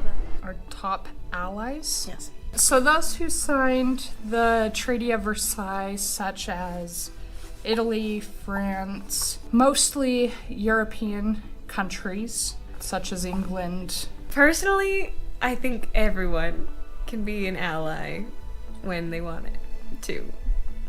Like it. But probably like England area would be an ally. Our ancestors came from that area, and so there's ties there, maybe? I would guess England, Israel, Canada? Okay. I don't know. Why those 3? What comes to mind? Well, I know that we're allies with Israel. I don't know if they're one of our top allies. Who do you think we want to be better friends with? Definitely China. Any Asian country I think we'd like to be better friends with. Just because they have nice stuff and we owe them lots of money. Asian countries. We would like to build those relationships more. I would also say places like Jerusalem, the Ukraine, Iran, Iraq, places like that. I think those are places that we'd like to further build relationships with. I think it would be beneficial to have a better relationship with Russia. They're one of the world's superpowers. They have a lot of people in their country. They border a lot of other countries that have a lot of history and valuable just culture. And if we had Russia as an ally and it was this amicable two-way street, I could see that doing a lot of good. We probably should be better friends with Russia. I don't know if Russia's really friends with anyone. They have a great country, and I think that it would help them a lot if they were to be friends with more people. True. Who do you think we don't get along with so well? Probably North Korea. Probably North Korea. I don't know if North Korea can even count because no one has a relationship with North Korea. Yeah. Not even North Korea has a relationship with North Korea. Right now, Iraq and Iran, probably. Issues in places like Afghanistan, things like that. Iraq, I think. Okay. Yeah. Iraq. I know people usually say China, but I don't actually think we have such a horrible relationship with them. Okay. Iraq, Israel, all those places. That's probably the ones we have the worst relationship with. They don't like us. China, Iraq, Israel. I guess it depends on what you consider worst. Like, worst in what way? I would say, like, we are in trillions of debt to China. So financially not great. Not with great China. with China. And I think that's also why they have so much influence in the country, is because they can kind of be like, well, you owe us money, so we're just going to do what we want. I would say bad ally situation, Russia. I guess we come back to that. Just they're extremely totalitarian, and there's a lot of atrocities happening. Have you been to a different country? Technically, I've only ever been to Canada and the Bahamas. How do you feel Canada and America's relationship is? I feel like our relationship with Canada is kind of just like, hey, you're our northern neighbor, and hey. you have more socialized institutions than we do, and that's cool, I guess. Like just cool, yeah, Canada, all right. I went to Thailand back in 2019 and I was there for 2 weeks. And then just recently I went to Mexico. Being in Thailand, how do you feel like Thai people feel about Americans? I think it depends on the class. I think that there are some that are resentful of our wealth. Okay, all right. But I think overall, they don't dislike us per se. Okay. I think that they depend on our tourism, our interaction, whether that's financially or going there. Yeah. Okay. Where did you go? I went to Brazil. Brazil? Brazil. Why did you go there? I went on a mission for the Church of Jesus Christ of Latter-day Saints. Very nice. What kind of relationship does Brazil have with America? They love America. They stop me on the street all the time saying, will you please take me there? Really? Yes, no, really. And they're always saying hi and hello and trying to speak in English. They have they really like America. They all want to come here. Yeah, no, they all want to come here. And that is a wrap. Thank you so much for watching, guys. Back to you, Sean.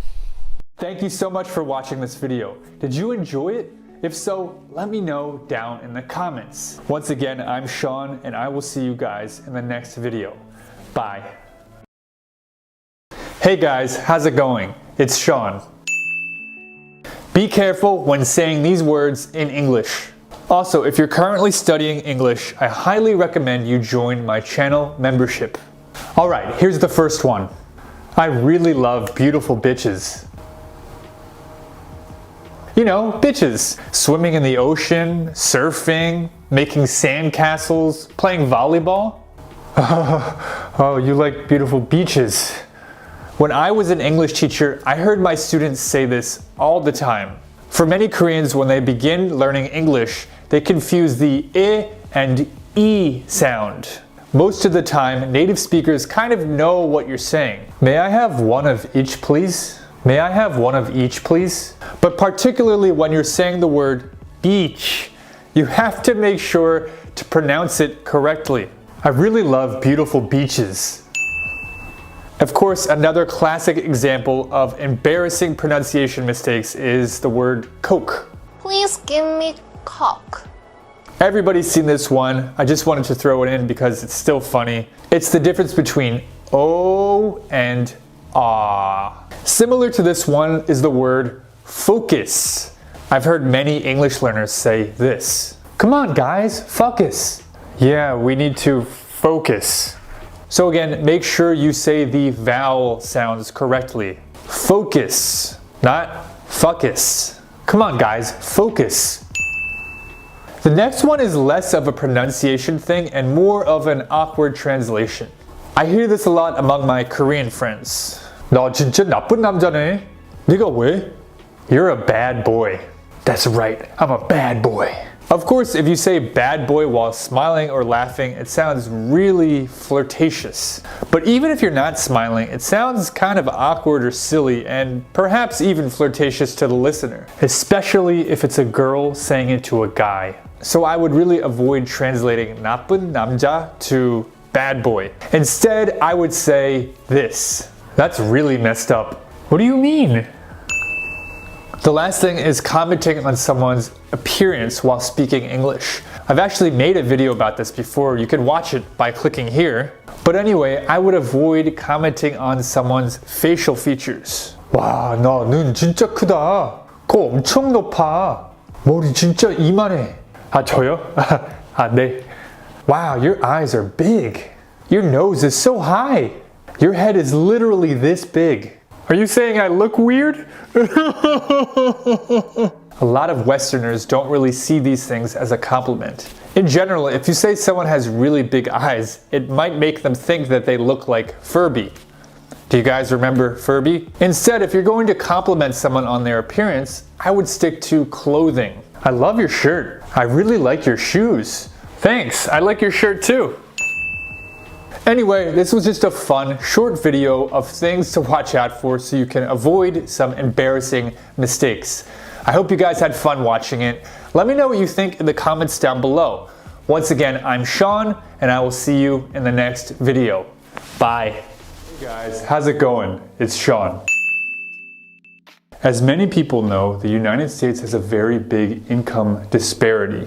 In many cities in the US, you can find high-income neighborhoods with big, nice houses, and in that same city, just a few blocks over even, you can find lower-income neighborhoods. So the difference is very pronounced in the US. In this video, Steven, a new host for this channel, goes to Reno, Nevada. He shows some very high-income neighborhoods along with low-income neighborhoods. This might be very interesting for a lot of people living in Seoul, because for Seoul, most neighborhoods are very clean and for the most part, quite expensive. It's more consistent in this way. And if you're currently studying English, I definitely recommend that you join the channel membership.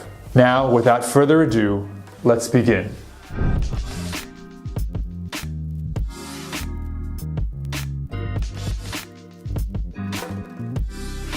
Hello everyone, my name is Steven, coming at you from Reno, Nevada, my hometown here in the US of A, the United States of America that is. Today I'm going to be showing you one of my buddy's apartments in downtown Reno, and you can judge for yourself whether you think it's poverty, like if you think it's poor living, or if you think it's like rich person living. In my personal opinion, I think he lives in a great location downtown. There are a lot of pubs, bars, coffee shops, restaurants. The nearest supermarket I would say is about 2 miles away. So if you're traveling by car, it's only going to be about a 5-minute drive. So, you know, living downtown definitely has its perks here in the USA. But there are also a lot of people that like to live in the suburbs, which is, you know, the outer part of downtown. So yeah, I'm going to be showing you my hometown, the good and the bad, where my parents live, where my friends live, and hopefully you enjoy it. So let's go.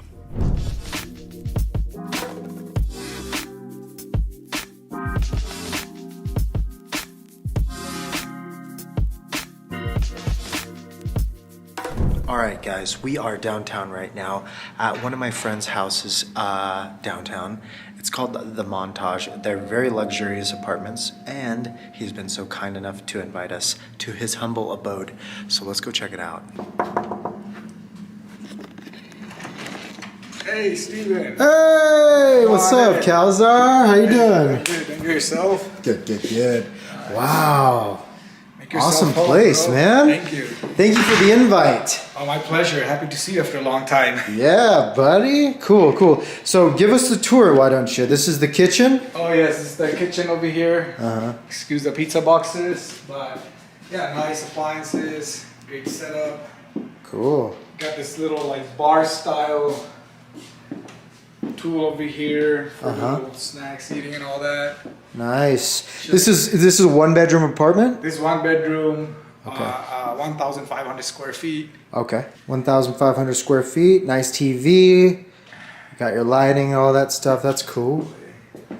I got the little balcony spot over here. Nice. And you got your like little office area. That's the workstation over here.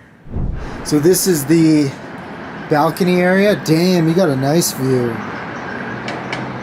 We're on the 10th floor. 10th floor. They keep it really, really nice and clean. You can see the city of Reno guys like power washing the sidewalks. And they have a nice city ambassador program. So if they spot anything suspicious or something weird going on or somebody passed out, they come and help them. They'll call the ambulance. If they need to call the law enforcement for anything, they do that. Cool. It's a really nice thing. You don't see them going around in the segways now because I think because of the snow. Yeah. But it's really nice. I really love that initiative of the city of Reno. So this is this area kind of a not that good of an area of a town? That business, that place is not good. Like there's a lot of damages and stuff. Like the red building? Yeah, the red building. And this Ace, that's the Ace Motor World, not the. There's some other businesses over here, a Sirius Casino. So this place, we can maybe see in the future some investors buying it out and developing. Yeah. Kind of like what we have going on behind us. We have a $2 billion investment project. It's called the Neon District. Cool. Yeah, Nice. so we hope something like that. But other than that, as you can see, this looks nice. The casinos. Yeah. Over there, the Harrah's, those are becoming luxury apartments over here, and they're getting fully renovated. Oh, okay. Right on, man. Let's check out the bedroom and the bathroom. So you got sliding glass doors right here, right? Oh yeah, these are sliding glass doors.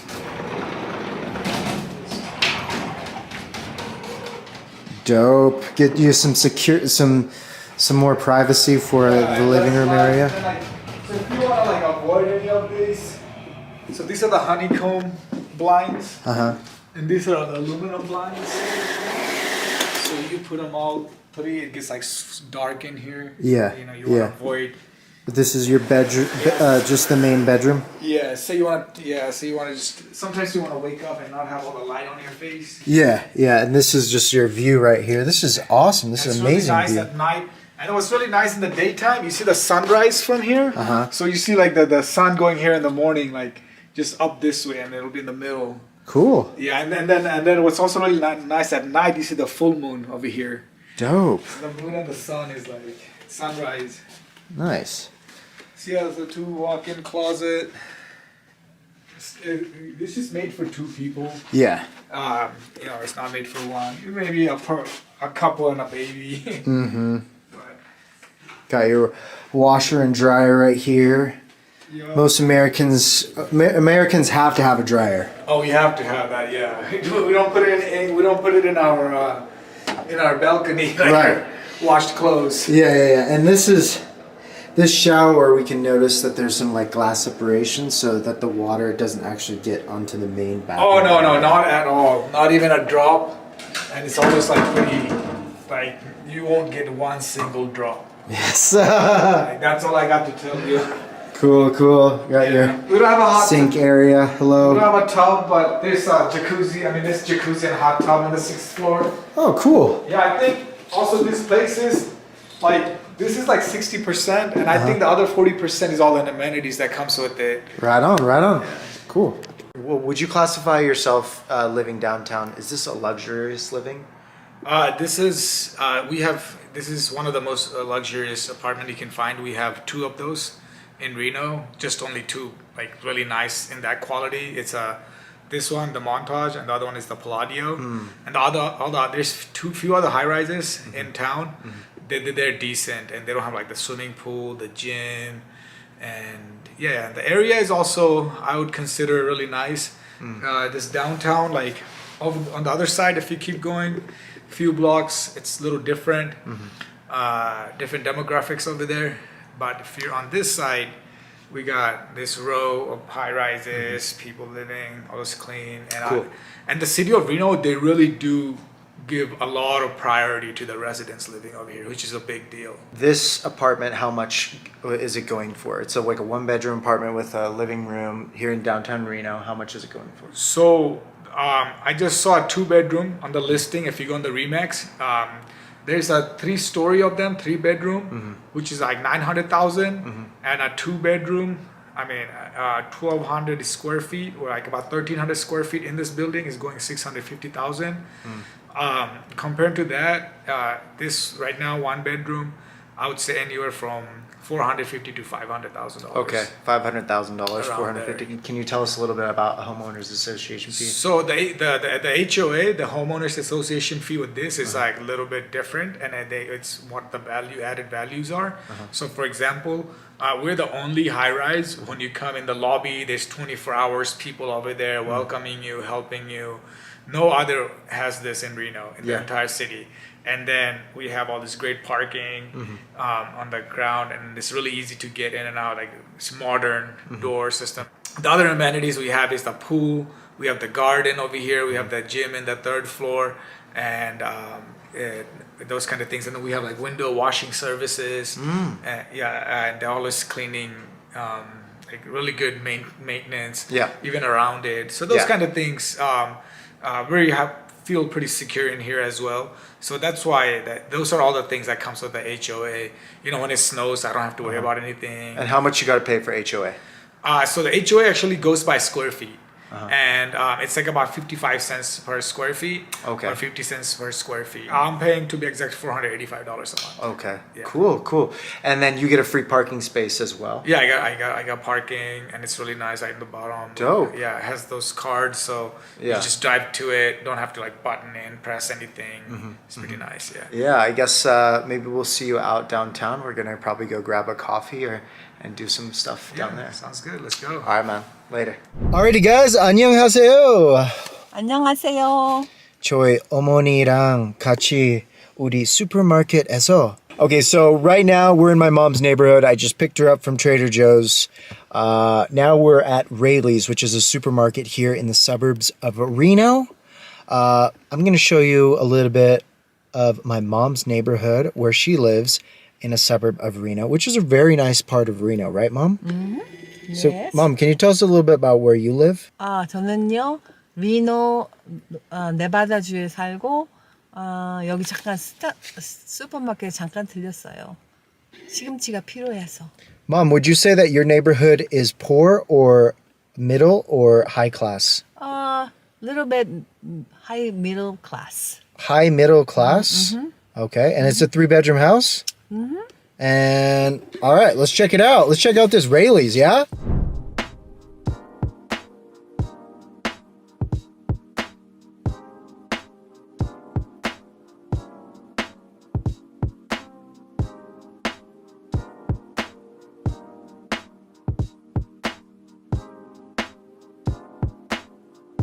All right, so in the suburbs of Reno, there's not a lot of poor people around. I guess you could say like a lot of homeless people. That's more of like downtown area. If you go out in the suburbs, you are going to be a little bit more farther away from downtown. And if your job requires you to work from downtown, if you're working at a casino, perhaps if you're living here in Reno, Nevada, because casinos are legal, that would require you to go downtown, which would mean that would be about 45-minute commute if you're driving. Living in the suburbs is a great alternative, in my opinion, if you never have to worry about safety of where you're actually living. I don't know if that makes sense. The crime rate in the suburbs are extremely low. You don't see a lot of house break-ins or anything like that. And usually there's a supermarket in just about every suburb here in Reno, or just in the States in general. So you don't really have to worry too much about not being in a central location. So Mom, like, you're Korean, and why did you choose to move to Reno, Nevada? Out of all places in America, why not LA or San Francisco?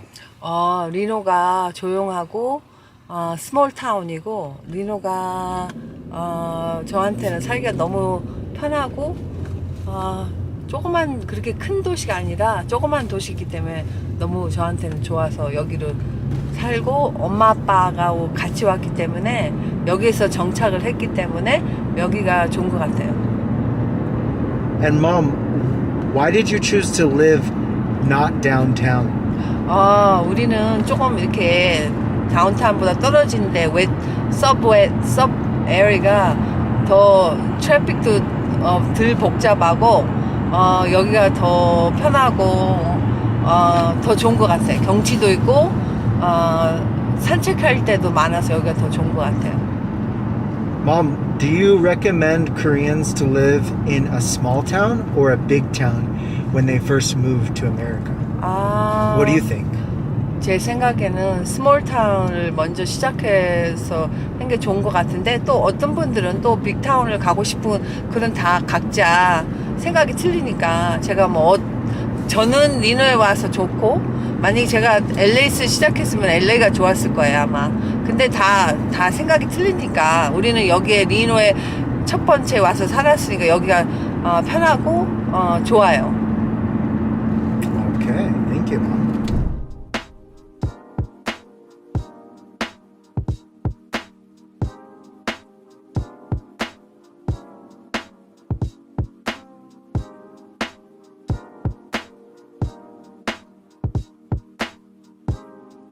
Alright, so we did just arrive at my mom's house. So it's getting a little dark, so I want to show you the outside first before we show the inside. So usually every house here in the States is gonna have a front yard and a backyard. Cool!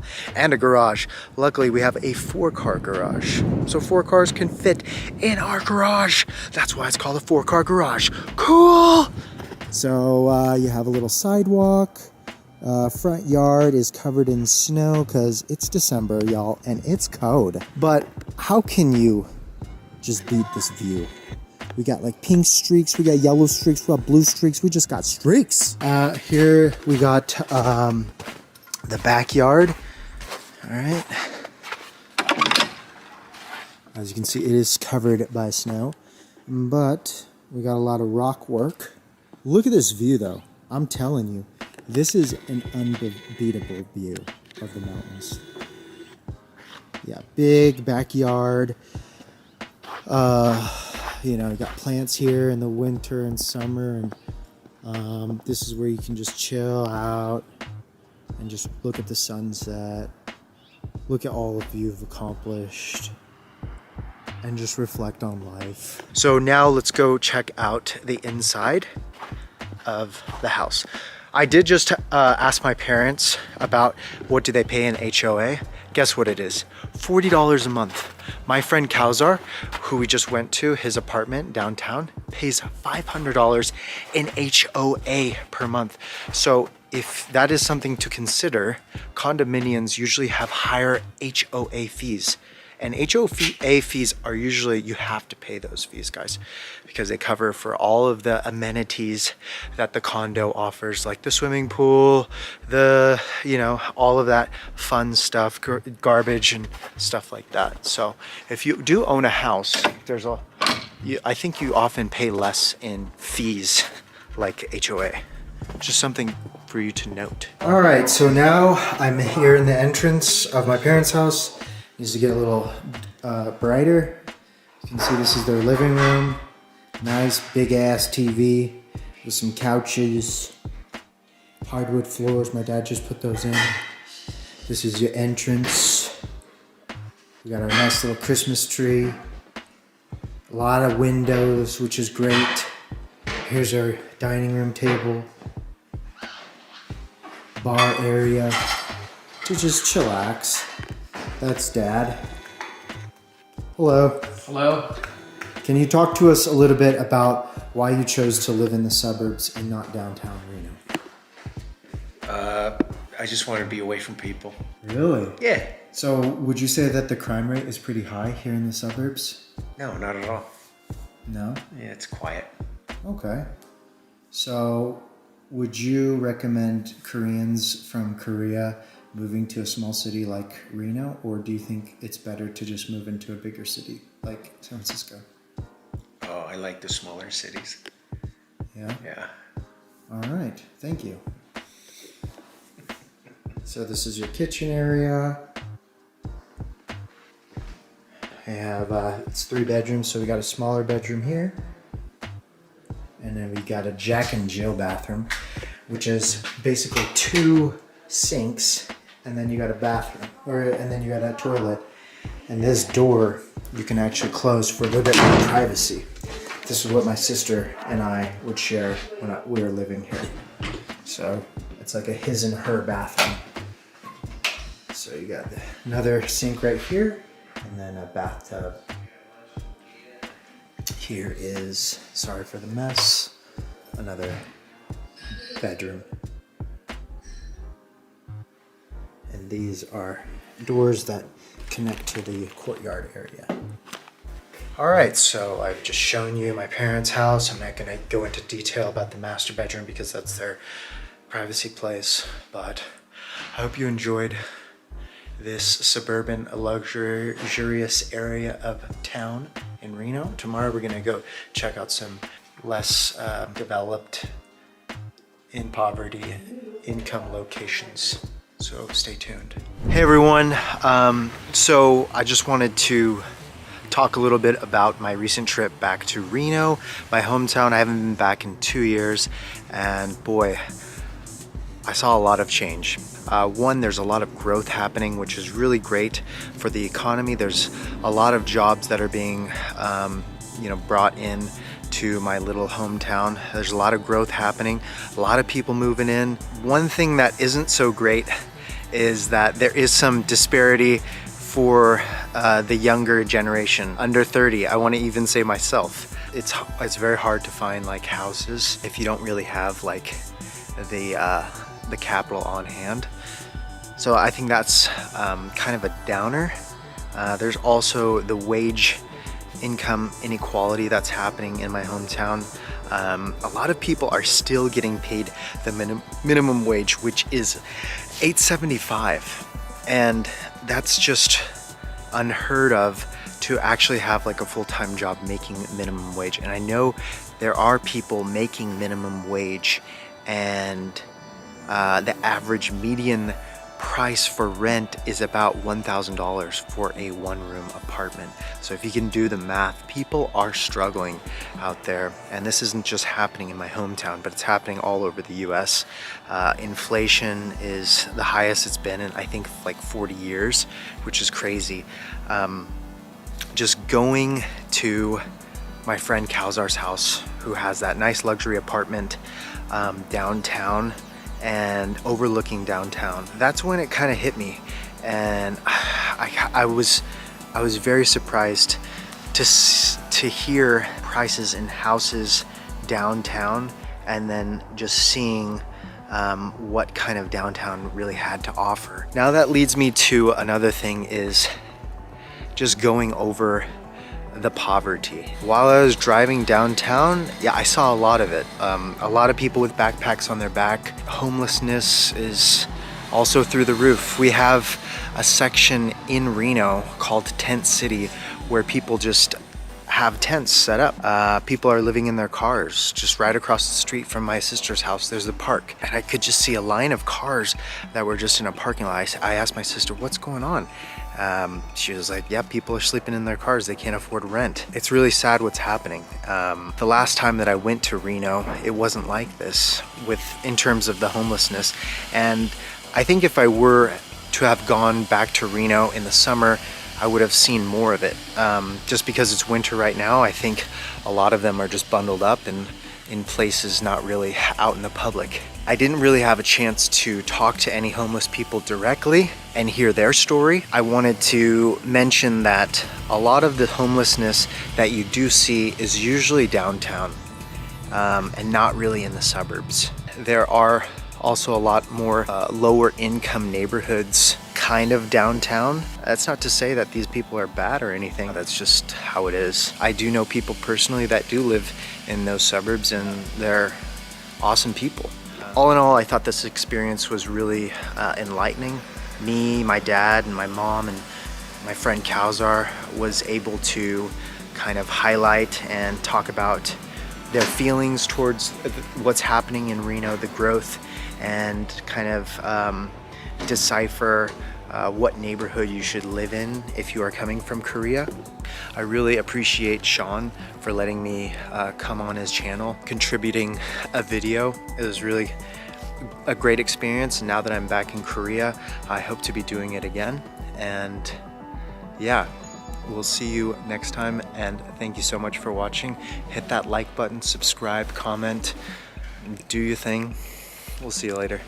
Thank you so much for watching, everyone. I hope you guys enjoyed this video. What other videos do you want to see in the US and maybe other countries in the world? Let me know in the comments down below. I will see you guys in the next video. Bye. Hey guys, how's it going? It's Sean. International couples are becoming more and more common all throughout the world and even here in Korea. Of course, there are a lot of positives. You get to learn the other person's language, the other person's culture. Perhaps you can travel with them and visit their family in their home country.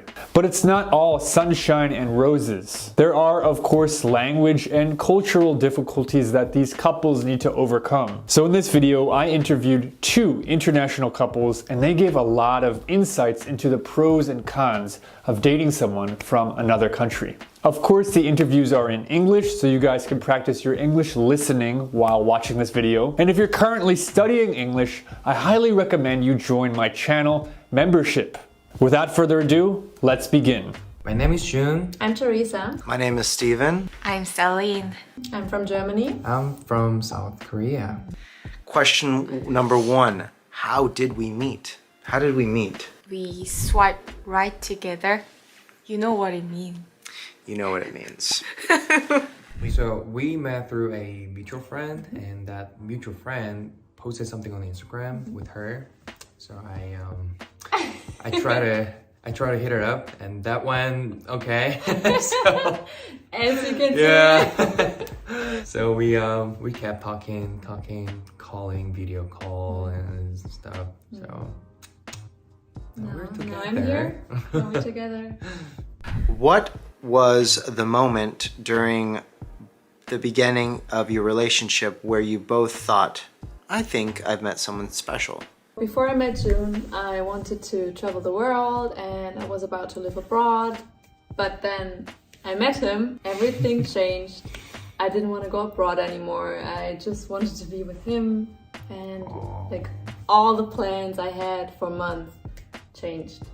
And that was the moment I knew he's somebody special. When I saw Steven, I saw kind of unexplainable aura behind him. It's really unexplainable. Aura.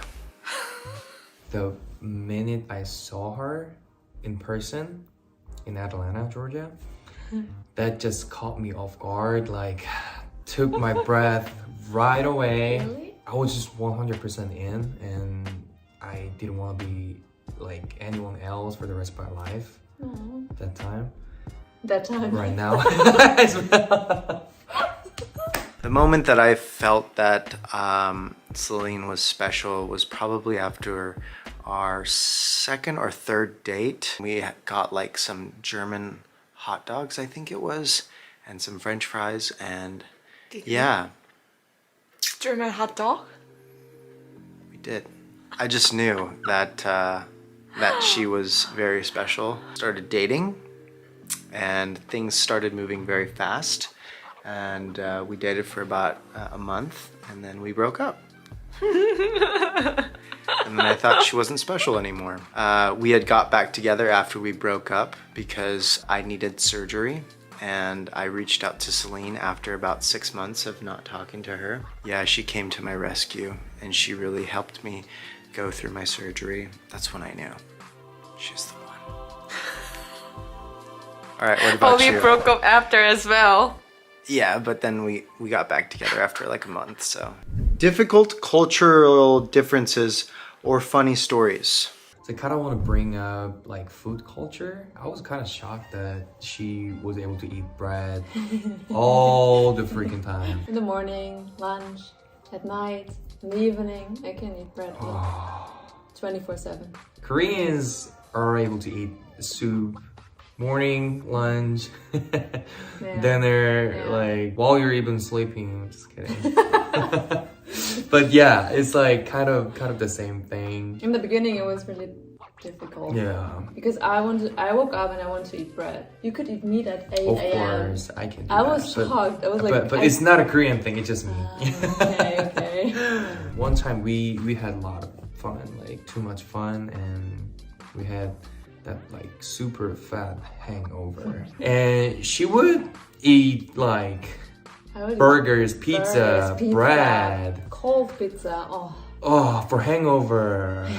So I good. was shocked, but since I know her, I kind of tried. But yeah, it pretty much worked out really fun. Whenever we go out and walk in the street, Steven would be the guy to say hello to total random strangers that he first met. Hello, hello, and I'm just next to him and just see like, oh, do you know him? Do you know her? And he was like, no, just why not saying hello? And for me, it's like, you know, as you're Korean, it's not really common to just say a random hello to strangers in the street, and they might think maybe like 교회 전도사, or you know, they're suspicious to the stranger who just come towards us and just say random hello. But when I was in America, I think there is a tendency that American, they're more friendly to strangers and just start to talk, you know, like kind of little talk.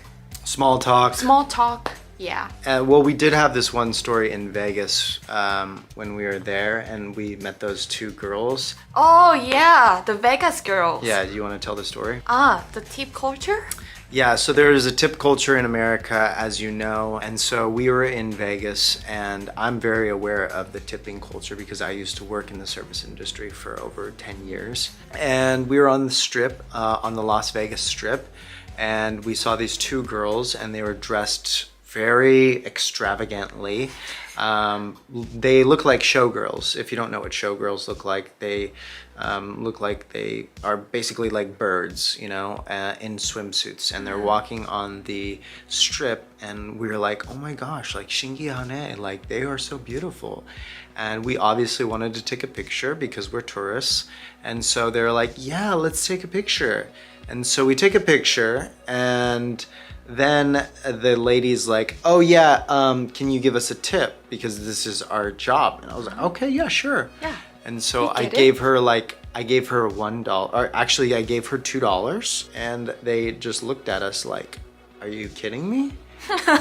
And they actually came towards us first. They approached us. It was a total scam. Yeah. And yeah, they tried to embezzle money from us.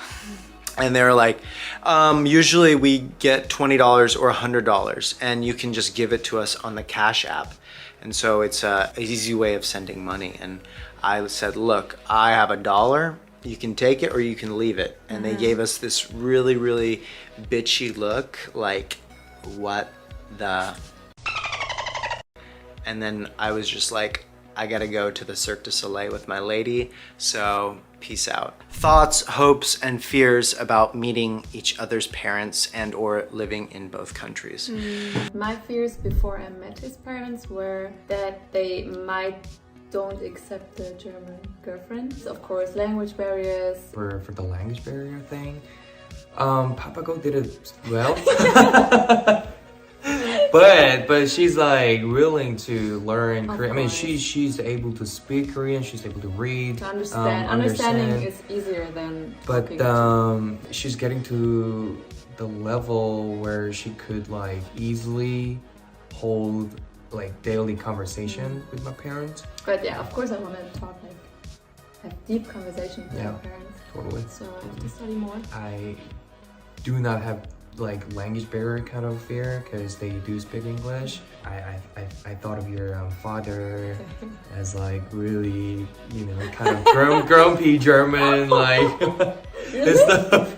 Because, you know, I don't know, like he likes to hunt, he likes to drink beers and stuff. It's like not trying to be mean, but that's what I like kind of expected. But he's a nice man, and I don't think it's gonna be any different when I met him in person. Celine's dad especially is kind of like 깡패 같은데?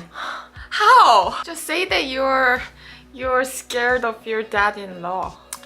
I'm scared of Celine's dad for sure. He's good dad. He's a good dad. Yeah. What dad would not be a good dad if they didn't care enough for their daughter to scare their boyfriend, you know. So I respect that, I admire that. A fear for me, hypothetically, when we move to Germany, my salary, I know for sure will go down. We have to pay a lot of taxes. It's like a half of salary. I heard the whole process, you know, marriage documents and like just document in general for, you know, living your life in Germany. You name it, like everything is slower than you thought it would be. Yeah, you can't compare it to Korea. If you need something, a document, you can just go online. In Germany, you have to call them or write like 10 emails to get like one document. It's different. I could totally see myself living in Korea forever. I'm very comfortable right now. However, I feel limited as kind of a foreigner living in Korea because I'm not, you know, fully Korean. However, I have a really nice visa and I'm very grateful for, you know, everything Korea has given me. Do I see myself starting a family here? Probably not. I guess I would feel more comfortable in America just because it's a bigger country. And bigger countries have more opportunities. I think there is a clear difference between Korea and America. Good points and down points of living in Korea or America is very different. I would say it's just right the opposite. As I'm a health professional, I really think that this all health insurance system in Korea is very, very great. Right. Compared to other countries, especially in America, is Definitely. the worst thing I would say. Also, guns. Guns are legal in the state. Right. And I'm thinking, what if I have my kids in America? I don't think it's necessarily a bad thing to teach your child how to handle a gun. Since what age though? I mean, probably like 6 or 7. What? I would at least take my kid with me to shoot guns and then, you know, show him how everything works. I wouldn't really give my child a gun probably until they're like 12. And then maybe me and my boy can go hunting together and have a father-son bonding moment. Because I think that's a very American thing to do, and that's something that that child will never forget. So it's all about making memories and doing it the safe and right way. What I really don't like about Korea is the educational system. I think this society is so competitive. I asked Steven, do you miss your high school life or your college life? Then he said, yes, I had so much fun. I did. Yeah, I had good friends. But Parties. Yeah. Drinking. Me and my other friends who followed up all the curriculums really in diligent way, they really don't want to go back to their high school or college life. Most of them, not all of them, but most of them. And I really think that this just the competitive like vibe is not really good for our kids. Maybe I want to add one more question. Yeah. For other international couple, do you have any advice that you want to give to other international couple like us? If you're an international here and you're getting into a relationship, I think you need to treat it as something serious. I would say not to treat the relationship as if it was like a 1-year or 2-year contract and you're just going back to your country. For every couple, the most important thing is trust between them, right? But especially for international one, what I think the attitude that we have to have healthy relationship is to accept difference. Accept cultural differences. It can be cultural And differences, differences. like personality or religious belief. Religious. It can be anything, just the attitude to accept differences. And for that, you really have to be talking to your partner for the most of the time. Yes, communication is key, definitely. I've learned that about our relationship. Me too. You know, we fight a lot, but we also are very good communicators, and at the end of the day, we are able to work a lot of things out, and I think that's what makes us stronger as a couple. So talking through your problems, it's a basic general understanding, but I think you know if the relationship is worth it to talk those things out and work it out. It's worth it. Thank you so much for watching, everyone. Did you enjoy this video? Let me know in the comments down below. Once again, I'm Sean, and I will see you in the next video. Bye. Hello everyone, I'm Sean. In this video, you're going to get the opportunity to test your English listening skills. As the video progresses, the level of English will become increasingly difficult. I recommend watching this video first without subtitles. Then watch it again with subtitles to see how much you understood. It's important to say though that this video is based off of an English speaking test.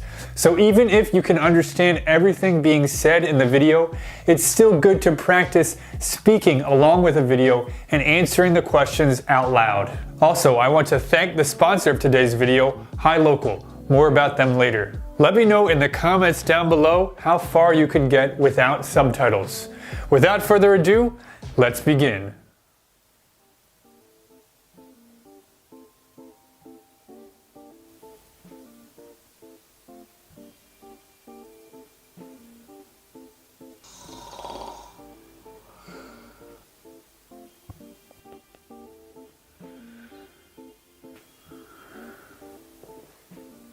Turn these useless babies into productive cleaning machines.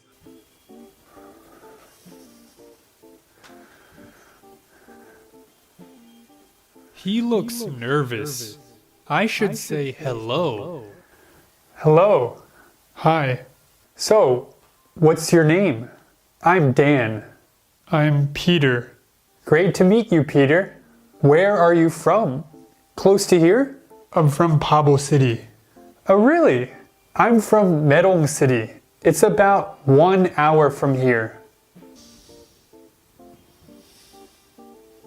Why does he hate me? What did I do? What does he want?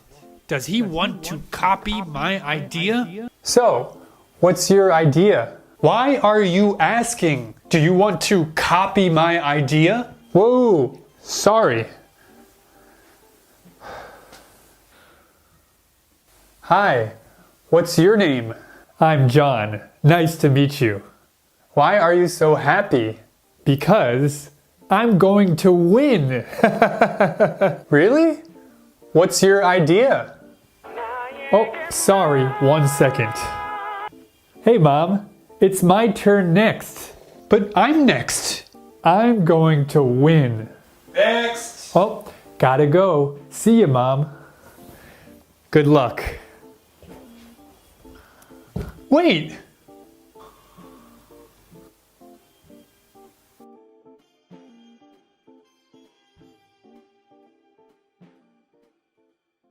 Hello. Please tell me your name. Hello, I'm John and I'm from Mongchong City. Mongchong City. I've been there 2 times. Mongchong City has beautiful weather and great food. Anyway, please begin. Okay, so, do you like rain? Rain? No, I hate rain. Me too. That's why you need umbrella shoes. You can use umbrella shoes to protect your shoes from rainwater. You can buy umbrella shoes in 5 different colors. If you use umbrella shoes, you'll always be dry, clean, and happy. So, what do you think? It's not bad, but I have a question. Sure, when it rains, there's water everywhere, right? Of course. What about the water under your shoes? Your umbrella shoes don't help me with the water under my feet. Ah, yes, that's true, but I also have the dog umbrella. Wet dogs smell really bad, right? With the dog umbrella, no more smelly dogs. Clean dog, clean shoes. So the dog umbrella has the same problem as the umbrella shoes. If there's water under your dog will still get wet, right? Yes, that's true. So, how much do these cost? The umbrella shoes are $300 and the dog umbrella is $200. That's so expensive. Yes, but they're very high quality. I make everything in my house with my mom. I see. Thank you. Next. Wait, please, I have one more idea. Okay, what is it? It's the cigarette umbrella. It's very difficult to smoke cigarettes when it's raining. With the cigarette umbrella, you will have dry cigarettes and you will look very stylish. The cigarette umbrella is only $500. That's even more expensive than the umbrella shoes. But next.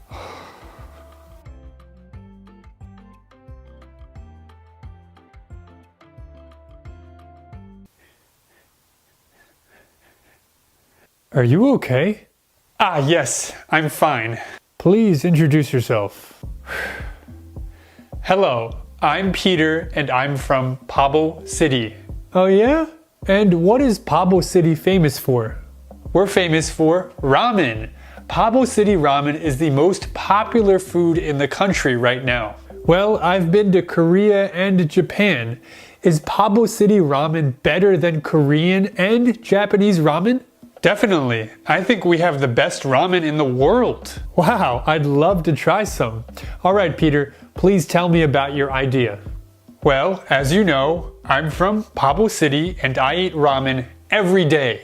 Sometimes it's difficult to eat ramen in the morning before work or at lunchtime because it takes so long for the ramen to cool down before you can eat it. So often we don't have time to enjoy ramen as much as we should. That's why I created the ramen fan. With the ramen fan, you can make ramen any time of the day and eat it quickly. It's also very easy to use. The ramen fan looks very big. How much does it weigh? It only weighs 5 kilograms. 5 kilograms? That's so heavy. How can you eat ramen with a 5 kilogram weight on your chopsticks? That's heavier than a dumbbell. Well, honestly, it was a bit heavy at first, but after 3 weeks, you get used to it. It's actually a great arm workout. Doctors always say that weight training is good for our health, right? But you're only working out one arm. That's true. What about people who can't use chopsticks? Well, I've also made the fork fan. It weighs only 10 kilograms and it's perfect for pasta. I see. Thank you, Peter. Next.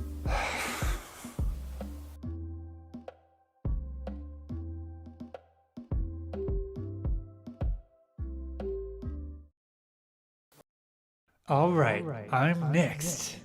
I gotta use the bathroom though. If I go to the bathroom for just 1 minute, I should be fine, right?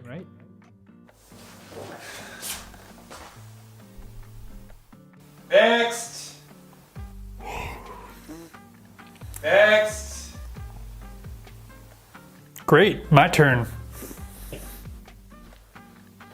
Oh, excuse me. Please introduce yourself. My name is Leonardo and I'm from Dorai City. Ah, I've heard of Dorai City. Remind me what it's famous for again? In Dorai City, we make the finest instruments in the world. Also, many of the world's most famous singers and producers hail from Dorai City. Sounds good. Good one, sir. So, please tell me about your product. Did you know that the average human spends around 70 hours a year sitting on a toilet? I did not know that. That's right, we spend so much time on the toilet, time we could be spending learning something productive. Okay. That's why I created the toilet piano mat. Now, while you're doing your business on the toilet, you can practice the piano with your feet and create the next big hit. That's actually interesting. We even have a built-in recorder so you can record your musical ideas to reference later. Here's a sample of some things you can play with the toilet piano mat.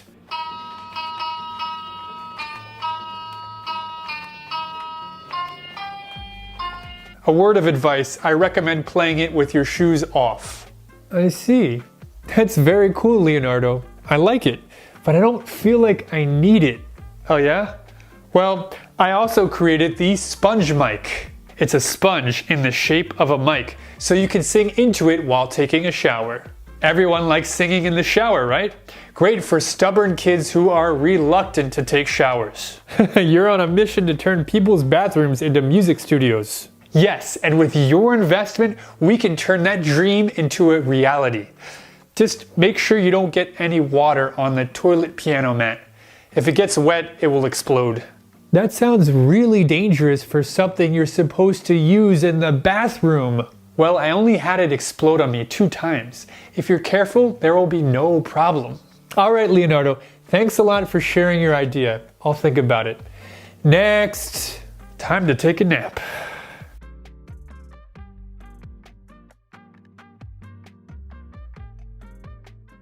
Next.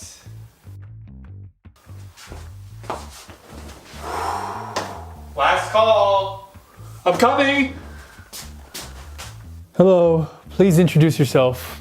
Hello, my name is Dan and I'm from Merong City. We're famous for our cutting-edge dental and hygienic technology. Everyone in Merong City has perfect teeth. Really? I'm also from Merong City. No way! What are the odds? Yeah, right? Whenever you're ready, please begin. Well, you know when you're brushing your teeth early in the morning or late at night and there's just a little bit of toothpaste left in the tube? Yup, I know the feeling. You have to squeeze all of the remaining toothpaste from the back of the tube to the front. Eventually, you concede and just buy a new tube of toothpaste. My product aims to fix this completely. Introducing the double-sided toothpaste tube. Now when you're low on toothpaste, you won't have to squeeze it all from the back to the front. You just open the other side and voila, there you go. That's an interesting idea. I have a question. Sure. Do you sell toothpaste with your tube, or do I have to fill your empty double-sided tube with toothpaste? You have to fill the empty tube with toothpaste before you can start using it. Sounds really difficult, you know, to fill an empty tube with toothpaste. It's not difficult at all. With a little bit of practice, you can fill the double-sided tube with toothpaste in less than 10 minutes. It's also perfect for siblings or couples who want to brush their teeth simultaneously. Just put your toothbrushes on either side and squeeze. Do you have any partners, or are you the sole owner of the double-sided toothpaste tube? I'm the sole owner. And do you have a patent? Of course! Nobody can legally make or sell this tube but me. Interesting.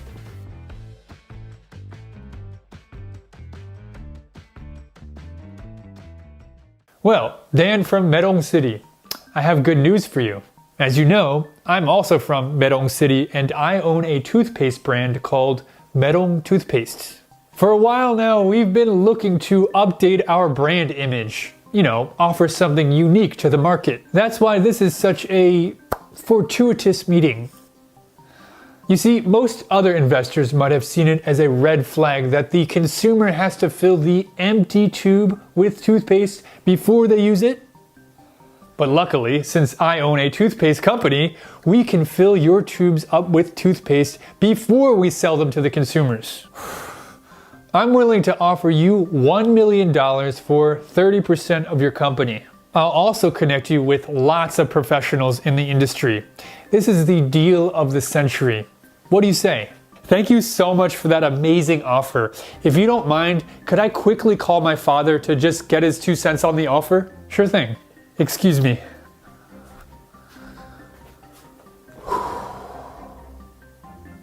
Hey Dad, they offered me $1 million for 30% of my company. I think it's a great offer. What do you think? Son, you've put your blood, sweat, and tears into making this. It's going to revolutionize the world. This is a real game changer. You should counter with 15%. You really think so? Look at it this way. I'm offering him an absurd amount of money for a simple tube. I'm going to introduce him to all sorts of powerful people in the field who will no doubt give him tons of other good opportunities. I'm doing him a favor. I should be asking for 50% of the company. Yeah, that's what I'll do.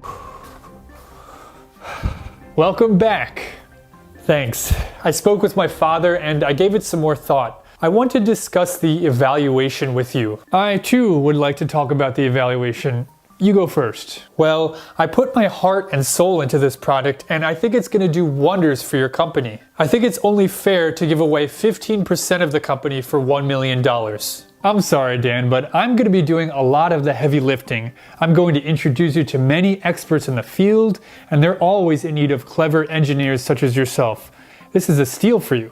I'm changing my offer to $1 million for 50% of your company. Whoa, let's just take a deep breath. Perhaps we can come to a compromise. How about 22%? I'll go down to 40%. 30% and you have a deal. Done. Nice doing business with you. Thank you so much for believing in me and my product. I can't tell you how much this means to me.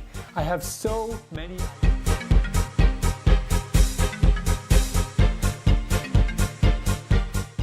Thank you so much for watching the video, everyone. Did you enjoy it? If so, please let me know in the comments down below. How far did you get? Thanks again to my sponsor, Hi Local. I'm Sean, and I will see you in the next video. Bye. Hey guys, how's it going? It's Sean. So I'm here in Georgia in the United States and I'm meeting a good friend of mine. His name is Ryan. We actually met in Seoul, South Korea. We worked on projects together and we were just friends there. A little bit about Ryan. Ryan has started and bought many companies and has had lots of success. He's one of the smartest, most creative, and hardworking people I've ever met. He recently sold his company, FOMO, for a lot of money, and he's currently working on many new exciting projects. He recently moved here to the US after living in Korea for around 2 years, where he met his girlfriend, Seyoung. He was so kind to invite me to his amazing property here in Georgia in the United States, and I'm excited to give you guys a tour. This place is awesome. You're gonna love it. Let's do it. What's up? 안녕하세요. Hey, what's up, man? 들어오세요. 안녕하세요. Well, welcome. This is our house. We just moved here from Seoul, Korea, where Seyoung grew up. Yeah, I was born in Korea and spent my entire life in Korea, and then moved to Ranch. Welcome. In USA. Yeah.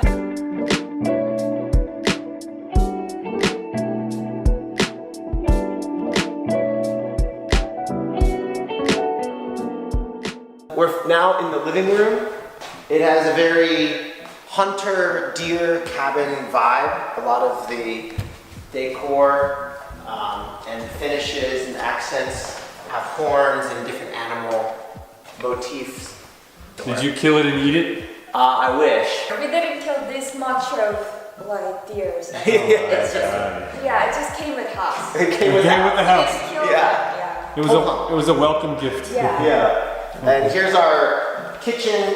We like to eat small meals here, lunch over here, and dinner over in the dining room. And if you look out the back, we have this pond. And this is where you could go fishing, but we don't know how to do that. So we just go feed the fish every day.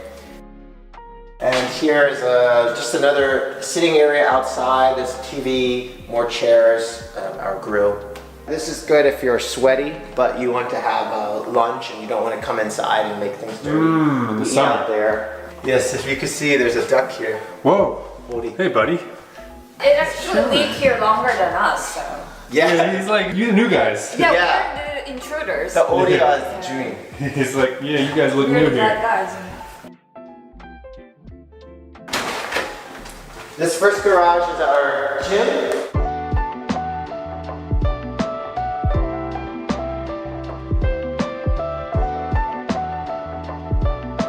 So dips, pull-up, push-up, simple exercises, right? You can do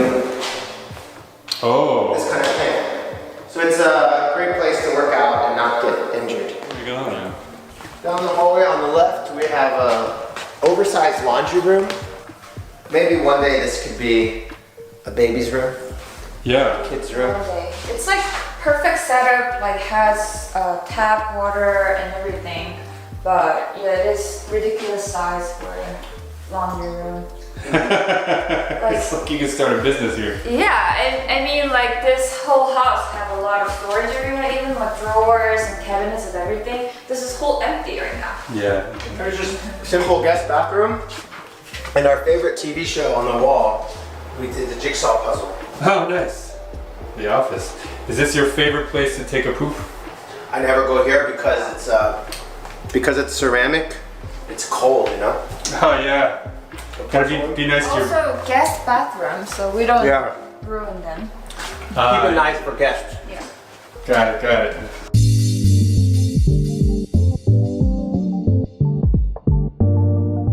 There's a master bedroom.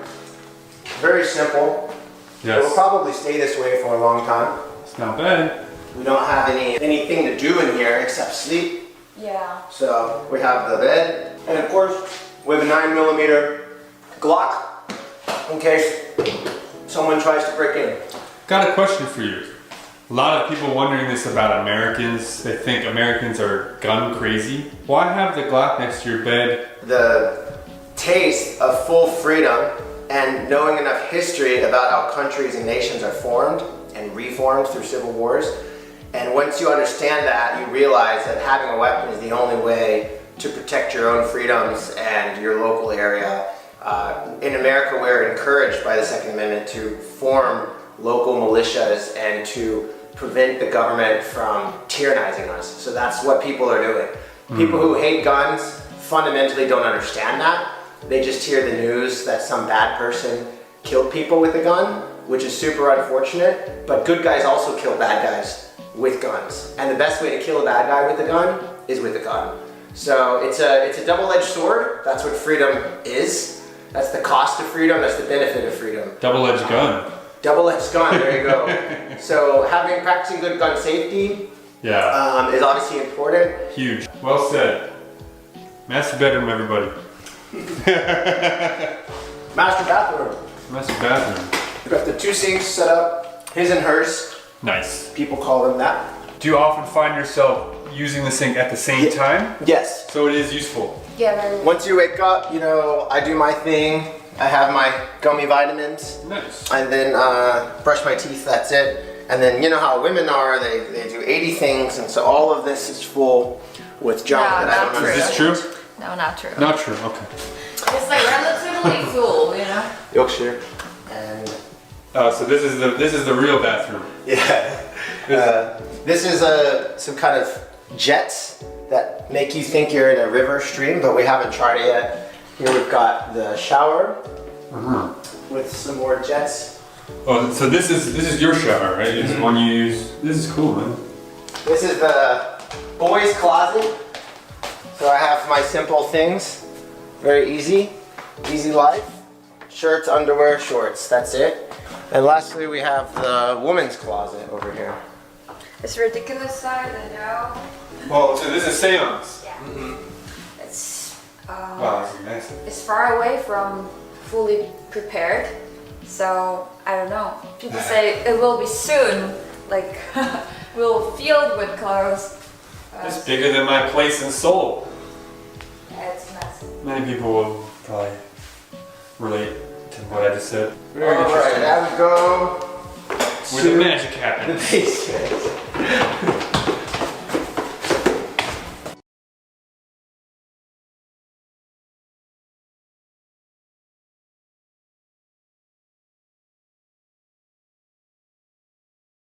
When we come down the basement, the first thing we walk into is the bar, cafe, game room area. We come here every day to make coffee in the morning, start reading books, and getting ready to work that day.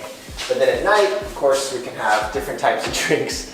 There's a fridge, another ice machine, and espresso, everything we need. Over here, we have the hangout area, starting with the pool table when you don't want to do anything with technology. And we have this cool 48-star flag. Of course, there's 50 states, but the 48-star flag represents all of the states except New York and California because we don't like those places. Okay. And here's the kind of gaming area. We've got some guitars on the wall. We've got some Korean snacks. What are these called? Yakgwa. Yakgwa. This actually represents my time in Korea when I was in entertainment. Yeah. This is when I was in San Francisco in tech startups. This is when I was in New York, and here's how I started my life in the suburbs. And now I'm kind of all the way back in the house. So this was the prologue, the beginning of my life story. Battery. Oh, battery. Just chilling. And lastly, over here we have the safe.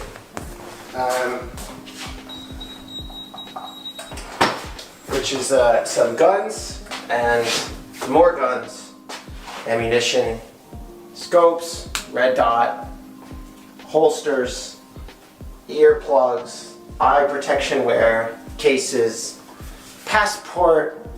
Oh, you have all a kinds of passport stuff. here. Yeah, 여권도 있고, everything you would want. Yeah, this is where you don't want people to come. Right. This is where you hold your valuables. You were showing me this gun yesterday. Right, it's the Beretta 9mm. Yeah, wow, these are real guns. They have a really cool feel to them. Yeah, that one's a really good size. You know, zombies come, you're not scared. Not until we run out of all of the bullets. Okay. We're gonna try those later? We're gonna try those later. Yeah, and a couple more rooms. That's fine. We have the library. This is where we read every morning. It's good for studying, just thinking. We have the books I've read over the years, and now Seong has also started a collection. Very cool. Some English, some Korean. Looks like a little cafe in here. Yeah, we wanted to create a cafe vibe. Also,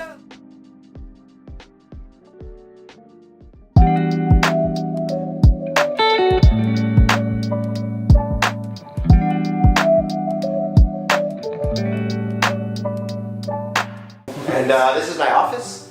Would you say you spend most of your time in this room? definitely. Most.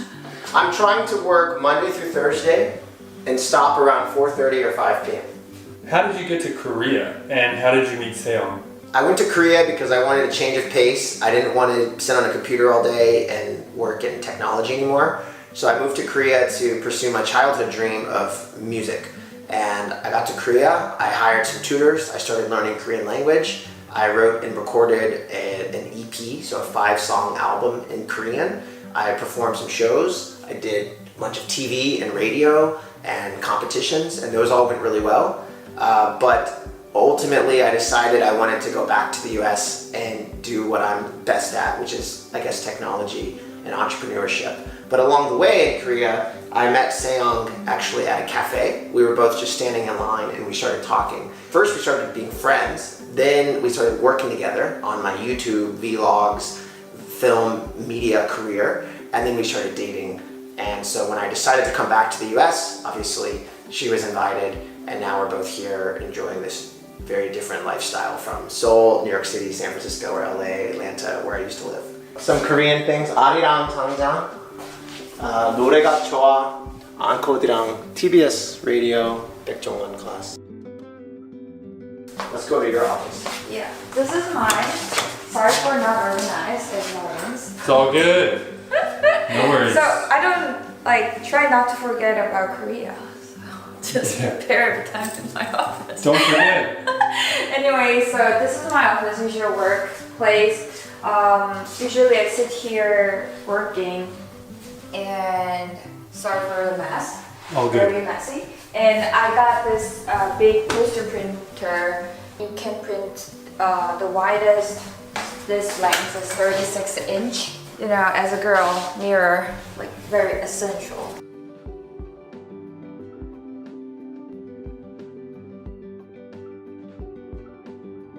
So I grew up in Daecheon, which is a very famous area for all those academies, 학원s. So I started in a very young age. I guess in my age 5, I started learning English. So that's why I think I get fluent with it. And after that, I went to school. So I became somehow majoring in art design. First I met Ryan was my 4th grade, my last year of university, and he showed me his different project, and I said, I want to design those stuff with you.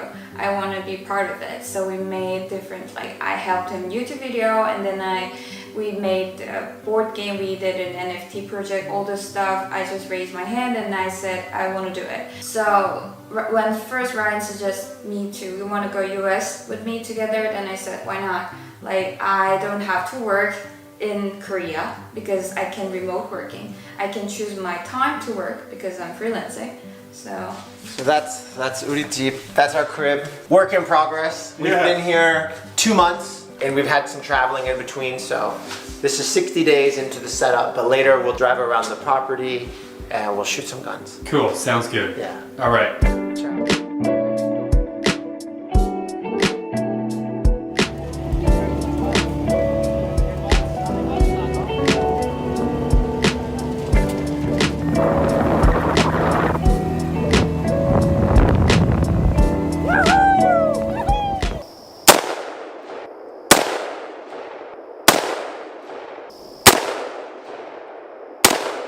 Look at that, none of mine were above. I'm trending down. So like categorically I need to adjust how I aim. Yeah. My score will count later. 기념품.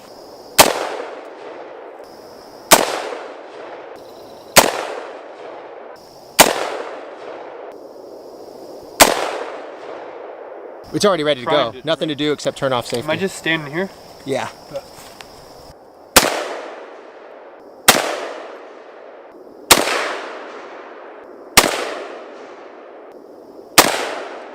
That thing really gives a kick. Holy moly. All right. Well, sir. This is not my gun. It's not your fault though. This is not my gun.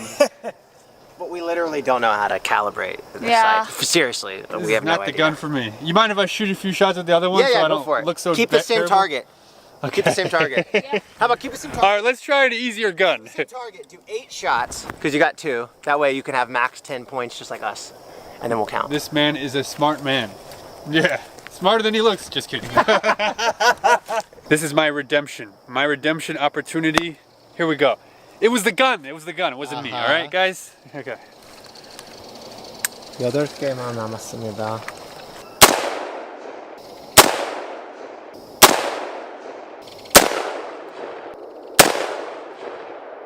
Safety on. Yeah. 확인. 확인. A lot more hits. A lot more hits. A lot more hits. The AK just needs a calibration. 1, 2, 3, 4, 5, 6, 7, 8, 9. I hit them all except for one. Wow. So much better, but still shitty, but much better. Very good. It was the gun, but also me.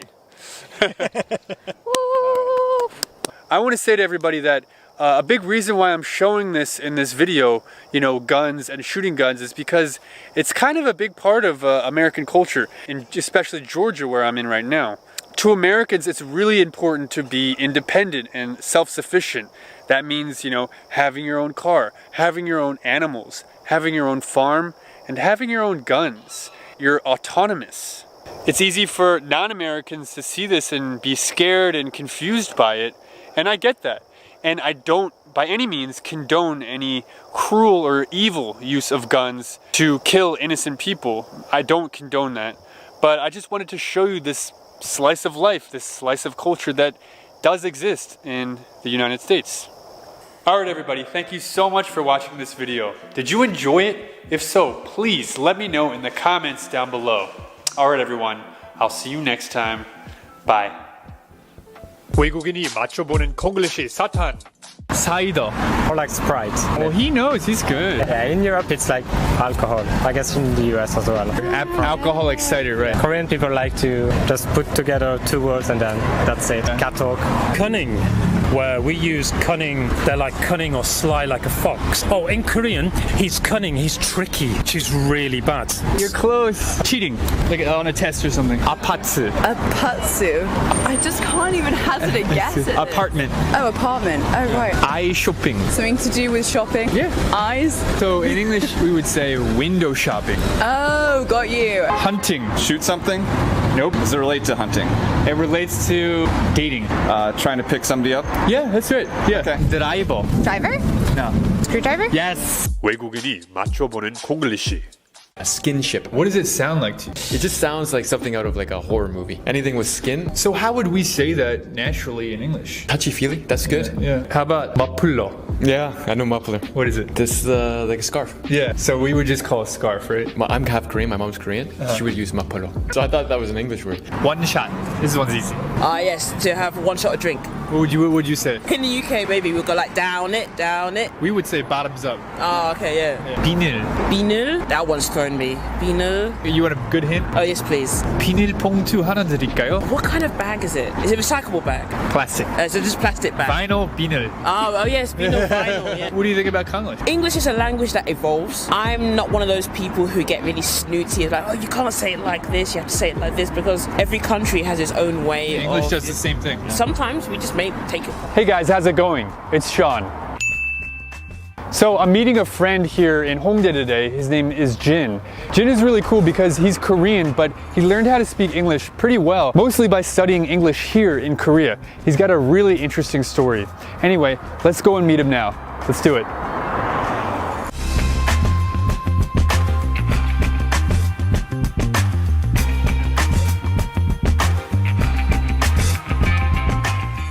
Hey, how's it going?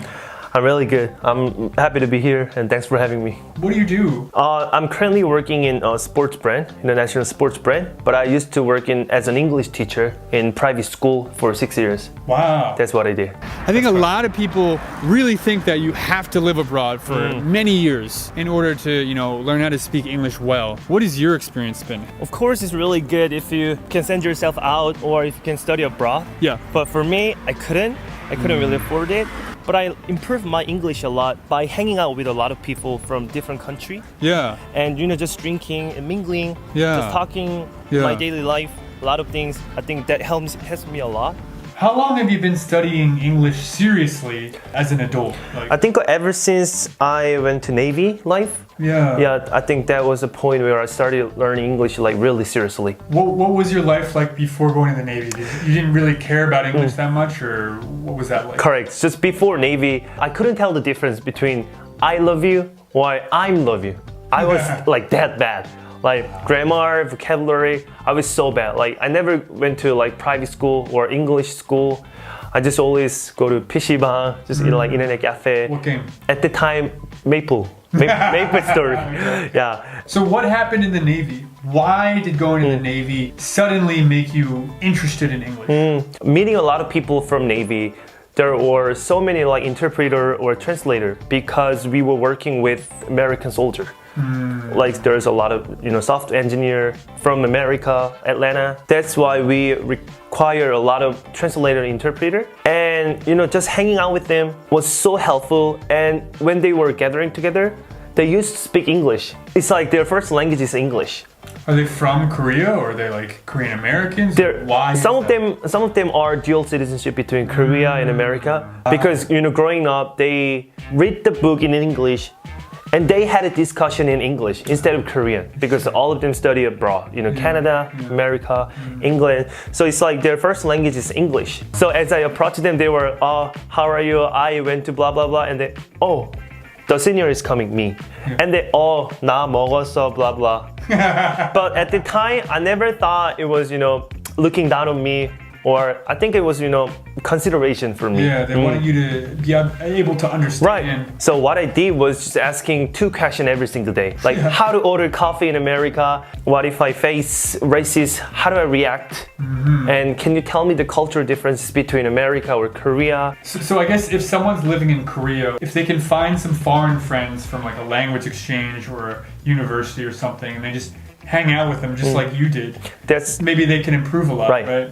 So I think a lot of Koreans are thinking, how do I make foreigner friends who speak English? Well, I've been thinking about that, and actually I'm from Ujeongbu, which is pretty far from Hongdae or Itaewon or Gangnam. Yeah. So for me, the language exchange application was really helpful. Really? Okay. And which ones did you use? I used to use HelloTalk and Meet. So instead of actually meeting in person or meeting up and drinking, I used talk on the phone with them. Even though there's a big time difference between America and Korea. Yeah. But it's when they wake up, I go to bed. Yeah. So for me, I think I have like 10 friends. So Monday, I talk to Canadian friends on the phone. And Tuesday, I talk to New Zealand friend. Wednesday, Australia, just like that. Which accent is the hardest? For me, British. Oh. British, but like countryside. It's hard for me too. Even for you. Yeah, Oh. yeah. Texas accent is pretty cool. It's like, it sounds like music. Yeah, Texas it's like a flow. cowboy. And New York is like very modern. Just like I said, if you are not sure about those two sentences you made, you can just ask your friends, oh, I have two sentences, but I don't know which one sounds more natural or correct. Should I say this one, or am I supposed to that in this circumstance? Yeah. They're gonna correct you. I don't really invest my time in grammar. Instead of learning grammar, I think I just learn the whole sentence. That's awesome. I think I've invested my time in just daily conversation or expression or my thoughts or quote, quote of the day, something like that. How has your life improved as your English has improved? Being able to speak English is actually really helpful for making money in Korea. Oh. So for me, working as an English teacher, but other than that, I also do like personal session. I run a lot of English like one-on-one class. These days too? These days too. Oh. So after work, there's Uljiro City. There's a lot of financial workers working there, and they are dying to learn English. Oh really? So instead of they going to school, just we have a like one-on-one English personal session. Oh wow. And so I basically it's kind of my second job. Wow, so that's like a nice side income, right? Right. Awesome. Just by learning English. Sure. So I make pretty good money. I think the second thing was making international friends, so that I can learn like culture differences. I was dying to know what other people think about Korea. Instead of like nationalism, like I love BTS, I love Blackpink, I love Son Heung-min in UK, but I just want to hear like what are their real thoughts. There could be like negative one or bad things to motivation. How do you keep yourself motivated? For you, I guess it was traveling, making money, dating people, making friends, and imagination. And in your imagination, you want to meet, Jay Park someday. Trump, Rose. Yeah, Trump, Rose. And okay, that's really great. Awesome. What's one thing that someone can start doing today, a little thing that can help them improve their English? I think no matter where you're from or no matter where you're living right now, there's two options: meeting up with people in person or just using application. Yeah. And both, I don't think they both. No excuse. Yeah. So it's basically free. Yeah. Hello Talk is free. Miffy is free as well, and just hanging out with them, just drinking some cocktail. I think it's really good. Have conversation about like culture differences. Yeah. And make it fun too. Making fun too as well. And awesome. So you're saying that you can pretty much practice speaking everywhere. Study the patterns. Study the pattern, study idiom, the expression. Sentences instead of the words. Written or spoken by native speakers. Right. For sure. Okay, cool. And have a positive mindset. Imagine yourself speaking. These are really good tips you've given people. I think a lot of Koreans get nervous because they want to speak English perfectly. Right. They want every vocabulary and grammar to be perfectly used in a sentence. What do you have to say to people who are so stressed about being perfect? I think it's all about confidence and mindset. Yeah. So let's say we're gonna go on the street and ask pedestrian from different country, and hey, let's have a conversation in Korean. Like, what are the odds of them being able to speak Korean really well? Yeah. So for me, that case just exactly in English as well. So I think you don't have to be worried about grammar mistake or vocabulary. Just it's solely for communication. Yeah. All you gotta do is just convey your thoughts. Oh, I'm hungry, so let's have some lunch or let's get some sandwich. Yeah. Every single sentence doesn't have to be perfect. Sure. It's all about communication. Yeah. I feel like there's a good, really awesome saying. It's like, perfect is the enemy of progress. Perfect is the enemy of progress. So if you're too worried about being perfect, you're not going to progress. Right. So I can see that a lot with you. Like, you speak really well. You're confident. I think you're very extroverted. You probably have many friends. I think so. Like international friends, Korean friends. Very small English mistakes you make, but it's really not a big problem. And I still think you're a very good role model to a lot of people. Well, what I'm filming this video I probably make a lot of English grammar mistakes or vocabulary wrong. They're picking up like wrong words, but I don't really care about like what people think about me. I learn English just to convey my thoughts. Yeah, cool. Alright everyone, thank you so much for watching. Did you enjoy this video? If so, please let me know in the comments down below. You can criticize my English, but not me personal things. Please. If you do that, he's gonna kill you. Alright guys. Alright, see you in the next video. Bye. 외국인이 한국에 와서 바뀐 습관. I would say wearing tank tops or anything that shows my shoulders or chest is a big no-no here. When I was in my country, I was a super lazy person. These people are very awesome. Like work all the time, full time in 5 days. And also, if time waste, so money waste. I follow this and I change my habits. I think it's about the eye contact thing. In a cafe or like outside somewhere, maybe in a bus, you have eye contact. I feel like most of the time, if I smile to Korean, and they're probably gonna feel like what is wrong with me. Back where I'm from, when you're walking next to somebody or someone's walking up to you, you would kind of say excuse me and move. Here I don't. Here like someone's hurtling towards me and I'll just get out of the way. I don't really say anything anymore. I just move. Taking off my shoes when entering the room. At home, it didn't matter. We would just wear shoes in the house, outside, back and forth. It didn't really matter unless we knew they were really dirty. 외국인들이 맞춰보는 콩글리시. 샤프. 뭐 촬영할 때, 사진 찍을 때 사진 잘 나오면 뭐 되게 샤프인데 아니면 knife? 땡. 샤프. It's like the mechanical pencil. Punk. Like if you got a flat tire, that's a punk. Oh, he's good. Yeah. Like planes fell through. 펑크 났다. I didn't know that one. How about 패스? That's another Konglish. 패스. Next. 셔츠. Check shots. See, when you said check, I was thinking like check card. Is it to do with drinking? Is it to do with sports? No, it's like a checkered pattern shirt. Of course, like checkered shirt. Yeah. Meetings. I know this one. Do you? Yes. So this one is to do with dating. Yes. Yeah. So like you come together for a meeting. What would we say in English? Group date. That's a good way to say it. 버버리. Body? Yeah. I don't know. Trench coat. Trench coat, sure. Yeah. The 버버리 man is the guy who has the trench coat. American. British. American. British. Are you ready? Are you ready? Go. Go. Go. Go. Tomato. Tomato. Banana.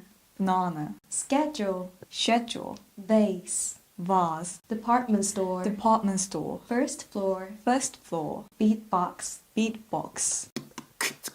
There are 4 bottles of water. There are 4 bottles of water. A lovely flower garden. A lovely flower garden. It's a pity that I can't go to the party. It's a pity that I can't go to the party. I started that on Tuesday. I started that on Tuesday. Can I come over?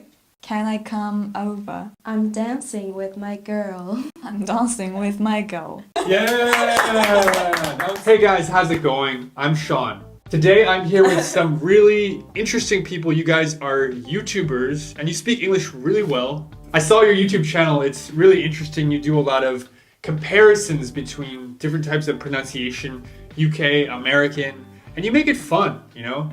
And you guys have a lot of views on your shorts, right? Yeah. Can you introduce yourselves for us, please? Okay. Hello everybody, I'm Seron from South Korea.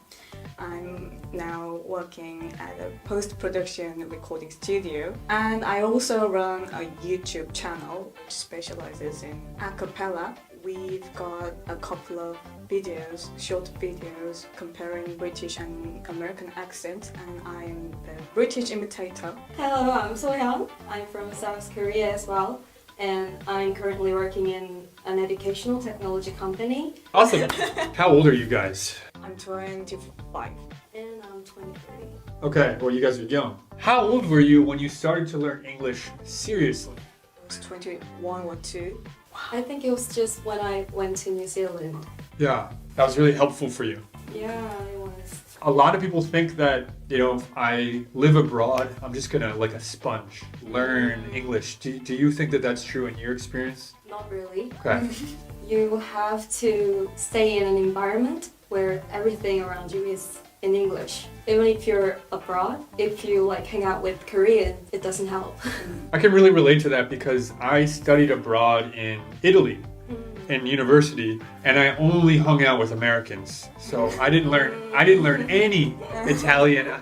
I kind of regret that. So why did studying abroad help you if studying abroad isn't an automatic way to learn English? It helped me to get some linguistic sense. All the people around me speaks English, so even if I don't speak, that environment was the most important thing, I think. And for you, why British English? Why? I gotta know. American English is boring. Oh. No offense. Why? You just hear it all the time. It's too common. Yeah. Mm-hmm. When I was 3 or 4, I listened to American accents all the bloody time. British accent sounds really fancy. Yeah. So I wanted to learn the British accent because it's very unique. It's kind of challenging as well because the spelling words are quite different from American It's true. English. Yeah. That must be really hard though, because you go to YouTube and you type 영어 공부법 or 영어 듣기, and so much of that is American English. Yeah, right. So how did you create this like British English environment for yourself? I always listen to British podcasts and British vlogs. If you want to master the British pronunciation, then practice the T sound first and the R sound. R sound. Water. Yeah, water, like water. If you manage to pronounce the water finally, then you can pronounce everything in British pronunciation. You can do it. Water. If you can do it, then tomato, banana, schedule, vase, department store. And there are lots of accents in England. So if you want to learn the Cockney accent, then practice the glottal T, like water. Betty butter. Bought some butter. Bought some butter.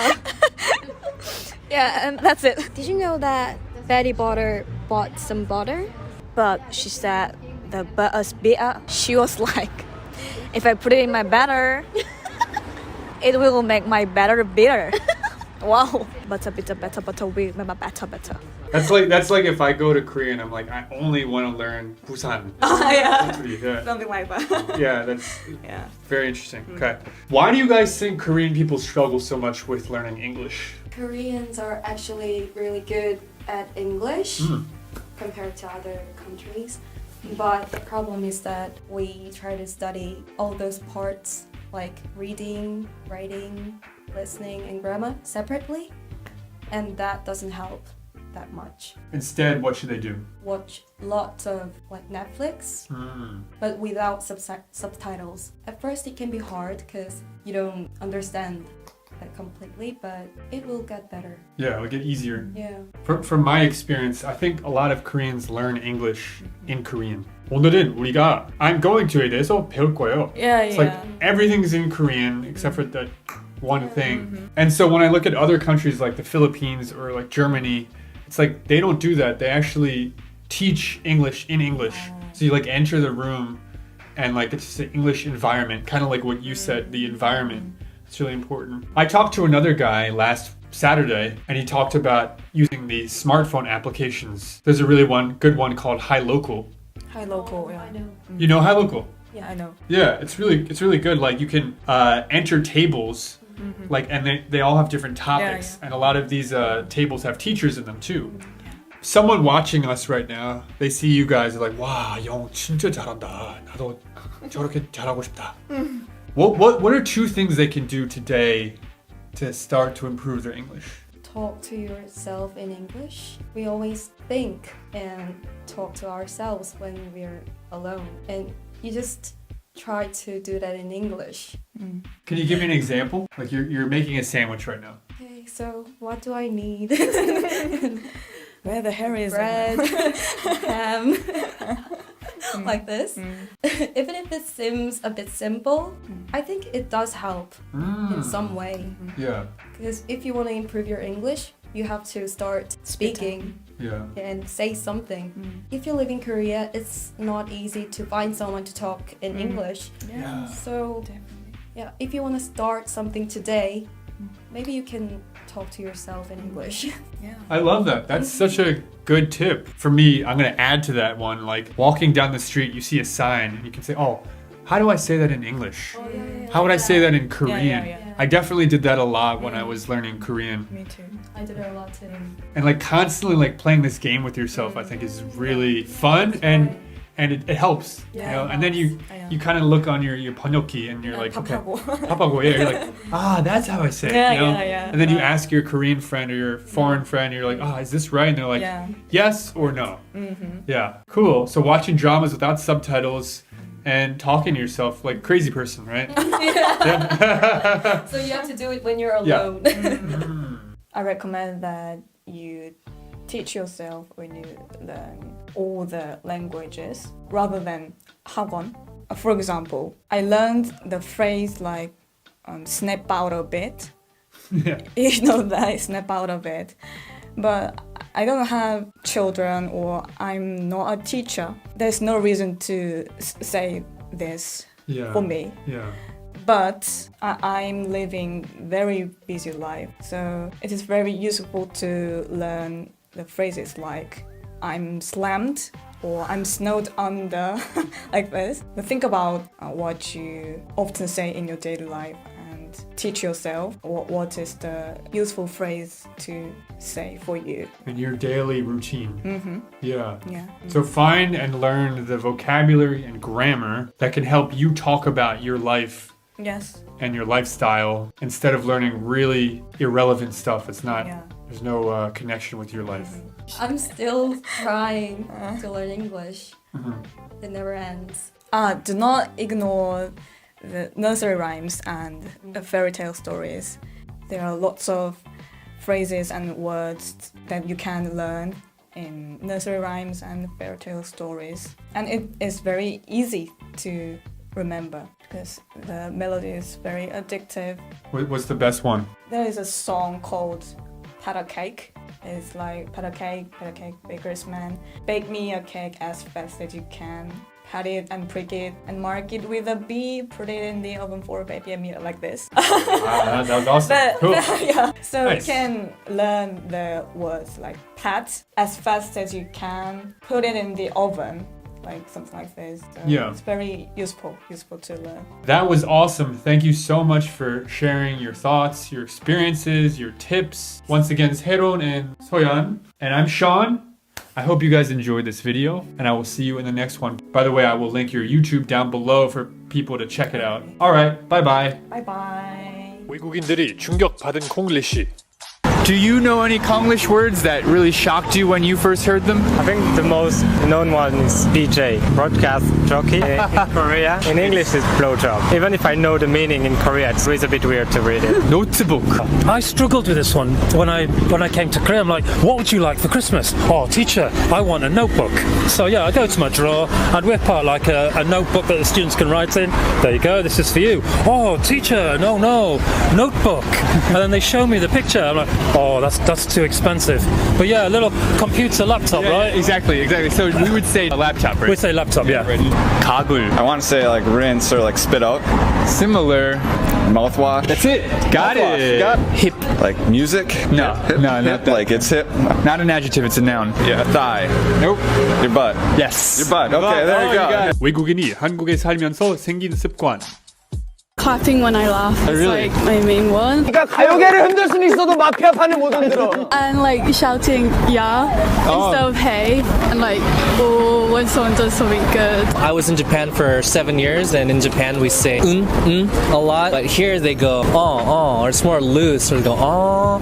I noticed that I say like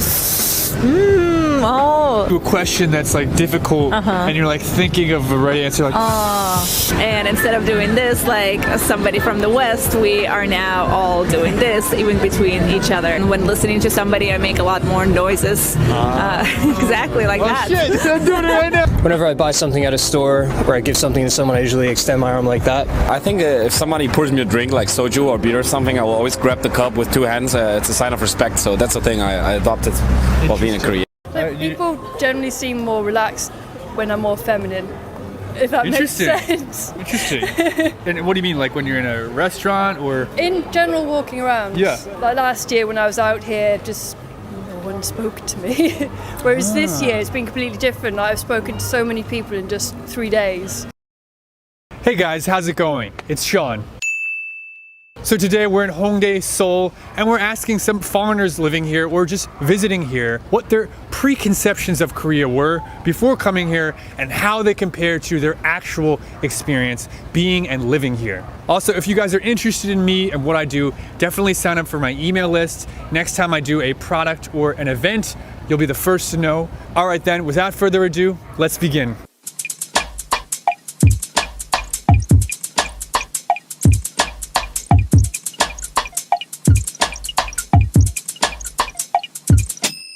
Hey guys, how's it going? Where are you guys from? So I'm from France. And I'm from Canada. So I've been living here for 6 months. So I arrived in August last year. And today is my second day here. I came to Korea for work and I was very worried when I checked online about the conditions of juniors in Korea. Yeah. I was worried that I would really be not treated at my good value. Yeah. And that they were going to push me down and everything. But when I arrived, because it's a foreign company and they're all very open-minded, most of them are Korean and they are treating me very well for most of them. Wow. So that's the big difference that I've seen compared to what I've seen online, what you can maybe see in dramas as well with juniors. You thought that they were going to whip you, right? Not whip Work me. harder. But Get the coffee. Yeah, basic stuff. But they're not doing this, so that's fine. But your Korean superiors treat you very well. I think so. Yeah. I think so. That's excellent news. I actually didn't know a lot about Korean culture before coming. I just know about like K-pop, about like the plastic surgery, and also the food. And after coming here, I realized like it's more like open and entertaining, and it's really similar to China actually. Yeah. What do you mean similar to China? I'm curious exactly what you mean by that. Like for example, stores closing really late because in the Western everything's pretty much closed like before 9, so like you don't see that nightlife as much as like in China or here in Korea. Yeah, so things stay open very late here. There's always something to do. And you're comparing this to a Chinese city, like where in China, Beijing or Shanghai or other city? Most big cities, they have that kind of like vibe. Never sleep, right? Yeah. And if you're hungry at like 3-4 in the morning, you can like go out in the street and find something to eat. Yeah. So it's very similar, I would say. So overall, you're enjoying your experience here in Korea? Yes, really excited about this trip. You want to move here? It's too hard if you don't know the language, I would say. But how has been getting around just using English? How has that been? So. Some people speak English, some people don't. And I think if you learn very basic Korean, then it's enough for like 50% of your basic conversation, like ordering in restaurant or finding your way. So for me, I just learned really basic so far, and I feel like it's already helping a lot. Let's go. Glad you're enjoying your time here, and glad that they're not beating you or whipping you in the company. Me too, I'm glad actually. Thank you so much for your time. See you later. See you later. Bye. Hey, how's it going? Where are you from? I'm from Wales in the UK. Awesome. And how long have you been in Korea? About a week, just settling in. Came a year ago just as lockdown was ending. I would say one thing I noticed this time is because it's warmer than last year I came out, I've been wearing dresses more. And that does seem to get a different reception, whereas last year I was in sort of jeans and quite punky, almost hardcore fashion. Interesting. What does that mean, a different reception? People generally seem more relaxed when I'm more feminine, if that makes sense. Interesting. And what do you mean, like when you're in a restaurant or? In general, walking around. Yeah. Like last year when I was out here, just no one spoke to me. Whereas this year it's been completely different. I've spoken to so many people in just 3 days. What are all the factors that has changed between last year and this year? We have COVID, right? Yeah, that's definitely a big part of it. Okay, people are less afraid of talking to people, but the dress, we're thinking the dress. So You think people respond more to feminine style? I think so. Simple things like I've got top under my dress because I know that's more acceptable in Korea than just being sort of strappy top. When I came out last time, I went clothes shopping as soon as possible, and again this time. Women here dress feminine, but they're not too revealing at the same time as maybe what you're saying? Yeah. Well, one thing I do find really interesting is actually the whole eye contact situation. So obviously again in the UK, and we're doing it now, it's quite natural to just make eye contact with people. Yeah. Obviously, what I've read is that Korean people don't like making eye contact with people they've never met. Yeah.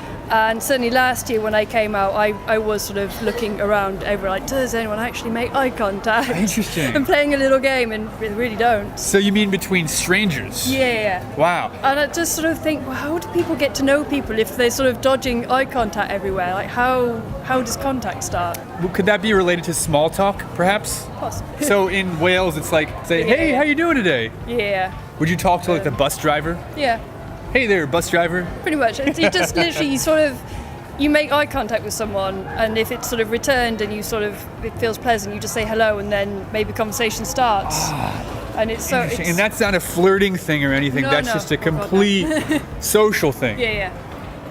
And so here, that's non-existent. No, and like if you go into a cafe in Wales as well, like you sit down and expect someone to join you. If there's a seat, someone will sit down with you. And I'm a little bit shocked by that. That's shocking a little bit to me. Yeah. Sounds like a very kind of warm, neighborly, friendly culture. Cool.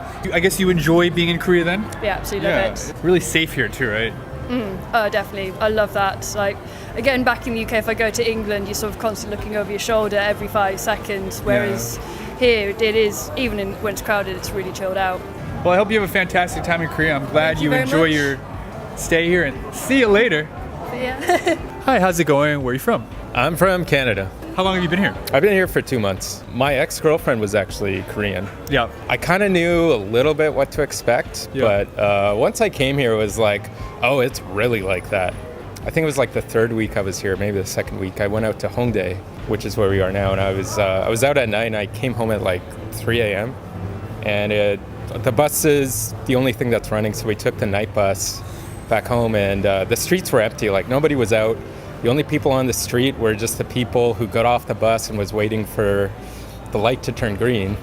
And it's funny because I was looking around and like there was no cars. It was like dead silent. You couldn't hear anything on the street. It was just me and like 4 other people, and we're just like waiting for the light to turn green. The light was right. I'm like, why are we waiting? Like, there's no I cars. look down the street, there's nothing. Look down the other way, nothing. I'm like, I'm just gonna walk. I'm just gonna walk.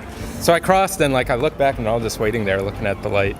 Yeah. So I was like, okay, they really follow rules here. Yeah. I knew that a little bit, but like once I came here, I was like, oh shit, it's like crazy. Any other kind of perceptions? By now I know how to order coffee at a cafe, but it's like, sometimes it's like I'll order in Korean and they're like, okay, so you want to stay here? I'm like, yeah. So they'll respond to you in English. Yeah. Which makes you think, okay, I think I could just speak English. Yeah. But then you go to another place and you speak English and they're like, They have no idea what I'm saying. Wow. You're not like critiquing or complaining, oh, why don't they speak English? You're just like, what's the rule? Yeah. Should I speak English? Should I speak Korean? It's very hit or miss. Yeah, right? yeah. It's all over the place. That's interesting. I think it's so true. Yeah. I almost feel like I'm like this opportunity to speak English sometimes, or to show off they know English or they know about American culture. So they'll just be like, oh, you're from Canada. I love Drake. And then they just tell me all this like stuff about Drake. I love Drake. Assuming I love Drake too. Drake is pretty good, but it's not like... I kind of do love him, but... It's not like my passion or anything. Yeah. So you get that sometimes.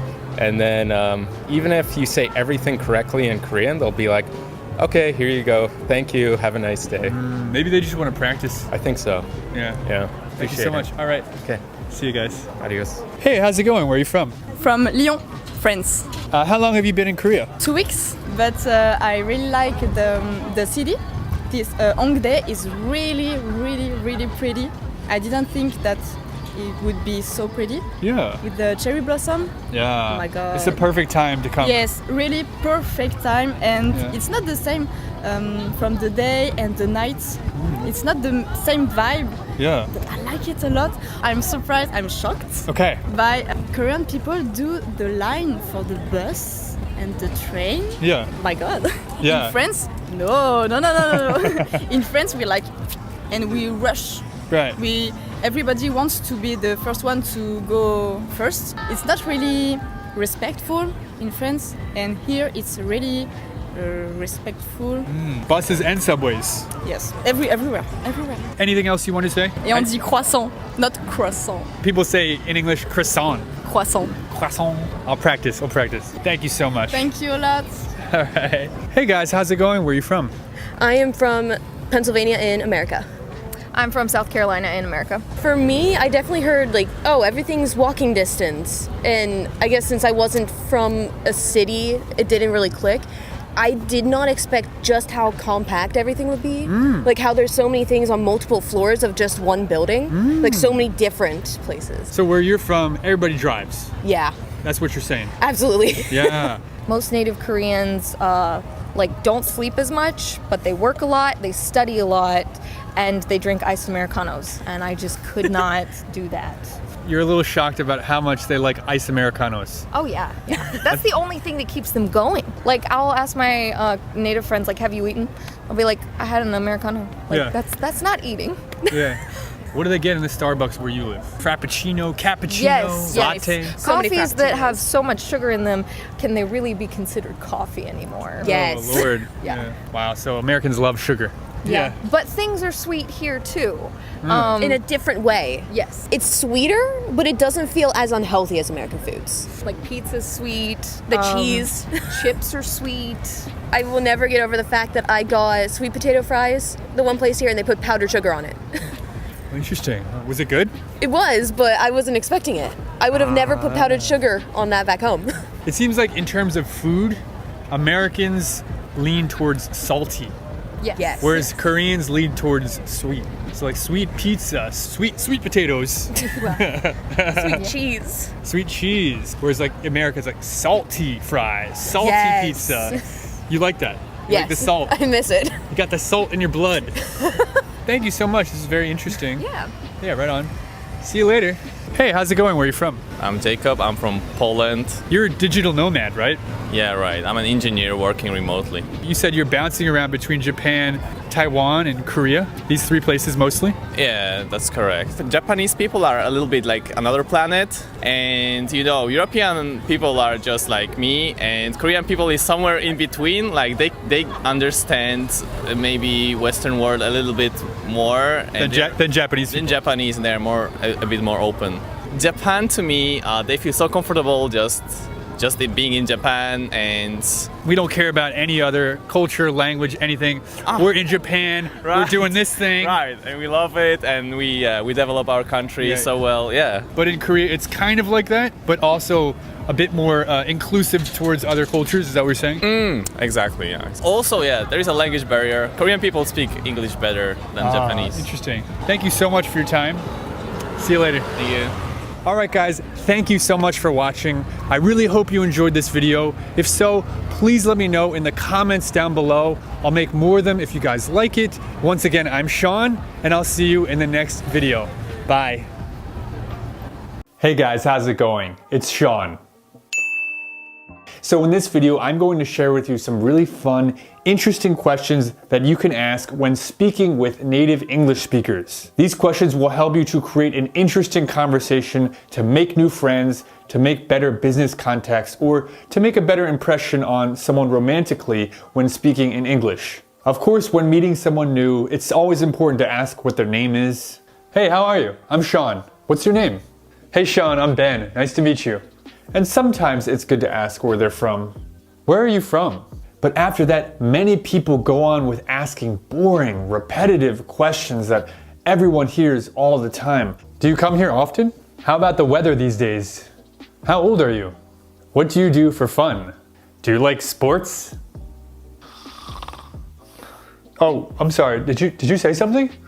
These questions are not really that interesting and don't often lead to memorable conversations. Instead, you want to stick out. That's right, you want to stick out and make a more impactful first impression. Now, before we begin, if you're interested in me and what I do, definitely sign up for my email list. By doing that, you will stay up to date on all the interesting projects and events that I'm doing. This is the best way I have to contact you if I have a big update to share with you guys. Once again, the link's down below to sign up for my email list. So in this video, I will share with you 6 questions that you can use when talking to someone brand new that you've just met. Then I will share with you 3 questions that you can use after having talked to someone for a few hours or a few days or just with your friends, people who you already know. So let's begin now with the 6 questions you can use when talking to someone you've just met. So a lot of people often ask the question, what's your hobby? This is not a terrible question,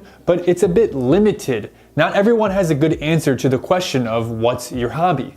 Also, it really sounds like a textbook to ask someone, what's your hobby? Instead, ask people this. So, what do you do to relieve stress? What do you do to relieve stress? This is a much more interesting question because there are many things people can do to relieve stress, and some of them might include their hobbies. So, what do you do to relieve stress? These days I'm really into weight training, but I also really like to go hiking, and sometimes I like to unwind by just playing some board games with friends. It really helps me to relieve stress, you know? One thing you can do when starting a conversation with someone in English is to ask for a recommendation. People always like to help other people, and when they can give their recommendation on something, it makes them feel good. And it also can help to start an interesting conversation. So ask for a recommendation. Can you recommend any good restaurants around here? Can you recommend anything fun to do on the weekend? Can you recommend any good nature around here? Can you recommend any good restaurants around here? Yeah, there's an awesome Mexican place just like 5 minutes from here. You should definitely check it out. Their guacamole is amazing. Another great question you can ask is about what shows they're watching on Netflix. Here's a great sentence you can use. What's the last great show you binge watched? Binge watched. This means to watch a series from episode 1 to the last episode over the course of a few days or weeks. You really like that show, so you binge watch it, one episode after the next. What's the last show you binge watched? And if you haven't seen that show, then you can ask why they liked it so much. What's the last show you binge watched? I just finished watching this show called Band of Brothers. It's about soldiers in World War II, but it's so well made. Have you seen it yet? So, when meeting someone new, we often ask them what they do for a living, right? Well, here's a much more interesting way to do that. You can ask, what's something that people often misunderstand about your job? This one's a bit long, right? Let me say it again. What's something that people often misunderstand about your job? This is so much more interesting than, what do you do for a living? It's giving them an opportunity to talk about something that they never get to talk about. I guarantee you this is going to start a much more memorable conversation for them and you. What's something people often misunderstand about your job? Well, a lot of people think that YouTubers have this crazy, amazing life, but it's actually quite lonely. You know, you do a lot of editing alone, you have to make subtitles, coming up with ideas. I actually spend most of my time working alone. The next question you can use when talking to someone is, what first impression do you usually give off to others? What first impression do you usually give off to others? This is a really fun way to get to know about that person, to listen to their stories, to listen to their thoughts about what everybody thinks of them, how everybody judges them. What first impression do you usually give off? A lot of people say that I'm a bit intimidating because I'm tall, I guess, but once they get to know me, I'm actually a really warm and friendly person. The next question that I want to recommend to you all is to ask them about their MBTI. What's your MBTI? What's your MBTI? Also, a little bonus for everyone. I wonder if anyone can guess my MBTI. Let me know down in the comments. What's your MBTI? Me? I'm a WXYZ. What about you? But if you're not interested in MBTI and you don't know your type, or you ask the other person and they don't know their type, you can just ask this. Are you more of an extrovert or an introvert? Are you more of an extrovert or an introvert? Are you more of an introvert or an extrovert? I'm definitely more of an introvert, so I don't really come out to big parties like this very often. How about you? Now I want to share with you 3 questions that you can use when you've already been talking to someone for a few hours or a few days and you're not just getting to know them for the very first time. You've been talking for a bit now. What's your earliest memory? What's your earliest memory? You'll be able to talk about your past, your childhood, maybe it will trigger other memories, and yeah, you're gonna have a lot of fun with this question. Highly recommend it. What's your earliest memory? I remember playing with Legos in my living room while my sister was watching Django. My next question to start an interesting conversation is, do you believe in ghosts? Do you believe in ghosts? Many people are a bit fascinated by ghosts, and I think almost everyone would like to share their opinion on whether they think ghosts are real or not. A variation of this you can use is, do you believe in aliens? So guys, do you believe in ghosts? Let me know in the comments down below. Do you believe in ghosts? Yes, I do believe in ghosts. The reason is, I am a ghost. So the last question I have for you guys is a bit of a long one, but also extremely interesting. Here it is. If you could go back to university and choose a new major, what would you choose? If you could go back to university and choose a new major, what would you choose? Some people have regrets, some people just want to learn more, but I promise you this will always turn into an interesting conversation. If you could go back to university and choose a new major, what would you choose? I'd probably choose programming. No, you know what? I think I would choose to learn a new language. That would be pretty useful, you know? Oh, there's so many good options. What about you? Alright everyone, thank you so much for watching. I really hope this video was valuable and helpful to you all. If so, please let me know in the comments down below. Also, don't forget to sign up for my email list if you're interested in me and what I do and you want to hear about the next big update that I have for you guys. Alright then, once again, I'm Sean and I'll see you in the next video. Bye. Hello everyone, welcome back to the Natural Talk series. This is episode 4. I'm Sean and I'm here with Chad. Hello everybody, I'm Chad, I'm from the US. Looking forward to another good talk today. Great. So today we're going to talk about food and cooking. Ooh, interesting. Yeah.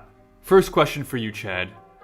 Do you live to eat or do you eat to live? Oh, right away I know my answer is that I eat to live. Wow. Yes, I am naturally a very fast eater. And so whenever I eat with other people, I find myself waiting at the end of the meal for everybody else to finish because I have unconsciously eaten my food so quickly and I feel a little bit bad that I've finished and everybody else is still finishing their food.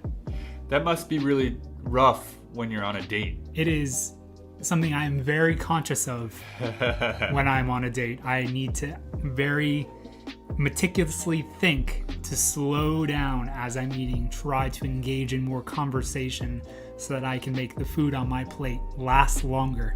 Yeah. Why do you think you eat so quickly?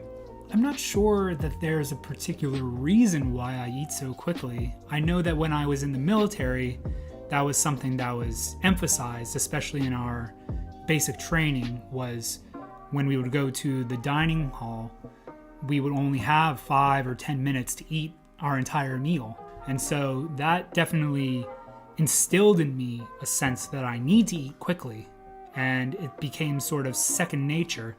But at the same time, I think even before I joined the military, I also just ate very quickly. Since I was young, I always ate a lot of food. Like I would eat, very large portions. And so when I would go out to eat with my family or whoever, if we went to a buffet, I would have to eat quickly because I wanted to eat so much food that I had to eat quickly if I wanted to eat as much as I could. And so I think that sort of developed this sort of habit of eating very quickly. Interesting. For me, I also eat to live. I don't live to eat. For me, food is like a tool. It gives me the energy I need to do the things I want to do. So it's actually common for me to be so focused on one thing that I can forget to eat, or I can keep delaying my meal because I just want to finish this certain thing. But I know a lot of people, you know, they live to eat. They love trying new stuff. They like snacks. They like tasting all the different flavors of stuff and cooking and desserts and this kind of stuff. And that's interesting, but it's definitely not us, I guess, right? Yes, it seems that we are two peas in a pod as far as having the same outlook on food.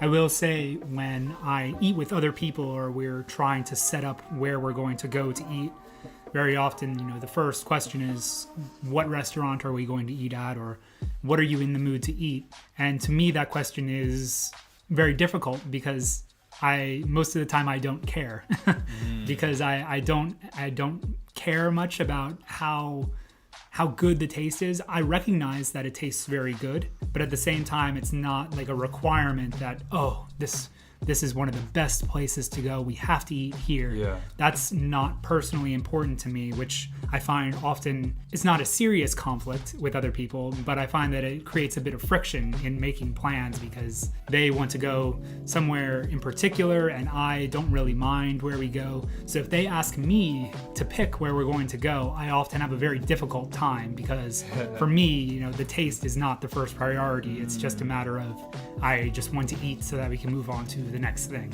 Yeah. So I gotta ask, do you like to cook? No, I despise cooking. I think it goes along with the whole idea here of that, you know, I eat in order to live. So when it comes to cooking meals at home, I try to keep it very simple. I can't cook, and so I'm often left cooking very simple things because it's all I can do. Usually any meal that I cook for myself at home is something where I'm just able to throw it in the microwave or perhaps just make some rice and boil something really quickly and then eat it. That's very often what my meals are composed of at home.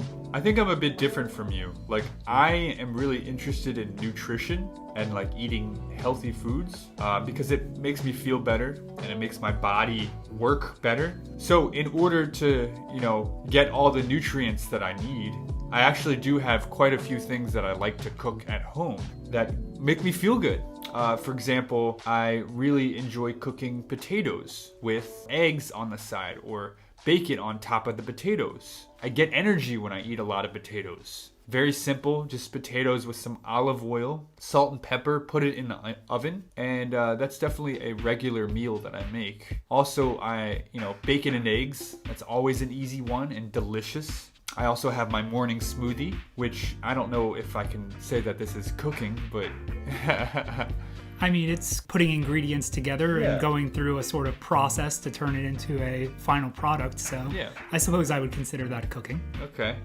So yeah, I have my morning smoothie, which is yogurt with bananas, sometimes blueberries, peanut butter, and a raw egg. That protein after my workout. So maybe it's safe to say that you are not a foodie, Chad.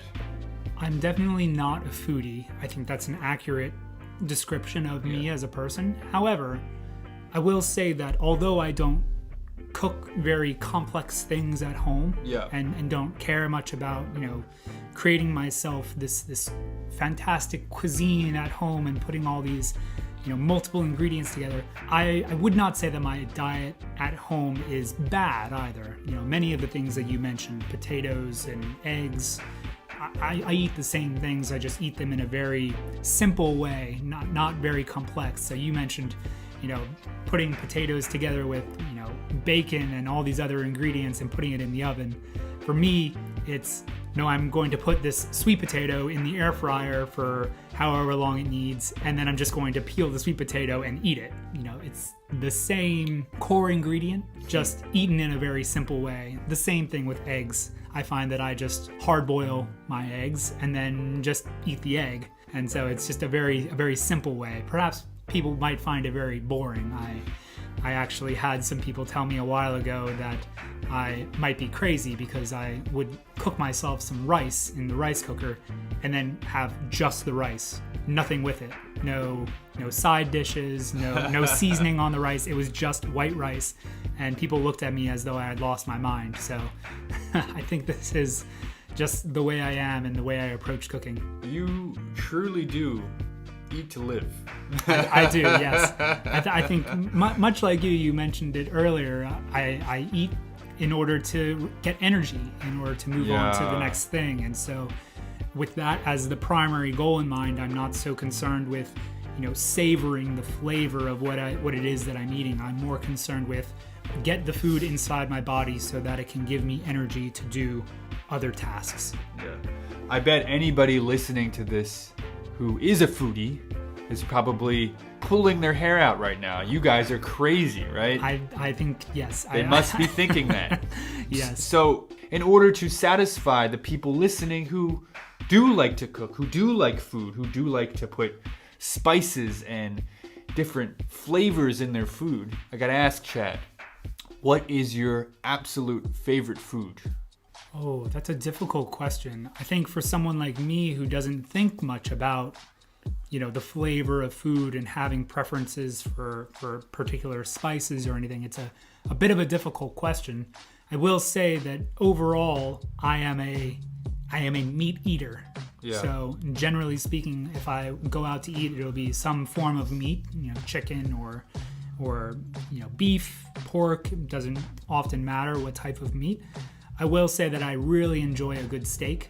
Oh. And so if I can go to a good steakhouse and get a really good steak, I think that's, pretty much top of my list. Perhaps some garlic mashed potatoes on the side too. I think that would be a really great dinner for me. That sounds delicious. For me, I have so many types of food that I like. I'll just say right now, the first thing that pops into my head is Mexican food. Ooh. Avocados mashed up with tomato, salt, pepper, lime juice, a little bit of onions to make guacamole. Put some tortilla chips into that. A nice big burrito with carnita pork with some sour cream, guacamole in there, a little bit of tomatoes, maybe some rice. Already I'm getting hungry, right? Yes, I was going to say my mouth is salivating as we're having this conversation. Describing. Yeah, so I think there are definitely foods that we both enjoy a lot. Like, for example, it might be interesting to think, if I only had one day to live, what food would I choose for my last meal? I guess for you, Chad, would it be that steak? Yeah, I think the steak would really be like the final meal, right? So if it was the last day on Earth and I had the entire day, I think, early in the day there would be, of course, different meals. It's not as though I would have one meal for the entire day, but I think the very last meal, I would want to have that steak dinner. I think that would be my final meal. So what sides would you have with your steak?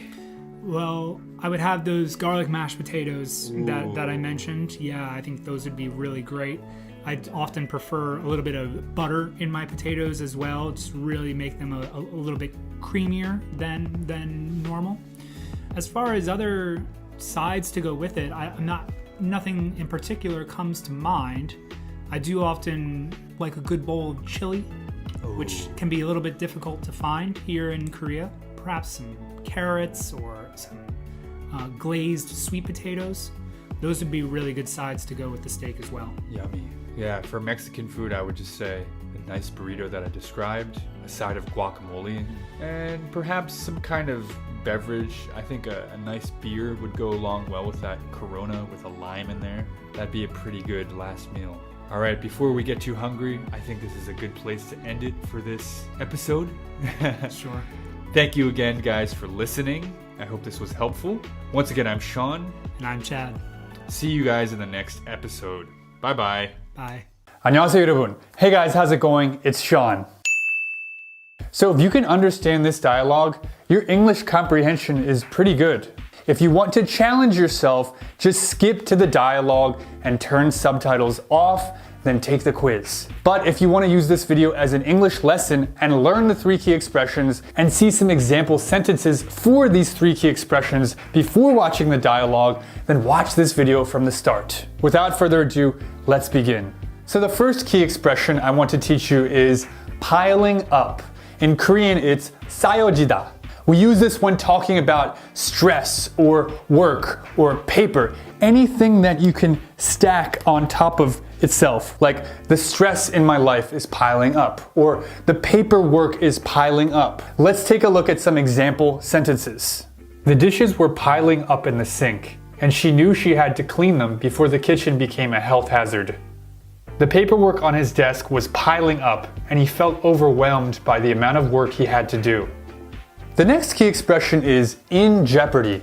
It just means in danger, like my job is in jeopardy, my job is in danger, or his life is in jeopardy, his life is in danger, right? Let's take a look at some example sentences. The health of the elderly population was in jeopardy due to the lack of access to medical care in their area. The small business was in jeopardy of closing down due to the COVID-19 pandemic and the resulting economic downturn. The last key expression is tearing me apart. In Korean, it's 나를 괴롭히다 or 찢어놓다. Usually when we have some issue or problem and we can't choose between A and B, there's no good solution, we can say, it's tearing me apart. This is a more casual expression. I would use it more with friends, whereas the first two expressions can be used in both formal and casual situations. Now, let's take a look at some example sentences for tearing me apart. The thought of leaving her family behind was tearing her apart, but she knew she had to move abroad for a better job opportunity. The guilt of betraying her best friend was tearing her apart, and she couldn't sleep at night. Alright guys, now that you've learned today's 3 key expressions, let's take a look at the dialogue for today. I can't believe what I just heard. You stole money from the company? How could you do something like that? Look, it's not what you think. I had no other choice. My wife's medical bills were piling up and I couldn't afford them. That's no excuse. You could have asked for a loan or talked to your boss. You put yourself and others in jeopardy. I know, and I'm sorry. I feel terrible about what I did. But you have to understand something.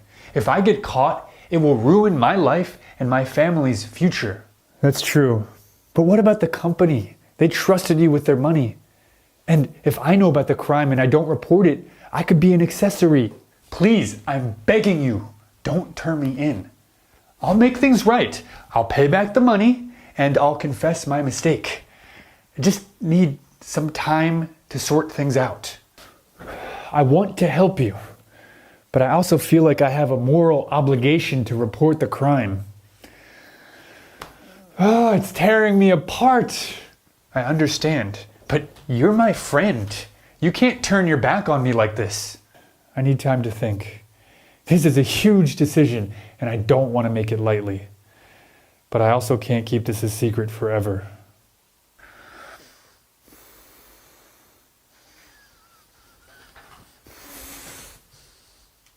How was the dialogue? Was it easy? Was it hard? Was it so-so?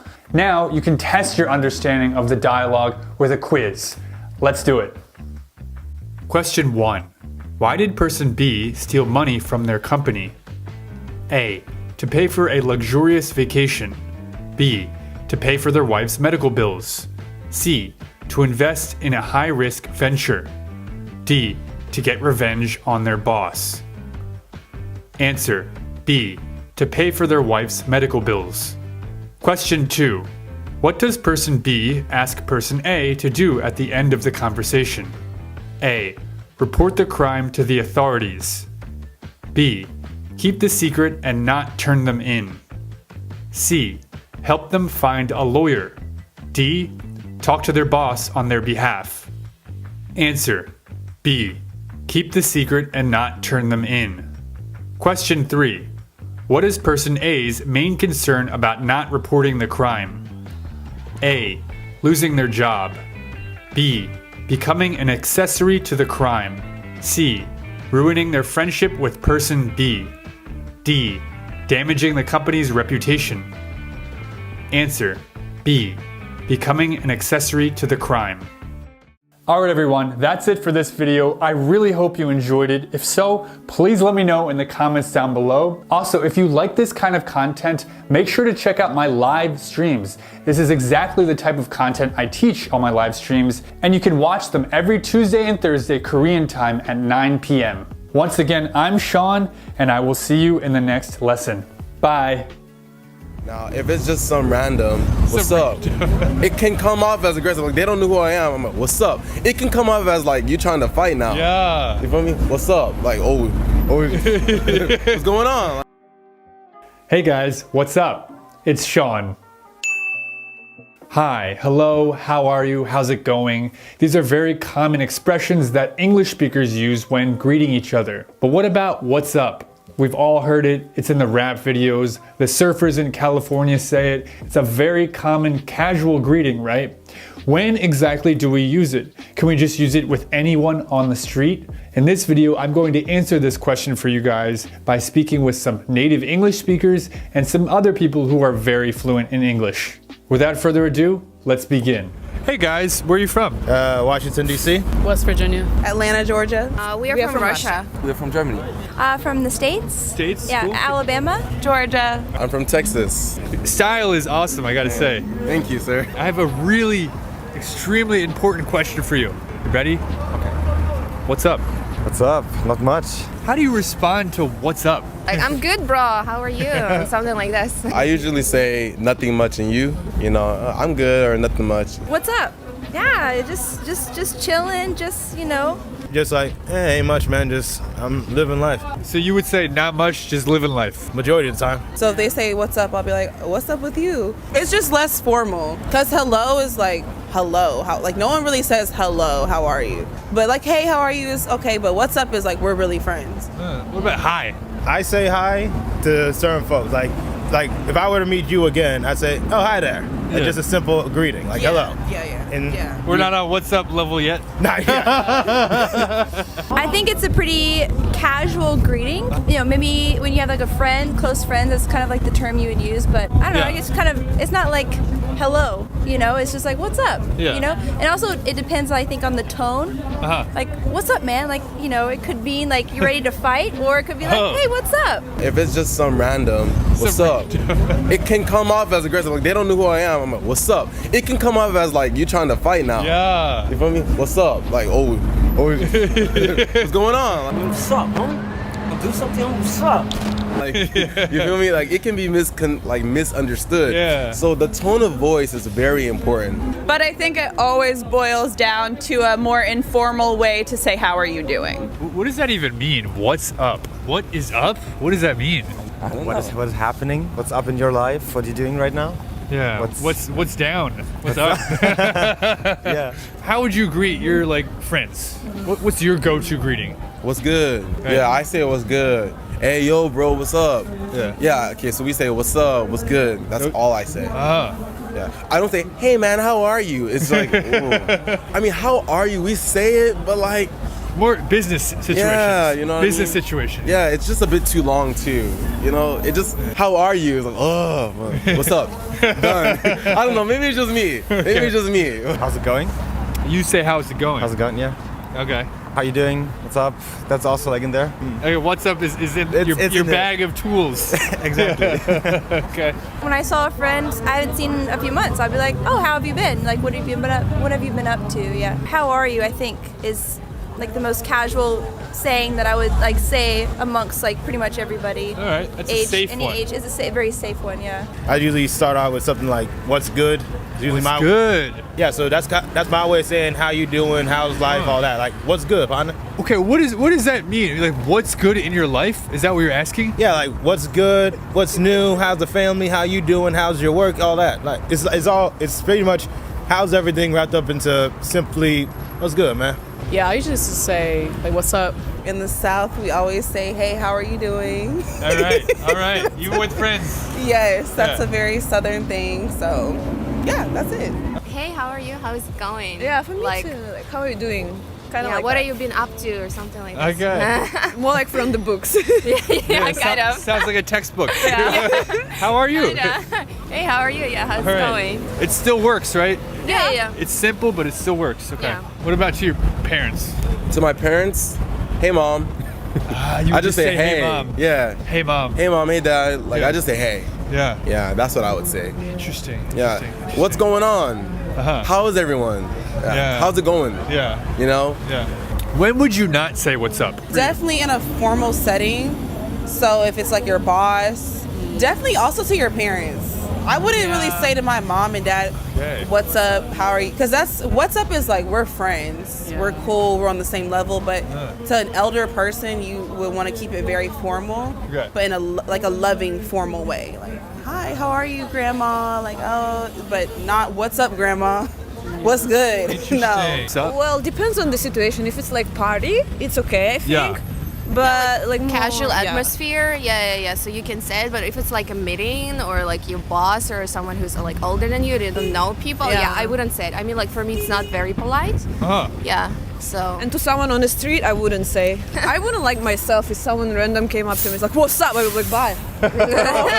What? It's a bit too not aggressive, but kind of like pushy. I don't know. It feels like you're going too fast. We're not friends yet. Yeah, exactly. So I'm laughing on the inside because in my family, it's the opposite of what they just said. Really? Like, if I call my dad right now, he'd be like, my first name's Avery. So he'd say, "What's up, babe?" Or I'd say, "Hey, dad, what's up?" So it depends on the family. I think it's different for men. Okay. Because I will say, where I come from, a lot of men just say, "What's up, bro?" Like, what's up? That's very like natural, but for women, I don't see women saying what's up. Yeah. Like women are more That's like true. reserved. Men are just kind of calm, like, what's up? What's up, bro? How are you? Would a girl say to her other girlfriend, "Yo, girl, what's up?" Did you say that? No, it'll be more like, "Hey, girl, how are you?" Like, gender, it definitely plays a role in greetings. I would say men are just like, "What's up?" Men even do a greeting for men. They'll even be like this. That's yes. Guilty. Guilty. Because I've even done that to just strangers. Just like just walking on the street, I'll pass you like, "What's up, man?" So, I won't even say anything. He'll say hi back, and we just be about our business. She's right. It happened. Are there any rude ways to greet people? I would say what's good is one where like if you don't know how to use that, don't. What's good? Cause like that can be taken as like a let's fight. And if you don't know like the tonal ways to say it, don't. You know, like if you don't know how to say it right, don't. There's a lot of rude ways to greet people, but cursing is definitely number one for sure. Yeah. Well, some Koreans they come to you and be like, "Hey." Hey, like, no. yeah, kind of, no, kind of rude. Hey, it's a bit like intonation also matters. Like if it's like, "Hey," intonation, but if it's like, "Hey," it's like, "No." Yeah. I don't know you. Bye. Yeah, awesome. Just on the first time you meet someone, don't be like, "What's up?" Hey, just be more cute, be more soft about it. Especially to girls, I think like. Yeah. You know, because if it's like a male to female, we don't like that. Yeah. So you don't like when guys come and be like, "Yo, what's up?" Yeah, it's a bit like no. You know, we are Russians. Yeah, it's really rude. I think if you meet someone for the first time, it would be rude to be like, "Yo." Yo, that's kind of aggressive. Yeah. You feel me? Like, I don't know you like that, bro. Like, you know what I mean? Yeah, it's like, we're not cool. Good point. Yeah. And then, like, another thing I would think is rude is if you kind of came up to someone and you try to dap them, but you barely know them, and they don't have that vibe. Where yo! Like, yeah, it's like, I don't know you. Exactly. So don't do that. Like, don't try to dap people you don't know. Yeah. That's something that you do with your friends or people that are, you got that cool vibe. Maybe we just finished talking. It was like, "Hey man, I'll catch you later," and you hit them with that, that dap, and you out. Yeah. But you're not gonna do that when you first meet them. Like, and you don't know who they are or anything. So that would be considered rude. When in doubt, just say hello. Yes. When in doubt, just say hello. When in doubt, go simple. A hello's good. Like, "Hey, how are you doing?" Like, you can personalize things once you get to know them. You don't have to start by trying to be like fun and quirky and different. Just start with something basic. Stick to "How are you?" Yeah. "How are you?" is simple, clean, crisp. It's good. It's good. Awesome, guys. You've been so great. Thank you so much for your thoughts and your advice. See ya. Thanks, guys. See ya. Bye. Thank you. Have a fantastic day. Bye. Bye-bye. Thank you so much, guys. Not this a was problem. amazing. This was amazing. You're so great, Jay. Thank you so much for watching, everyone. Did you enjoy this video? If so, please let me know in the comment section down below. Once again, I'm Sean, and I'll see you in the next video. Bye. What do you like to do for fun? 저희는 운동 같이 하는 거 좋아해서 같이 월수금 헬스장 가고 클라이밍도 갔고 여름에는 서브보딩이나 패들보드 그런 거 타고 노는 거 좋아해요. 맞아요? 네, 맞아요. What are your favorite Korean expressions? Yeah, then 맞아. 아, 그래? 진짜? I said, 너무 미쳤다. How did you guys meet? Yeah, it was pretty funny situation, but we were in a club partying. Me and my friend saw two beautiful women dancing, and I told my friend Igor, look at this girl on the left side, she's so beautiful. He said, no, the girl on the right side is very beautiful. And I first thought that she was Chinese, so I started to speak to her in Chinese, and comes out she was Korean. By the way, the reason why he thought that I was Chinese is that we met in Shanghai. And even Chinese people think that I'm Chinese. What's the job you would never want to do? 我真的不喜欢在学校教人，因为我感觉我不是好的老师。我已经好长时间没说过汉语了，所以我比他说汉语不太好。有点低。 What are your goals for this year? Продолжать заниматься разработкой Android-приложений, совершенствовать свои навыки, тренироваться больше, нарастить 3 килограмма мышц. You agree? Hey guys, how's it going? It's Sean. So I'm here today with the YouTube couple, Yunerin and Vova. Can you guys please introduce yourselves? Hi guys, I'm Yunerin and I'm 28 years old and I'm working in a home shopping company, also running my channel called Yunerin. It's about my life and us. Some people may call me Boba. I'm just a guest in her YouTube video, but basically I'm her husband. So I'm just living in Korea and working as a programmer. So how many languages do you guys speak? I'm curious. Firstly, I speak Korean, English, and Chinese, but my Chinese is not really good. My mother tongue is Russian. I believe I speak fluent English, kind of intermediate level of Chinese, and pre-intermediate level of Korean. 그리고 지금 보시는 분들 중에 윤내린 팬들 있으시면은 저는 영어를 배우는 콘텐츠랑 영어 문화권 나라를 살펴보는 그런 콘텐츠를 만들고 있으니까 그런 것에 관심 있으시면 제 채널에도 구독해주세요. So what do you usually speak together? You said you started out by speaking Chinese together because you met in China, right? Yeah. In a club. Yeah. So basically we have our own language. Okay. It's the mixture of Korean, English, Chinese, and Russian. Really? Russian too? Yeah, sometimes. Sometimes Russian, like especially when you're angry, sometimes some bad Russian words come out. It's easy, it's like really emotional. So I would say it's 85% of English. Yeah. 15% of Korean. Yeah. It's already 100. 100. Okay, I would say 13, and the rest 2% is like Russian and Chinese. Mostly we use English, but sometimes when we wanna like say hey, we don't say hey, but yeah. You say yeah. Yeah. Because it's more comfortable and like it has its mood. So we usually say yeah. True. I even speak like this to my friends in Russian. Sometimes I say like yeah. What are your favorite Korean expressions? Yeah. Then 맞아. 아 그래? 진짜? I said 너무 미쳤다. Is it true that dating someone really helps to improve your language skills? Do you think that's true?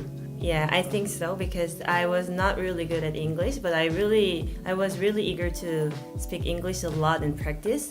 So when I met him, I tried to speak a lot and I tried to learn and copy his sentence. Yeah. And I always prepared what to like say or what kind of sentence I need to use if I want to say something in my mind. Ever since I met him, I practiced very much and then I improved so much. You always have something you want to say in your mind, but you don't know how to speak it. Once you try to make your sentence and prepare it, and then when you practice with him, you can like every time you use it, you're gonna get this sentence as yours. When you're making your YouTube videos are so good, by the way. I think you're showing your life, your relationship, being, a young woman, Korean woman, living in Korea, traveling. What kind of value do you think your subscribers are getting from you? Why do you think people like you so much? Most of my subscribers are a little bit younger than me, like 3 years or 4 years. They are usually like a little younger than me. So I got a lot of comments like, I watch your video and I feel like I'm growing up with you and I see my future on your videos. So when I prepare for my job, when I prepare some interview, that when they are watching my video, they feel like it's going to be their future. Like in 2 years or 3 years, they also need to prepare their job interview and they need to prepare the wedding or something. And they all feel like I'm a very close cousin, 언니, and they are seeing their future together and preparing something together. So I think that's the most important value in my channel. Yeah. Awesome. Makes sense? Yeah, it makes sense. You're such a good person. If you could give like 1, maybe 2 tips to other 국제 couples, what would it be? What I would say is that you need to be flexible and understand each other's culture, and you need to find something in common, and you need to understand each other's culture and respect each other's choices. I would say the good direction is that when you feel that you're a couple, your girlfriend or boyfriend is no longer feels like a foreigner. You no longer feel like this person is a foreigner, but you feel like this is on the same person with you. Then this is the right direction. It's a good sign. Yeah, it's a very good sign. When we are arguing, she's always patient in these terms. She's not that impulsive and like saying like, okay, then just go away. Never saying like this. She never says like this. She's always careful. Come here, sit down and talk to me. Like this. Yeah. 뭔가 문제가 있으면 그거에 대해 같은 나라 사람이 연애하듯이 생각하면 안 되고 한 문제가 있으면 한 번 더 좀 긍정적으로 약간 그럴 수도 있지 이 마인드를 한 번씩은 거쳐야 되는 것 같아요. 문제가 딱 생기면 그럴 수도 있어. 근데 한 번 더 생각해보기. 나랑 달라서 그럴 수 있다. 네, 나랑 달라서 그렇게 생각할 수도 있겠다. 그럴 수도 있지. 이런 태도로 한 번 더 생각해봐야 되는 것 같아요. How do you guys speak English so well? Have you ever lived in an English-speaking country? So I don't really have experience living in English-speaking country. Yeah. But even when I met him for the first time, I was not speaking English very good. Yeah. But I learned from him every day meeting with him. Korean girl, Russian guy, they both improved their English by meeting each other. So your English wasn't that good, but your English has improved a lot by meeting Vova. So Vova, how did you learn to speak English so well? Because I think English is quite different from Russian, right? Yeah, I would say it's pretty complicated. I started learning it from the elementary school. Then when I was 12, I went to the summer camp to Auckland in New Zealand. New Zealand? Yeah, for a couple of weeks. It was just for having fun. And later on, to pass the high school exams, I had to study English more. And then I had a chance to do the summer school in Cambridge for 1 month only. But to be honest, I wasn't really studying there. We just had fun. Yeah. Because I was already 18, so I was just drinking and partying. Are you better at English than most Russians, or similar? I would say yeah, but I think just like in Korea, every person in Russia has to study English when you go to the school. So I would say nowadays people speak English much better than maybe 15 years ago. 10 years ago even. Nowadays even I have a younger brother who is like 11 years old. He already speaks English. Well, anyway, thank you so much guys for joining me today. This was really interesting. I learned a lot. It's cool to see another 국제 couple who you guys are doing so well. And if you didn't know Yunerin, definitely check out her channel. You can see really interesting vlogs. She recently came back from Thailand where she had her wedding. Very interesting content. Check it out. Yeah, come visit my channel. Thank you. All right, guys. See you later. Bye.